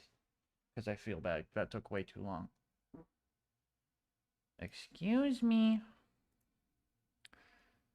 Guess I'm on the GamerStop's website. Where's your flavor at? I don't have a flavor, Deathy. Not yet. Chat. If you want to taste gas mask flavor, okay, we need to buy more tubs. Buy more. Okay? First, we get a cup. Okay?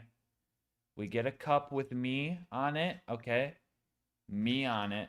Has bro slept? Yeah, I slept for like 4 hours. All right, let me get some music for you guys. Hold up.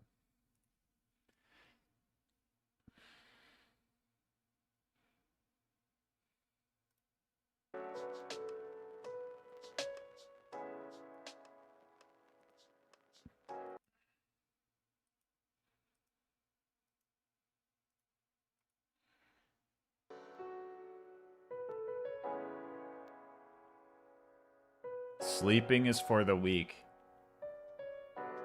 Hibernation? That's 7 days of sleep.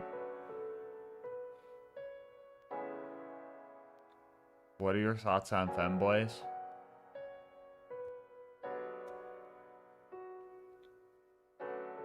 I don't know.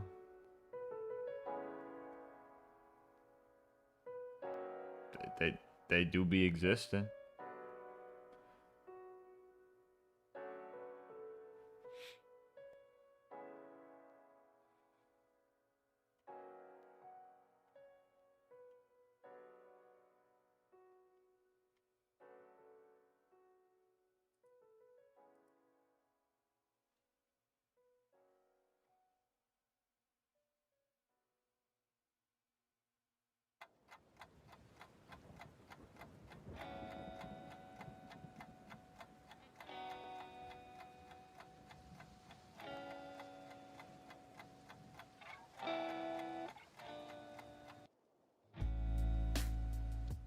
What did I miss in the chat?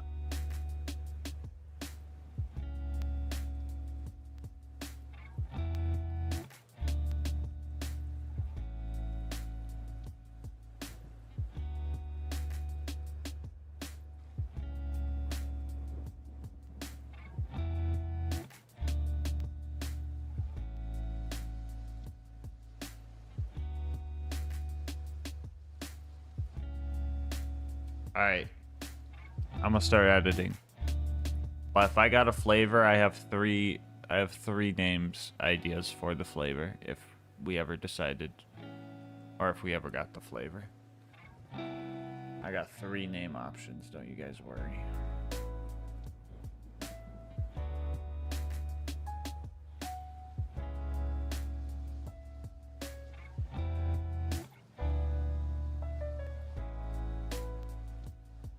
What flavor should I get then? What do you usually drink, Death? What do you usually drink?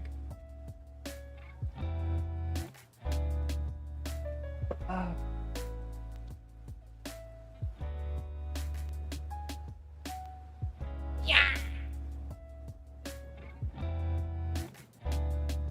For what?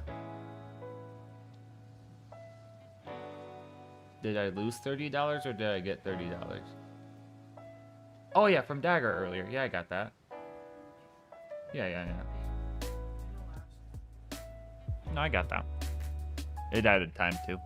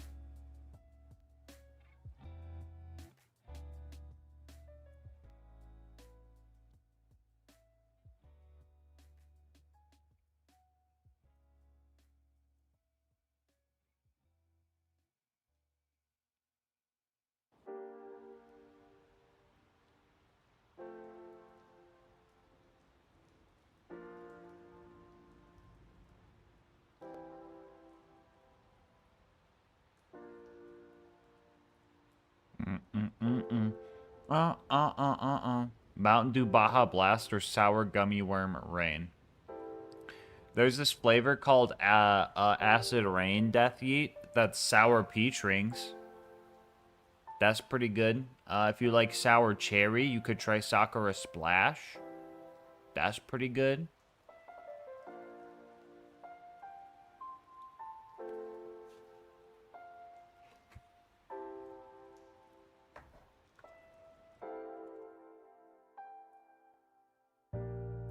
Here's this for you too, Death Yeet.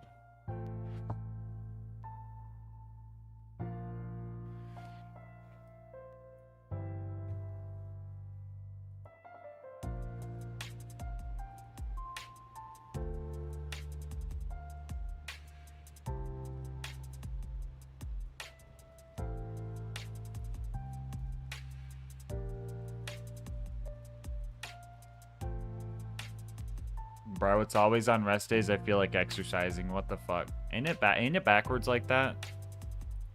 Ain't it just backwards like that?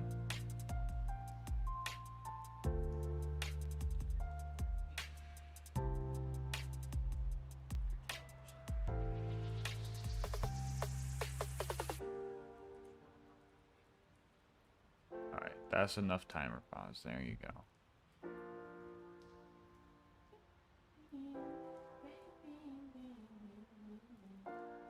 Bing, bing, bing, bing, bing, bing, bing, bing.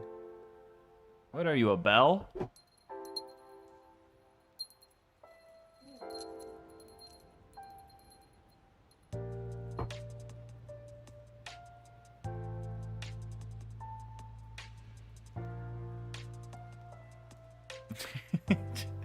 The job is the workout, eh, Taylor?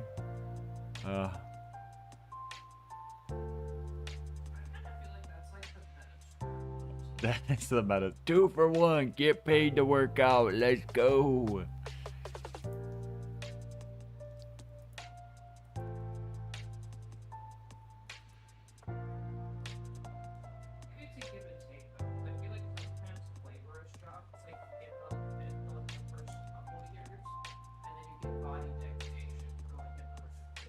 Yeah, quad blades. Do you know what the clip name of the me trick shotting binary boss with the fastball is? Do you know the name of that clip?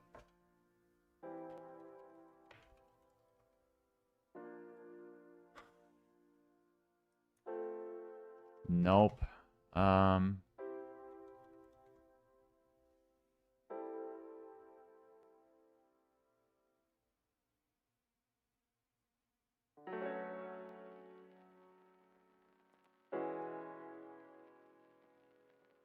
No.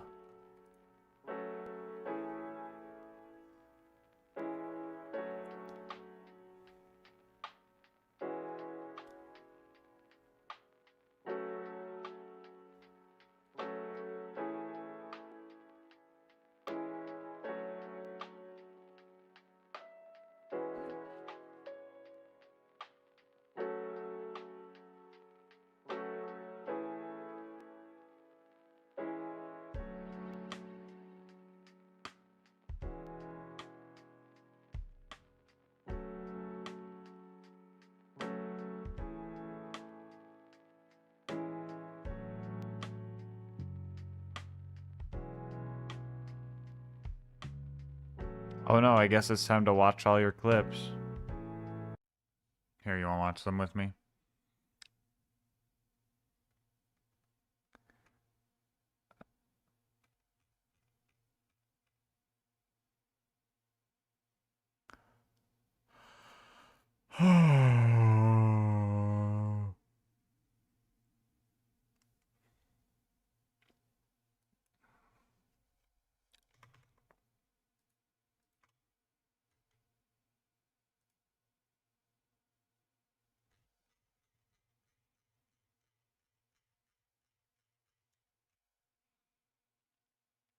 When did I start that subathon?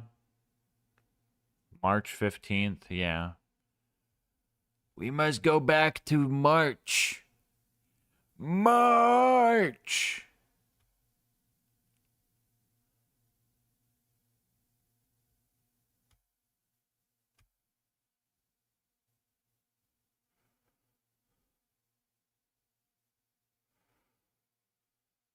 I'm looking at good. Good's pretty good if you like cherry. The Bach Hotel order has been made. Let me look at it.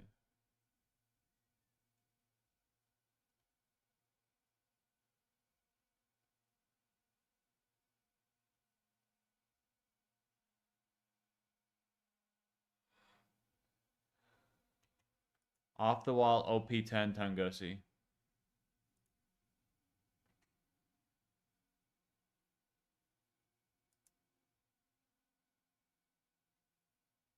Pop it out.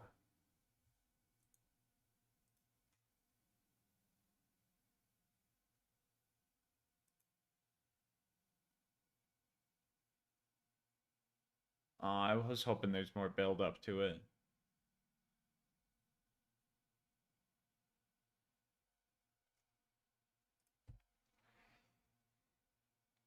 All right, chat. Rate the order. Rate the order. You guys ready?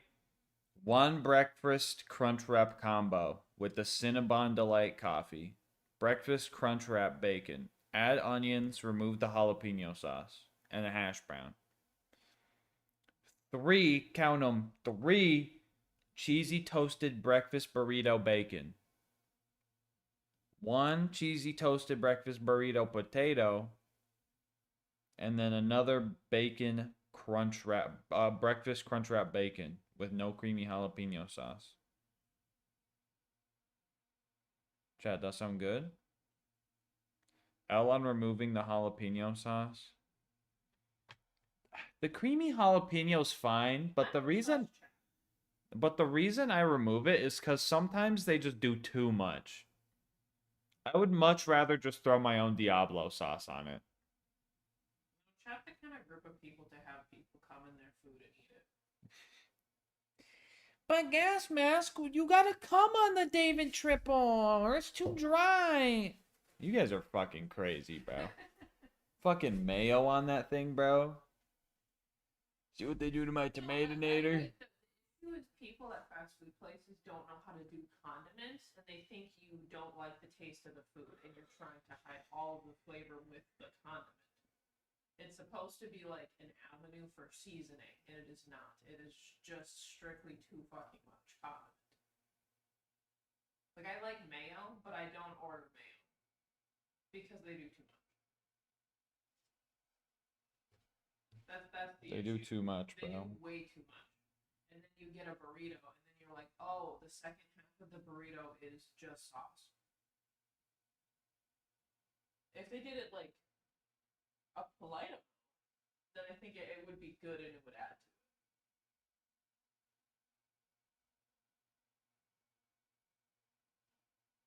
But it's like when you ask for light ice, so they give you no ice. And you're like, okay, that's not really what I meant, but I guess it's objective. Subjective.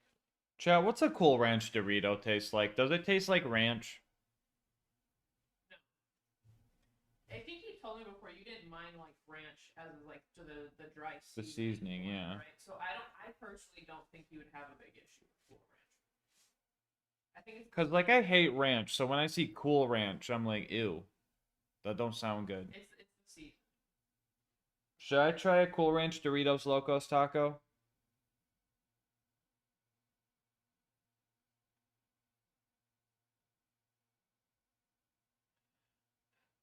It's kind of interesting you don't like the milk ranch though, considering you do like it like creamy dessert. Do you know there's a chance that I like ranch now because I haven't had it in like forever.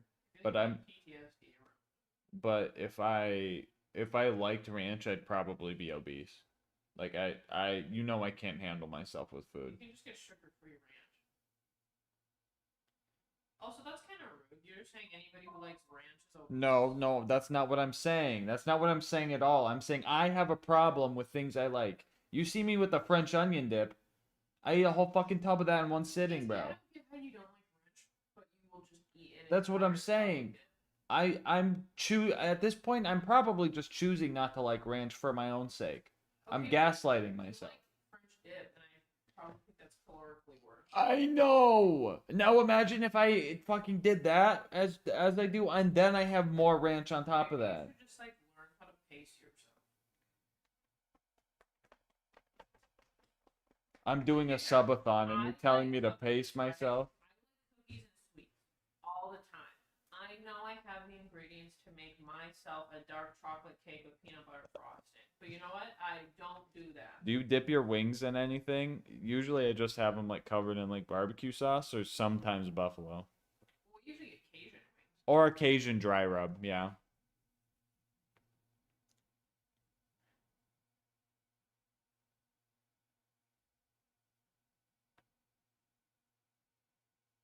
I kind of assume that you didn't like.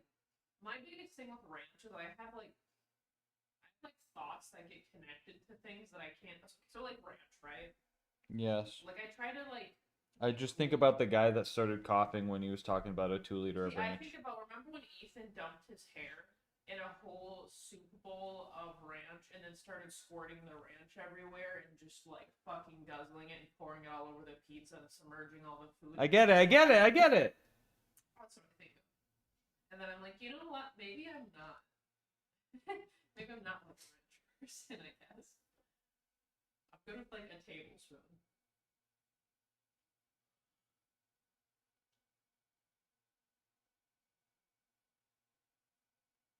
That's what I think about. I made modifications to the order.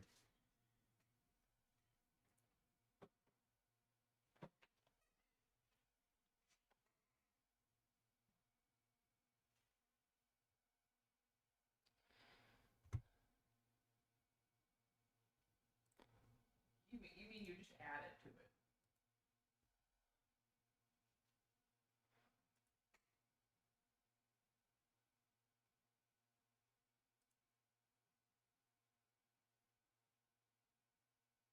Oh wait, this clip might be better.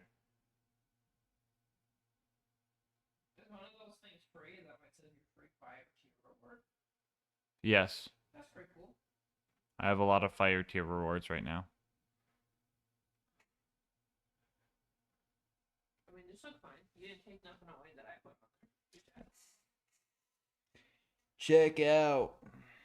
Wait, now you have to tell Chow what you add. Okay, chat. I added a double-decker taco because it was free. I added Doritos Locos Cool Ranch taco because I want to try it. And then I added the new cream freeze. GASMASK is a fellow monster enjoyer. What's your opinion on Monster Gronk? Botwood, bro. Relationship with Monster has been cut, bro. They have been doing too many L's. Too many L's, Botwood. But, to answer your question, Monster Gronk was just trying to be Red Bull for some reason. Like, the first one I had, I was like, oh, that's pretty good. But then I think they changed the formula up when the can design changed. And now it's just like, ugh. And I haven't seen Monster Gronk in, like, forever. So, like, I'm assuming it was just that bad.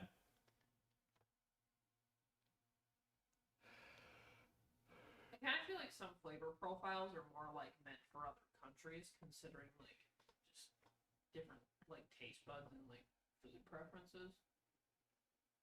So I'm sure there's some that pop off in other areas that are less prevalent here. Yeah. But yeah, no, I don't like the Gronk. What the heck flavor is a Gronk? Is that a guy? Why is delivery not available at this location? What are you talking about? Let me fucking reopen the app, bro.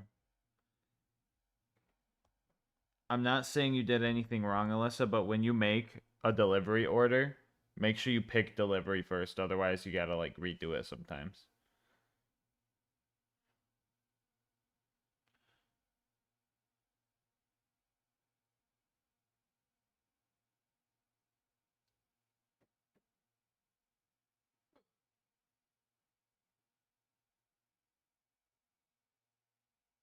Good, good, good, good.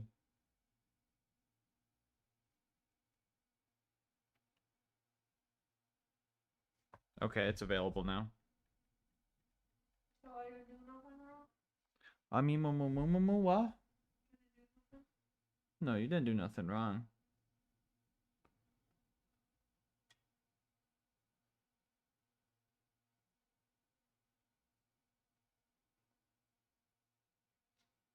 say L Monster, but I'm also like wearing a monster shirt right now.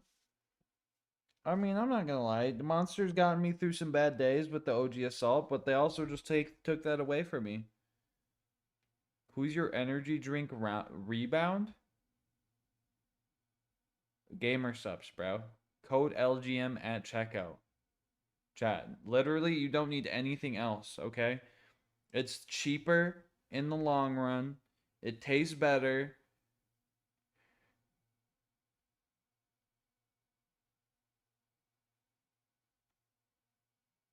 It's a crazy description, Botwood. It tastes better. It's less than a calorie per serving, bro. You don't need nothing else. Can I... Give me my free item.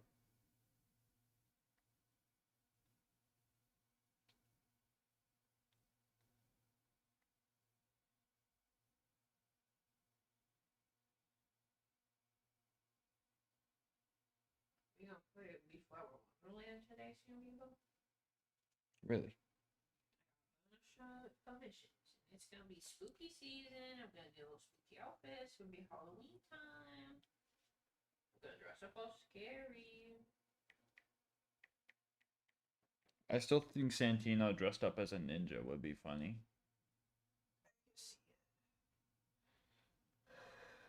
I could definitely see that.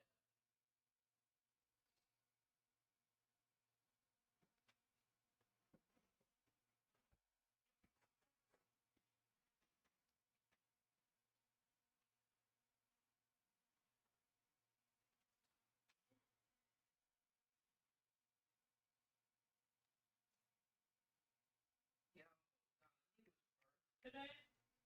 Shout out. Loudest Apple Pay sound ever.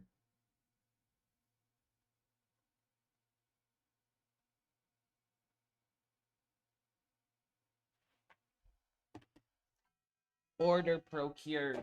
Do you think there's like any people out there that are upset by the fact that in like Civilization they made like Gandhi a huge asshole? No, I think that was Gronk Gage, Taylor. Now I also think I always think about like Gandhi blowing me up in Civilization, and I'm like that was kind of rude. Even though he was like a super like nice, great person, amazing person, but I still think about that. Like, kind of fucked up he is. What is this clip?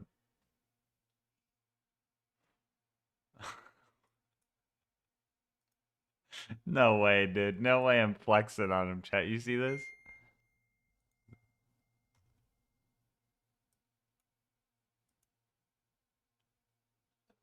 Oh. Oh. Oh. Oh. Oh. Oh. Oh. Oh. Don't. No way. Who clipped that, bro? They cut it wrong. Oh my god, the Screen Man clip. Fucking muted.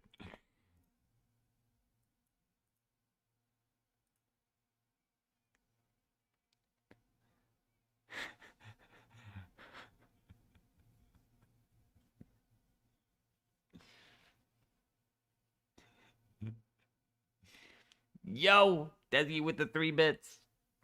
Thank you.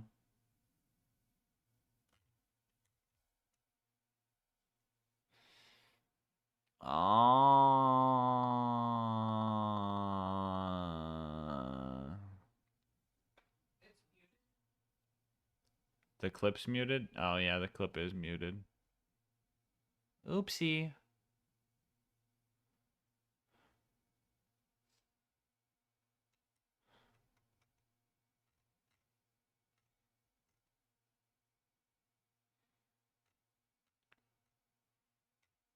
Where'd the clip go?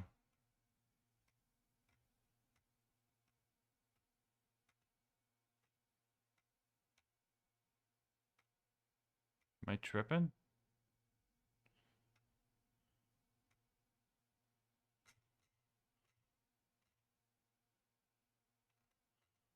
I must be tripping.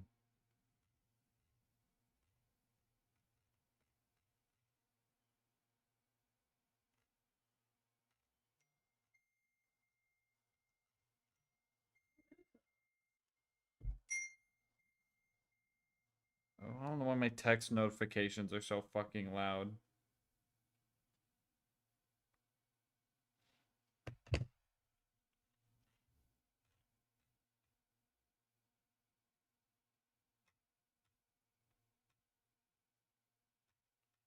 Chat, where did the clip go? Am I stupid?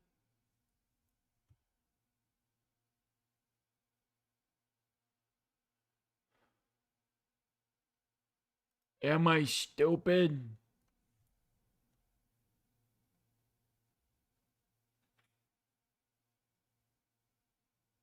I don't know why this shit's lagging so bad. I'm just gonna close it. Oh my god, the tab took 18 years to close out. What the fuck just happened?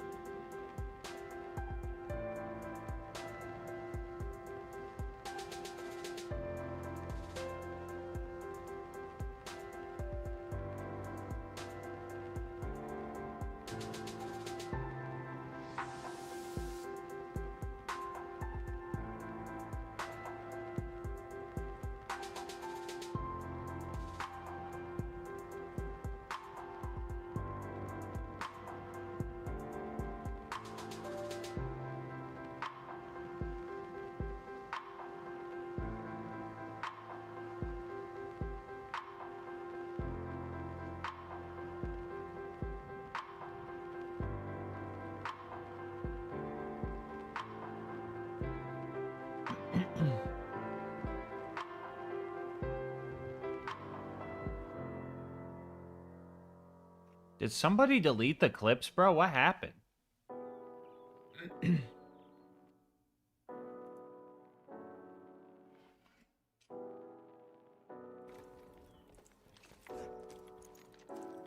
How are we back?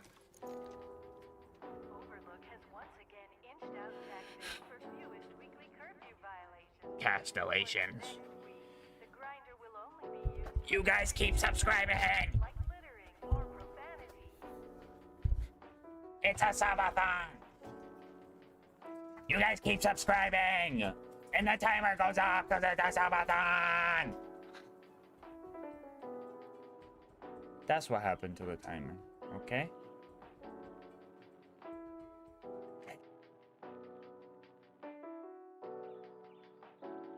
Oh, here it is. I just kept passing it, bro.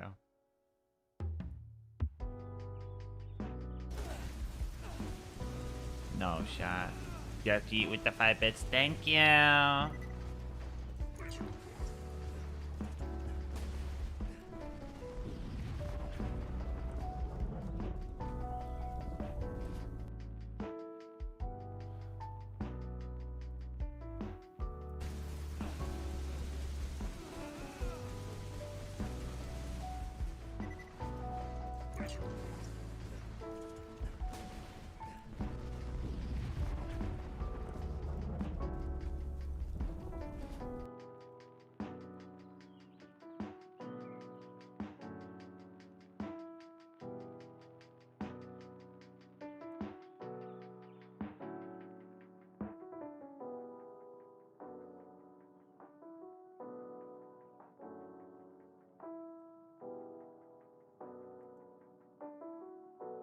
Advisory like that.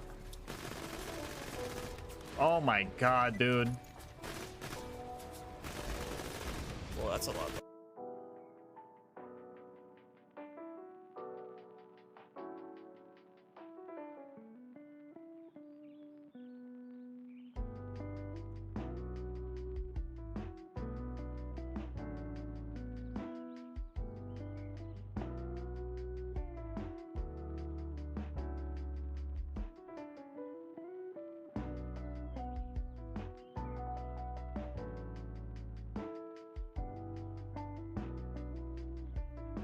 Chad, I can't find a good clip for this intro, bro.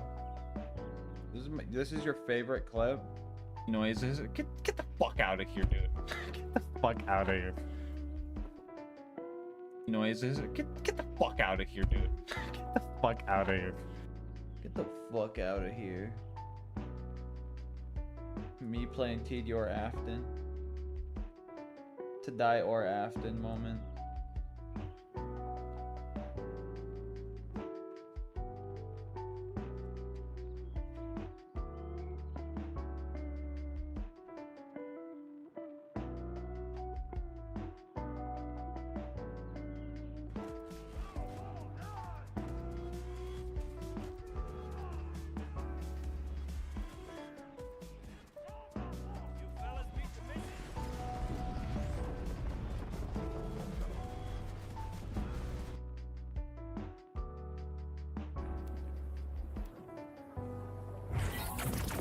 There's just a ramp straight up, guys. Okay.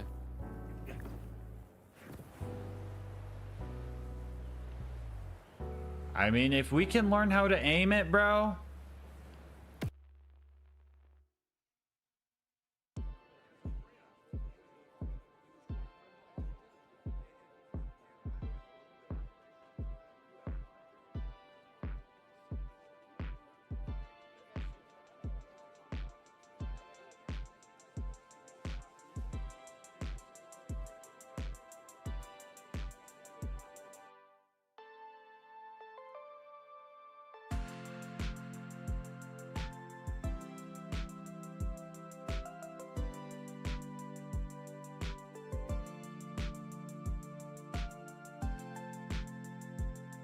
Skill check? What is this?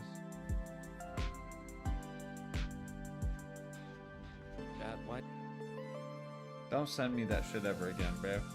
I'm looking for a clip of me doing something cool.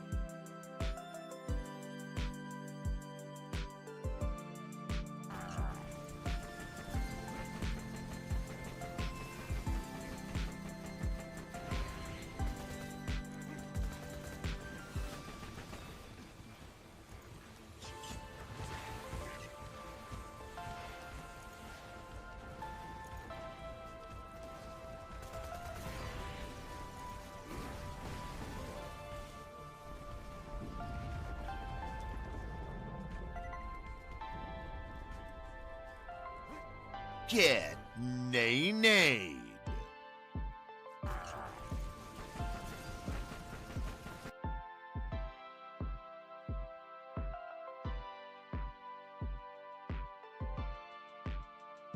Put the stinky on him.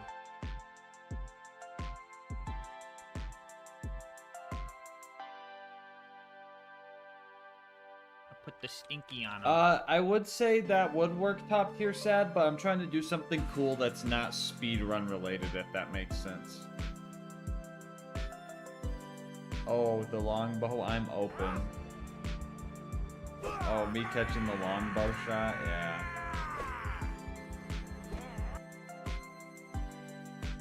So the intro goes something like, you know, I have like 4,000 hours in the game. I hope I'm some type of professional type of deal. Okay, Ooh. this is sick. Oh, the bank shot! Is that a bank shot? Oh! Bank shot's crazy.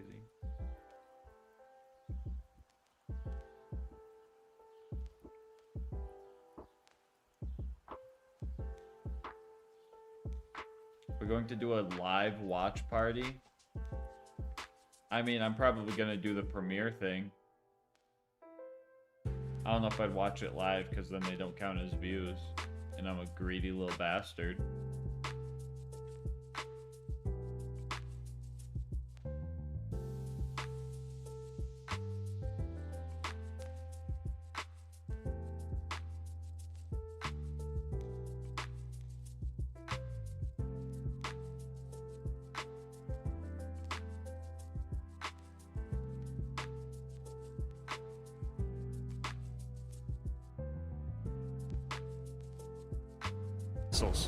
No, no.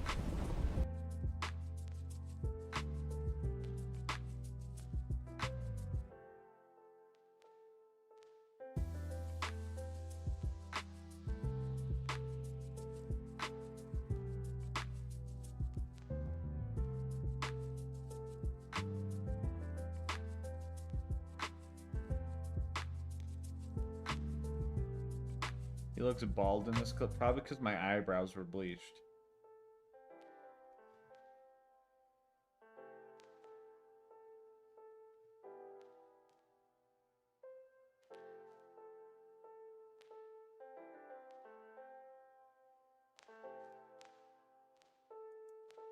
Yoink.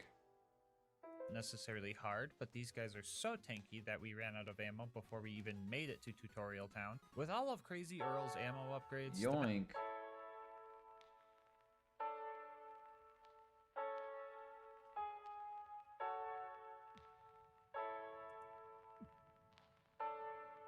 Yeah.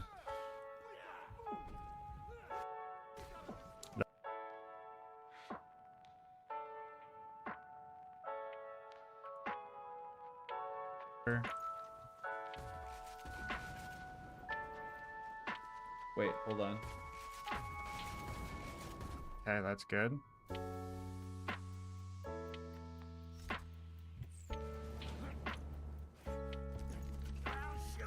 Quad assassins, that's actually crazy.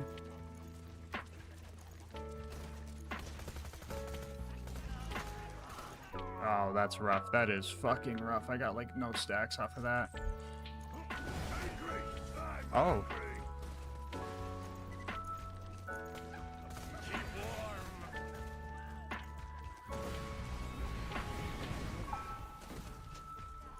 That's Oh, one wait, behind this me, is right? This is perk.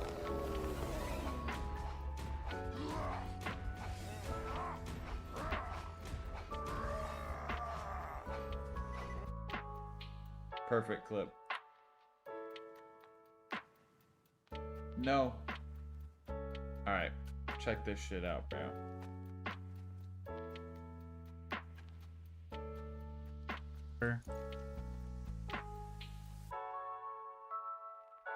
Wait, do we still have card packs? They might be out for delivery. Let me see if I'm getting any in the mail today.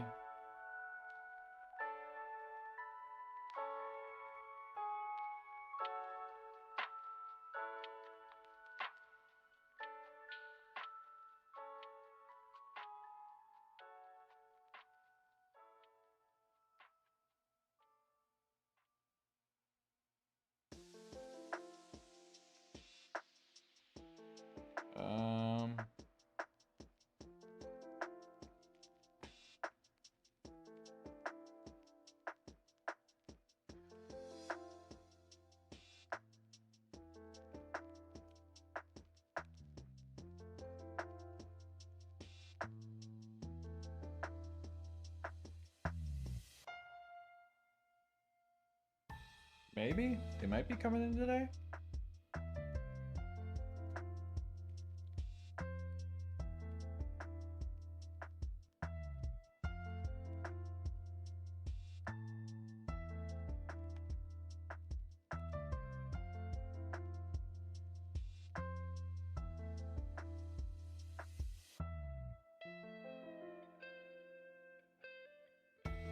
It says they're out for delivery.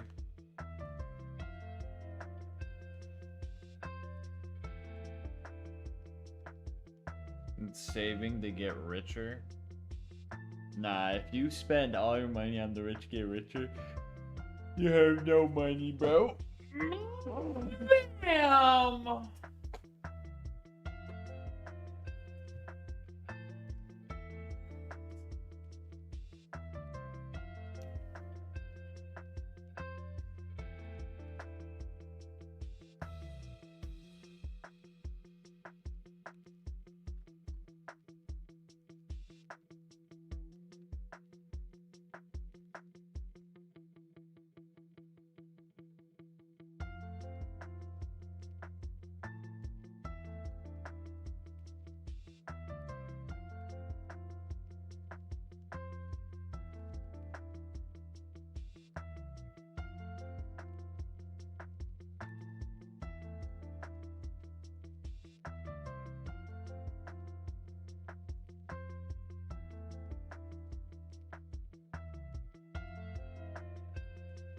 Can I download this?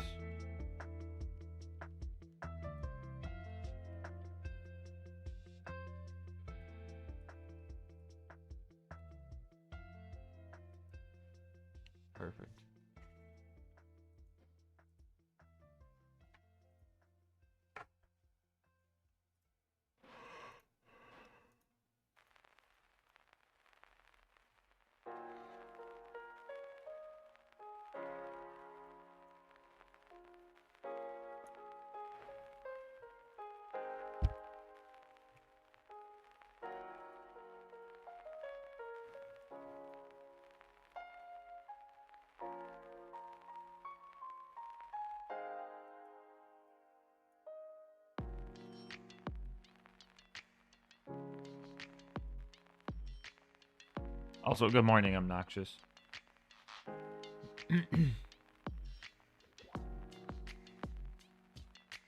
Want a link? Sure. Sure.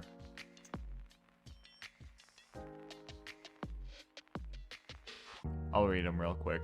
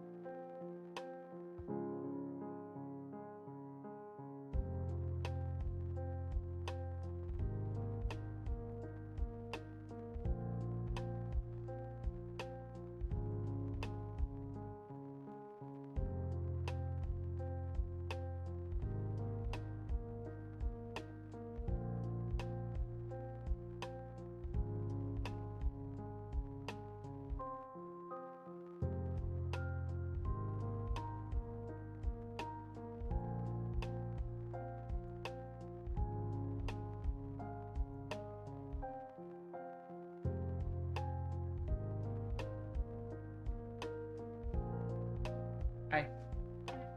I'll be right back, chat. I think my food's here.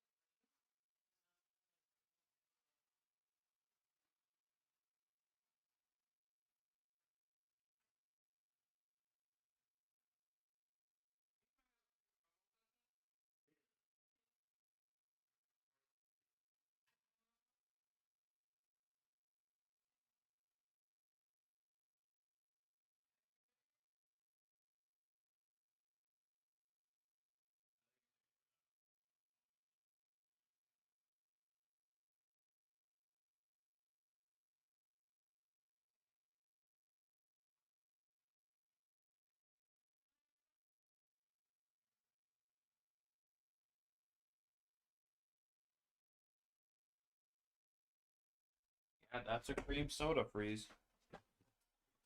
Cream soda.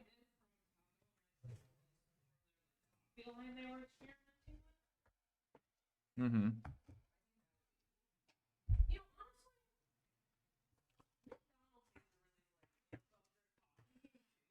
But I think the issue with McDonald's is they need to not amp up their coffee game with $7 coffees. I'm never gonna go to McDonald's when I can get them. They do need to up their like cheap iced coffee though. 1 hour left. 1 hour left. It's been an honor, everyone. Bro, Militia. It had 8 minutes left 2 weeks ago. Can you imagine if somebody said that at somebody's like 60th birthday? That's crazy. Like imagine you turn like 70 and it's like, well, it was nice knowing you.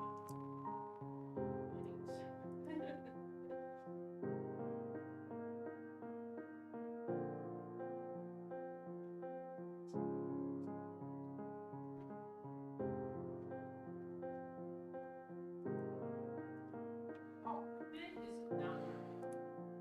I'll rip it. Aggression. That's crazy.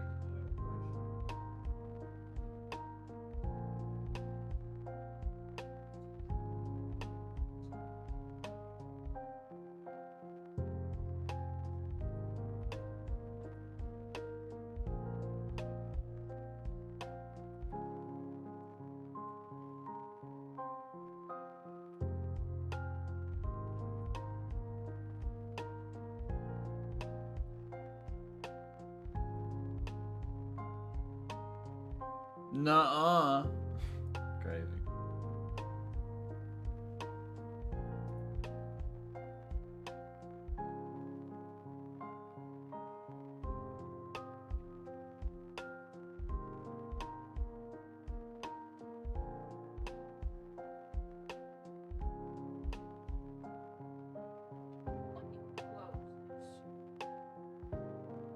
When you close it. Omar did. So he can close it.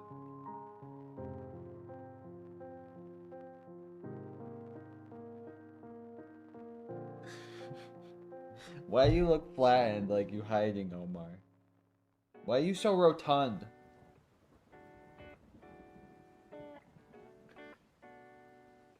Yeah, well, it'd be kind of cool to see some. Omar need walks. Yeah.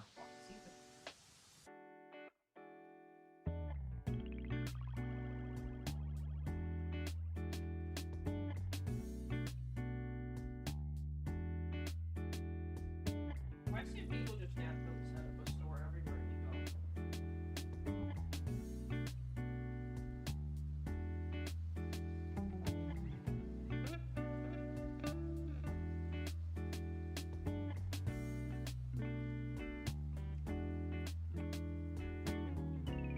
So yeah, how am I supposed to collapse this and be wrong?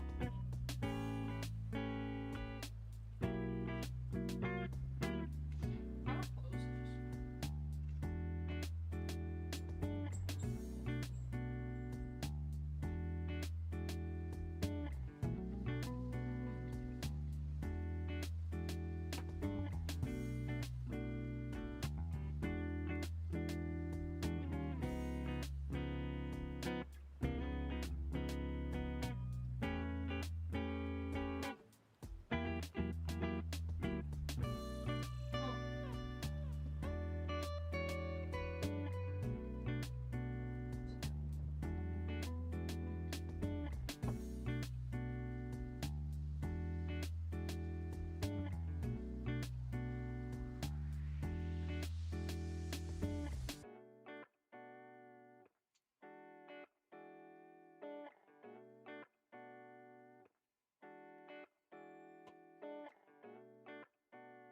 There you go.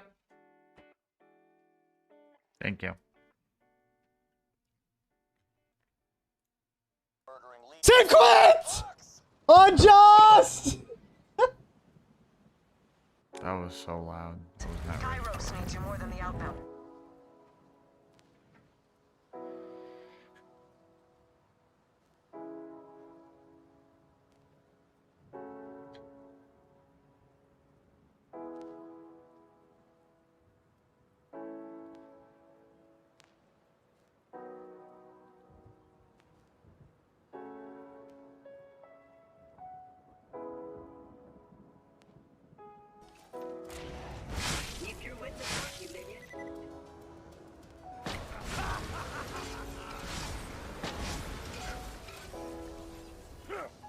creating online. Huh?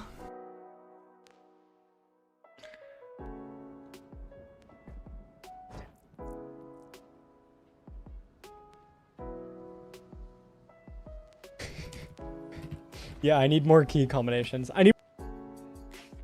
Ah!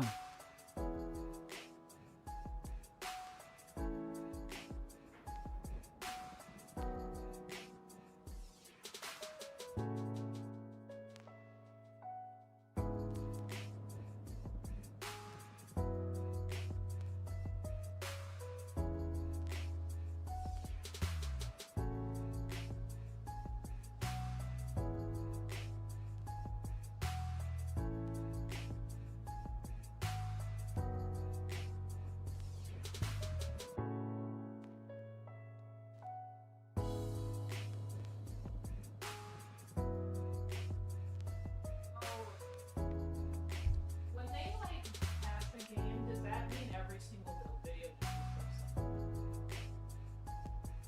Not every single one. like if Only I, if it. they like patch, let's say, and changed maybe like two skills in most of the trees to have slightly different percentages or reduced piling that wasn't intended, would that just like nuke a lot of older like videos? Depends on how. Depends on if the build still works. If your build was relying on a glitch and the glitch got patched out, then no. But if your build loses like 2% damage, it's fine.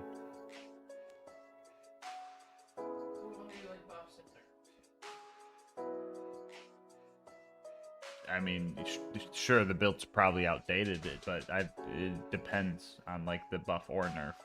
Like if it's like, yeah, change from 4% to 5% or something, it's negligible. But if it like reworked an entire skill and how it worked, yeah, it'd be like. If I was a game developer, I think it'd be really funny if I just intentionally put stuff that just didn't work for like the first 4 weeks, so it was really easy for me to improve everybody's opinion on it after. I mean, I'm already hearing that a lot of the builds people posted have like misinfo in them about like indirect projectiles, but like I don't know. I haven't messed with it myself. I don't know. For God's sake, what do you want? Not this motherfucker! The content that comes out the first week of a game versus 2 months past its release are going to be significantly different because everybody's already filled up every single vault tower and moved on to the next thing. Yeah.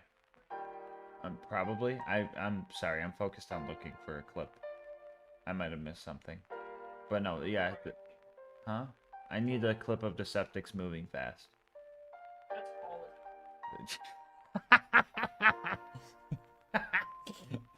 it Somebody clip that. Somebody clip that.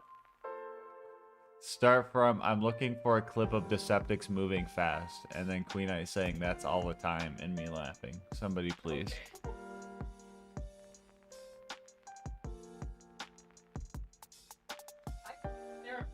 They're not doing speedruns. You have to be on board until... Yeah, it closed till like the beginning of this month, maybe? Maybe. Because when I checked, they were like, we're waiting still. Let me see. The bunker. Meet the greatest defense bot ever built. Designed for myself.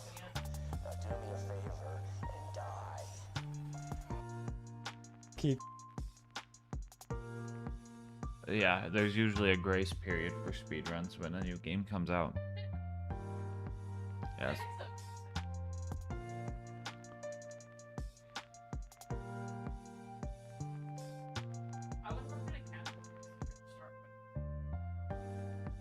Probably just any percent in all quests. Or 100%.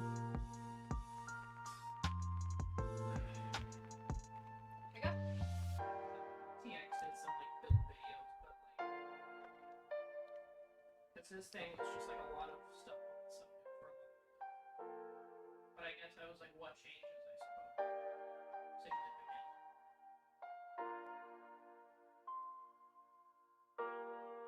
Sorry, I feel I don't know. I don't do build videos. I guess because like I don't like. Maybe I shouldn't say that. I don't participate in that like domain of gaming because I feel like it's an insult to my intelligence that I can't do it myself. Personally, like I know people do like really crack builds for like Baldur's Gate, right? And I really like Baldur's Gate, but if I can't kill something, then I'm like I'm dumb. I need to figure this out. Yeah. But that's just a me thing, so I was just wondering what like the significant difference is, or there's not really a difference. It's just like people. I need a clip of Deceptic's moving fast.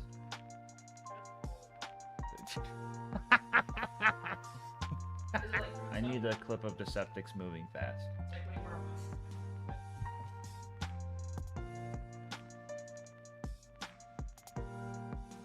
I don't know. The builds may be invalidated. They may be invalidated, yes. I'm not sure. No, people do the build videos to showcase new things, and then the new things sometimes get patched out, and sometimes the builds change, yes. And in the case for Flack, one of his skills was literally just reworked. So anything back then is just invalid.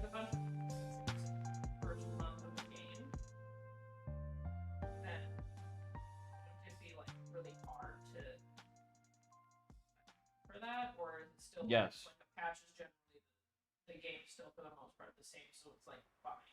Or just It depends on the patch. It depends on the patch. Like skill getting a 1% change doesn't matter.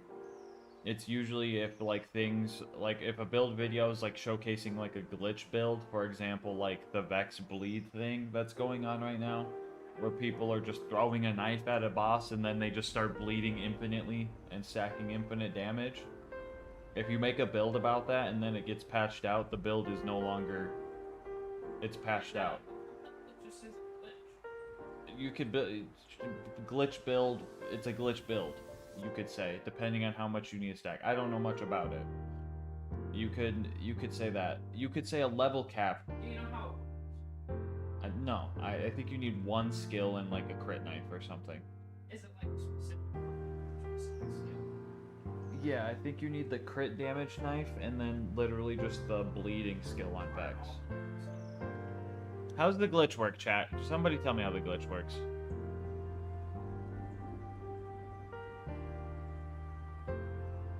I have not done the patch notes yet. I've been trying to get this edit done, but like I keep getting distracted. It's literally just bloodletter plus crit knife. Well, you don't have a crit knife then. You have a knife. You're looking for a purple knife, and it will say penetrator augment on it.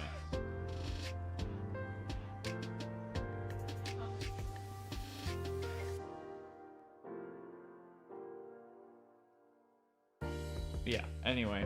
No, level caps ruin builds. You're like, wow, now this build is for level 50. It doesn't do anything anymore. Updates change builds. Maybe. It depends on if they add level caps in this game. I heard they might not, because people don't like it. They might not, I'm not sure. I've heard both ways. But, yes. When you do builds early on, there's a high chance that they just get invalidated or outdated. But if it's a game that decides to run on like forever, like Counter-Strike, right? No one's waiting for the final Counter-Strike update to start doing grenade lineups. Sure, stuff might get patched, sure, but you don't know if it will, type of deal.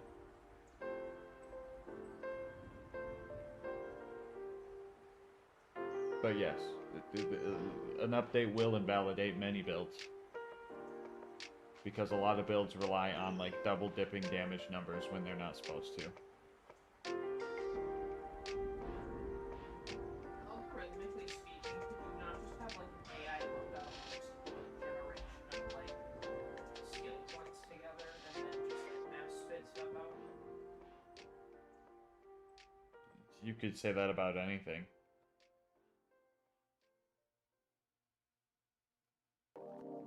Yeah, I mean, yes, you could have an AI generated rhythmic. What are you asking me exactly? Huh? So you're saying if someone made an AI to make videos about builds where they use literally just every possible skill point combination? No, because half of them would be ass. And then if you show someone an ass build, they won't watch your channel again. Especially if it's AI. You can still just use it.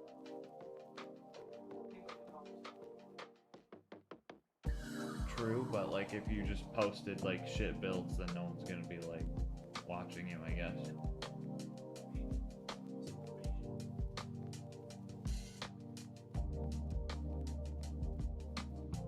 Yeah.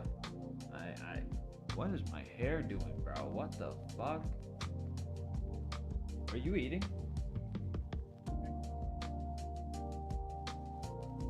Because I was waiting for you to get your food. I am very hungry.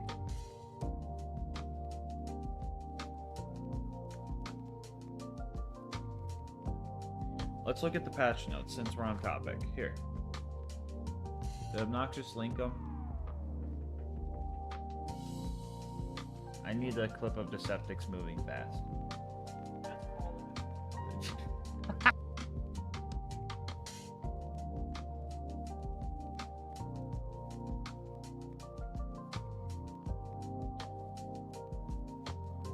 Thank you.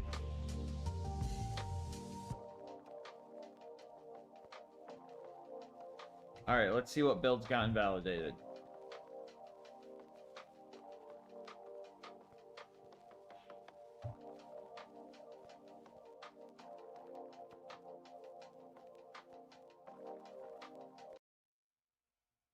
No, yeah, I don't know. I don't do build videos really, so I was wondering if somebody who lurks in the community, because I would never spend my time doing that, because it makes me feel like I'm asking my parents to hold my hand.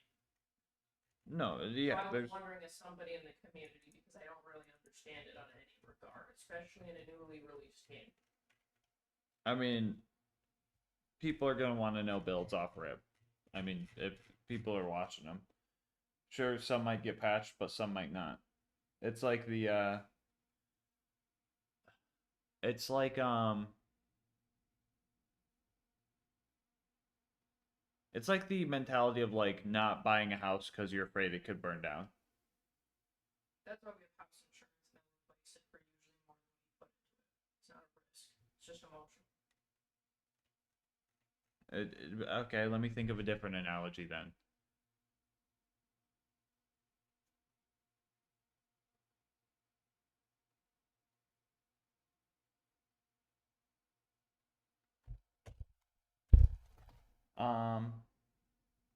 What just fell? Oh. It's like not getting a pet because you know it will die one day. Yeah. Which is like a self-defeating in its own way.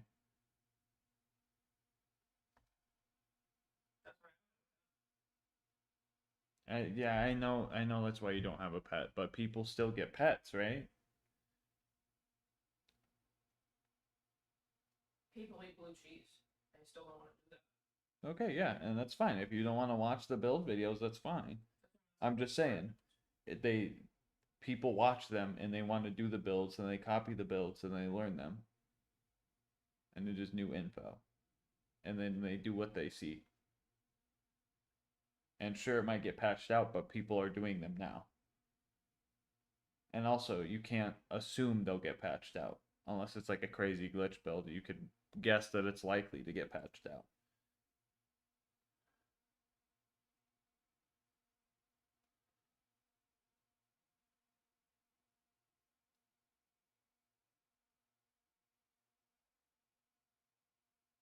So, to answer your question, yes, some probably do get invalidated, but they still make build videos because that's what they like doing, and then, I mean, they could still be valid.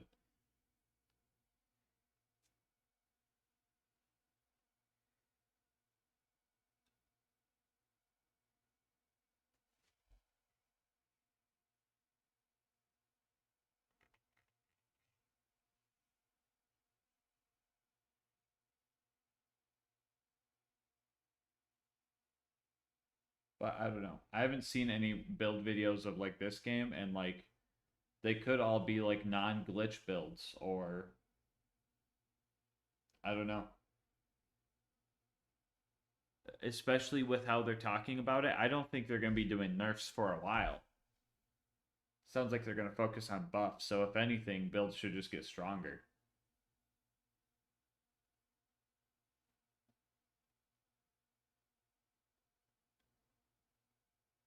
So when is my game supposed to patch? I don't know. I don't think the patch came out yet. Because they're leaked from...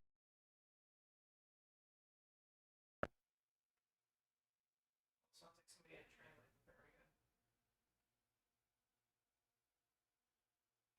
good. Is this the old one?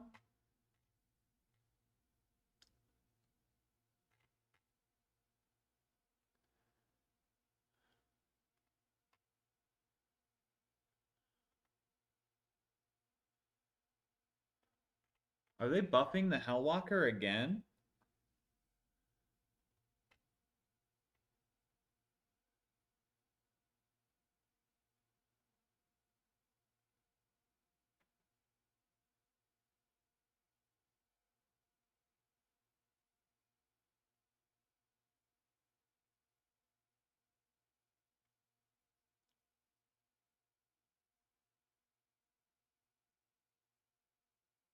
Wait, this seems like the old one obnoxious.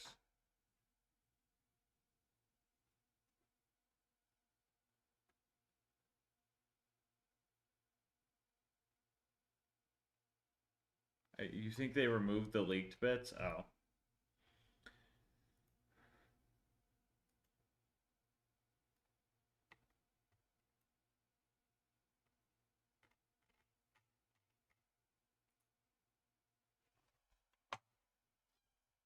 I don't know, chat guys. Have you seen any? Have you guys watched? Anyone here watch build videos?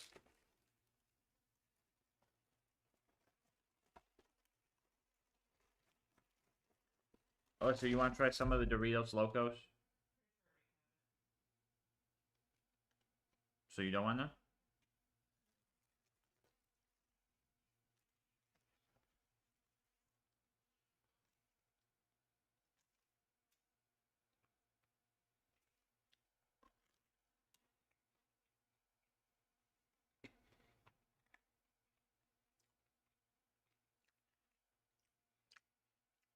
Oh yeah, this is good.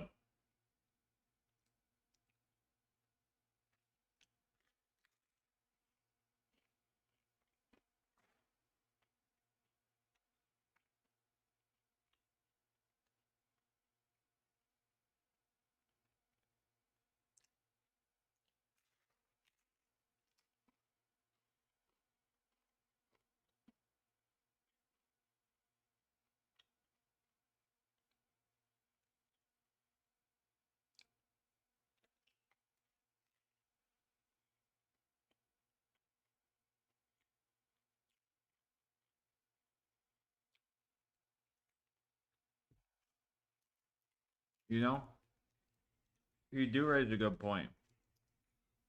Like, average build videos like 15 minutes most, right? TX released an in-depth one that was like, how long was it? An hour? I feel like if you do like an in-depth hour one, it's gonna get Well, the difference invalidated there is quick. TX can actually hold a conversation. True. You can definitely have longer content if you're able to actually talk about things, as well as also just like be a more like in-depth person. Mm-hmm. It's like when I used to watch like react to videos and people always shits on reactionary content, but I would turn half an hour into 2 hours. So I'm obviously adding something constructive to the content. Yeah. Not a lot of people are able to do that. It's kind of like the metric of like if you had a hard time trying to analyze a poem in English class, you're probably not that good at like talking. Yeah. I know a lot of people that are like, it is what it says it is. Mhm. It's like, all right, well, you lost the experience, like thinking your thoughts. Also, now that I think about it, I'm pretty sure I've seen Jolt update his builds before. Yeah, that makes sense. So, some of them I just need like a little updated. Oh, you know what else? It couldn't even just be buffs and patches. Literally new gear could like literally just do it too. Like, oh, this build was already good. Well, now it has this new gun.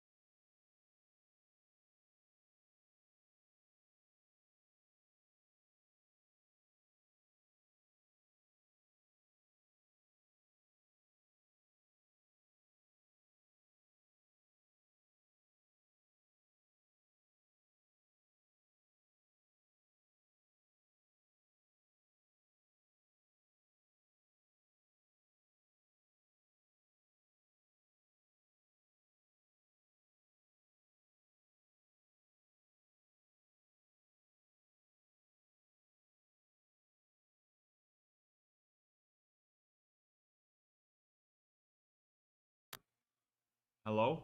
Is this working now? I was muted. What the hell? Sucks for chat. We could have said something diabolical. Chat. Some people like getting breastfed. Some people like making their own formula. That's what you missed.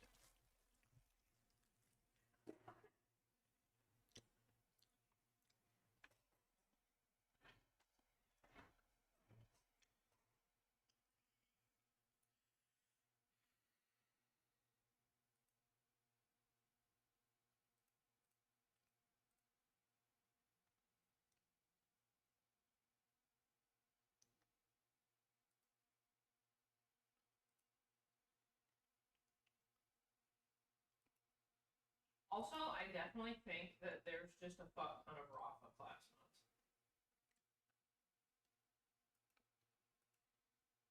Yeah.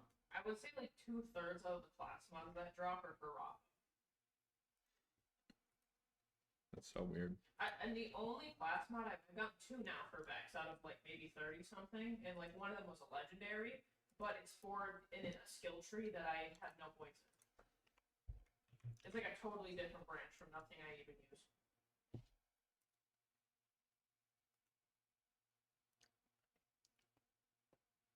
And it sounds like the shops, and sometimes it's like, do you want a legendary Harlow one? And I'm like, no, no.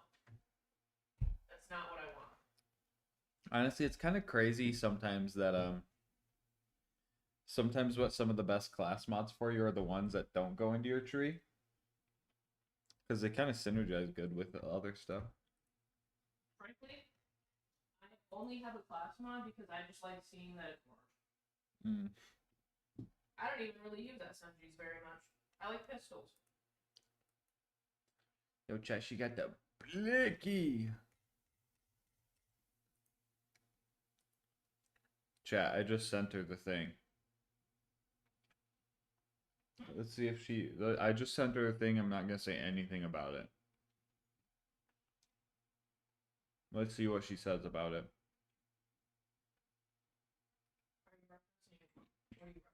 You're referencing you. I sent you something. I sent her the pizzas, chat. I've seen you make the pizzas. Oh, you watched me? Yeah, I've seen you change Borderlands from something to cheese or something. Anchovies to cheese. And then at one point I also asked, is this going to be the new poster?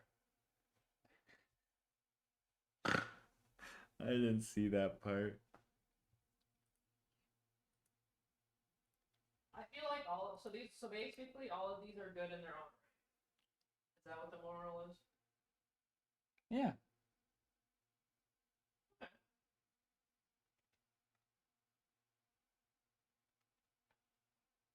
Actually, does BL4 have sausage on it? Because if it does, then I don't like that. That'll make it like the bottom, actually. It's just the idea. It's just the idea. Meat lovers? What is that supposed to mean? Game on or something? What is that supposed to mean? Why are you laughing? Oh, what? Is it almost called Game on Daddy? What? What was that line? What did she say? I'd seen a video where apparently like she was trying to like flirt with your character, and I was like, did she literally almost call him a daddy? And then he cut her off and said deadly.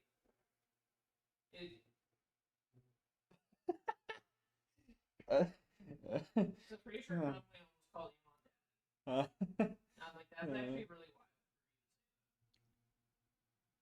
wild. Has Queen Knight never... No, she's heard of it before. She just don't like all the... too much meat.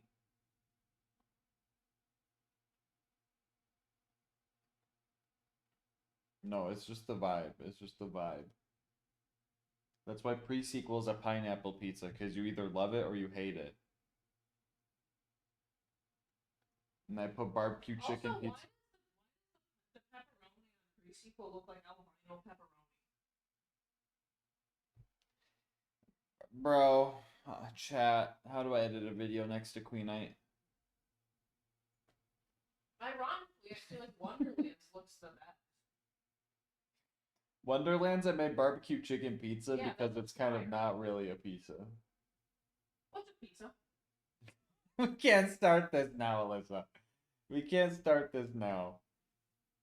But what do you? How is barbecue chicken not a pizza, but cheese pizza is a pizza? I don't know, Alyssa. Some people just don't count it as pizza. What? No, I know, Alyssa. I know it's silly. But I'm just going for the general vibe.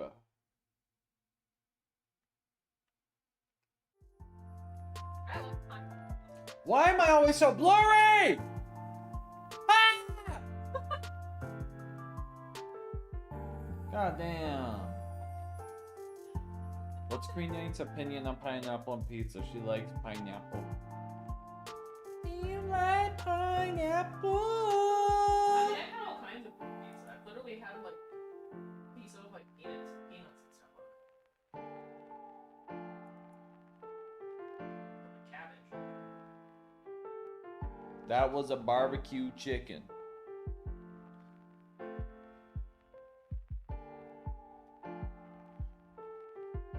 Oh, see, that's a pretty good analysis squad. Is it the squares like it is? Yeah, because only squares play Wonderland. No.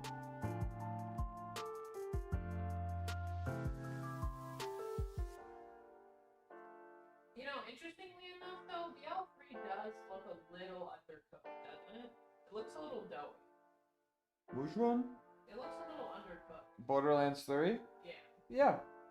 It does look a little undercooked. Are we just getting really abstract with the pictures now? Yes.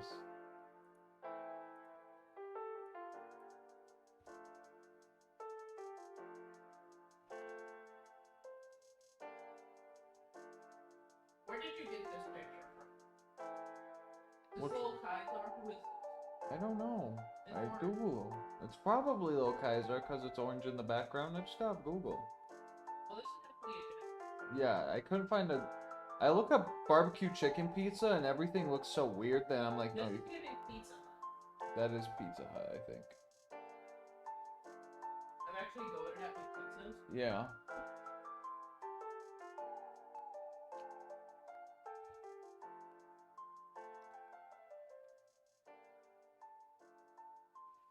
I'm gonna look at the I posted that on Twitter. I forgot. I'm so cooked.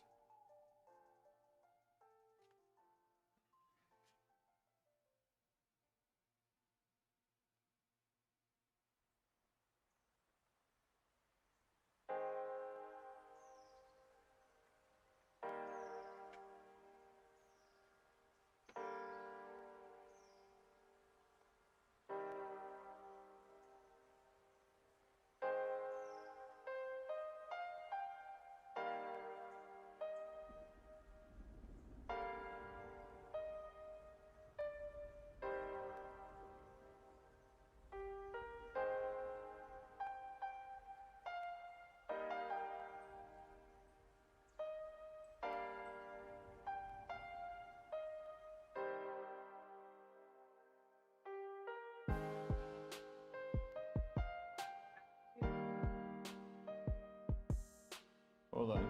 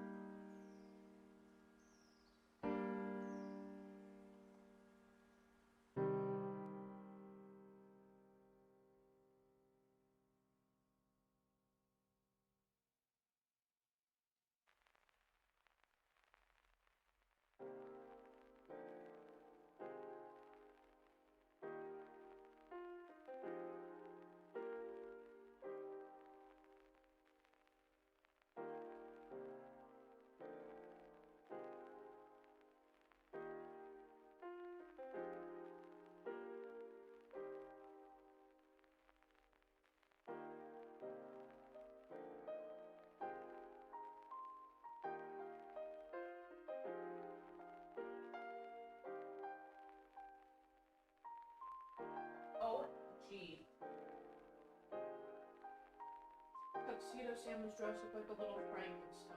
Really? Yep.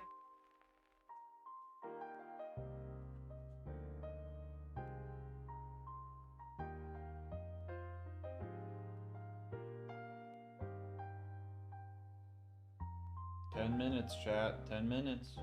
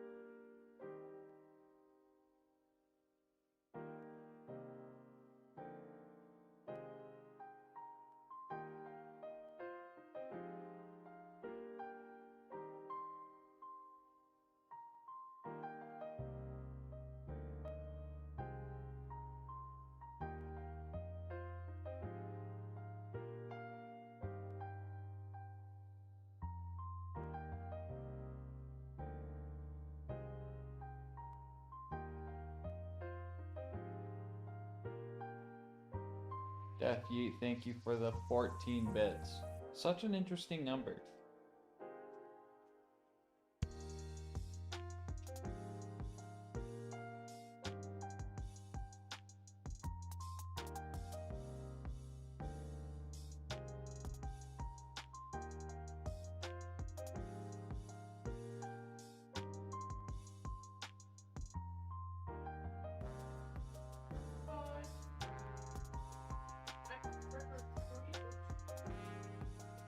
Welcome back, Fitzy. Yo, how'd the X-rays go, Fitzy?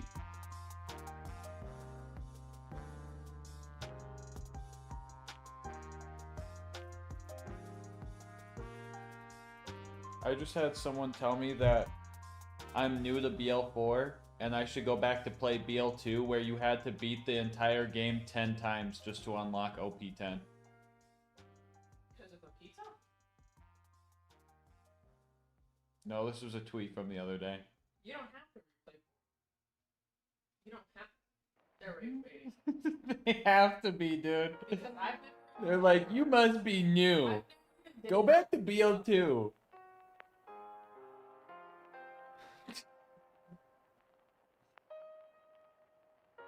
It's crazy to be like, you must be new to BL4. Like it didn't release for everybody at the same time. I think they mean new to the series. All right, chat. I'm gonna have a little narcissism come out. Okay. No, I'm not that big actually. Never mind. I was gonna say if you're gonna call someone new to the series, and you don't know that you're talking to like me, I guess. No, this sounds narcissistic, but like I feel like if you're a huge fan of the series, you have even if you don't like my vids, you have to have at least seen one show up for you, right? I mean,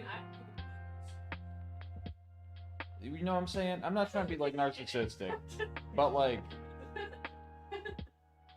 it's like someone telling Jolts dude, "Oh, you must be new to the series. I've been around for a bit."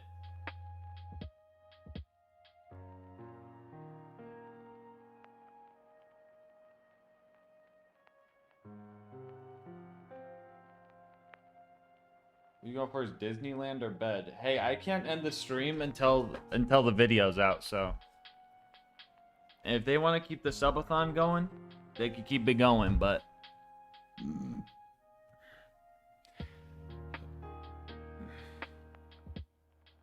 I don't know. I just find it baffling. I find it most baffling that someone's like, "Hey, you must be new," and then they just spread misinfo. Like, yeah, go back to BL2 where you had to beat the game 10 times. They're fucking. They gotta be.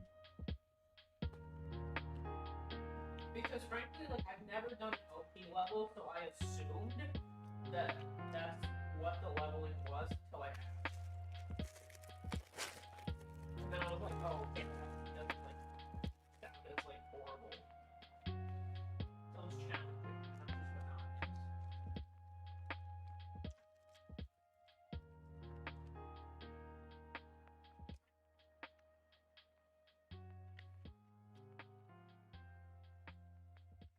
Sadly, I won't have Subathon to watch anymore. We don't know nothing about nothing yet, Fitzy.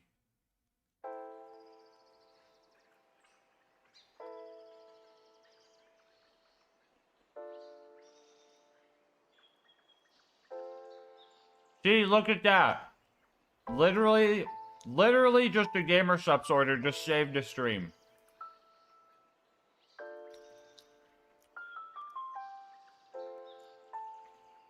Maybe?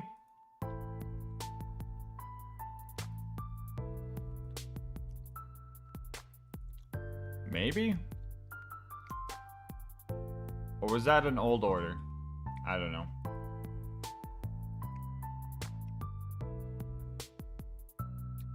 What was that order?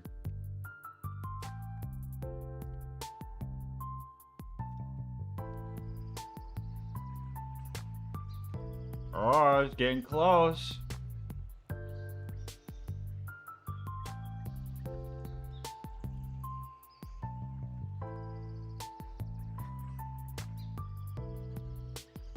Oh, this is scary. Ooh. We got any merch orders to add?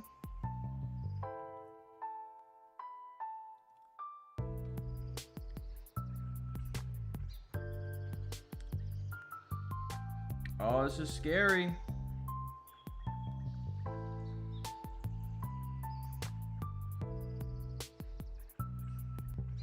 No merch orders.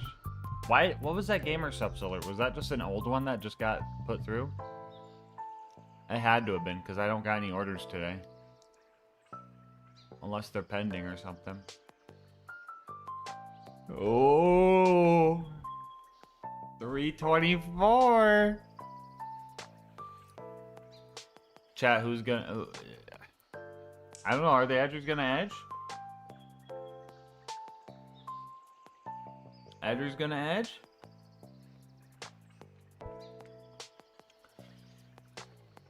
How long has it been now? Almost 30 days. 29.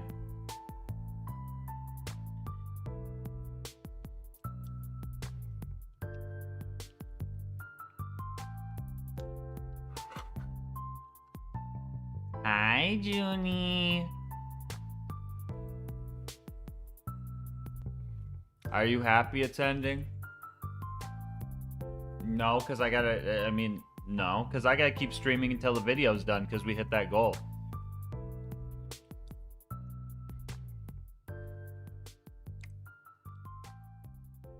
What if you had more time on the clock? Do you think that'd mean you'd do something else? Probably. Like I said. You're like, well, if there's 4 hours on the clock, then I have plenty of time. And then you play something else? For your sake, I hope it ends. What do you mean for my sake? What? I'm fine, bro. I literally just chill. This is a blast. I'm having fun doing this. Oh, under 2 minutes is crazy. Ooh, this is nerve-wracking. Oh, wait. 1, 2, 3, 4, 5. 5 tubs of gamer subs just came through. Oh my god. Oh my god. No way. No way, look at this. Chat, look. 5 tubs. The gamer subs is edging us, chat.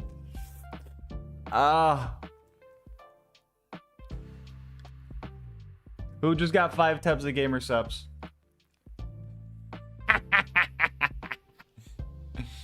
And then day 0 with another 10. Ah, the Subathon's never ending. We have 2 hours again. We were from 2 minutes to 2 hours. Ah, and then Fitzy with another 10. Oh my god. Andrew's gonna edge, bro. Andrew's gonna edge.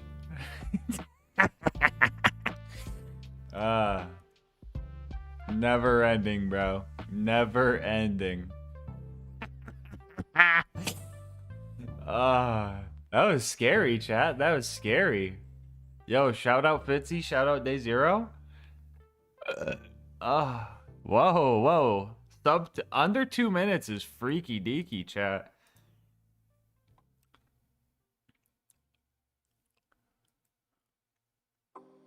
Yo, shout out whoever just got those 5 whole tubs of. Loveless, did you get 5 tubs of gamer subs and a cup?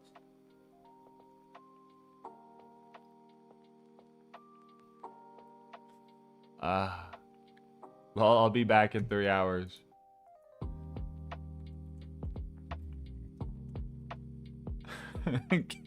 Cope, nope, get rage baited. Oh, that's funny. That's funny. Yo, La Baggity with the prime. La Baggity with the prime. Thank you.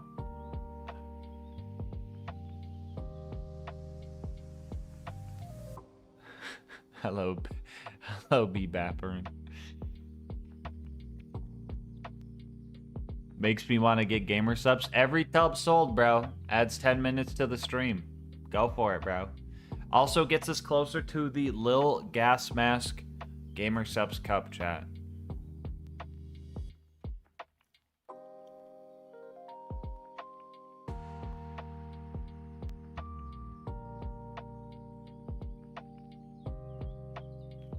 No ending of the stream.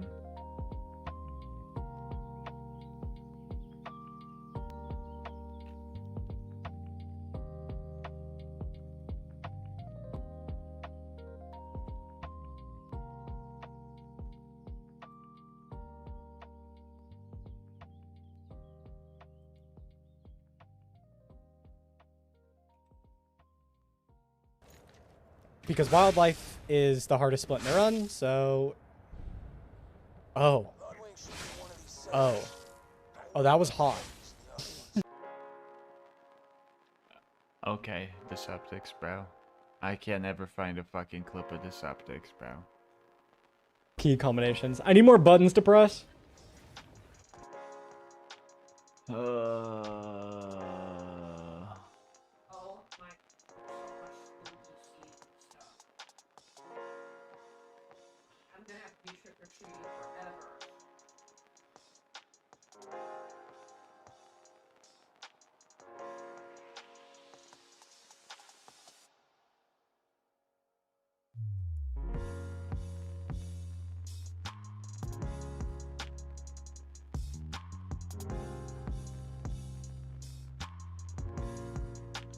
Poor gas, this isn't even enough time to sleep. Oh yeah, I am running on 4 hours of sleep, aren't I?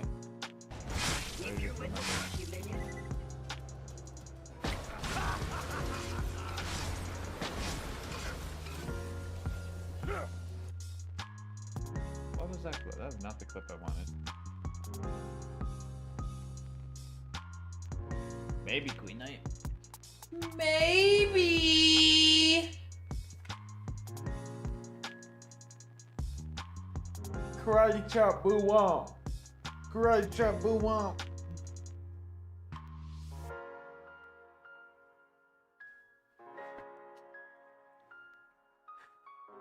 Not until I get my X-ray results. Creating online... Huh? Huh? I can go to Deceptics' YouTube channel, bro. I can. Are you looking at Deceptics as like clips on Switch kind of a thing? Yeah. Just not. Yeah.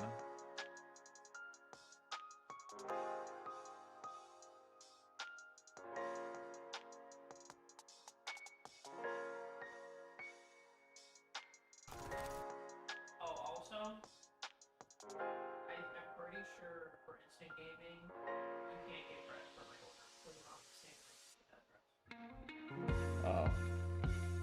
I see. Oh, I see. Who just got the free samples? No way. The double fart reverb.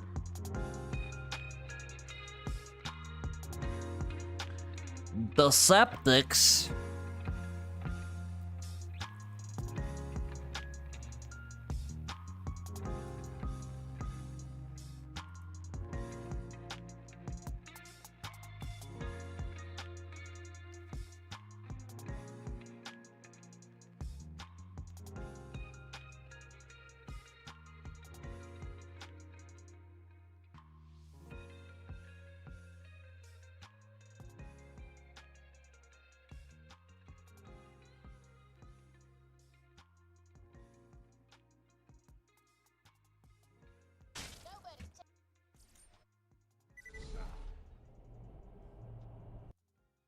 Wait, what if I just go to the speedrun?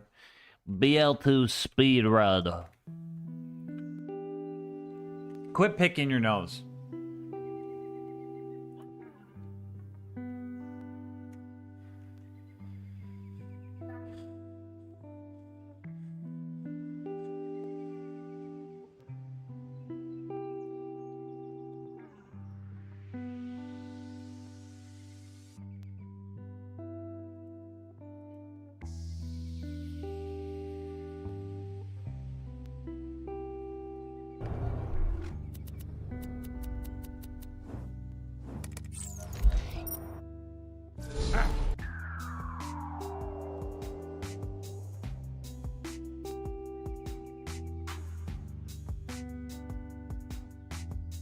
Ah!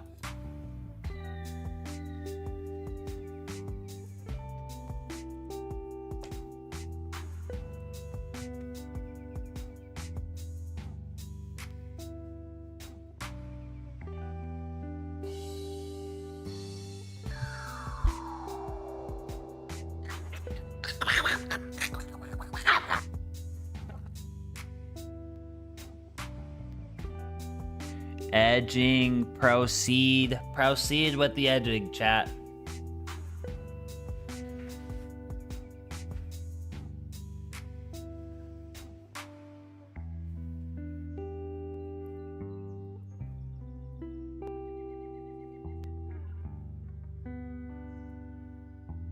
Shout out whoever got 5 tubs of gamer subs. The GOAT. That was you, love? Hell yeah.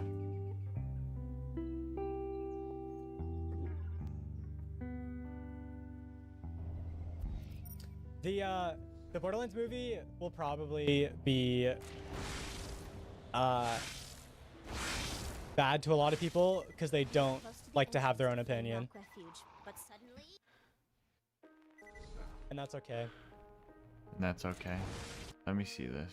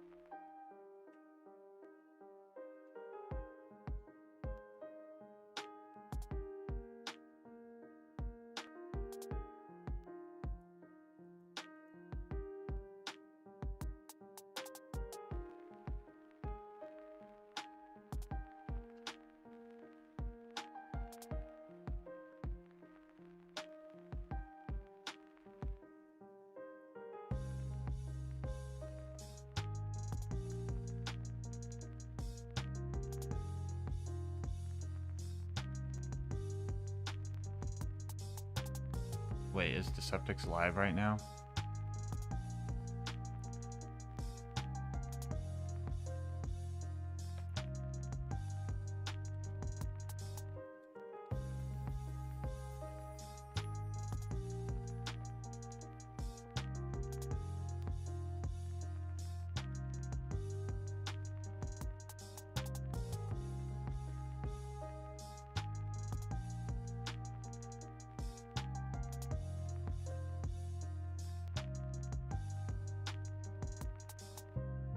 I keep reading, so anytime I pull up Twitch, I see people with like drops on, and I keep reading dops, and I'm like, dude, I'm cooked.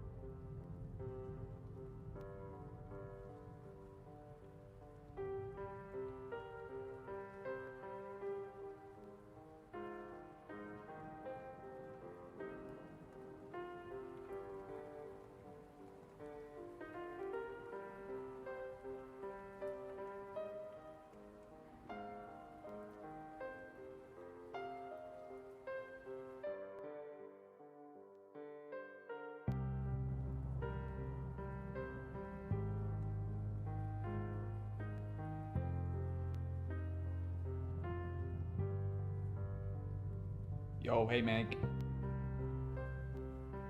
But I want to wish you happy day. Haven't been on the channel, but a group to roll with. Happy birthday. Have a good one. Thank you, Toxic. How much do I have to pay you to do a Doki Doki Literature Club for a horror stream?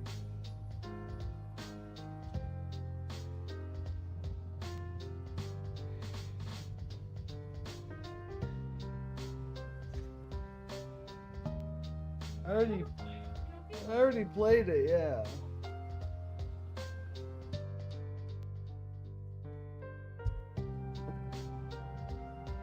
Want to get Binding of Isaac, but it's out of stock on instant. So what I've noticed is like that game's never in stock on instant for some reason. No idea why.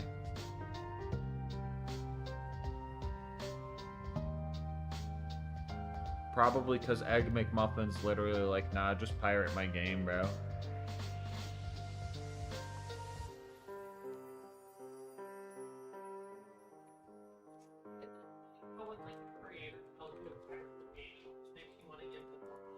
Yep. What is going on? Please. What the fuck is going on? Close this tab, bro.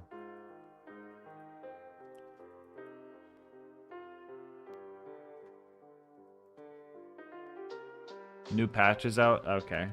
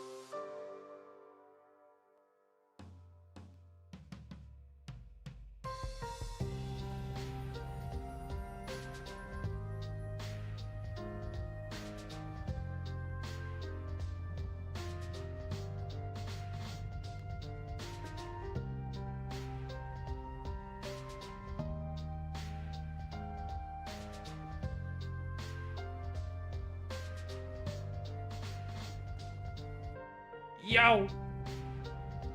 Lil Gas Omar spin.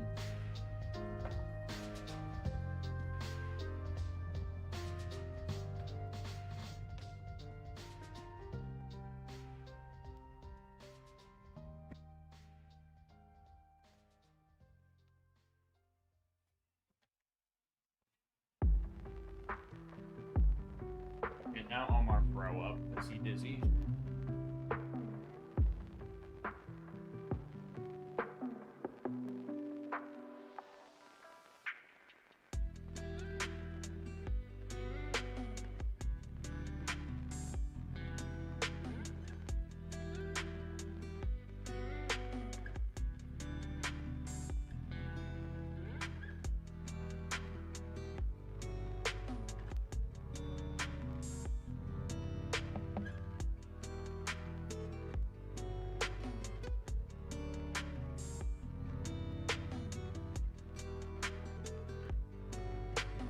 What?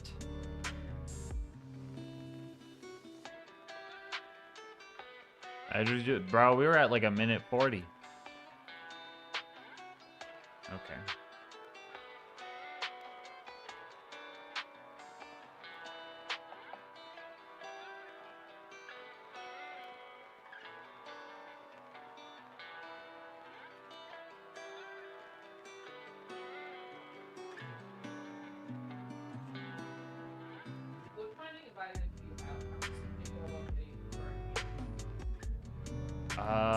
So Rebirth. Okay, so here, I'll give you the timeline. So the game you're gonna want to get is called The Binding of Isaac Rebirth. I'll show you my Steam, because it can be confusing. Alright, so the game you're gonna want to get is called The Binding of Isaac Rebirth. Okay? This is the game. So, what is confusing about it is that the DLCs pretty much rename the game, right?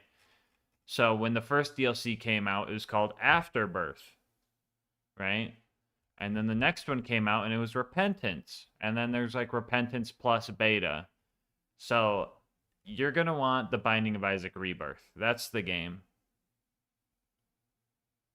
The audio and the video's taking over what you're saying? Huh? Can you hear me?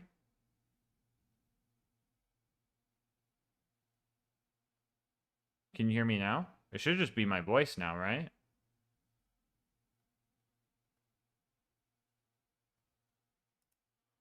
Okay, pretty much everything in these patch notes is everything got buffed. Yeah. So they just made it easier? Huh. It's good now? Okay, so you're going to want to find The Binding of Isaac Rebirth, right? What's confusing is Afterbirth is a DLC for Rebirth. So if you see like, oh, what's this game? No, it's a DLC. So the one you're looking for is Binding of Isaac Rebirth. That's just the base game. You could just get that, or you could get it with the DLCs. Personally, I'd get it with all the DLCs, because that's just like the full thing. And you just to get to experience all of it. Also, because if you start with Rebirth, you're going to have to go through item rebalances when you update with like DLCs. So I personally would just get the whole thing. But yeah, this is what you're looking for. There's an older version of Isaac. People call it Flash Isaac. I haven't touched it. I wouldn't. I just get this one.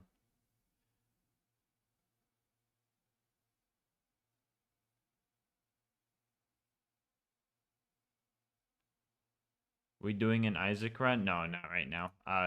Fitzy just asked about what Isaac to get.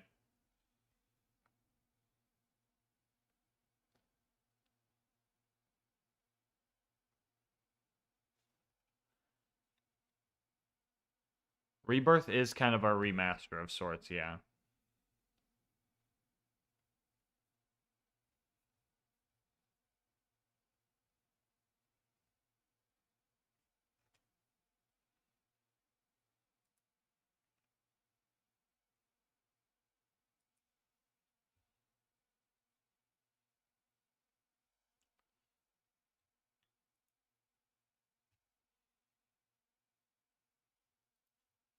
But yeah.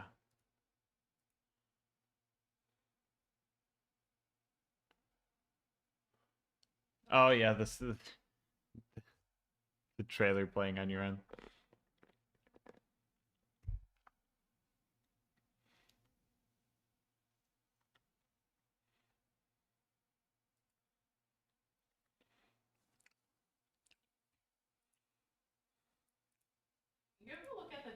for Gathalian's streams.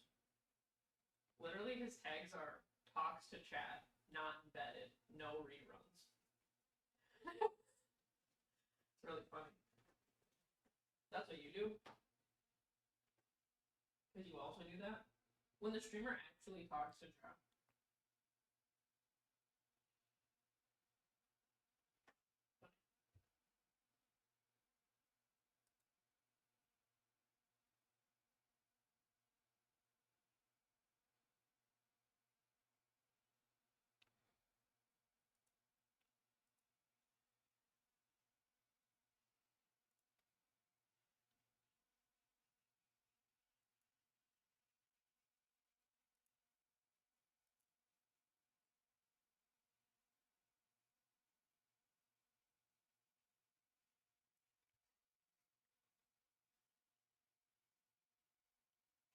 Thema, thank you again for the sub. I appreciate you, homie. Big McThankies.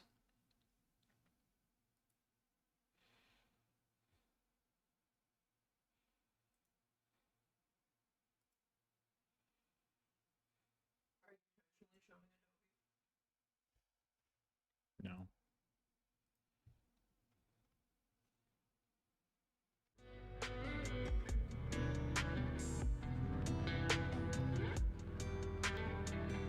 Do you know you spelled editing wrong on the overlay thing? People keep telling me. You know what? Me neither. And frankly, good. I hope they come. Chat, she's rage baiting you for views. Oh, I bet you feel silly now. Saying we think we guys spelled it wrong on purpose. Yeah. That's what you do anytime you make a mistake. You're like, yeah, I know. No, I think I realized it is something later. And the funny thing is I'm pretty sure I looked it up and I must like do it enough that my computer did not like it. Oh yeah. Yeah, because I feel like I did look it up. So I was like, that doesn't look right. And then I looked it up and then it was like, no, you're fine. And I was like, okay.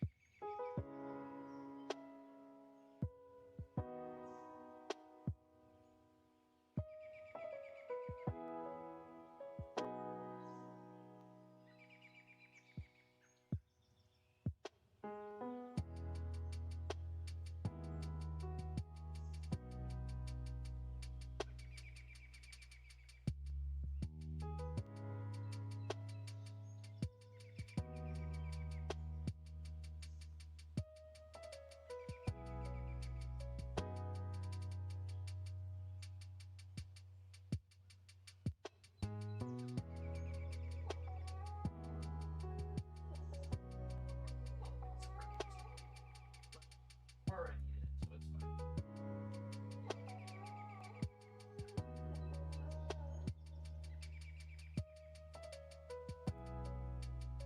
I should just wrote some Lithon editing. What? I should just like spelling on all of it. I told people it's not a gas mask thing unless there's a typo, so. Y'all really telling me I spelled editing wrong, but y'all have never picked up a bandit cover. Got him. Although maybe I should have used the bandit clock instead of Jacob's clock. I guess I don't think Jacob's would have spelled. I'll be right back. I'm using the bathroom. You just change it to the bandit font and you're like, see, now it's spelled correctly. Yeah, yeah.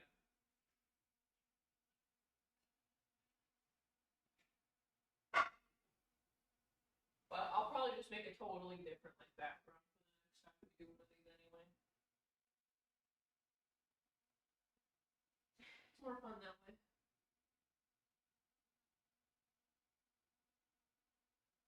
Also, I full now. I don't want no more. I full.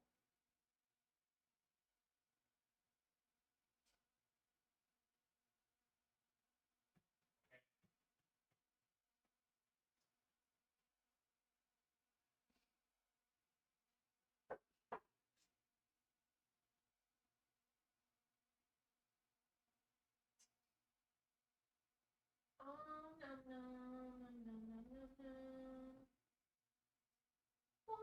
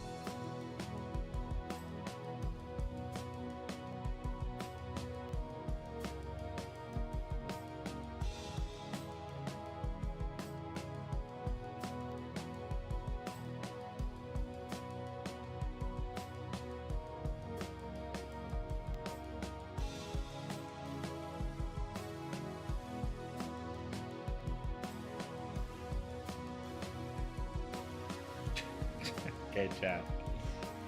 Chat, tell me if this edit goes hard.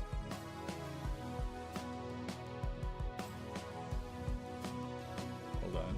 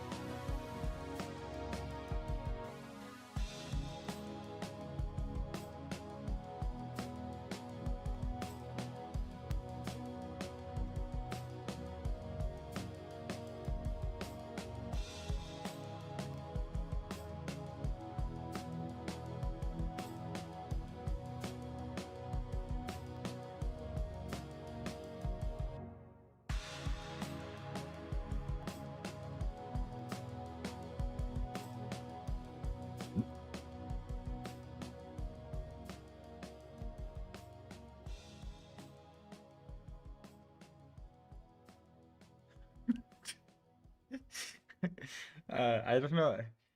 I don't know if this is too early in the video for this type of goofiness, but hold on. Let me get the dramatic horn.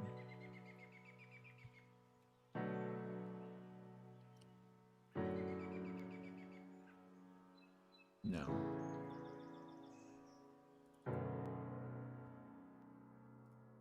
There we go. That's what we're looking for.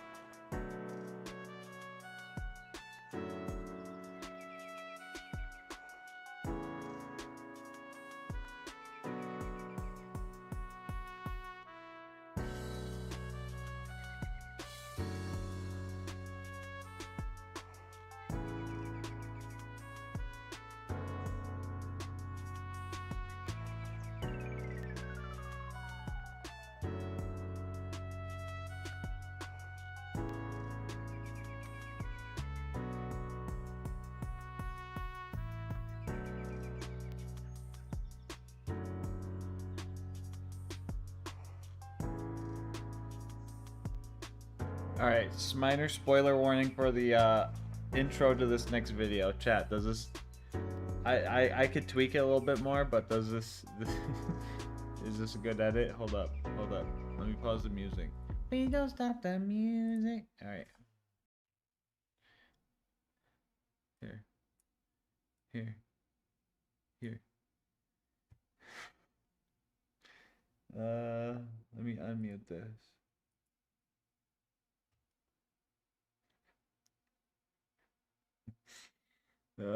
Okay, alright, here we go. Anyway, after some research and watching some runs, I found a run that didn't only look easy to learn, it looked beatable. And that run was... What, who caught it?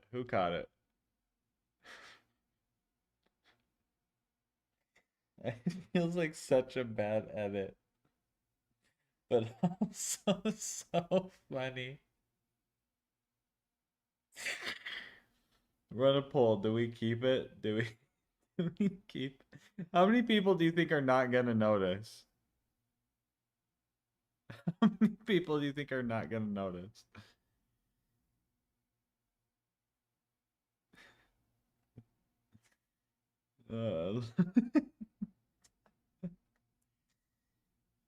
Why do you at us?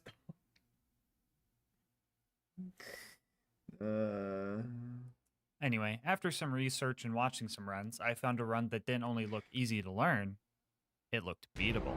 And that run...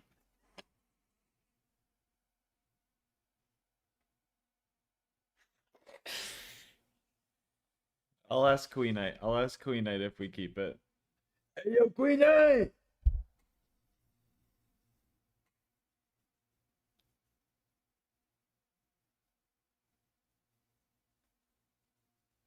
Oh, that's cool, V8.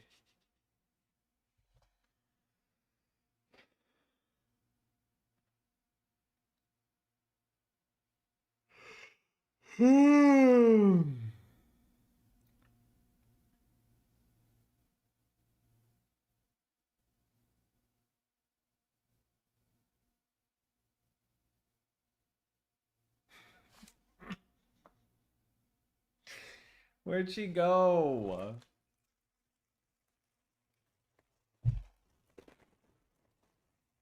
I got me a breakfast contract though.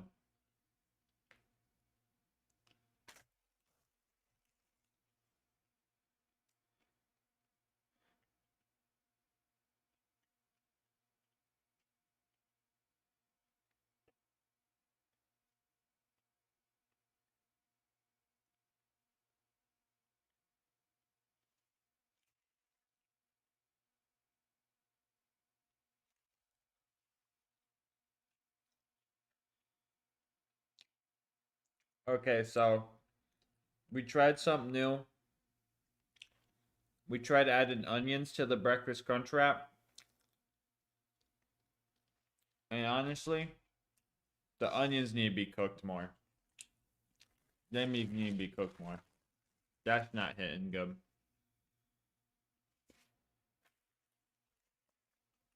Chief, that is not it.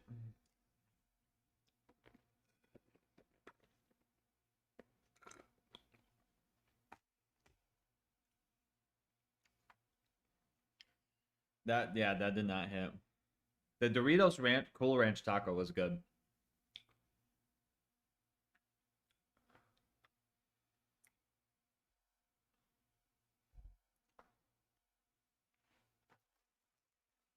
It'd be fine if they're like cooked onions, but those are like raw, like freshly diced, bro. They need to get cooked and like soft. Confirmed he likes ranch now. That's crazy.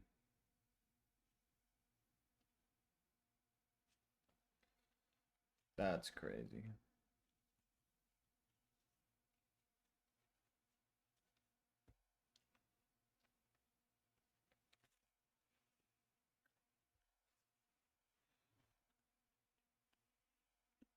Anyway.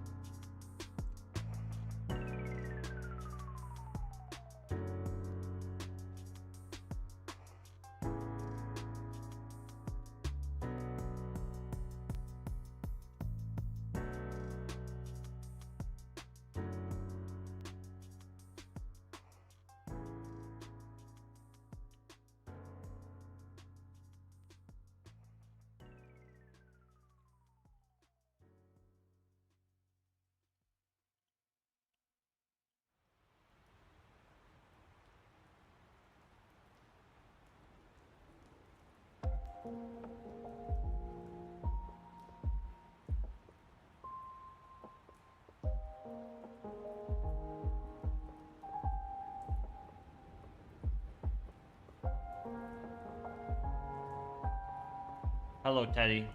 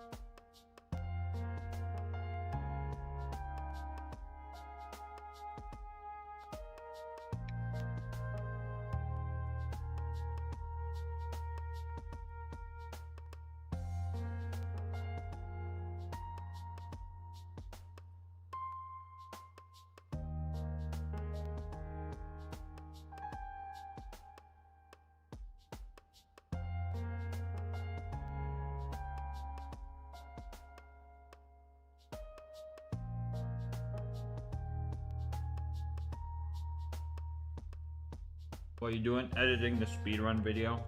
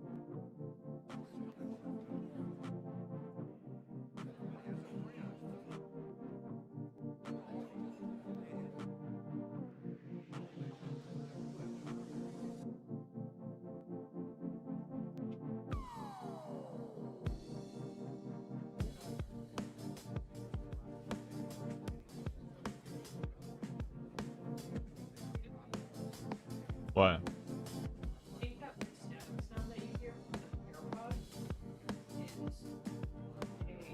like computer problem. Apparently they were having recalls on the AirPods. Oh. But like by the time I show the issue, the recording has been a couple years, so I don't think I would have been able to hear it anyway. Apparently it's just like an issue. That's interesting.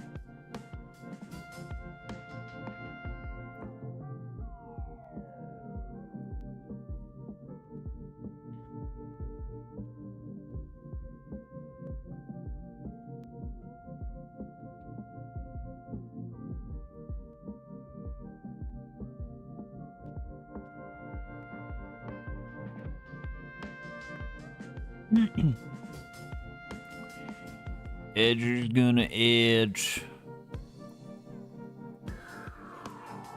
Ain't that right, chat? Ain't that right? You know, when I was a little youngin', you know what my daddy told me? Edger's gonna edge.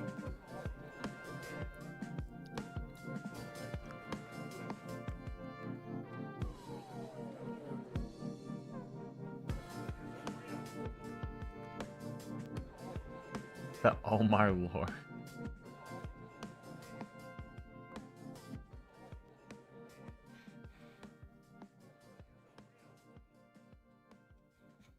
No, obnoxious. I was joking. I was joking. That'd be fucking weird.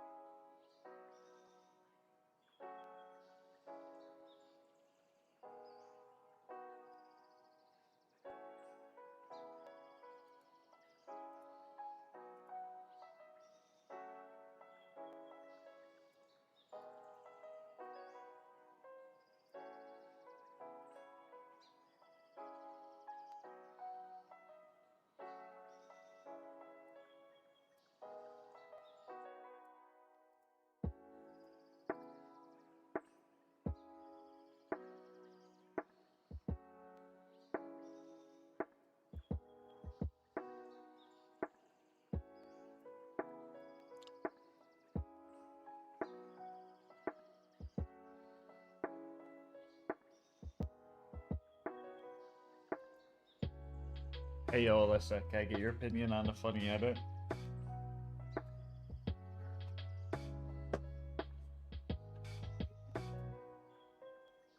Ah! Who eated you?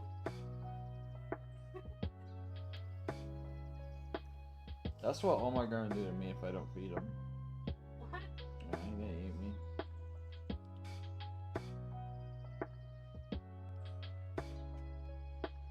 They already showed chat this one, but here.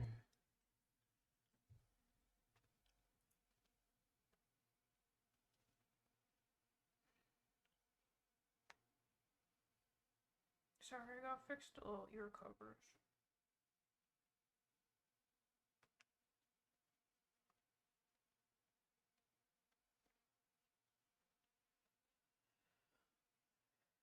Wait, is that not backwards? No, that's not backwards. Sorry. Sorry.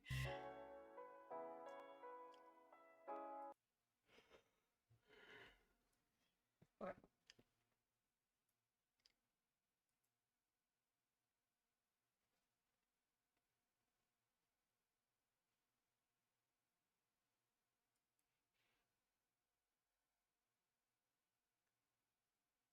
You didn't say that.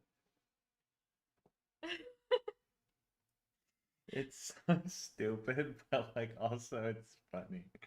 I don't know if I should leave it.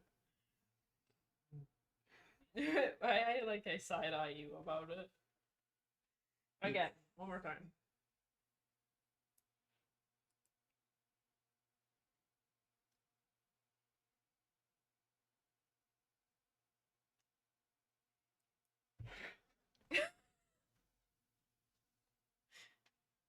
I think it's fine. Okay. It's one of those things where I feel like because you wrote it, everyone's gonna hear it now. Yeah. Well, no, my thing is, I think people are just gonna not even realize what it says. That's okay. Minor typo. I might pin comments. Oopsie. You write one typo and everybody hates you. Yeah. Oops, sorry guys, it auto-corrected. You make one typo and you never live it down. No, I think that's fine. I think that's pretty silly.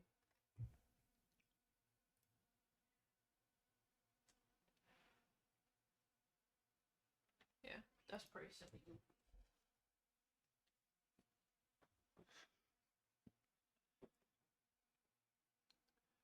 Trying to convince my mom to buy gamer subs right now to add time. Tell her it's good for your health. Tell her it's got eye Vitamins. vitamins. It's got vitamins. It has good stuff for your eyes. Yeah. Also, hey Fate, how's it going? You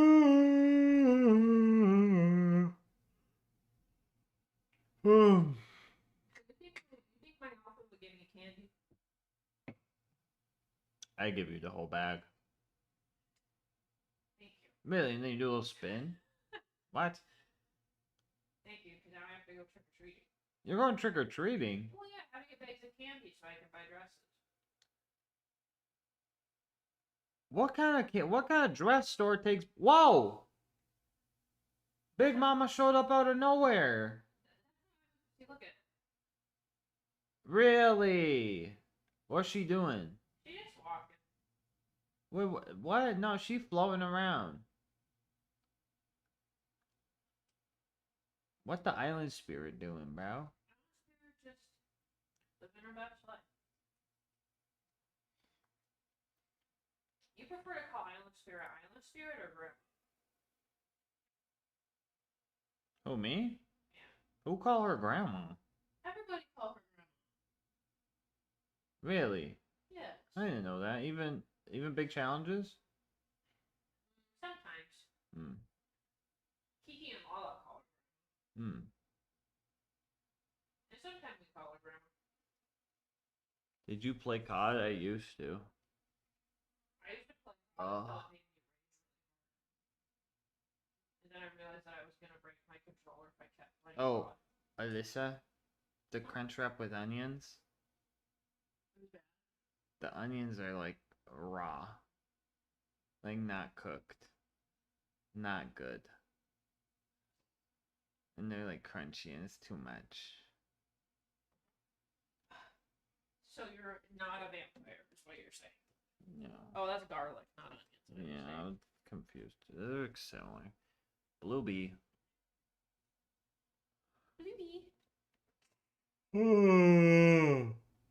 Honestly, in my brain, I imagined like the onions on like a sandwich. I'm so tired. I thought they would be. I used the bathroom for that one second. So. Why'd the music stop?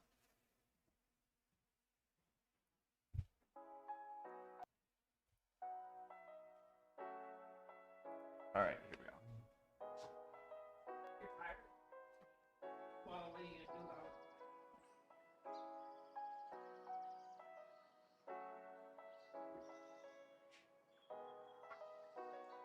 You take a nap in the chat watching me play Call of Duty Adventure?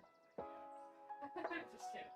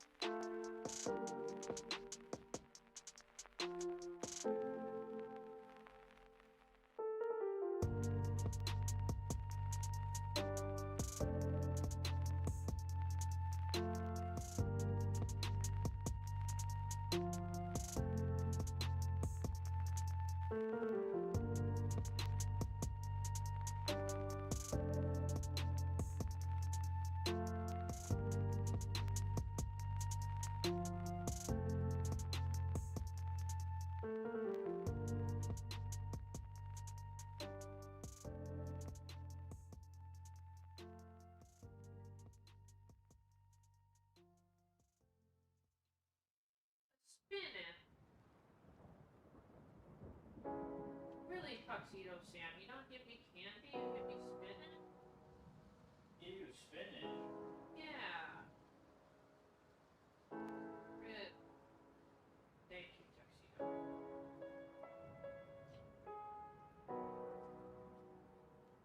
Trick or treat.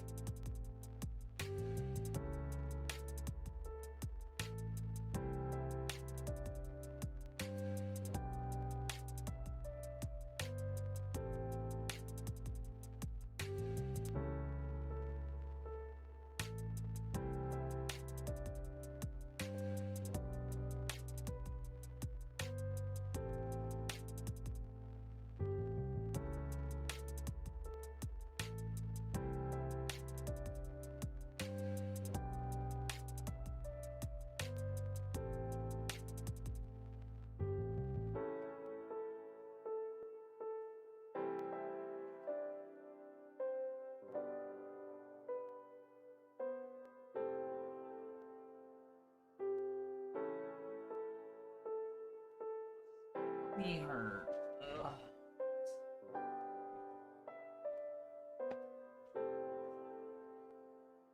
Chat.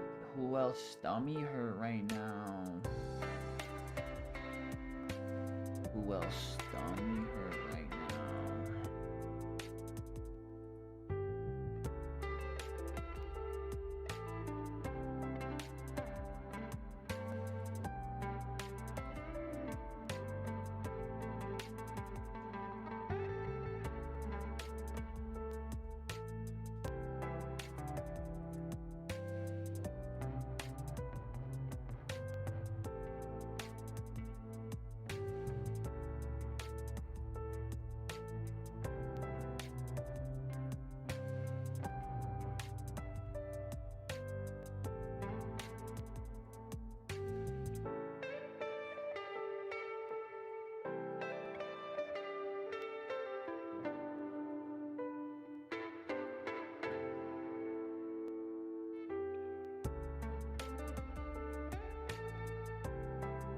Why your stomach hurt?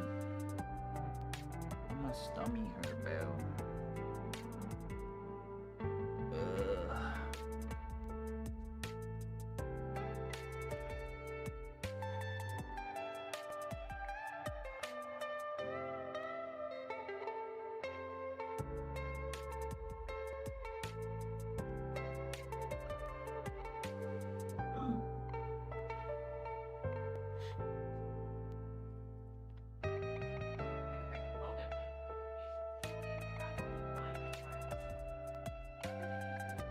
Stream might lag. I'm updating BL4. What?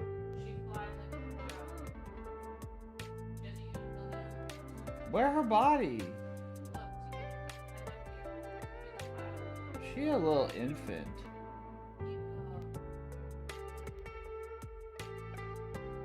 When I grow up, I want to be a pencil sharpener. What?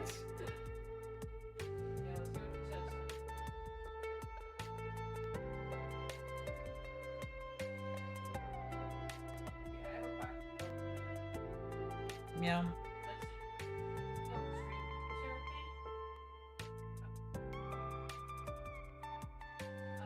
No.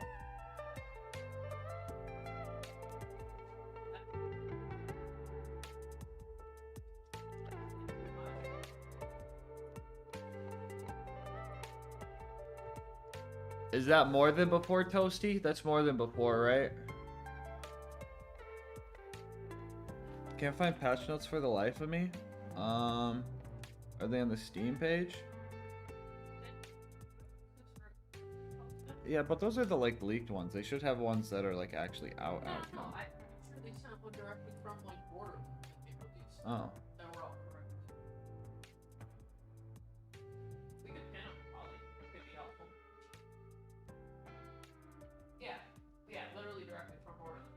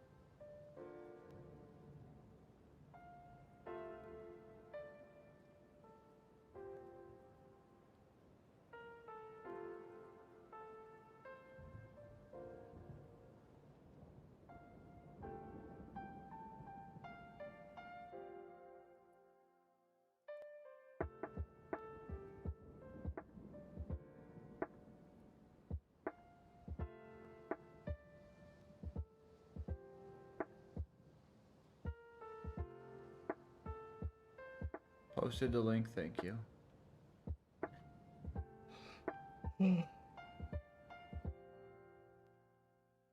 What's the weekly encore right now?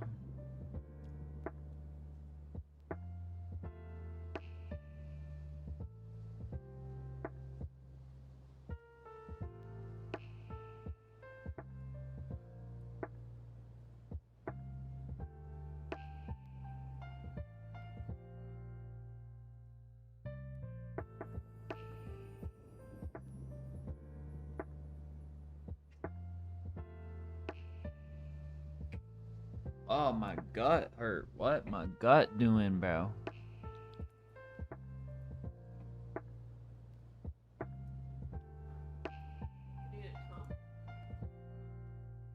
No, it's not heartburn. It's just the poops. We need to stand up and get it all out.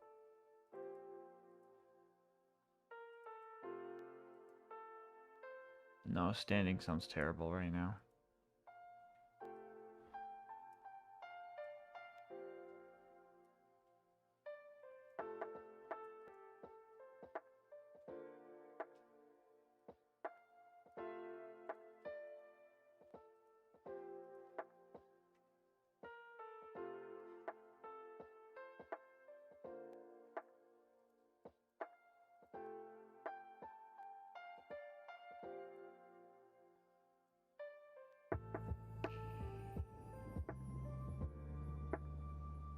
Alright, Chad, I'm sorry. I am having the stummy problems. I shall return again.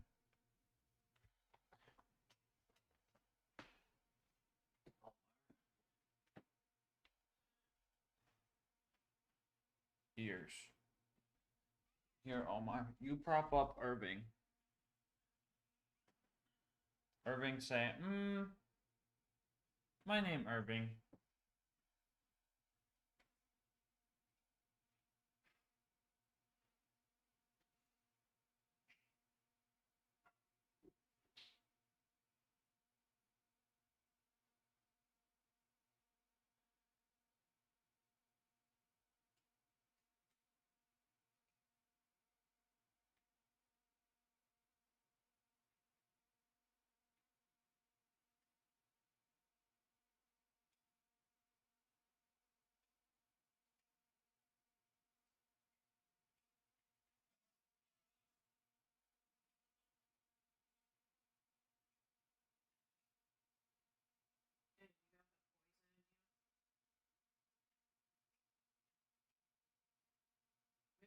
Poisoned by all that taco and ramen.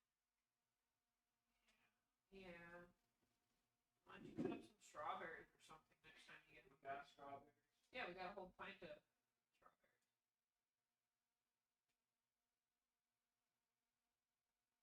I say, and you're welcome to eat a bunch of strawberries if you want, because I got peaches, and I know you don't really like peaches.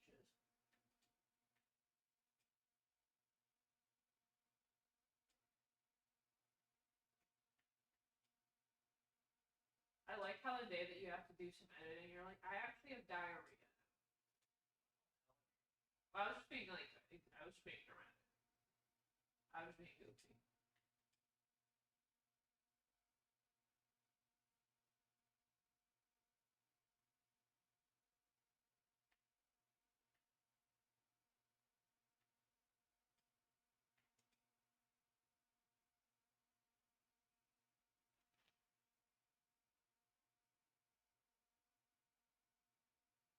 I thought it was silly that you're like, actually, now my tummy hurts.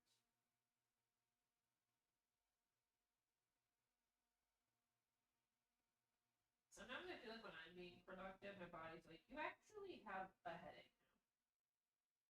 And I'm like, that's so dramatic. Why would I do that?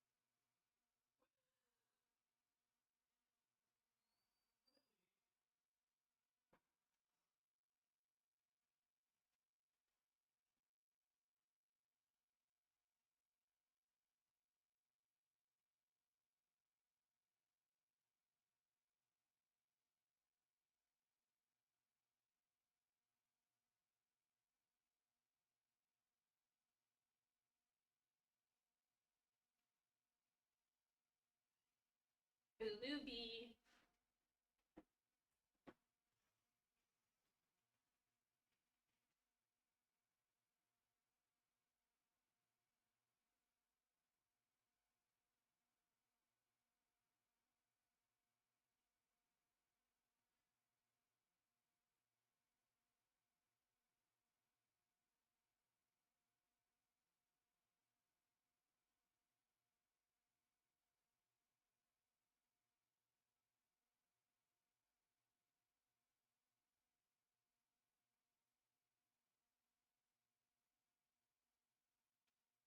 Thank you for the biddies, Daffy. Is appreciated. I know it's Daffy, but I think Daffy is like a sillier name.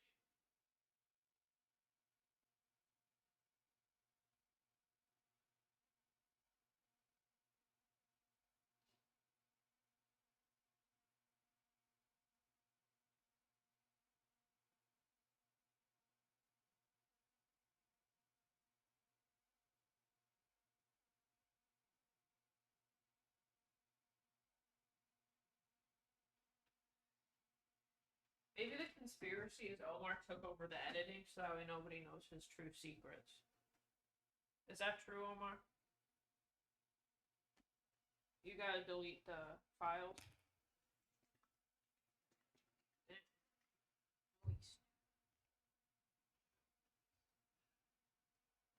I don't like compensation on cups. It always picks up the cup holder.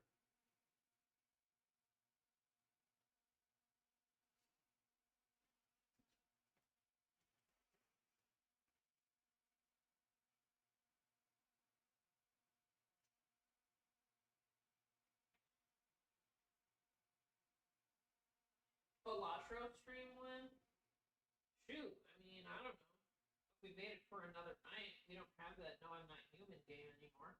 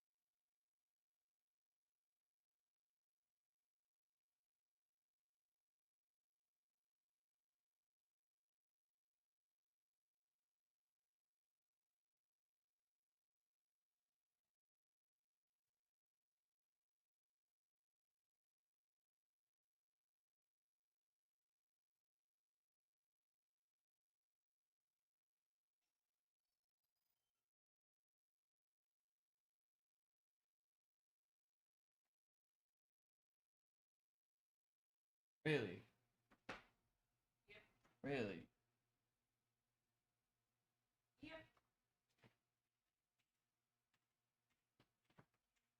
You guys ever see those TikToks of the guy that just grabs stuff really fast?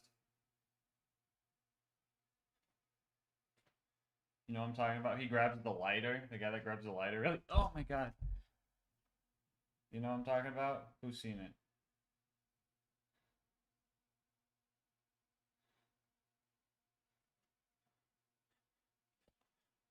No. Blueberry. Whoa.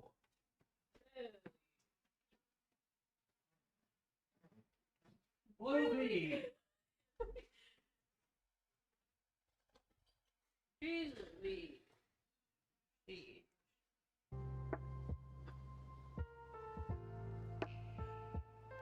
I was wondering, would you want to make this goal a giveaway?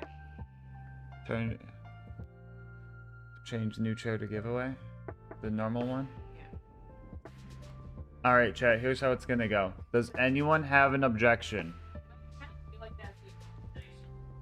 Our homies at Instant Gaming gave me a copy of BL4. Would anyone be mad if I changed the current new chair goal to be a BL4 giveaway? Would anyone be mad?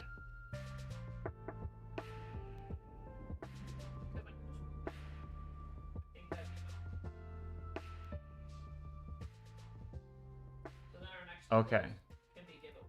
I want to make sure, you know, changing sub goals is something, you know, that's kind of scummy, I feel.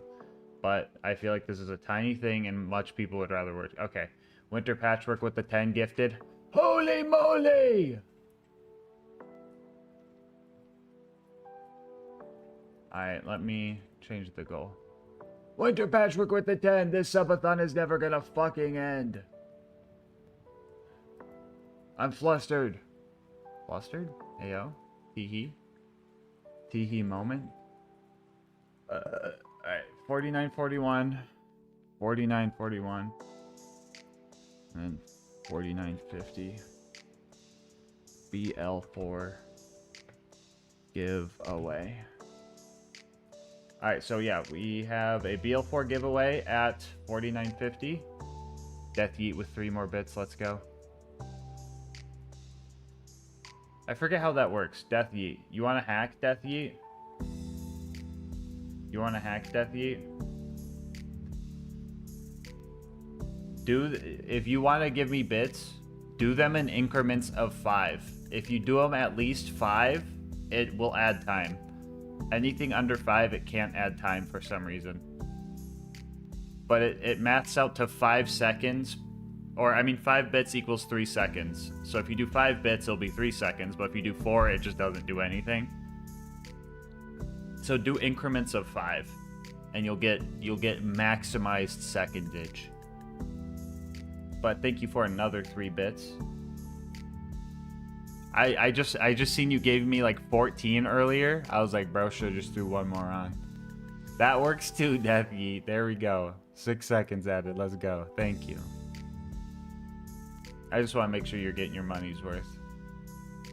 Maximized secondage.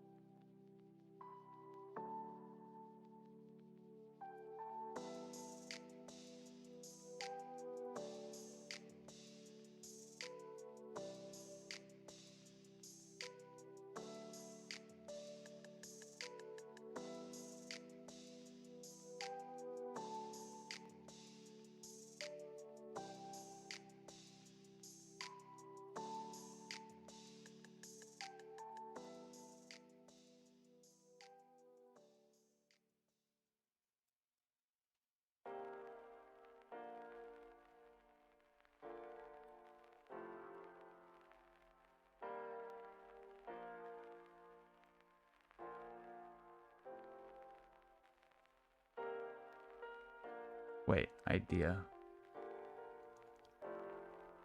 No, that won't work.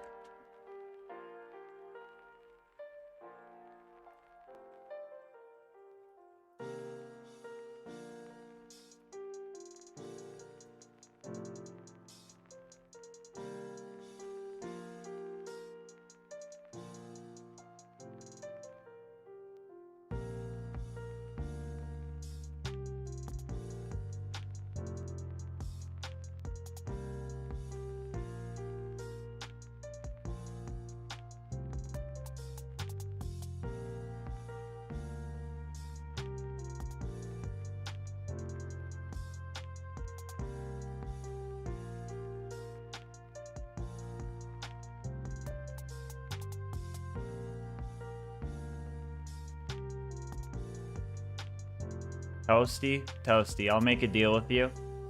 I'll make a deal with you, Toasty. I can either raise this desk, or I could throw a minute on the clock, because my tummy hurt right now, bro. I do not want to stand.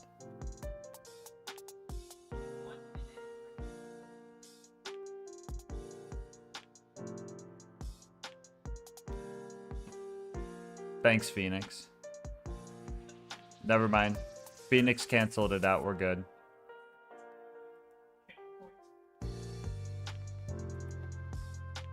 What would be a good conversion? What if I change quad don't redeem to add 24 hours? You make quad bro. But Quad, would you do that? that's so funny.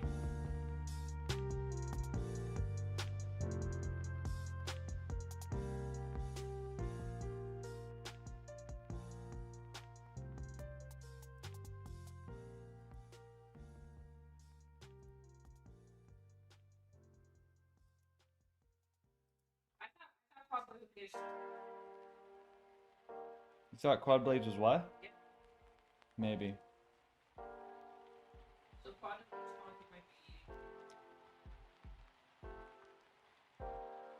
What would be a fair channel point conversion? Like 100,000 channel points. How much would be fair to add there?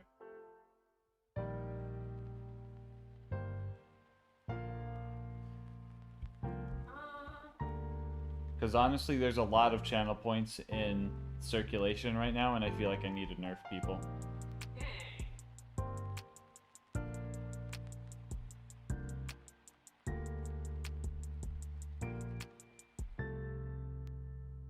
100,000 for 30 minutes? Nah, that feels too light. 100,000 for an hour.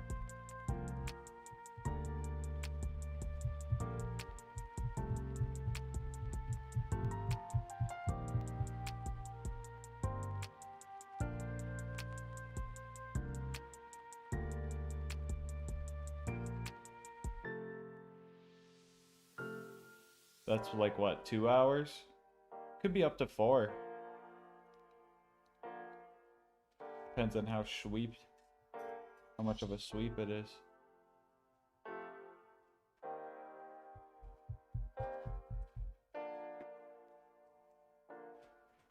$10 points for 3 weeks is crazy. No, because you guys have a lot of channel points. And I don't want to instantly put up the gauge redeem and then someone's like, or I mean the Terramorphous redeem and someone does it. Because I still got to do a Terramorphous gauge run. I still owe that. So...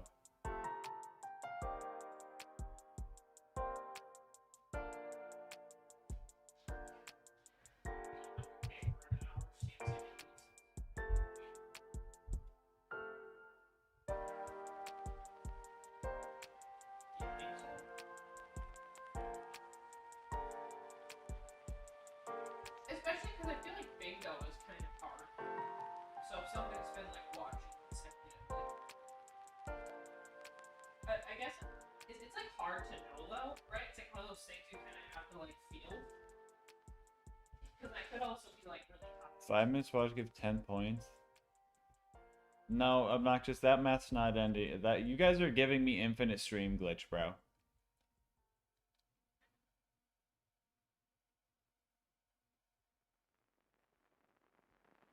Hello, BB Leroy.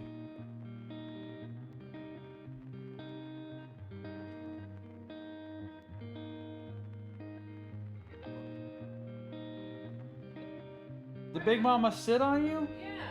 Really? I bet it's all warm in there. Like you guys sleep.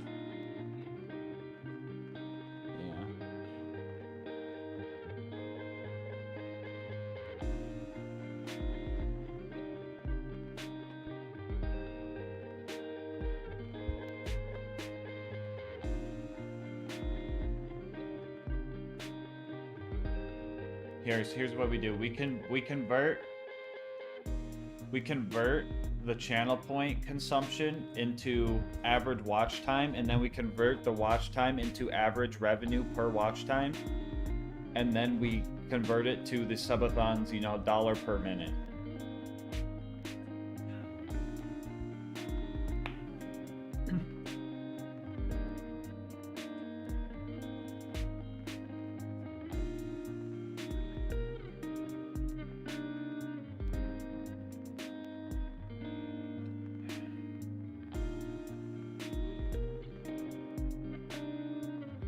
Let me see here. So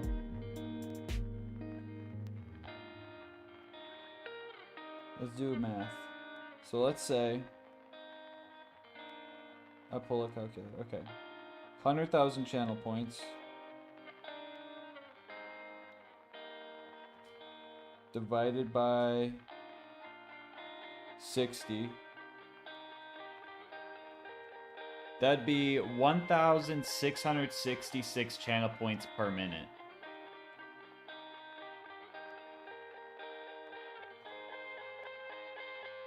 That ain't bad, right?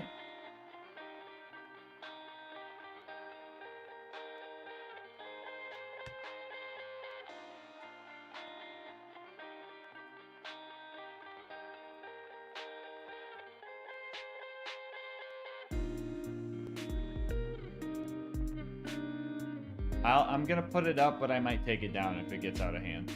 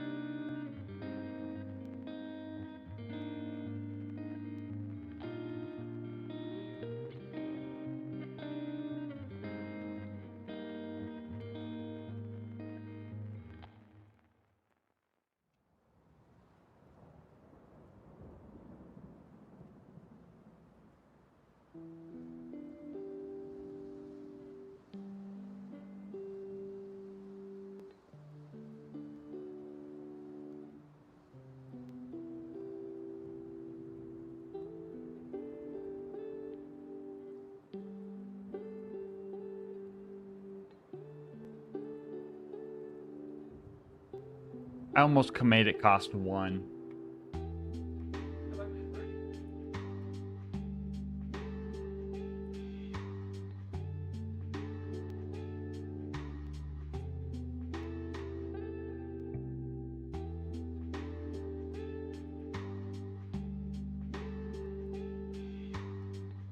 Alright, there we go. Oh, it's there.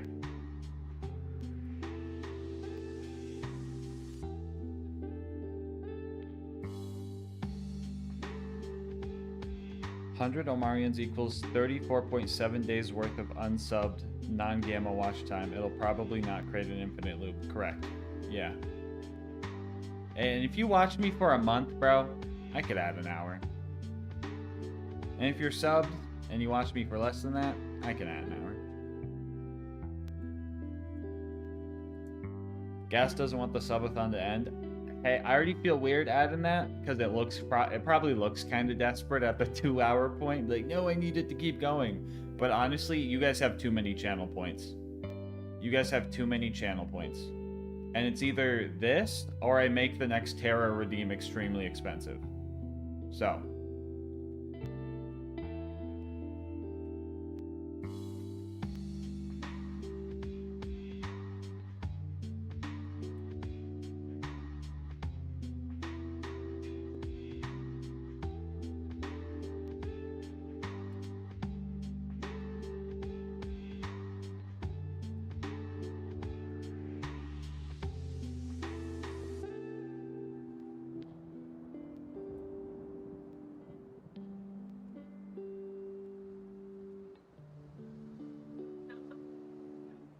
That is like a thing to do in the future, though, because I kind of like the option to reward people who are loyal without having to like. Yeah, I like it's a non-monetary. Because I know we have bingo. Element just did one, Lamau. Should I tie a sound alert to it?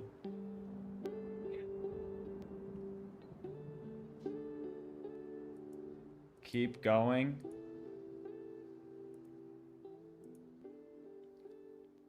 Who needs points?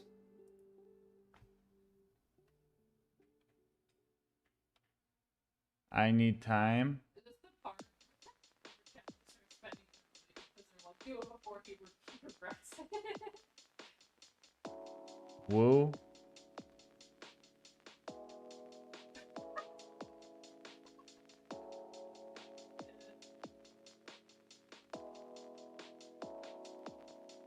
How many points does Element Z have?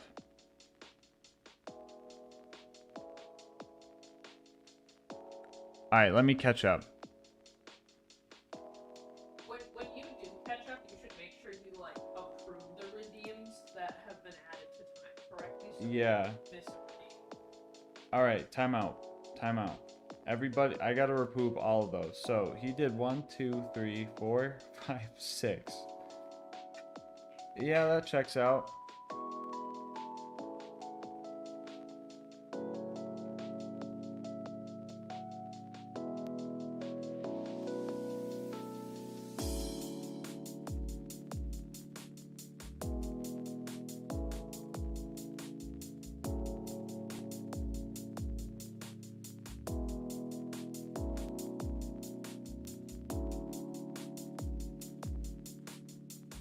Now go have a nap. I feel like I'm awake now.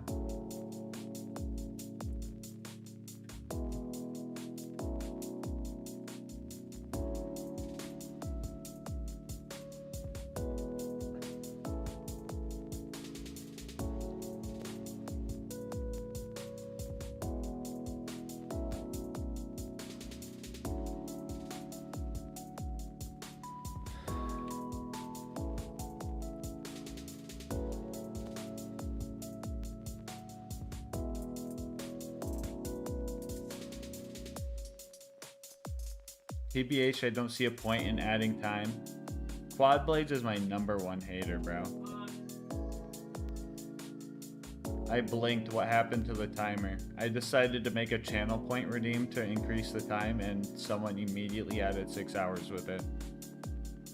But hey, that's 600,000 channel points that I just took out of circulation.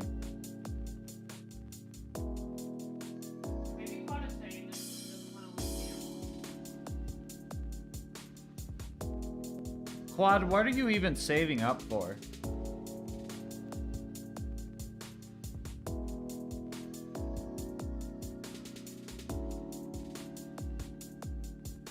You damn know what? No, I don't. Genuinely. Are you saving up?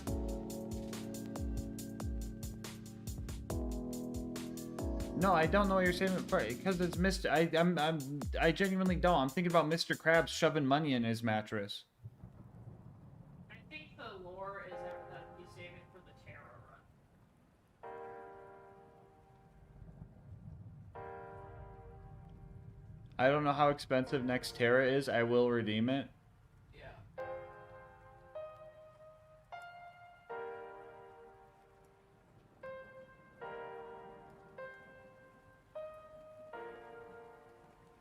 That's my that's my science, Squad. That's my science, though, right?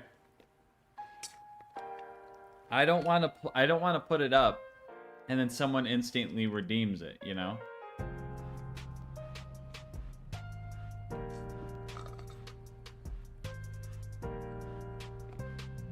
I don't want to put it up instantly so someone redeems it, right? So I know how much you have, so I'm gonna make it so you have to wait a bit, you know?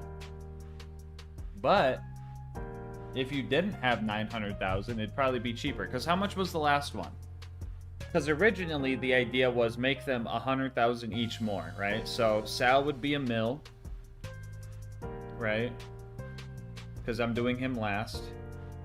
And then 900,000, 700,000. And we already have Gage waiting. So the next three would be the next three would be 800,000, 900,000, and a milli. So the next one would be 800,000. But you already have that. So I'm like, I don't know if I want to just put it up.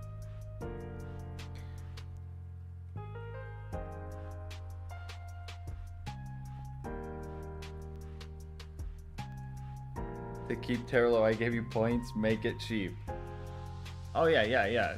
Less points in there. I mean, I might just put it up and then Quad does it still. I'm not gonna have that prevent me, but it's getting to the point where so many people have a lot of points that it's like I can't have big things without getting overwhelmed by them, you know?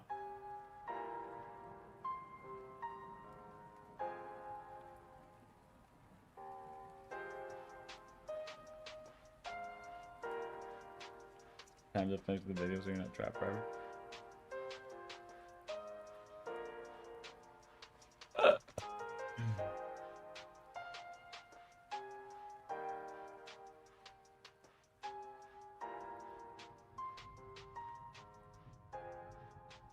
What kind of math is that? What?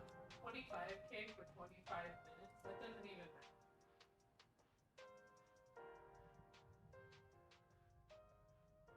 Guess I just want a bingo match. Is that so much to ask? No. Omar edits before GTA 6.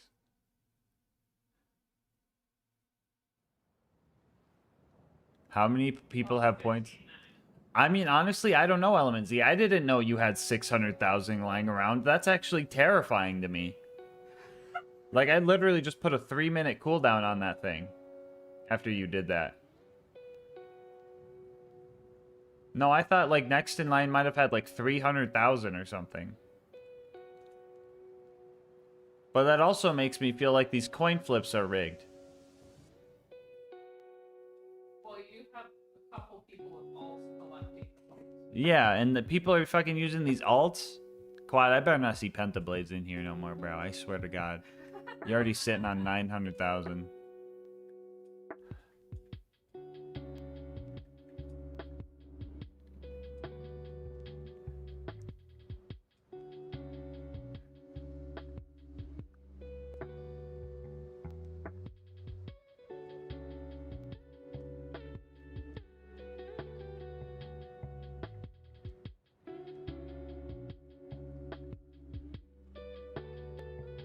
You lost 350K the other day? What? How many are you at now, though? Was this before or after you were at 900,000?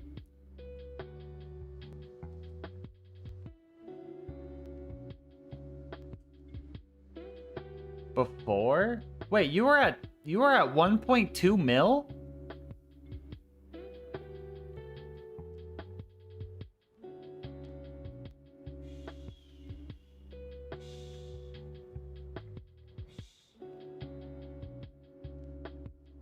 No? Oh. Oh, lost 350, made it back. I see.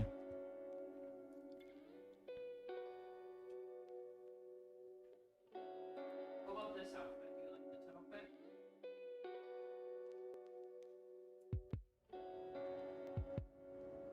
Whoa. Now I'm scary. Whoa. Spooky.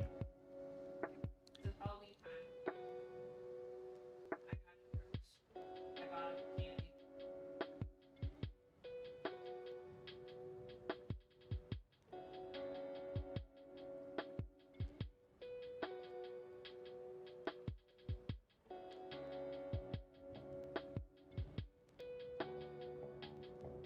Also, I put a disclaimer on that channel point redeem. If we hit the half channel point redeem thing, it is immune to it.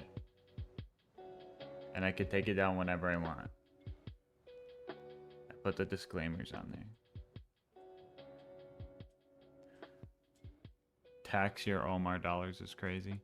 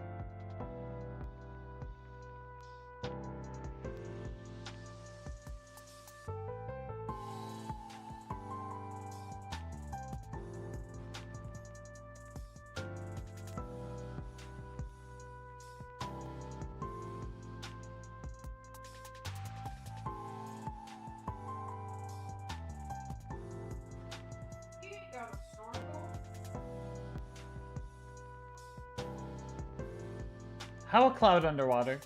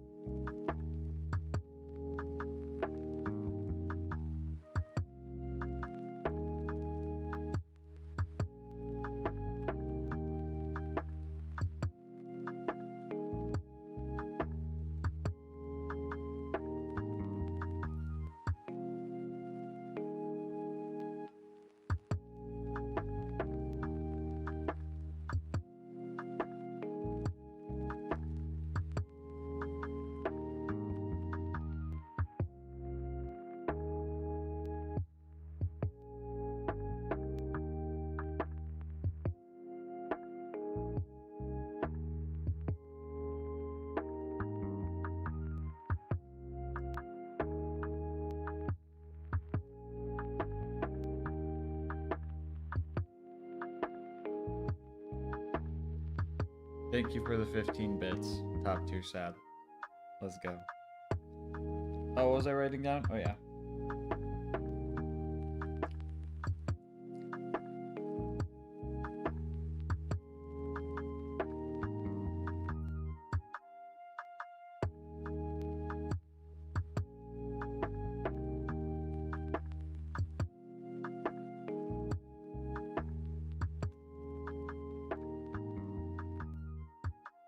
I can tell when he reads a stall post message, yeah.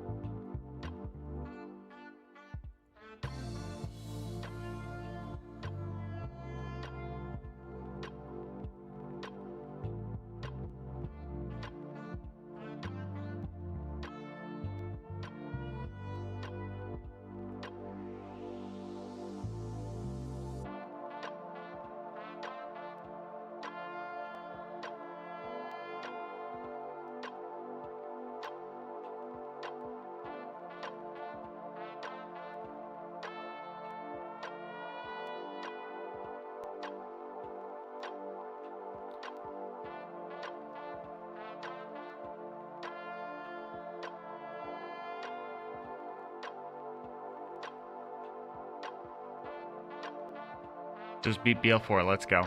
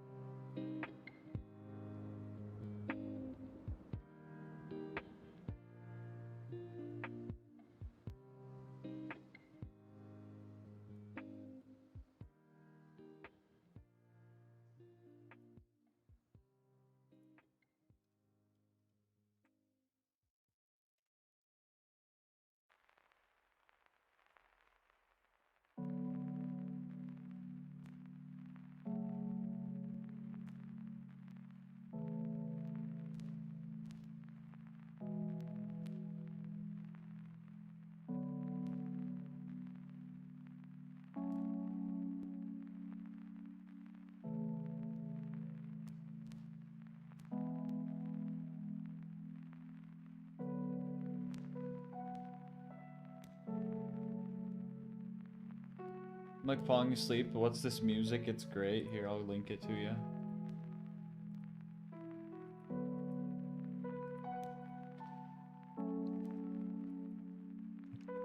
Shout out the relaxed movement.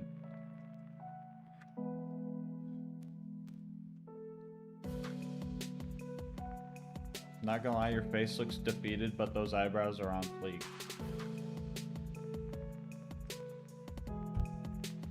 I'm just editing, bro. Speaking of, I'm taking a break. Did some music adding, did some tweaking. Got some progress in.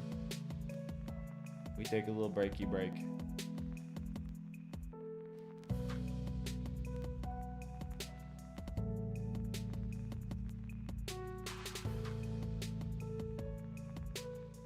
What's the song? I'm also curious. Bam. I'm at the 9-hour mark right now, so.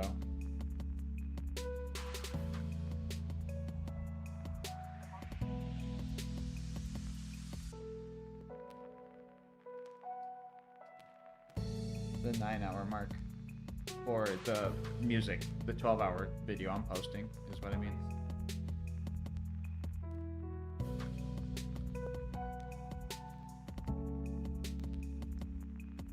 We got Omar T tax before GTA 6.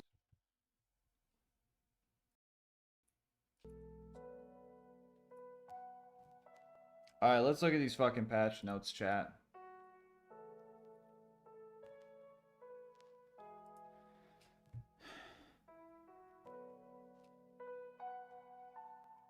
Rafa.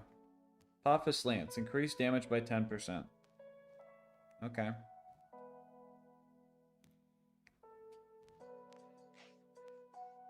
Capstones, people person.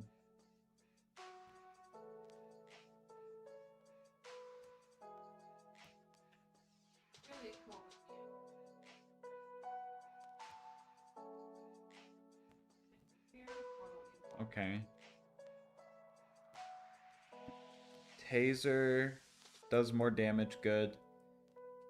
The Basilisk corrosive one does more damage, good. That one was kind of lame. Gorgon, I think this is maybe the fire one? The fire laser? Up more damage? Okay, we like that. Okay, a little bit more crit. Bit more shock damage. Double damage chance increased. Ooh. Ooh. You could get, that could be up to like an extra 10% total, because that's boosted by class mods.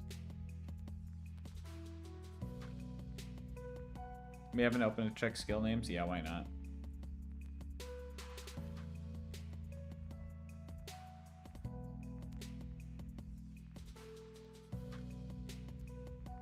Did they fix it for the challenges? That's a good question, Day Zero. Good question indeed.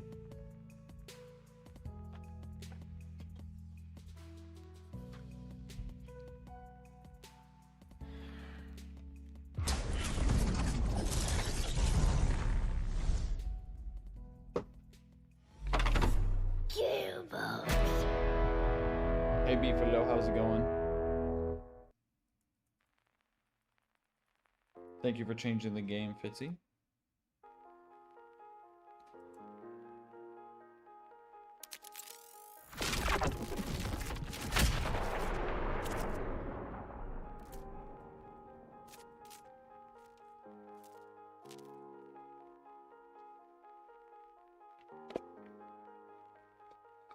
How long do you say for the X-rays, Fitzy?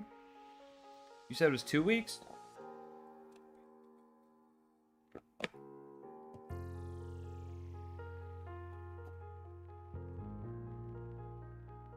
Two to 3? Dang, I didn't realize. Noodle cup recipe. Code LGM queso ramen. Yeah. Noodle cup recipe. Okay. Noodle grass.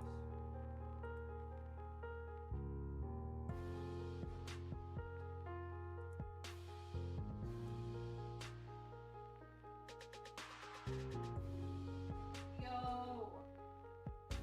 I mean, noodle cup with the espresso. With the espresso machine, huh? Yeah. I don't know if that's how that works. Well, if you think about it, you just don't put like the Chat, we are so close to the TX ticket. What if you just don't put the coffee?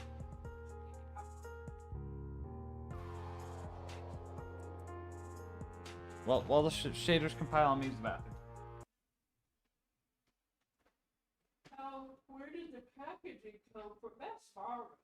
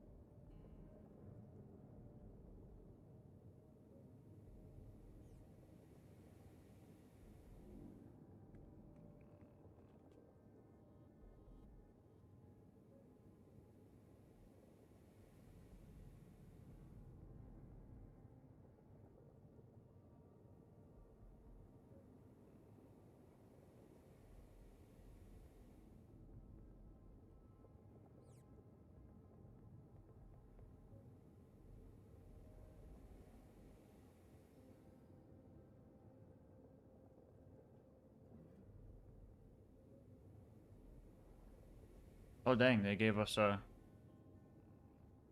update thing.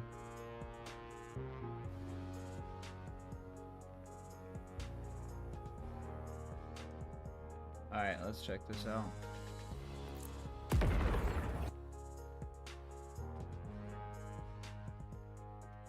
Welcome to the gang. Yo! We Dad, thank you for the prime. Appreciate you, homie.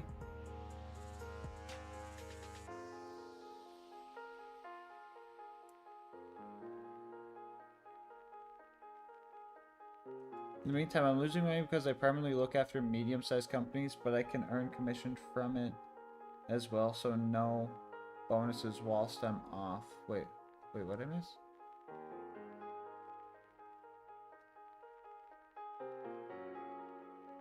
Miss that?